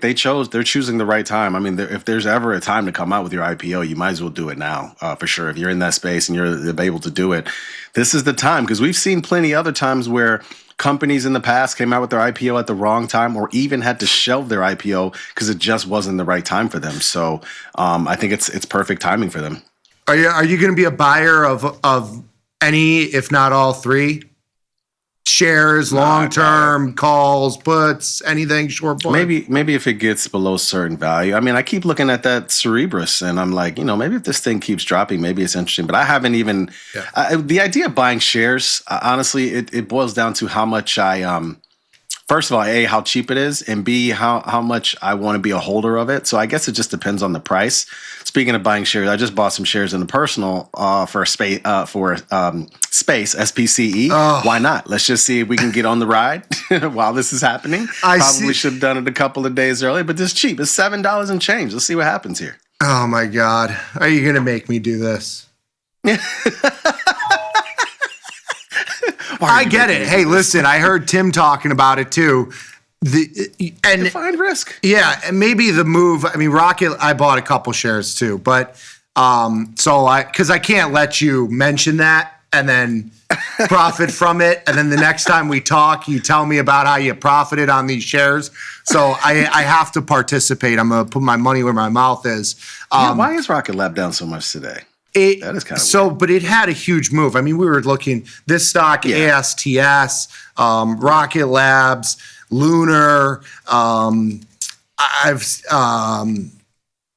of the other ones like a Joby had a nice move over the last week. I mean, and that's not even a space one. That's like helicopters. Well, it's flying. It's flying. So it's like kind of in the same route. Listen, this is what happens when you get a mimetic momentum market. The triple M, the mimetic momentum market. I can't even say it.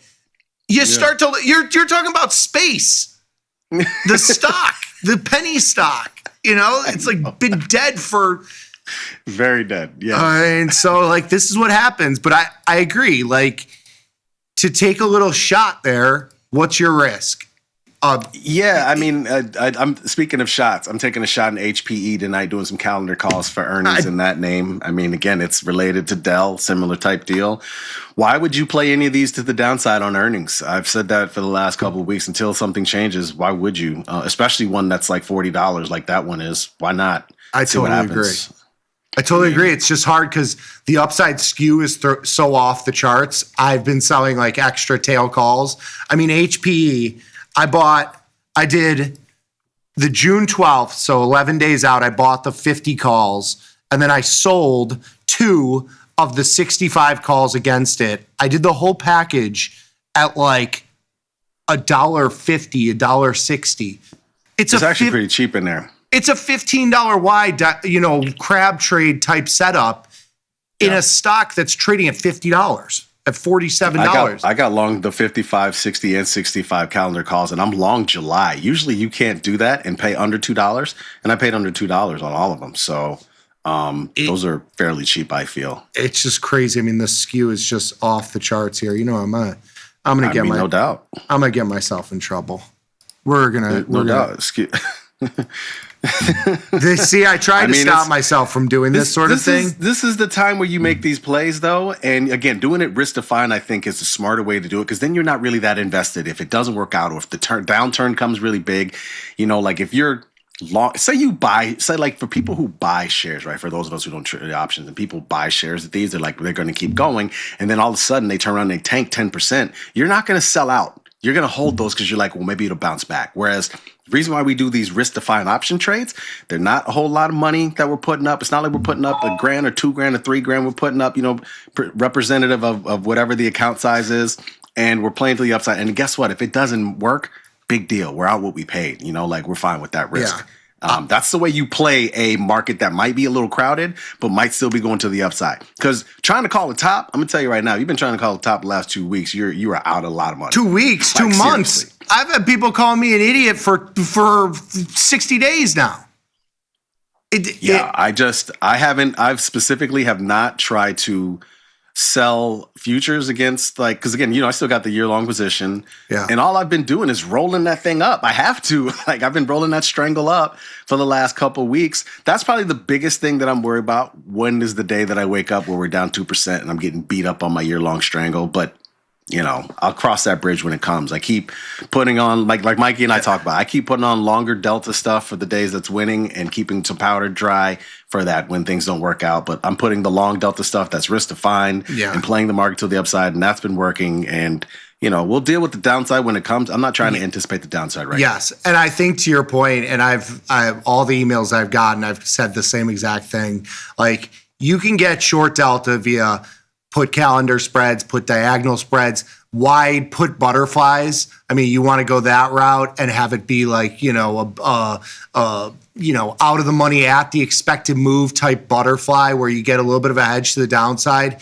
That's how you've got to trade this. I mean, you can't go in there and sell Dell calls, just naked calls, because the risk reward is just not there. And if you are doing stuff like that, if you're selling calls in the NASDAQ or SMH or whatever, look at buying wings to just cap the buying power, the risk. Especially if you're in like a portfolio margin account, you can actually do them on like a ratio. Sell 1 30 delta call and buy 5 of the 10 delta calls, and you get you'll do this for a net credit, but you'll get some sort of protection on the upside, especially if this continues, because these have such high vol skew to the upside that it won't be as painful as the delta exposure would be without it. So just keep things small. I think, again, if you're trying to get short some stuff, look at something that's got some asymmetry to it.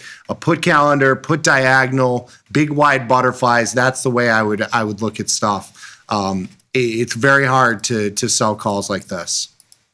Yeah, it is. And to your point, I have 3 strangles that are related to NASDAQ. One is the MNQ, one is in Qualcomm, and one is in Intel. And in Intel, the short upside that I had was the 150 strike. I literally just closed that today because I'm like, this is probably the only way I'm going to win on this upside short. Yeah. I'm going to close this. I'm short the 110. So I was short the 110, 150 strangle. I'm still short those 110 puts. I'm going to leave those on. I don't have to worry about upside in Intel anymore. And so that's kind of the one way I'm doing it. I think if you have some short upside and you have these big moves that where you get the fade, I mean, look, you just made some money on that. This is one of those where you might have to leg out of some things sometimes. Yeah. And you've been getting, that's worked for the last couple months because you've had some big swings in both directions. And legging out has certainly saved me a couple shekels across. Because you know what? I don't know if that vol is going to collapse that much, honestly. Not in the single names. I mean, the market vol has come in. The market vol says nothing about individual equity vol. Like if you look at the VIX and you say, oh, well, vol is low. No. You look at the stuff that you're trading, the SMH constituents, the semiconductors, tech stocks, volatility is through the roof. I mean, some of these have above, 100 IV ranks. Like the realized volatility and the volatility in single name equities is not telling the story of what you're seeing on the index level. And and the other thing, 2 things on that. It is strange that that's happening in a way. I mean, and the main reason why is because how many years were we talking about the Mag 7 names and how big they are and how much they are taking up? And again, I guess it's not necessarily those. It's been these other names that are just NASDAQ related. So I'm sure NASDAQ vol, I don't look at VXN that often, but I'm sure that should be up because these names are up like that. And the other thing, I think, to be prepared for a little bit, if this turnaround does happen, Costco's, Walmart's. I've got a calendar in Costco. Walmart, I'm sure to put in there. That's the area where the market's going to turn to. Maybe even something like a JP Morgan. Goldman Sachs seems to be near highs, but JP Morgan is not. Financials, that'll be another area where the market will turn to. So I'm not saying jump into these things with both feet because you will. It may be some time. Again, I mean, we talked about this at length this morning on Ops Trading Concepts Live with Kevin David, who's from NASDAQ. This could take a while. This could probably go through the summer. Who knows? Especially with these IPOs coming out before you really get a reversal a little bit. So I think trying to find a couple of areas to hide or hiding in, a little bit of there's some trades you can hide in. And again, I think Walmart and Costco are something along those lines. Those are fascinating to me. Oh, I got my Taiwanese sources, aka Frankie Walsh, saying space. He's buying stock, selling strangles. SPCE? Yeah. I don't mind that play. Yeah, I don't mind that either. It's actually a good call. I mean, then you can get the best of both worlds because you could sell something like the 510 Yeah, I haven't even looked at the at 280 here. Yeah. All right. Do I do that too? Then if the stock goes back to $2 though, then I'm holding a bag of steaming doo-doo. I know that's you know what I mean? Now I'm doubled up because the shares, couple hundred shares, no problem. You just take your loss. Now your shares double on the way down from five to 2.5. This is how you lose your mortgage payment on something silly. I know. All right, I did it. I kind of like it. But I mean, yeah, man, it's just to talk again about the software stocks. That run has been incredible. You look at Snow, you look at Now, you look at CRM, Palantir. I mean, CRM is up $20 a day. You couldn't get that stock to move for nothing. No. And look at it now. I mean, it's been a strong move in this space, man. I mean, some of these are just CrowdStrike. straight. CrowdStrike is one of the more unbelievable. Oh my God. I mean, look at these numbers, and they've gotten so big. Again, IV rank of 110. This is the sort of thing we're talking about where you're seeing. I mean, realized volatility is through the roof. The stock has doubled in 30 days. Amazing. To new highs, and the moves back, like you mentioned, Snowflake. It was back at all-time highs from being down 50%.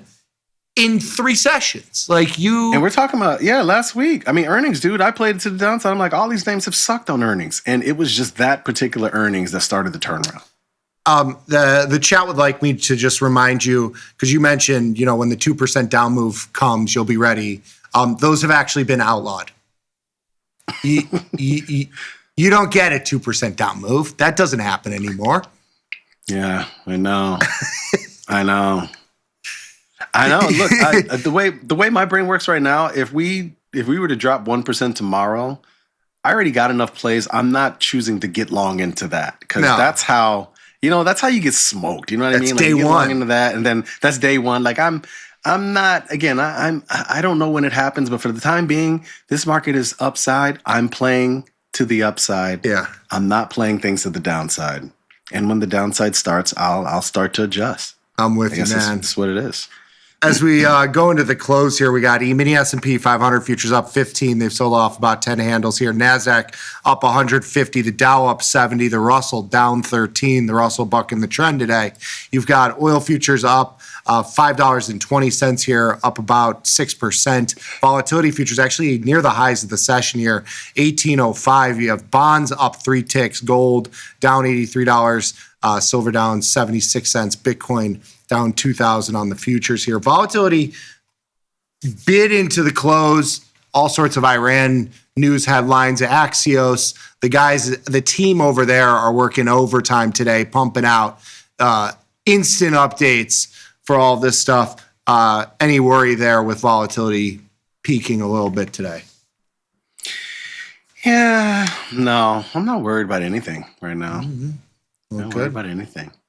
I know a lot of people that aren't worried about anything anymore. That's the PDT peeps, which goes away June 4th. You can get some more info at the link in our little QR code there. But we're also going to have a special airing midnight on Wednesday. Insanity. It's like March Madness. So we're gonna be up. We have more info on that coming tomorrow. But we're going to do a little PDT special. We'll have some of the guys from the Tasty Trade team come on and talk about the PDT rule and it going away, the tech behind, removing all this stuff. And you guys going to be up at midnight? Yeah. Oh, yeah. Yeah. Really? Nice. The worst part is I volunteered for it. It was my idea. So we'll see. I mean, that's cool, man. Yeah. So, we just wanted to be the first to talk about the end of the PDT. That day of. So we're going to do that. We're going to be the first one. Are you going to stay up for the morning show?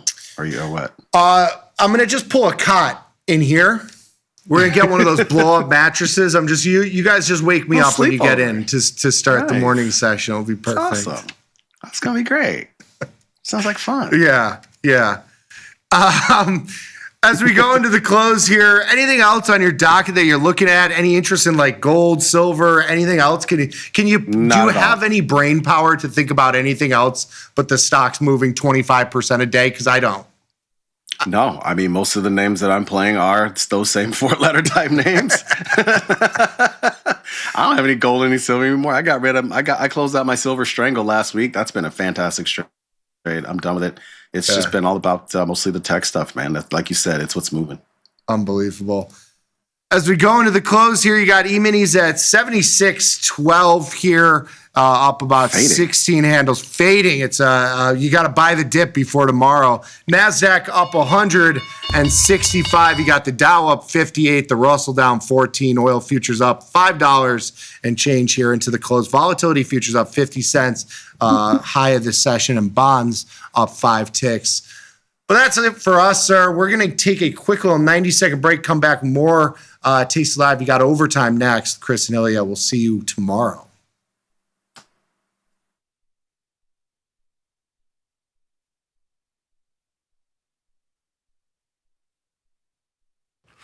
What is theta? Options lose part of their value over time as they get closer to expiration. That's why they're called wasting assets.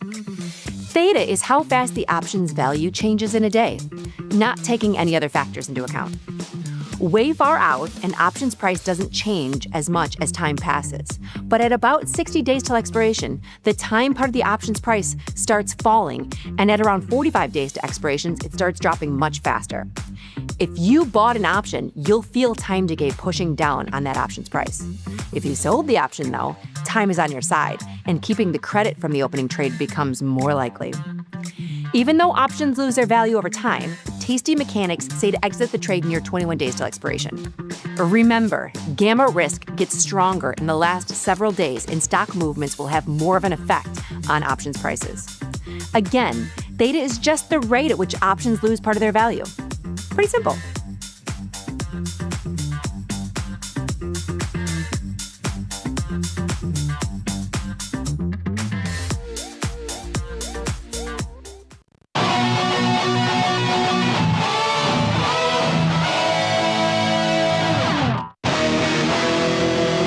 To rewatch that market measures from this morning, Bodacia.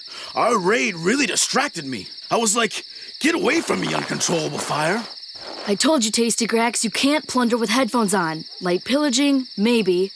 Sometimes I'll hide in a gross peat bog in the middle of a raid, just so I don't miss market measures. I'm only recently comfortable admitting this, but I think I trust market measures more than I trust my savage hellhorse, Arbitrageur. God, I forgot to tell you guys that I slaughtered a horde of conformerons this morning. Did the whole terrifying row of severed heads on pikes as a warning thing, but you never know with those idiots. Okay, thanks for the heads up. Ha ha ha! Goblets of hot blood for everyone. Nice. Thanks, you guys. Normally I hate puns, but that one was okay.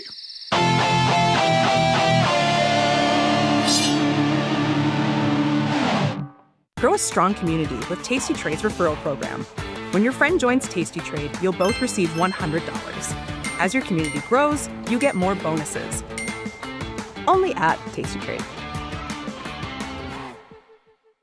Investopedia says we're the best for options trading. Stockbrokers.com says we're #1. And BrokerChooser raves about us too. So what else can we say other than boom? Trade like a trader. Tasty Trade.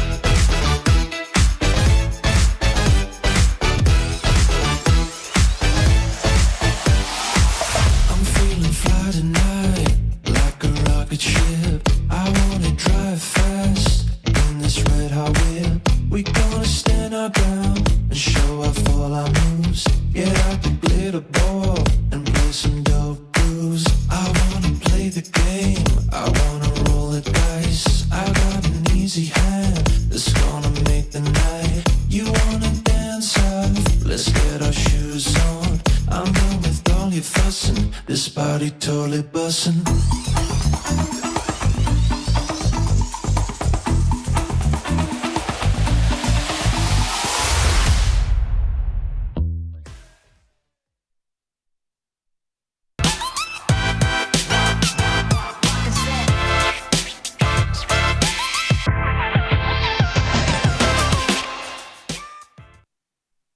It is that time of day. Welcome to Overtime. I'm Ilya Spivak here in San Francisco. That's Mike Butler in Chicago sitting in for Chris Vecchio. Mike, welcome. What a day. What a way to start June. What a way to start the week. How are you feeling today? I feel great.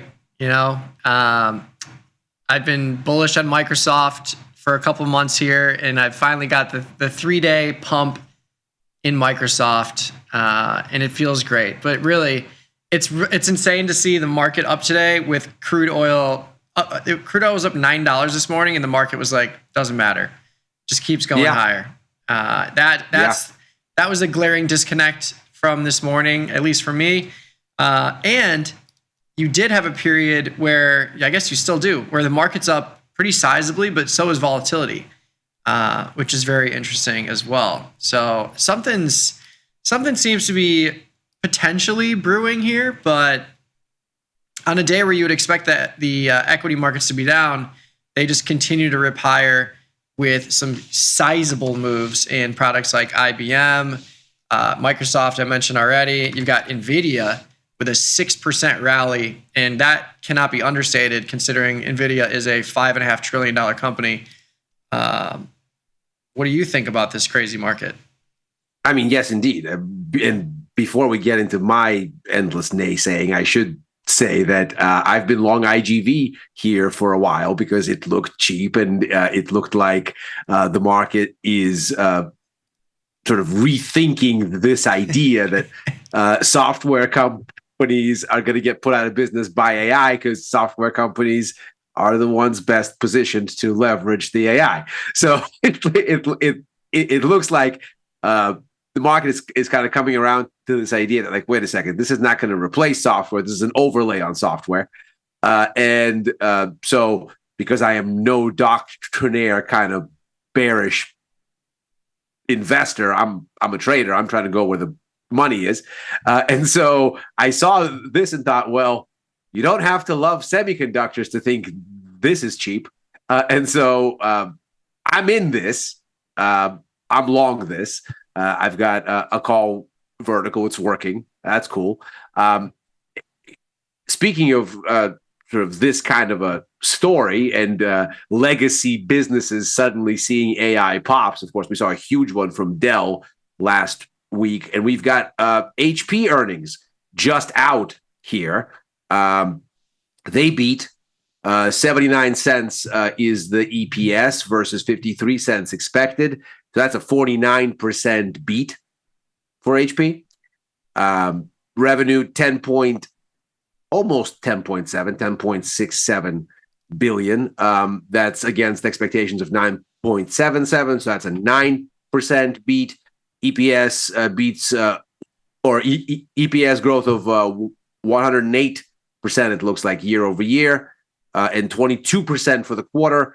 Revenue up 40% year over year, 15% for the quarter. And HPE is the ticker, and it looks like a little bit not great. The initial response here, almost as if rallying up 12% last week in sympathy with Dell was about right. Yeah. I mean, this is we're in crazy land here. I mean, this is a 15 point implied move here. We're up almost 10 after the market closed, and it just doesn't feel like it's enough. Just feels like it's too little of a rally to the upside. But no, I mean, isn't that funny? Well, yeah, that's why I was laughing when I pulled up IGV, because IGV is an ETF, but when you look at this chart, this is not an ETF chart. These last 3 days here, but no. This shows the crazy concentration of the rally that we've seen in this very specific sector that has pushed the market higher. Like that's the best way I can put it. And it took me a while to find the actual ticker symbol for Hewlett Packard, which speaks to why it's not HP, by the way. I don't know. Yeah, I thought it was HP, then I thought it was HPQ. What that E is doing there? No, I mean Dell gets to have Dell. Yeah, Meta gets to have Meta. These guys can't have HP. What kind of nonsense is this? Yeah, but yeah, let this Hewlett Packard have HP. Let them have it. But yeah, I mean, I guess if you played the sympathy rally turned into actual rally after earnings, you're doing well with a bullish trade here, with the market up, the stock price up 20% after the close. So, yeah, I mean, we had a 13% almost rally on Friday in sympathy with Dell, and the stock is up, or was up, it's more now, was up 79.2% year to date before this report, before today. So as of the end of last week, which is bonkers. We're back in the 90s, baby. Dell, IBM, Hewlett Packard. Right. What else am I? Intel. What could possibly go wrong? Yeah. There was a really interesting bit of economic data today. We got the final revision of S&P Global Manufacturing PMIs and the ISM, the Institute for Supply Management, their version of the manufacturing PMIs. And they were both off the charts numbers, huge numbers. And it's not exactly isolated to the US. With that, JP Morgan published their global PMIs. Once they kind of get all of the countries to report the S&P global numbers, they throw them all in a bucket and come up with the global number. So far, manufacturing. We haven't gotten service sector yet. We are so far away from the longer term averages for manufacturing growth. They look at it since 1998. It's frankly shocking. And a lot of what this seems to be, I mean, this is the fastest growth, really, I mean, since 2021, maybe. But when you consider the pace at which the pricing structure here is growing, I mean, we're talking about input costs rising at COVID shock levels and orders of magnitude above their average input prices, output prices. And so you see these kinds of earnings, you see this kind of rabid demand, and you go, right, okay, to build data centers, which is a lot of what this is, right? This is manufacturers essentially anticipating that the pricing structure is going to get worse. So they're stacking inventories. Most of this is not making finished goods. It's intermediate goods, and it's front loading for things will be even more expensive. And so you look at this and you go, okay, right, that makes sense with the rabid demand for data centers and everything like that. At what point in your mind does this become like, well, this is the inflation that everybody's afraid of? It doesn't need to be just an oil shock. Obviously, the oil shock is already spilling over into things like transportation costs and freight and all of that. Never mind the costs of the commodities themselves. I mean, base metals are off the charts and look increasingly like SMH, which is interesting to see. I mean, aluminum especially looks almost exactly like the SMH chart. So you look at this and you go, okay, well, this is the inflation everyone's afraid of. At what point does the stock market go, yeah, okay, this demand is so expensive that it's not that the economy is going into recession, it's overheated. Yeah, I mean, I think the crude oil market, the curve of the crude oil futures market, especially if you look down the line. So like what's really interesting to me, and I think it speaks exactly to what you just said about the PMI and how the future cost of goods is creating a front-loaded barrage of production here, is also permeated through this crude oil futures market, because when we were at the peak of the war, the crude oil futures market in the near term cycle had a 15-point backwardation, and it was like 105 in the front, 90 in the back, but it was down at 70 all the way back here. It was like 70, 69. But now what's really interesting is you've got the backwardation kind of out of the near term contract. It's still there, but it had been there even before the war. There was still like a 1 or 2 point backwardation. It was already creeping at the start of the year. Yeah. Yeah. But now what you see is the backwardation has flattened out as much as it's going to, I would imagine. I think we're still going to see backwardation for a period of time here. But the back months have gone from the low 70s, high 60s, and they're all in the high to mid 70s now. So this tells us, to your point, that the futures market for crude oil, which isn't just jet fuel and pump like gas station prices, it is everything that involves petroleum, anything.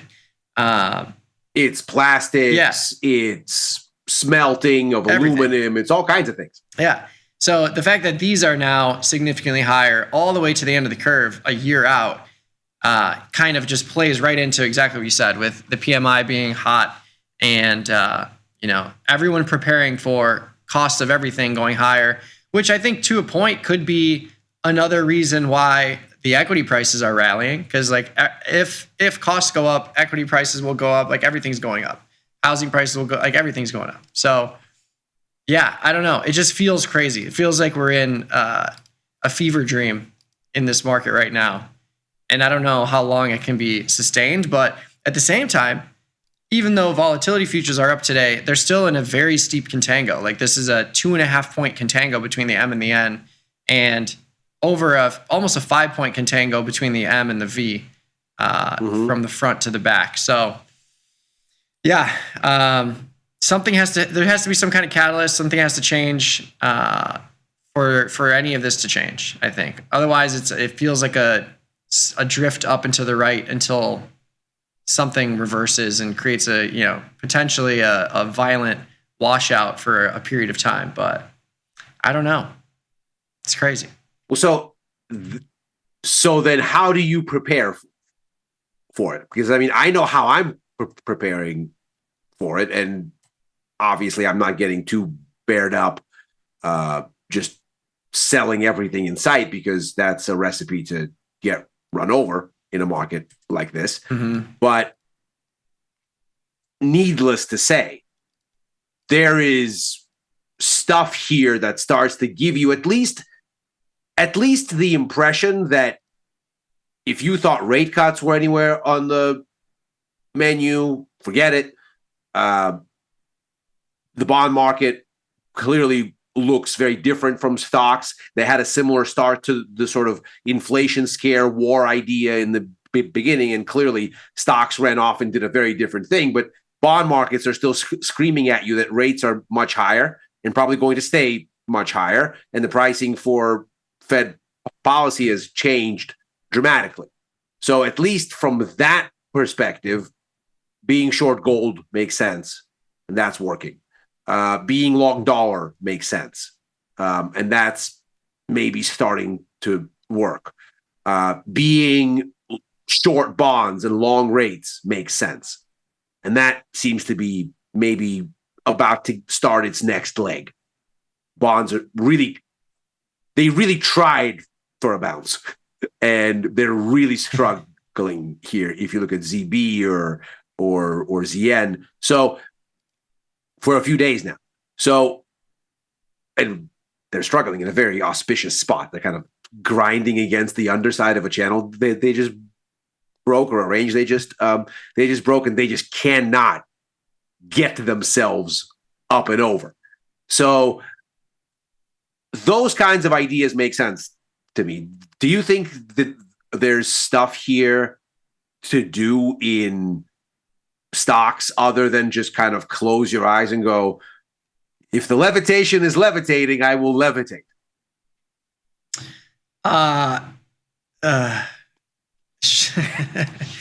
Short answer, I don't know. I mean, so I actually looked at this earlier today. I think this is really interesting. So you have these stocks that are just ripping higher, and maybe you've got the FOMO going. But what's interesting is, like, when you look at these levels here, I was looking at a 290, 360 calendar spread. And I did a math check on this on the YouTube channel if you want to check out more of an in-depth answer. But to your point, like the short-term premium is really juiced up relative to the monthly. And you can see this here, like equidistant out of the money options. This is 30 points out of the money to the upside, 30 points out of the money to the downside. 40 points out of the money to the downside. But you look at this, like I can buy this call calendar spread, pay $1,500 for the long, collect $760 for the short, and reduce my cost basis by 50%. To the downside, you can only reduce your cost basis by 30%. So, not to mention, if you look at the curve analysis mode of a trade like this, you will always have a higher max profit to the upside compared to the downside, because if you have an increasing stock price, that increases all extrinsic value, and you're already reducing your cost basis by a much greater percentage than the downside put calendar. So like if you're trying to play for continuation, I like the idea of just straight up calendar spreads here, because you can make money on both of these legs. And that's especially true if IBM keeps ripping higher, implied volatility keeps expanding. We've seen IBM's IV rank expand just as aggressively as the price of the stock itself. Like, look at this. IV rank of 56, and 3 days later, we're at 120, setting a new high. So I think a calendar spread is perfect for continuation, but it's also nice for a downside reversal if you think it comes quickly. So I would say if you're playing it to the upside, you got to have a short premium component against something like a calendar spread. I don't like selling strangles and stuff like that in a product like this, because like this could just be the beginning of a rally that gets up to 500 in IBM. You just never know. You never know. Yeah, we're in the middle of a low volume, low liquidity melt up. It doesn't take a lot of money to push this thing around. Who knows where it goes? Yeah, but to your point about silver and gold, I do have a bullish position in silver. I have an 77 inversion, but I've had this on for a long time. So I've collected $2,200 in premium. My break even is down at 65 now. So we're above the break even, but I've just been rolling this, collecting premium, and I'm just leaning bullish here. So if silver rallies, that'll be great. I've got a bunch of long dollar positions in the Tasty FX portfolio, specifically the dollar franc position, but a bunch of other stuff too. The dollar franc position is nice because you get a positive yield for holding it.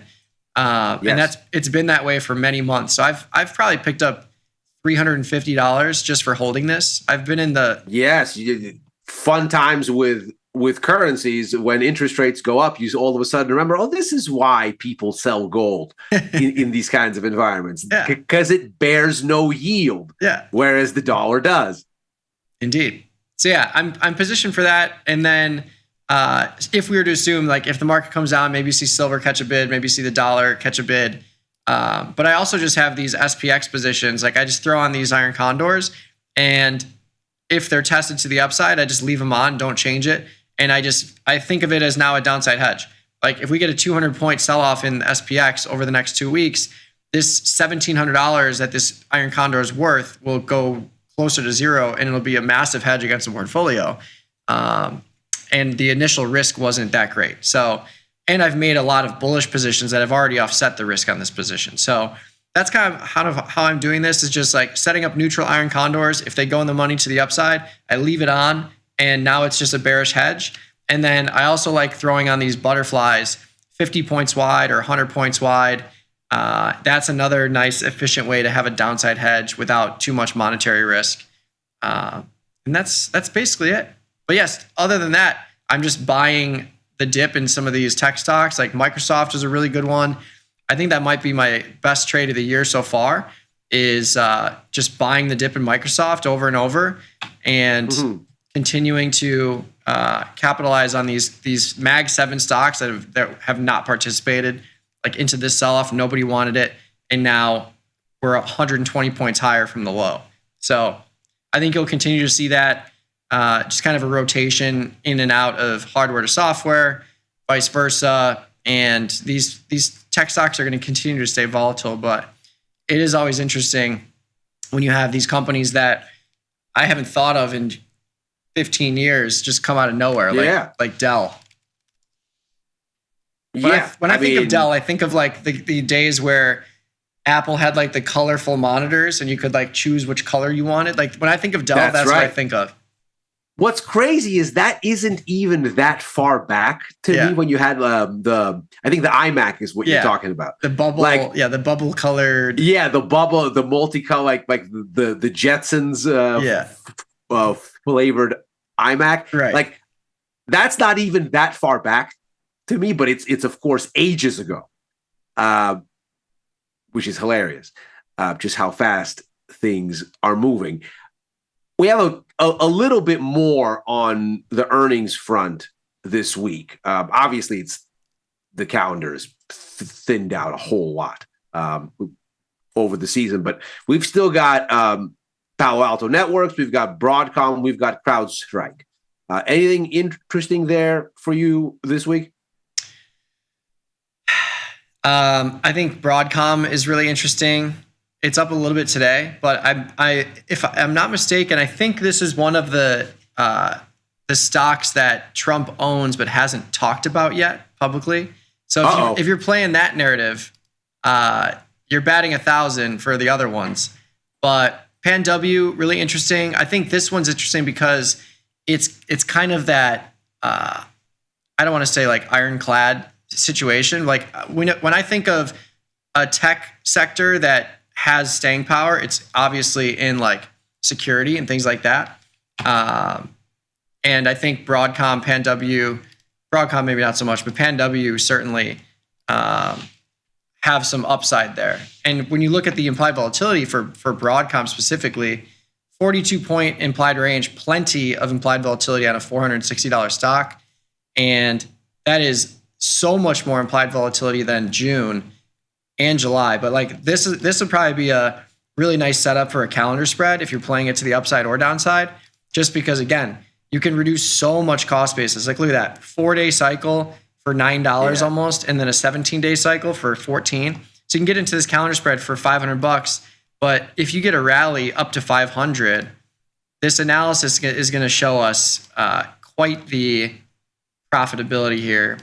So yeah, if we look at this and then let's crush implied volatility. Let's be really conservative and just crush it down to like the mid 50s.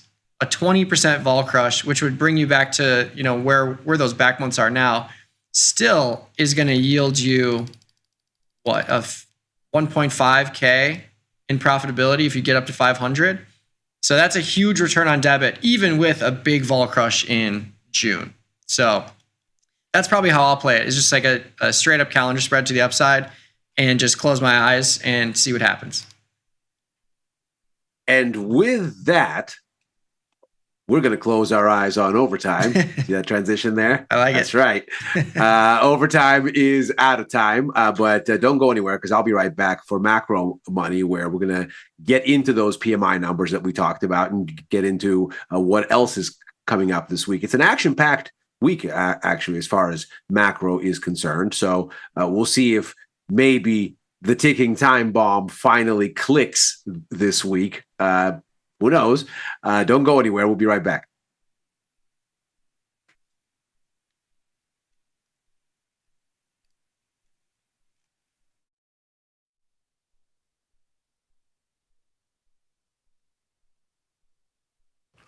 What is theta? Options lose part of their value over time as they get closer to expiration. That's why they're called wasting assets. Theta is how fast the option's value changes in a day, not taking any other factors into account. Way far out, an option's price doesn't change as much as time passes. But at about 60 days till expiration, the time part of the option's price starts falling, and at around 45 days to expirations, it starts dropping much faster. If you bought an option, you'll feel time decay pushing down on that option's price. If you sold the option, though, time is on your side, and keeping the credit from the opening trade becomes more likely. Even though options lose their value over time, Tasty mechanics say to exit the trade near 21 days till expiration. Remember, gamma risk gets stronger in the last several days, and stock movements will have more of an effect on options prices. Again, theta is just the rate at which options lose part of their value. Pretty simple.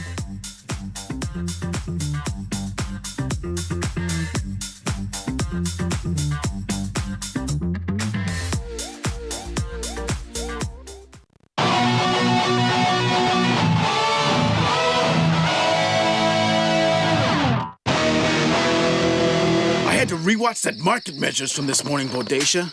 Our raid really distracted me. I was like, get away from me, uncontrollable fire.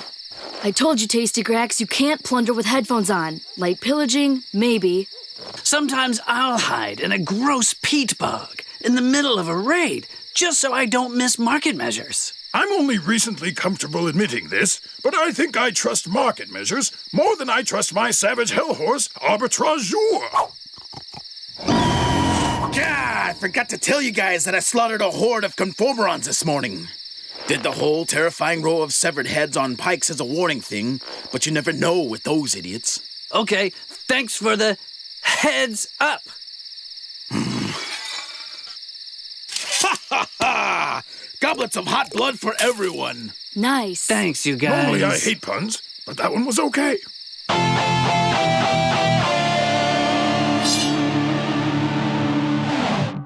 Grow a strong community with Tasty Trade's referral program. When your friend joins Tasty Trade, you'll both receive $100. As your community grows, you get more bonuses. Only at Tasty Trade. Investopedia says we're the best for options trading. Stockbrokers.com says we're #1. And Broker Chooser raves about us too. So what else can we say other than boom? Trade like a trader. Tasty Trade.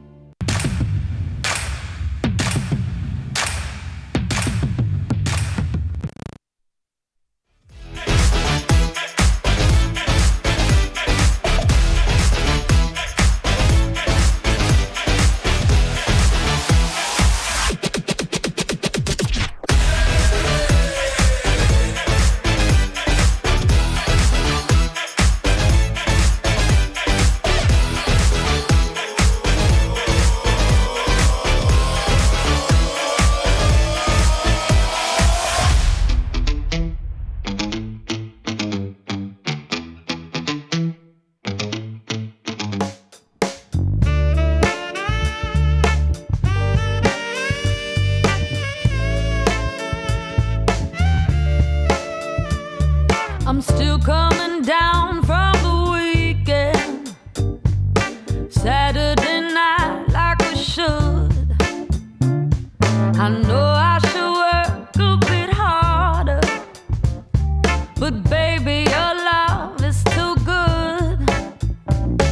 You knew what you did when you planned it, you scammed it, making right off like a bandit. I know that you worked a bit harder, 'cause baby, your love is too good. Touch me, hold me, love me, know me. I like how you do it, you're helping me through it. Baby, your love is too good. You knew what you did when you planned it, you scammed it, making right off like a bandit. I know what I know, it's time that I go, 'cause baby, your love is too good. Baby, your love is too good.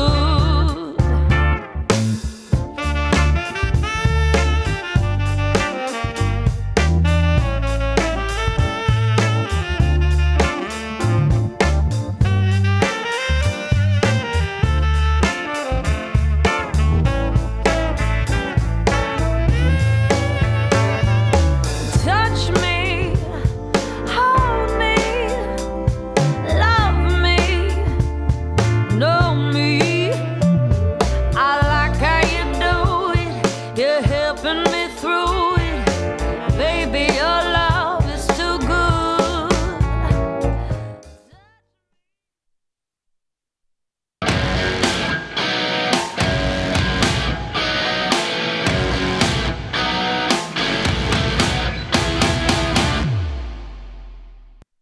Stock markets seem to have forgotten that they used to care about crude oil. Prices jump again as a deal over the Strait of Hormuz remains elusive, but does Wall Street care? Apparently not. So what is it that Wall Street cares about, and where are we going next? That's what we're going to try to figure out here on Macro Money. I'm Ilya Spivak, head of global macro here at Tasty Live. And as ever, we'll start with a look at the price action, see what the markets themselves are actually telling us about what's coming up here, and then see if we can't make some sense about what's incoming next.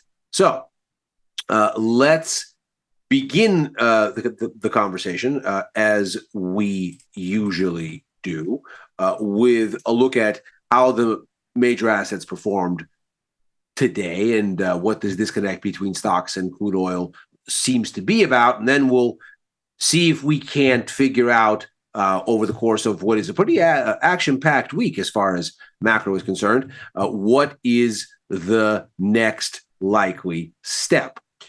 So here's the S&P 500, and much of what we've been used to seeing here continues. We get this slow but steady grind higher. We can see since we, over the past 2 weeks, really started this kind of very incremental inching to record highs.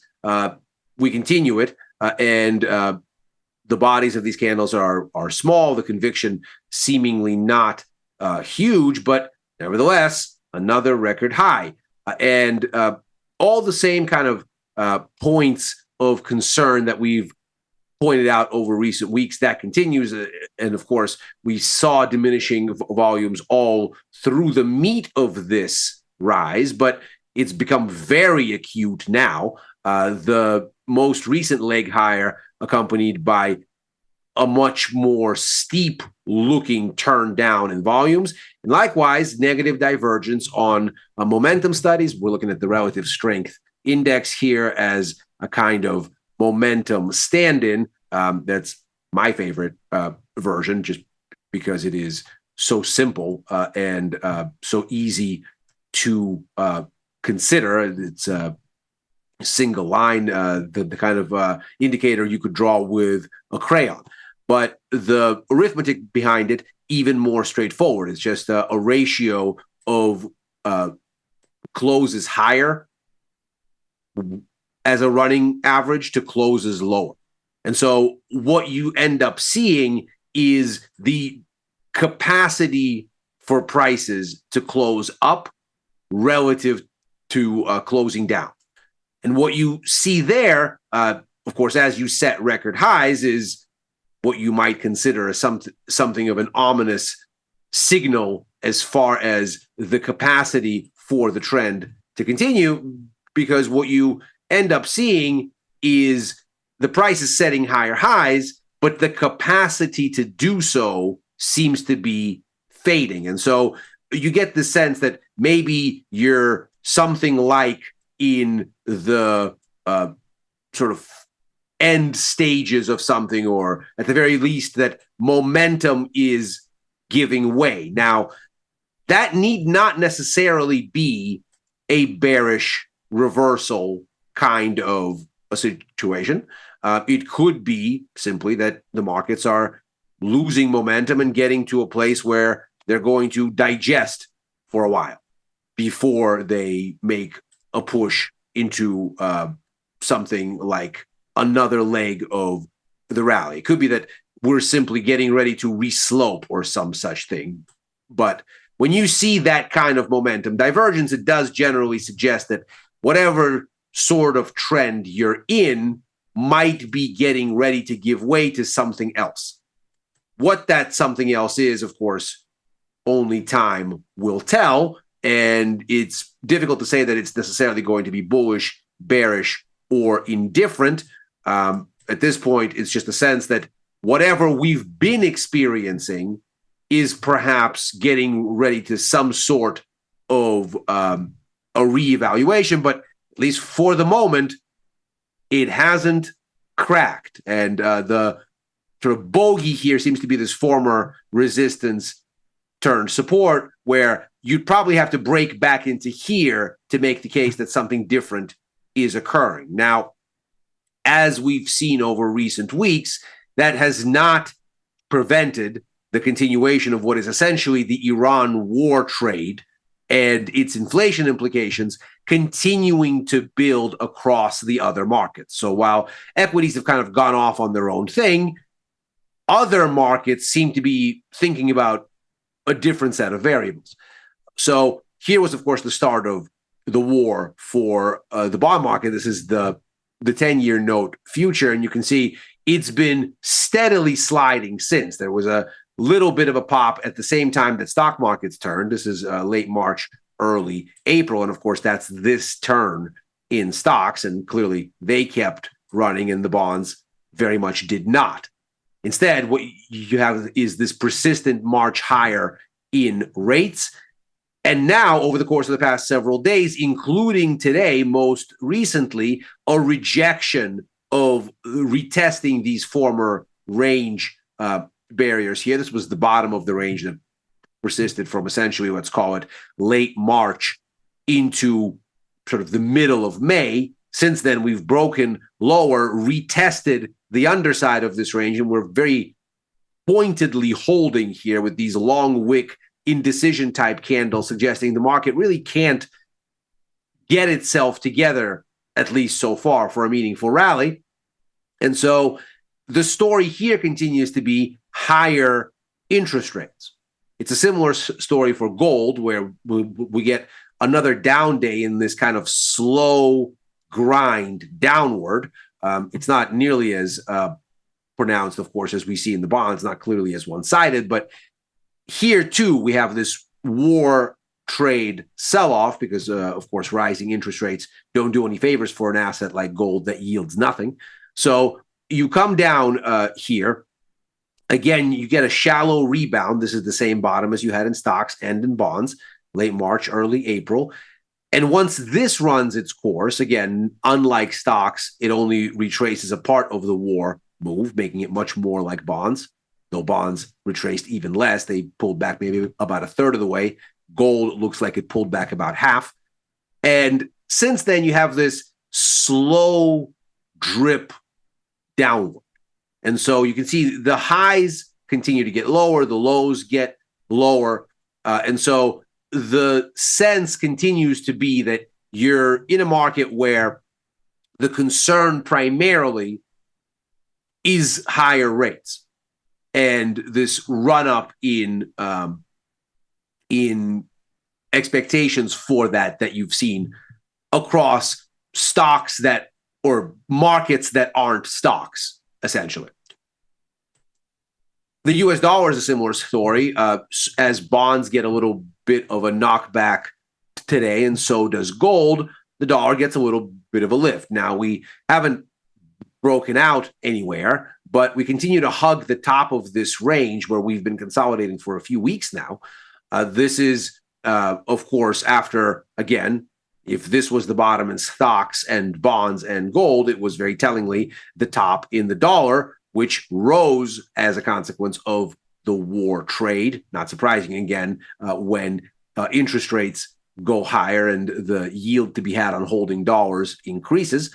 And so we had about a 50% pullback here, looks like, very similar to gold, and have since mounted a potent rebound. We're still grinding, as we can see at the top of the range that marks that rebound. And we're trying once again to push through, but yet again, another market that looks at stocks and goes, we don't know what you're talking about. We're talking about this. And stocks continue to be on an island by themselves. And this is seemingly the catalyst for the moves within this narrative that we've seen today. We had a bounce in crude oil over the weekend. Of course, there was tons of speculation that maybe we'll finally get an extension of the ceasefire between the U.S. and Iran. That has not occurred, at least so far. We get all kinds of conversation. We get all kinds of back and forth. Both sides sent each other revisions to their memorandum of understanding, and they've been passing around. And the sort of upshot seems to be a familiar story where both sides seem to want to extract what they want to extract at a maximum, and both sides seem to have some red lines. And so, although there was tons of speculation, obviously going into the weekend, that this would be somehow an announcement that occurs, and there would be a 60-day ceasefire that would take the can and push it at least some ways down the road for a conversation about what to do with Iran's nuclear resources and its nuclear program, and sort of how the larger issues of the war will resolve themselves. But in the end, it looks like we haven't really arrived at anything. And so the markets are not surprisingly concerned here. There were some fiery comments from both the White House and from Tehran. And so you get this bounce off what is now become a familiar range, as though there's a kind of wartime floor on oil, somewhere around the $80 to $85 a barrel level for WTI. And you can see that this is essentially a situation that's been persistently holding now, basically since the war started. So lots of up and down, lots of speculation, lots of big, breathless headlines. But the bottom line seems to be that we're holding at this elevated level. And when you ask any market but the stock market as to what this means, they're all telling you the same thing. It means inflation, and it means higher rates.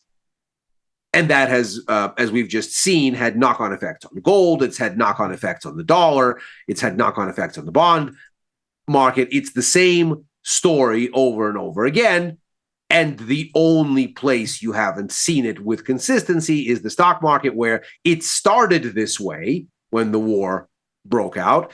And then tellingly, right on the eve of the corporate reporting season, when the big names were getting ready to come out and scream about huge capex numbers to build out AI capacity, the stock market went and said, okay, goodbye, I'm going to do my own thing. Now, the economic data around all of this has interestingly painted both sides of the picture. So today we get the ISM manufacturing report. This is essentially a PMI type report. So 50 is neutral, above 50 is growth, below 50 is contraction. The further you go above 50, the faster the growth. The further you go below 50, the faster the contraction. What's the message you see here? Better than expected manufacturing growth. It surges to the highest levels since essentially the middle of 2022.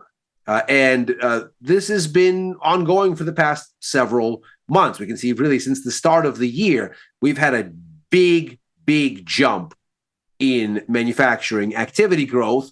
Interestingly, a lot of this happening around the stockpiling of inputs for the manufacturing that is expected to get done downwind. So a lot of this is not end demand, but inputs for what is expected to be a long pipeline going forward around ostensibly the building of the AI data center infrastructure that we saw be such a major part of driving GDP in the first quarter, but also a new tariff regime in the wake of the Supreme Court ruling that ruled most of the Trump administration's tariffs illegal and struck them down. Those were based on IEEPA legislation. So that logic went out the window. And so now we have an administration that says it wants to rebuild its tariff architecture on different legal grounds.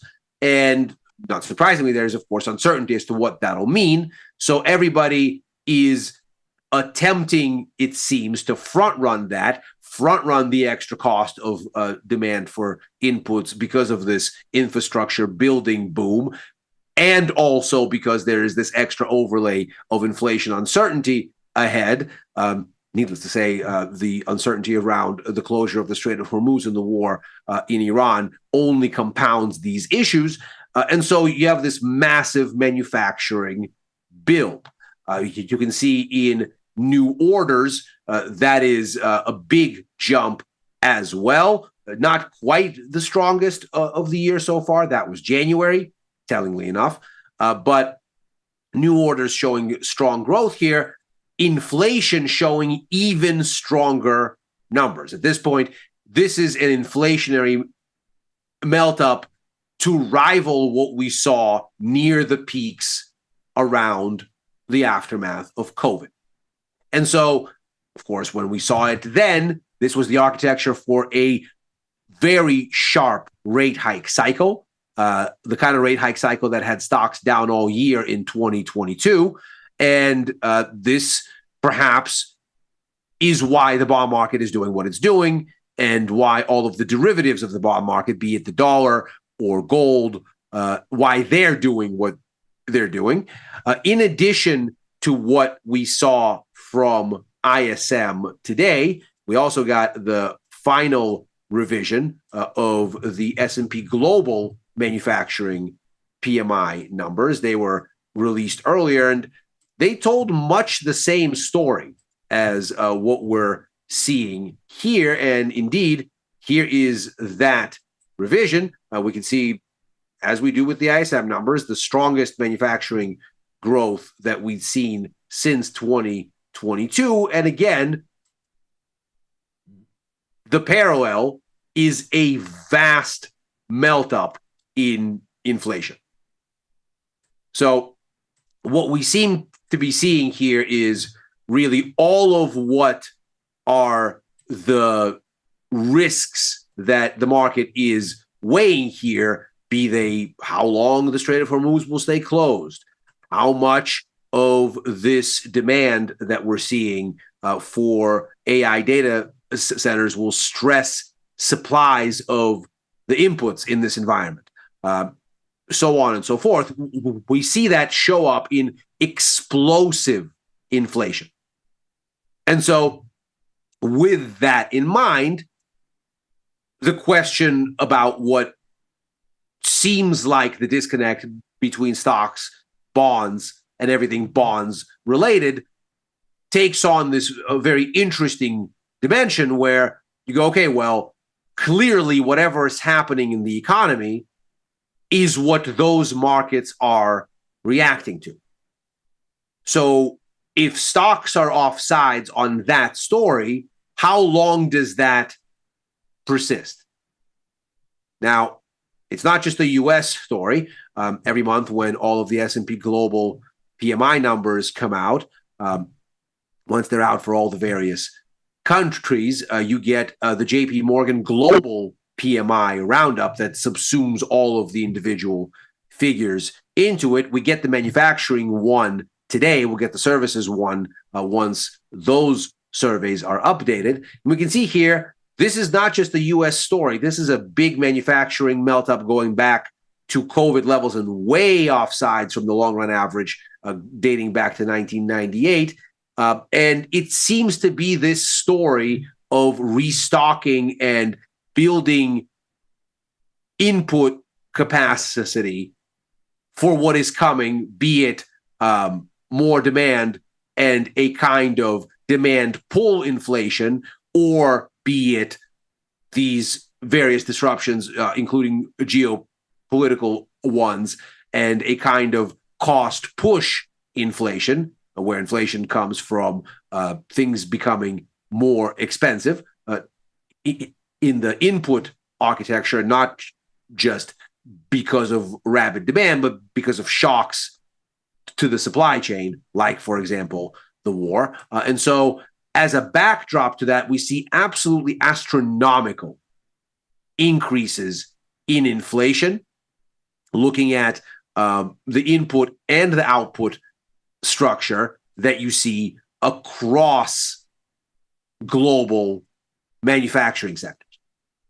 And needless to say, I mean, the averages from 2008 have been left in the dust, or from 1998, rather.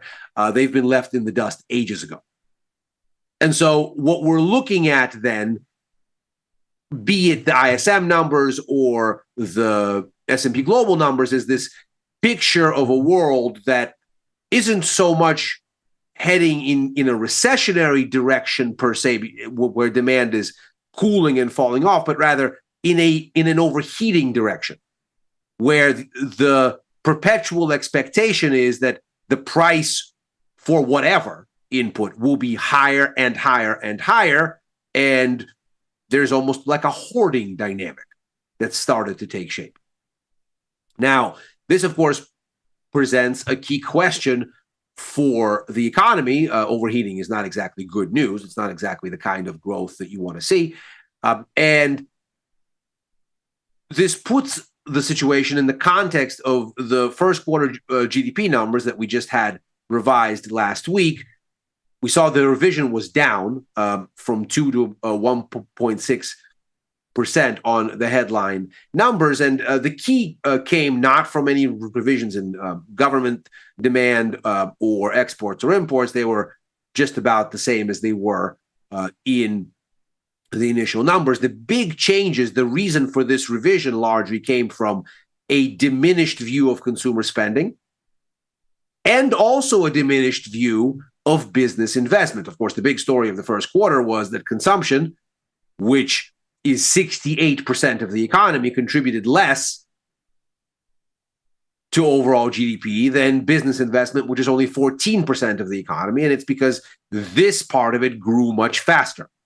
10.4% growth in the initial estimate for how fast this grew, against less than 2% for consumption. And we can see both of these things got revised down. So consumption got revised to less than 1% growth, and just a little bit over 1% for business investments contribution for the headline number. So it's still the leader, but both of them seemingly took a little bit of a knockback on second look, and surely the cost structure is a big part of it. So the key question seems to be whether there comes a time, especially as you see this kind of limping upward on low volume and fading momentum for the stock market, where it necessarily arrives at a place where the realization that higher energy and higher input costs and this kind of rabid hoarding that you see in the PMI numbers, that all of this sort of speaks to the same thing, which is that data centers need energy and inputs to be built. They don't just magically appear. And so if you're going to have this be an engine of growth going forward, you have to contend with those things that have kept consumers on the defensive. That is, higher prices. Those same higher prices apply to data center builders in exactly the same way. And the markets don't seem to think that that's a problem that's going away anytime soon. In fact, we can see the bond market's expectations for inflation, the break-even rates that you get by looking at the difference in nominal and real rates. They're locked in with crude oil, and they're sticking higher here. As we can see, this is not going very much of anywhere. And of course, the implications for monetary policy are increasingly hawkish and have been increasingly hawkish. The Fed now looking at better than even odds, about 68% chance that we're going to get a rate hike this year. Never mind earlier in the year expectations for 50 basis points in cuts. And there's clearly been a hawkish shift for virtually every major central bank, except for the Bank of Japan, which continues to live on its own time, as it has for really the better part of a few decades. So that aside, it seems like this inflation story has turned into higher rates across the major central banks. And of course, if input costs are hampering consumers and energy and goods are a part of it, then cost of credit to afford all of those things, that's another thing that's become more expensive. And of course, that impacts data center builders just the same also. Looking at the rest of the week here, this whole narrative will get a variety of tests it's quite the busy economic calendar here for the week ahead. A number of things, of course, stand out in particular. The service sector version of the ISM numbers that we just looked at, that'll be an interesting one to watch on Wednesday. That's right here. And of course, the big thing here is the service sector is by far a larger contributor to both employment and growth as a whole. The expectation is that we're going to hold relatively steady here. This will be interesting because we've just seen all of the inflation numbers, be it the PPI, the CPI, the PCE, that tell us all of the inflation shock is already getting baked into services. And then at the end of the week, of course, the big news for the week macro-wise, the U.S. jobs report. It is expected to tell us that we added 96,000 jobs in May. That's the lowest in 3 months and a downtick from the prior reading. We are also expected to see that the unemployment rate held unchanged at 4.3%. And that'll be seemingly a key test for what all of this will mean for the business cycle, because if in fact we are going to see higher costs for everything, and the story in business investment is going to be sensitive to that, as is the consumer, well, then it's a tall order to think that a 14% chunk of the economy is going to keep outpacing a 68% chunk when both are hampered by the same forces. So as far as what I'm doing here trading-wise is concerned, I'm still short gold and long the dollar and short bonds via naked puts in IEF and a put vertical in TLT, essentially as a kind of collective bet on higher rates and inflation. The drivers for it I have on the long side as well, both crude oil via USO call verticals and natural gas, UNG call verticals there as well. I'm selling call verticals in the major stock indexes, IWM, SPY, and the Qs, so S&P, NASDAQ, Russell. I'm also a bit long on the software part of this, which was beaten down. And so I've got call verticals in IGV. I'm now on the short side of Bitcoin with a put vertical in IBIT. That's shown very little conviction on the upside. It tried to break out higher and ultimately failed. And it seems like the rates story is already manifesting itself here. Of course, Bitcoin doesn't yield anything either, much like gold. And so not surprising, perhaps, to see things soggy there, and perhaps a precursor of things to come in the indexes when, perhaps if, they finally roll over. And that is Macro Money for today. As ever, we are here right after overtime. That's a show that I usually co-host with Chris Vecchio, looking at the Wall Street close and where things may go therefrom. I'm also writing for the News and Insights portion of tastylive.com and commenting at Ilya Spivak on former Twitter and on Blue Sky. If you're watching this on YouTube, like and subscribe. Macro Money returns tomorrow. Happy trading.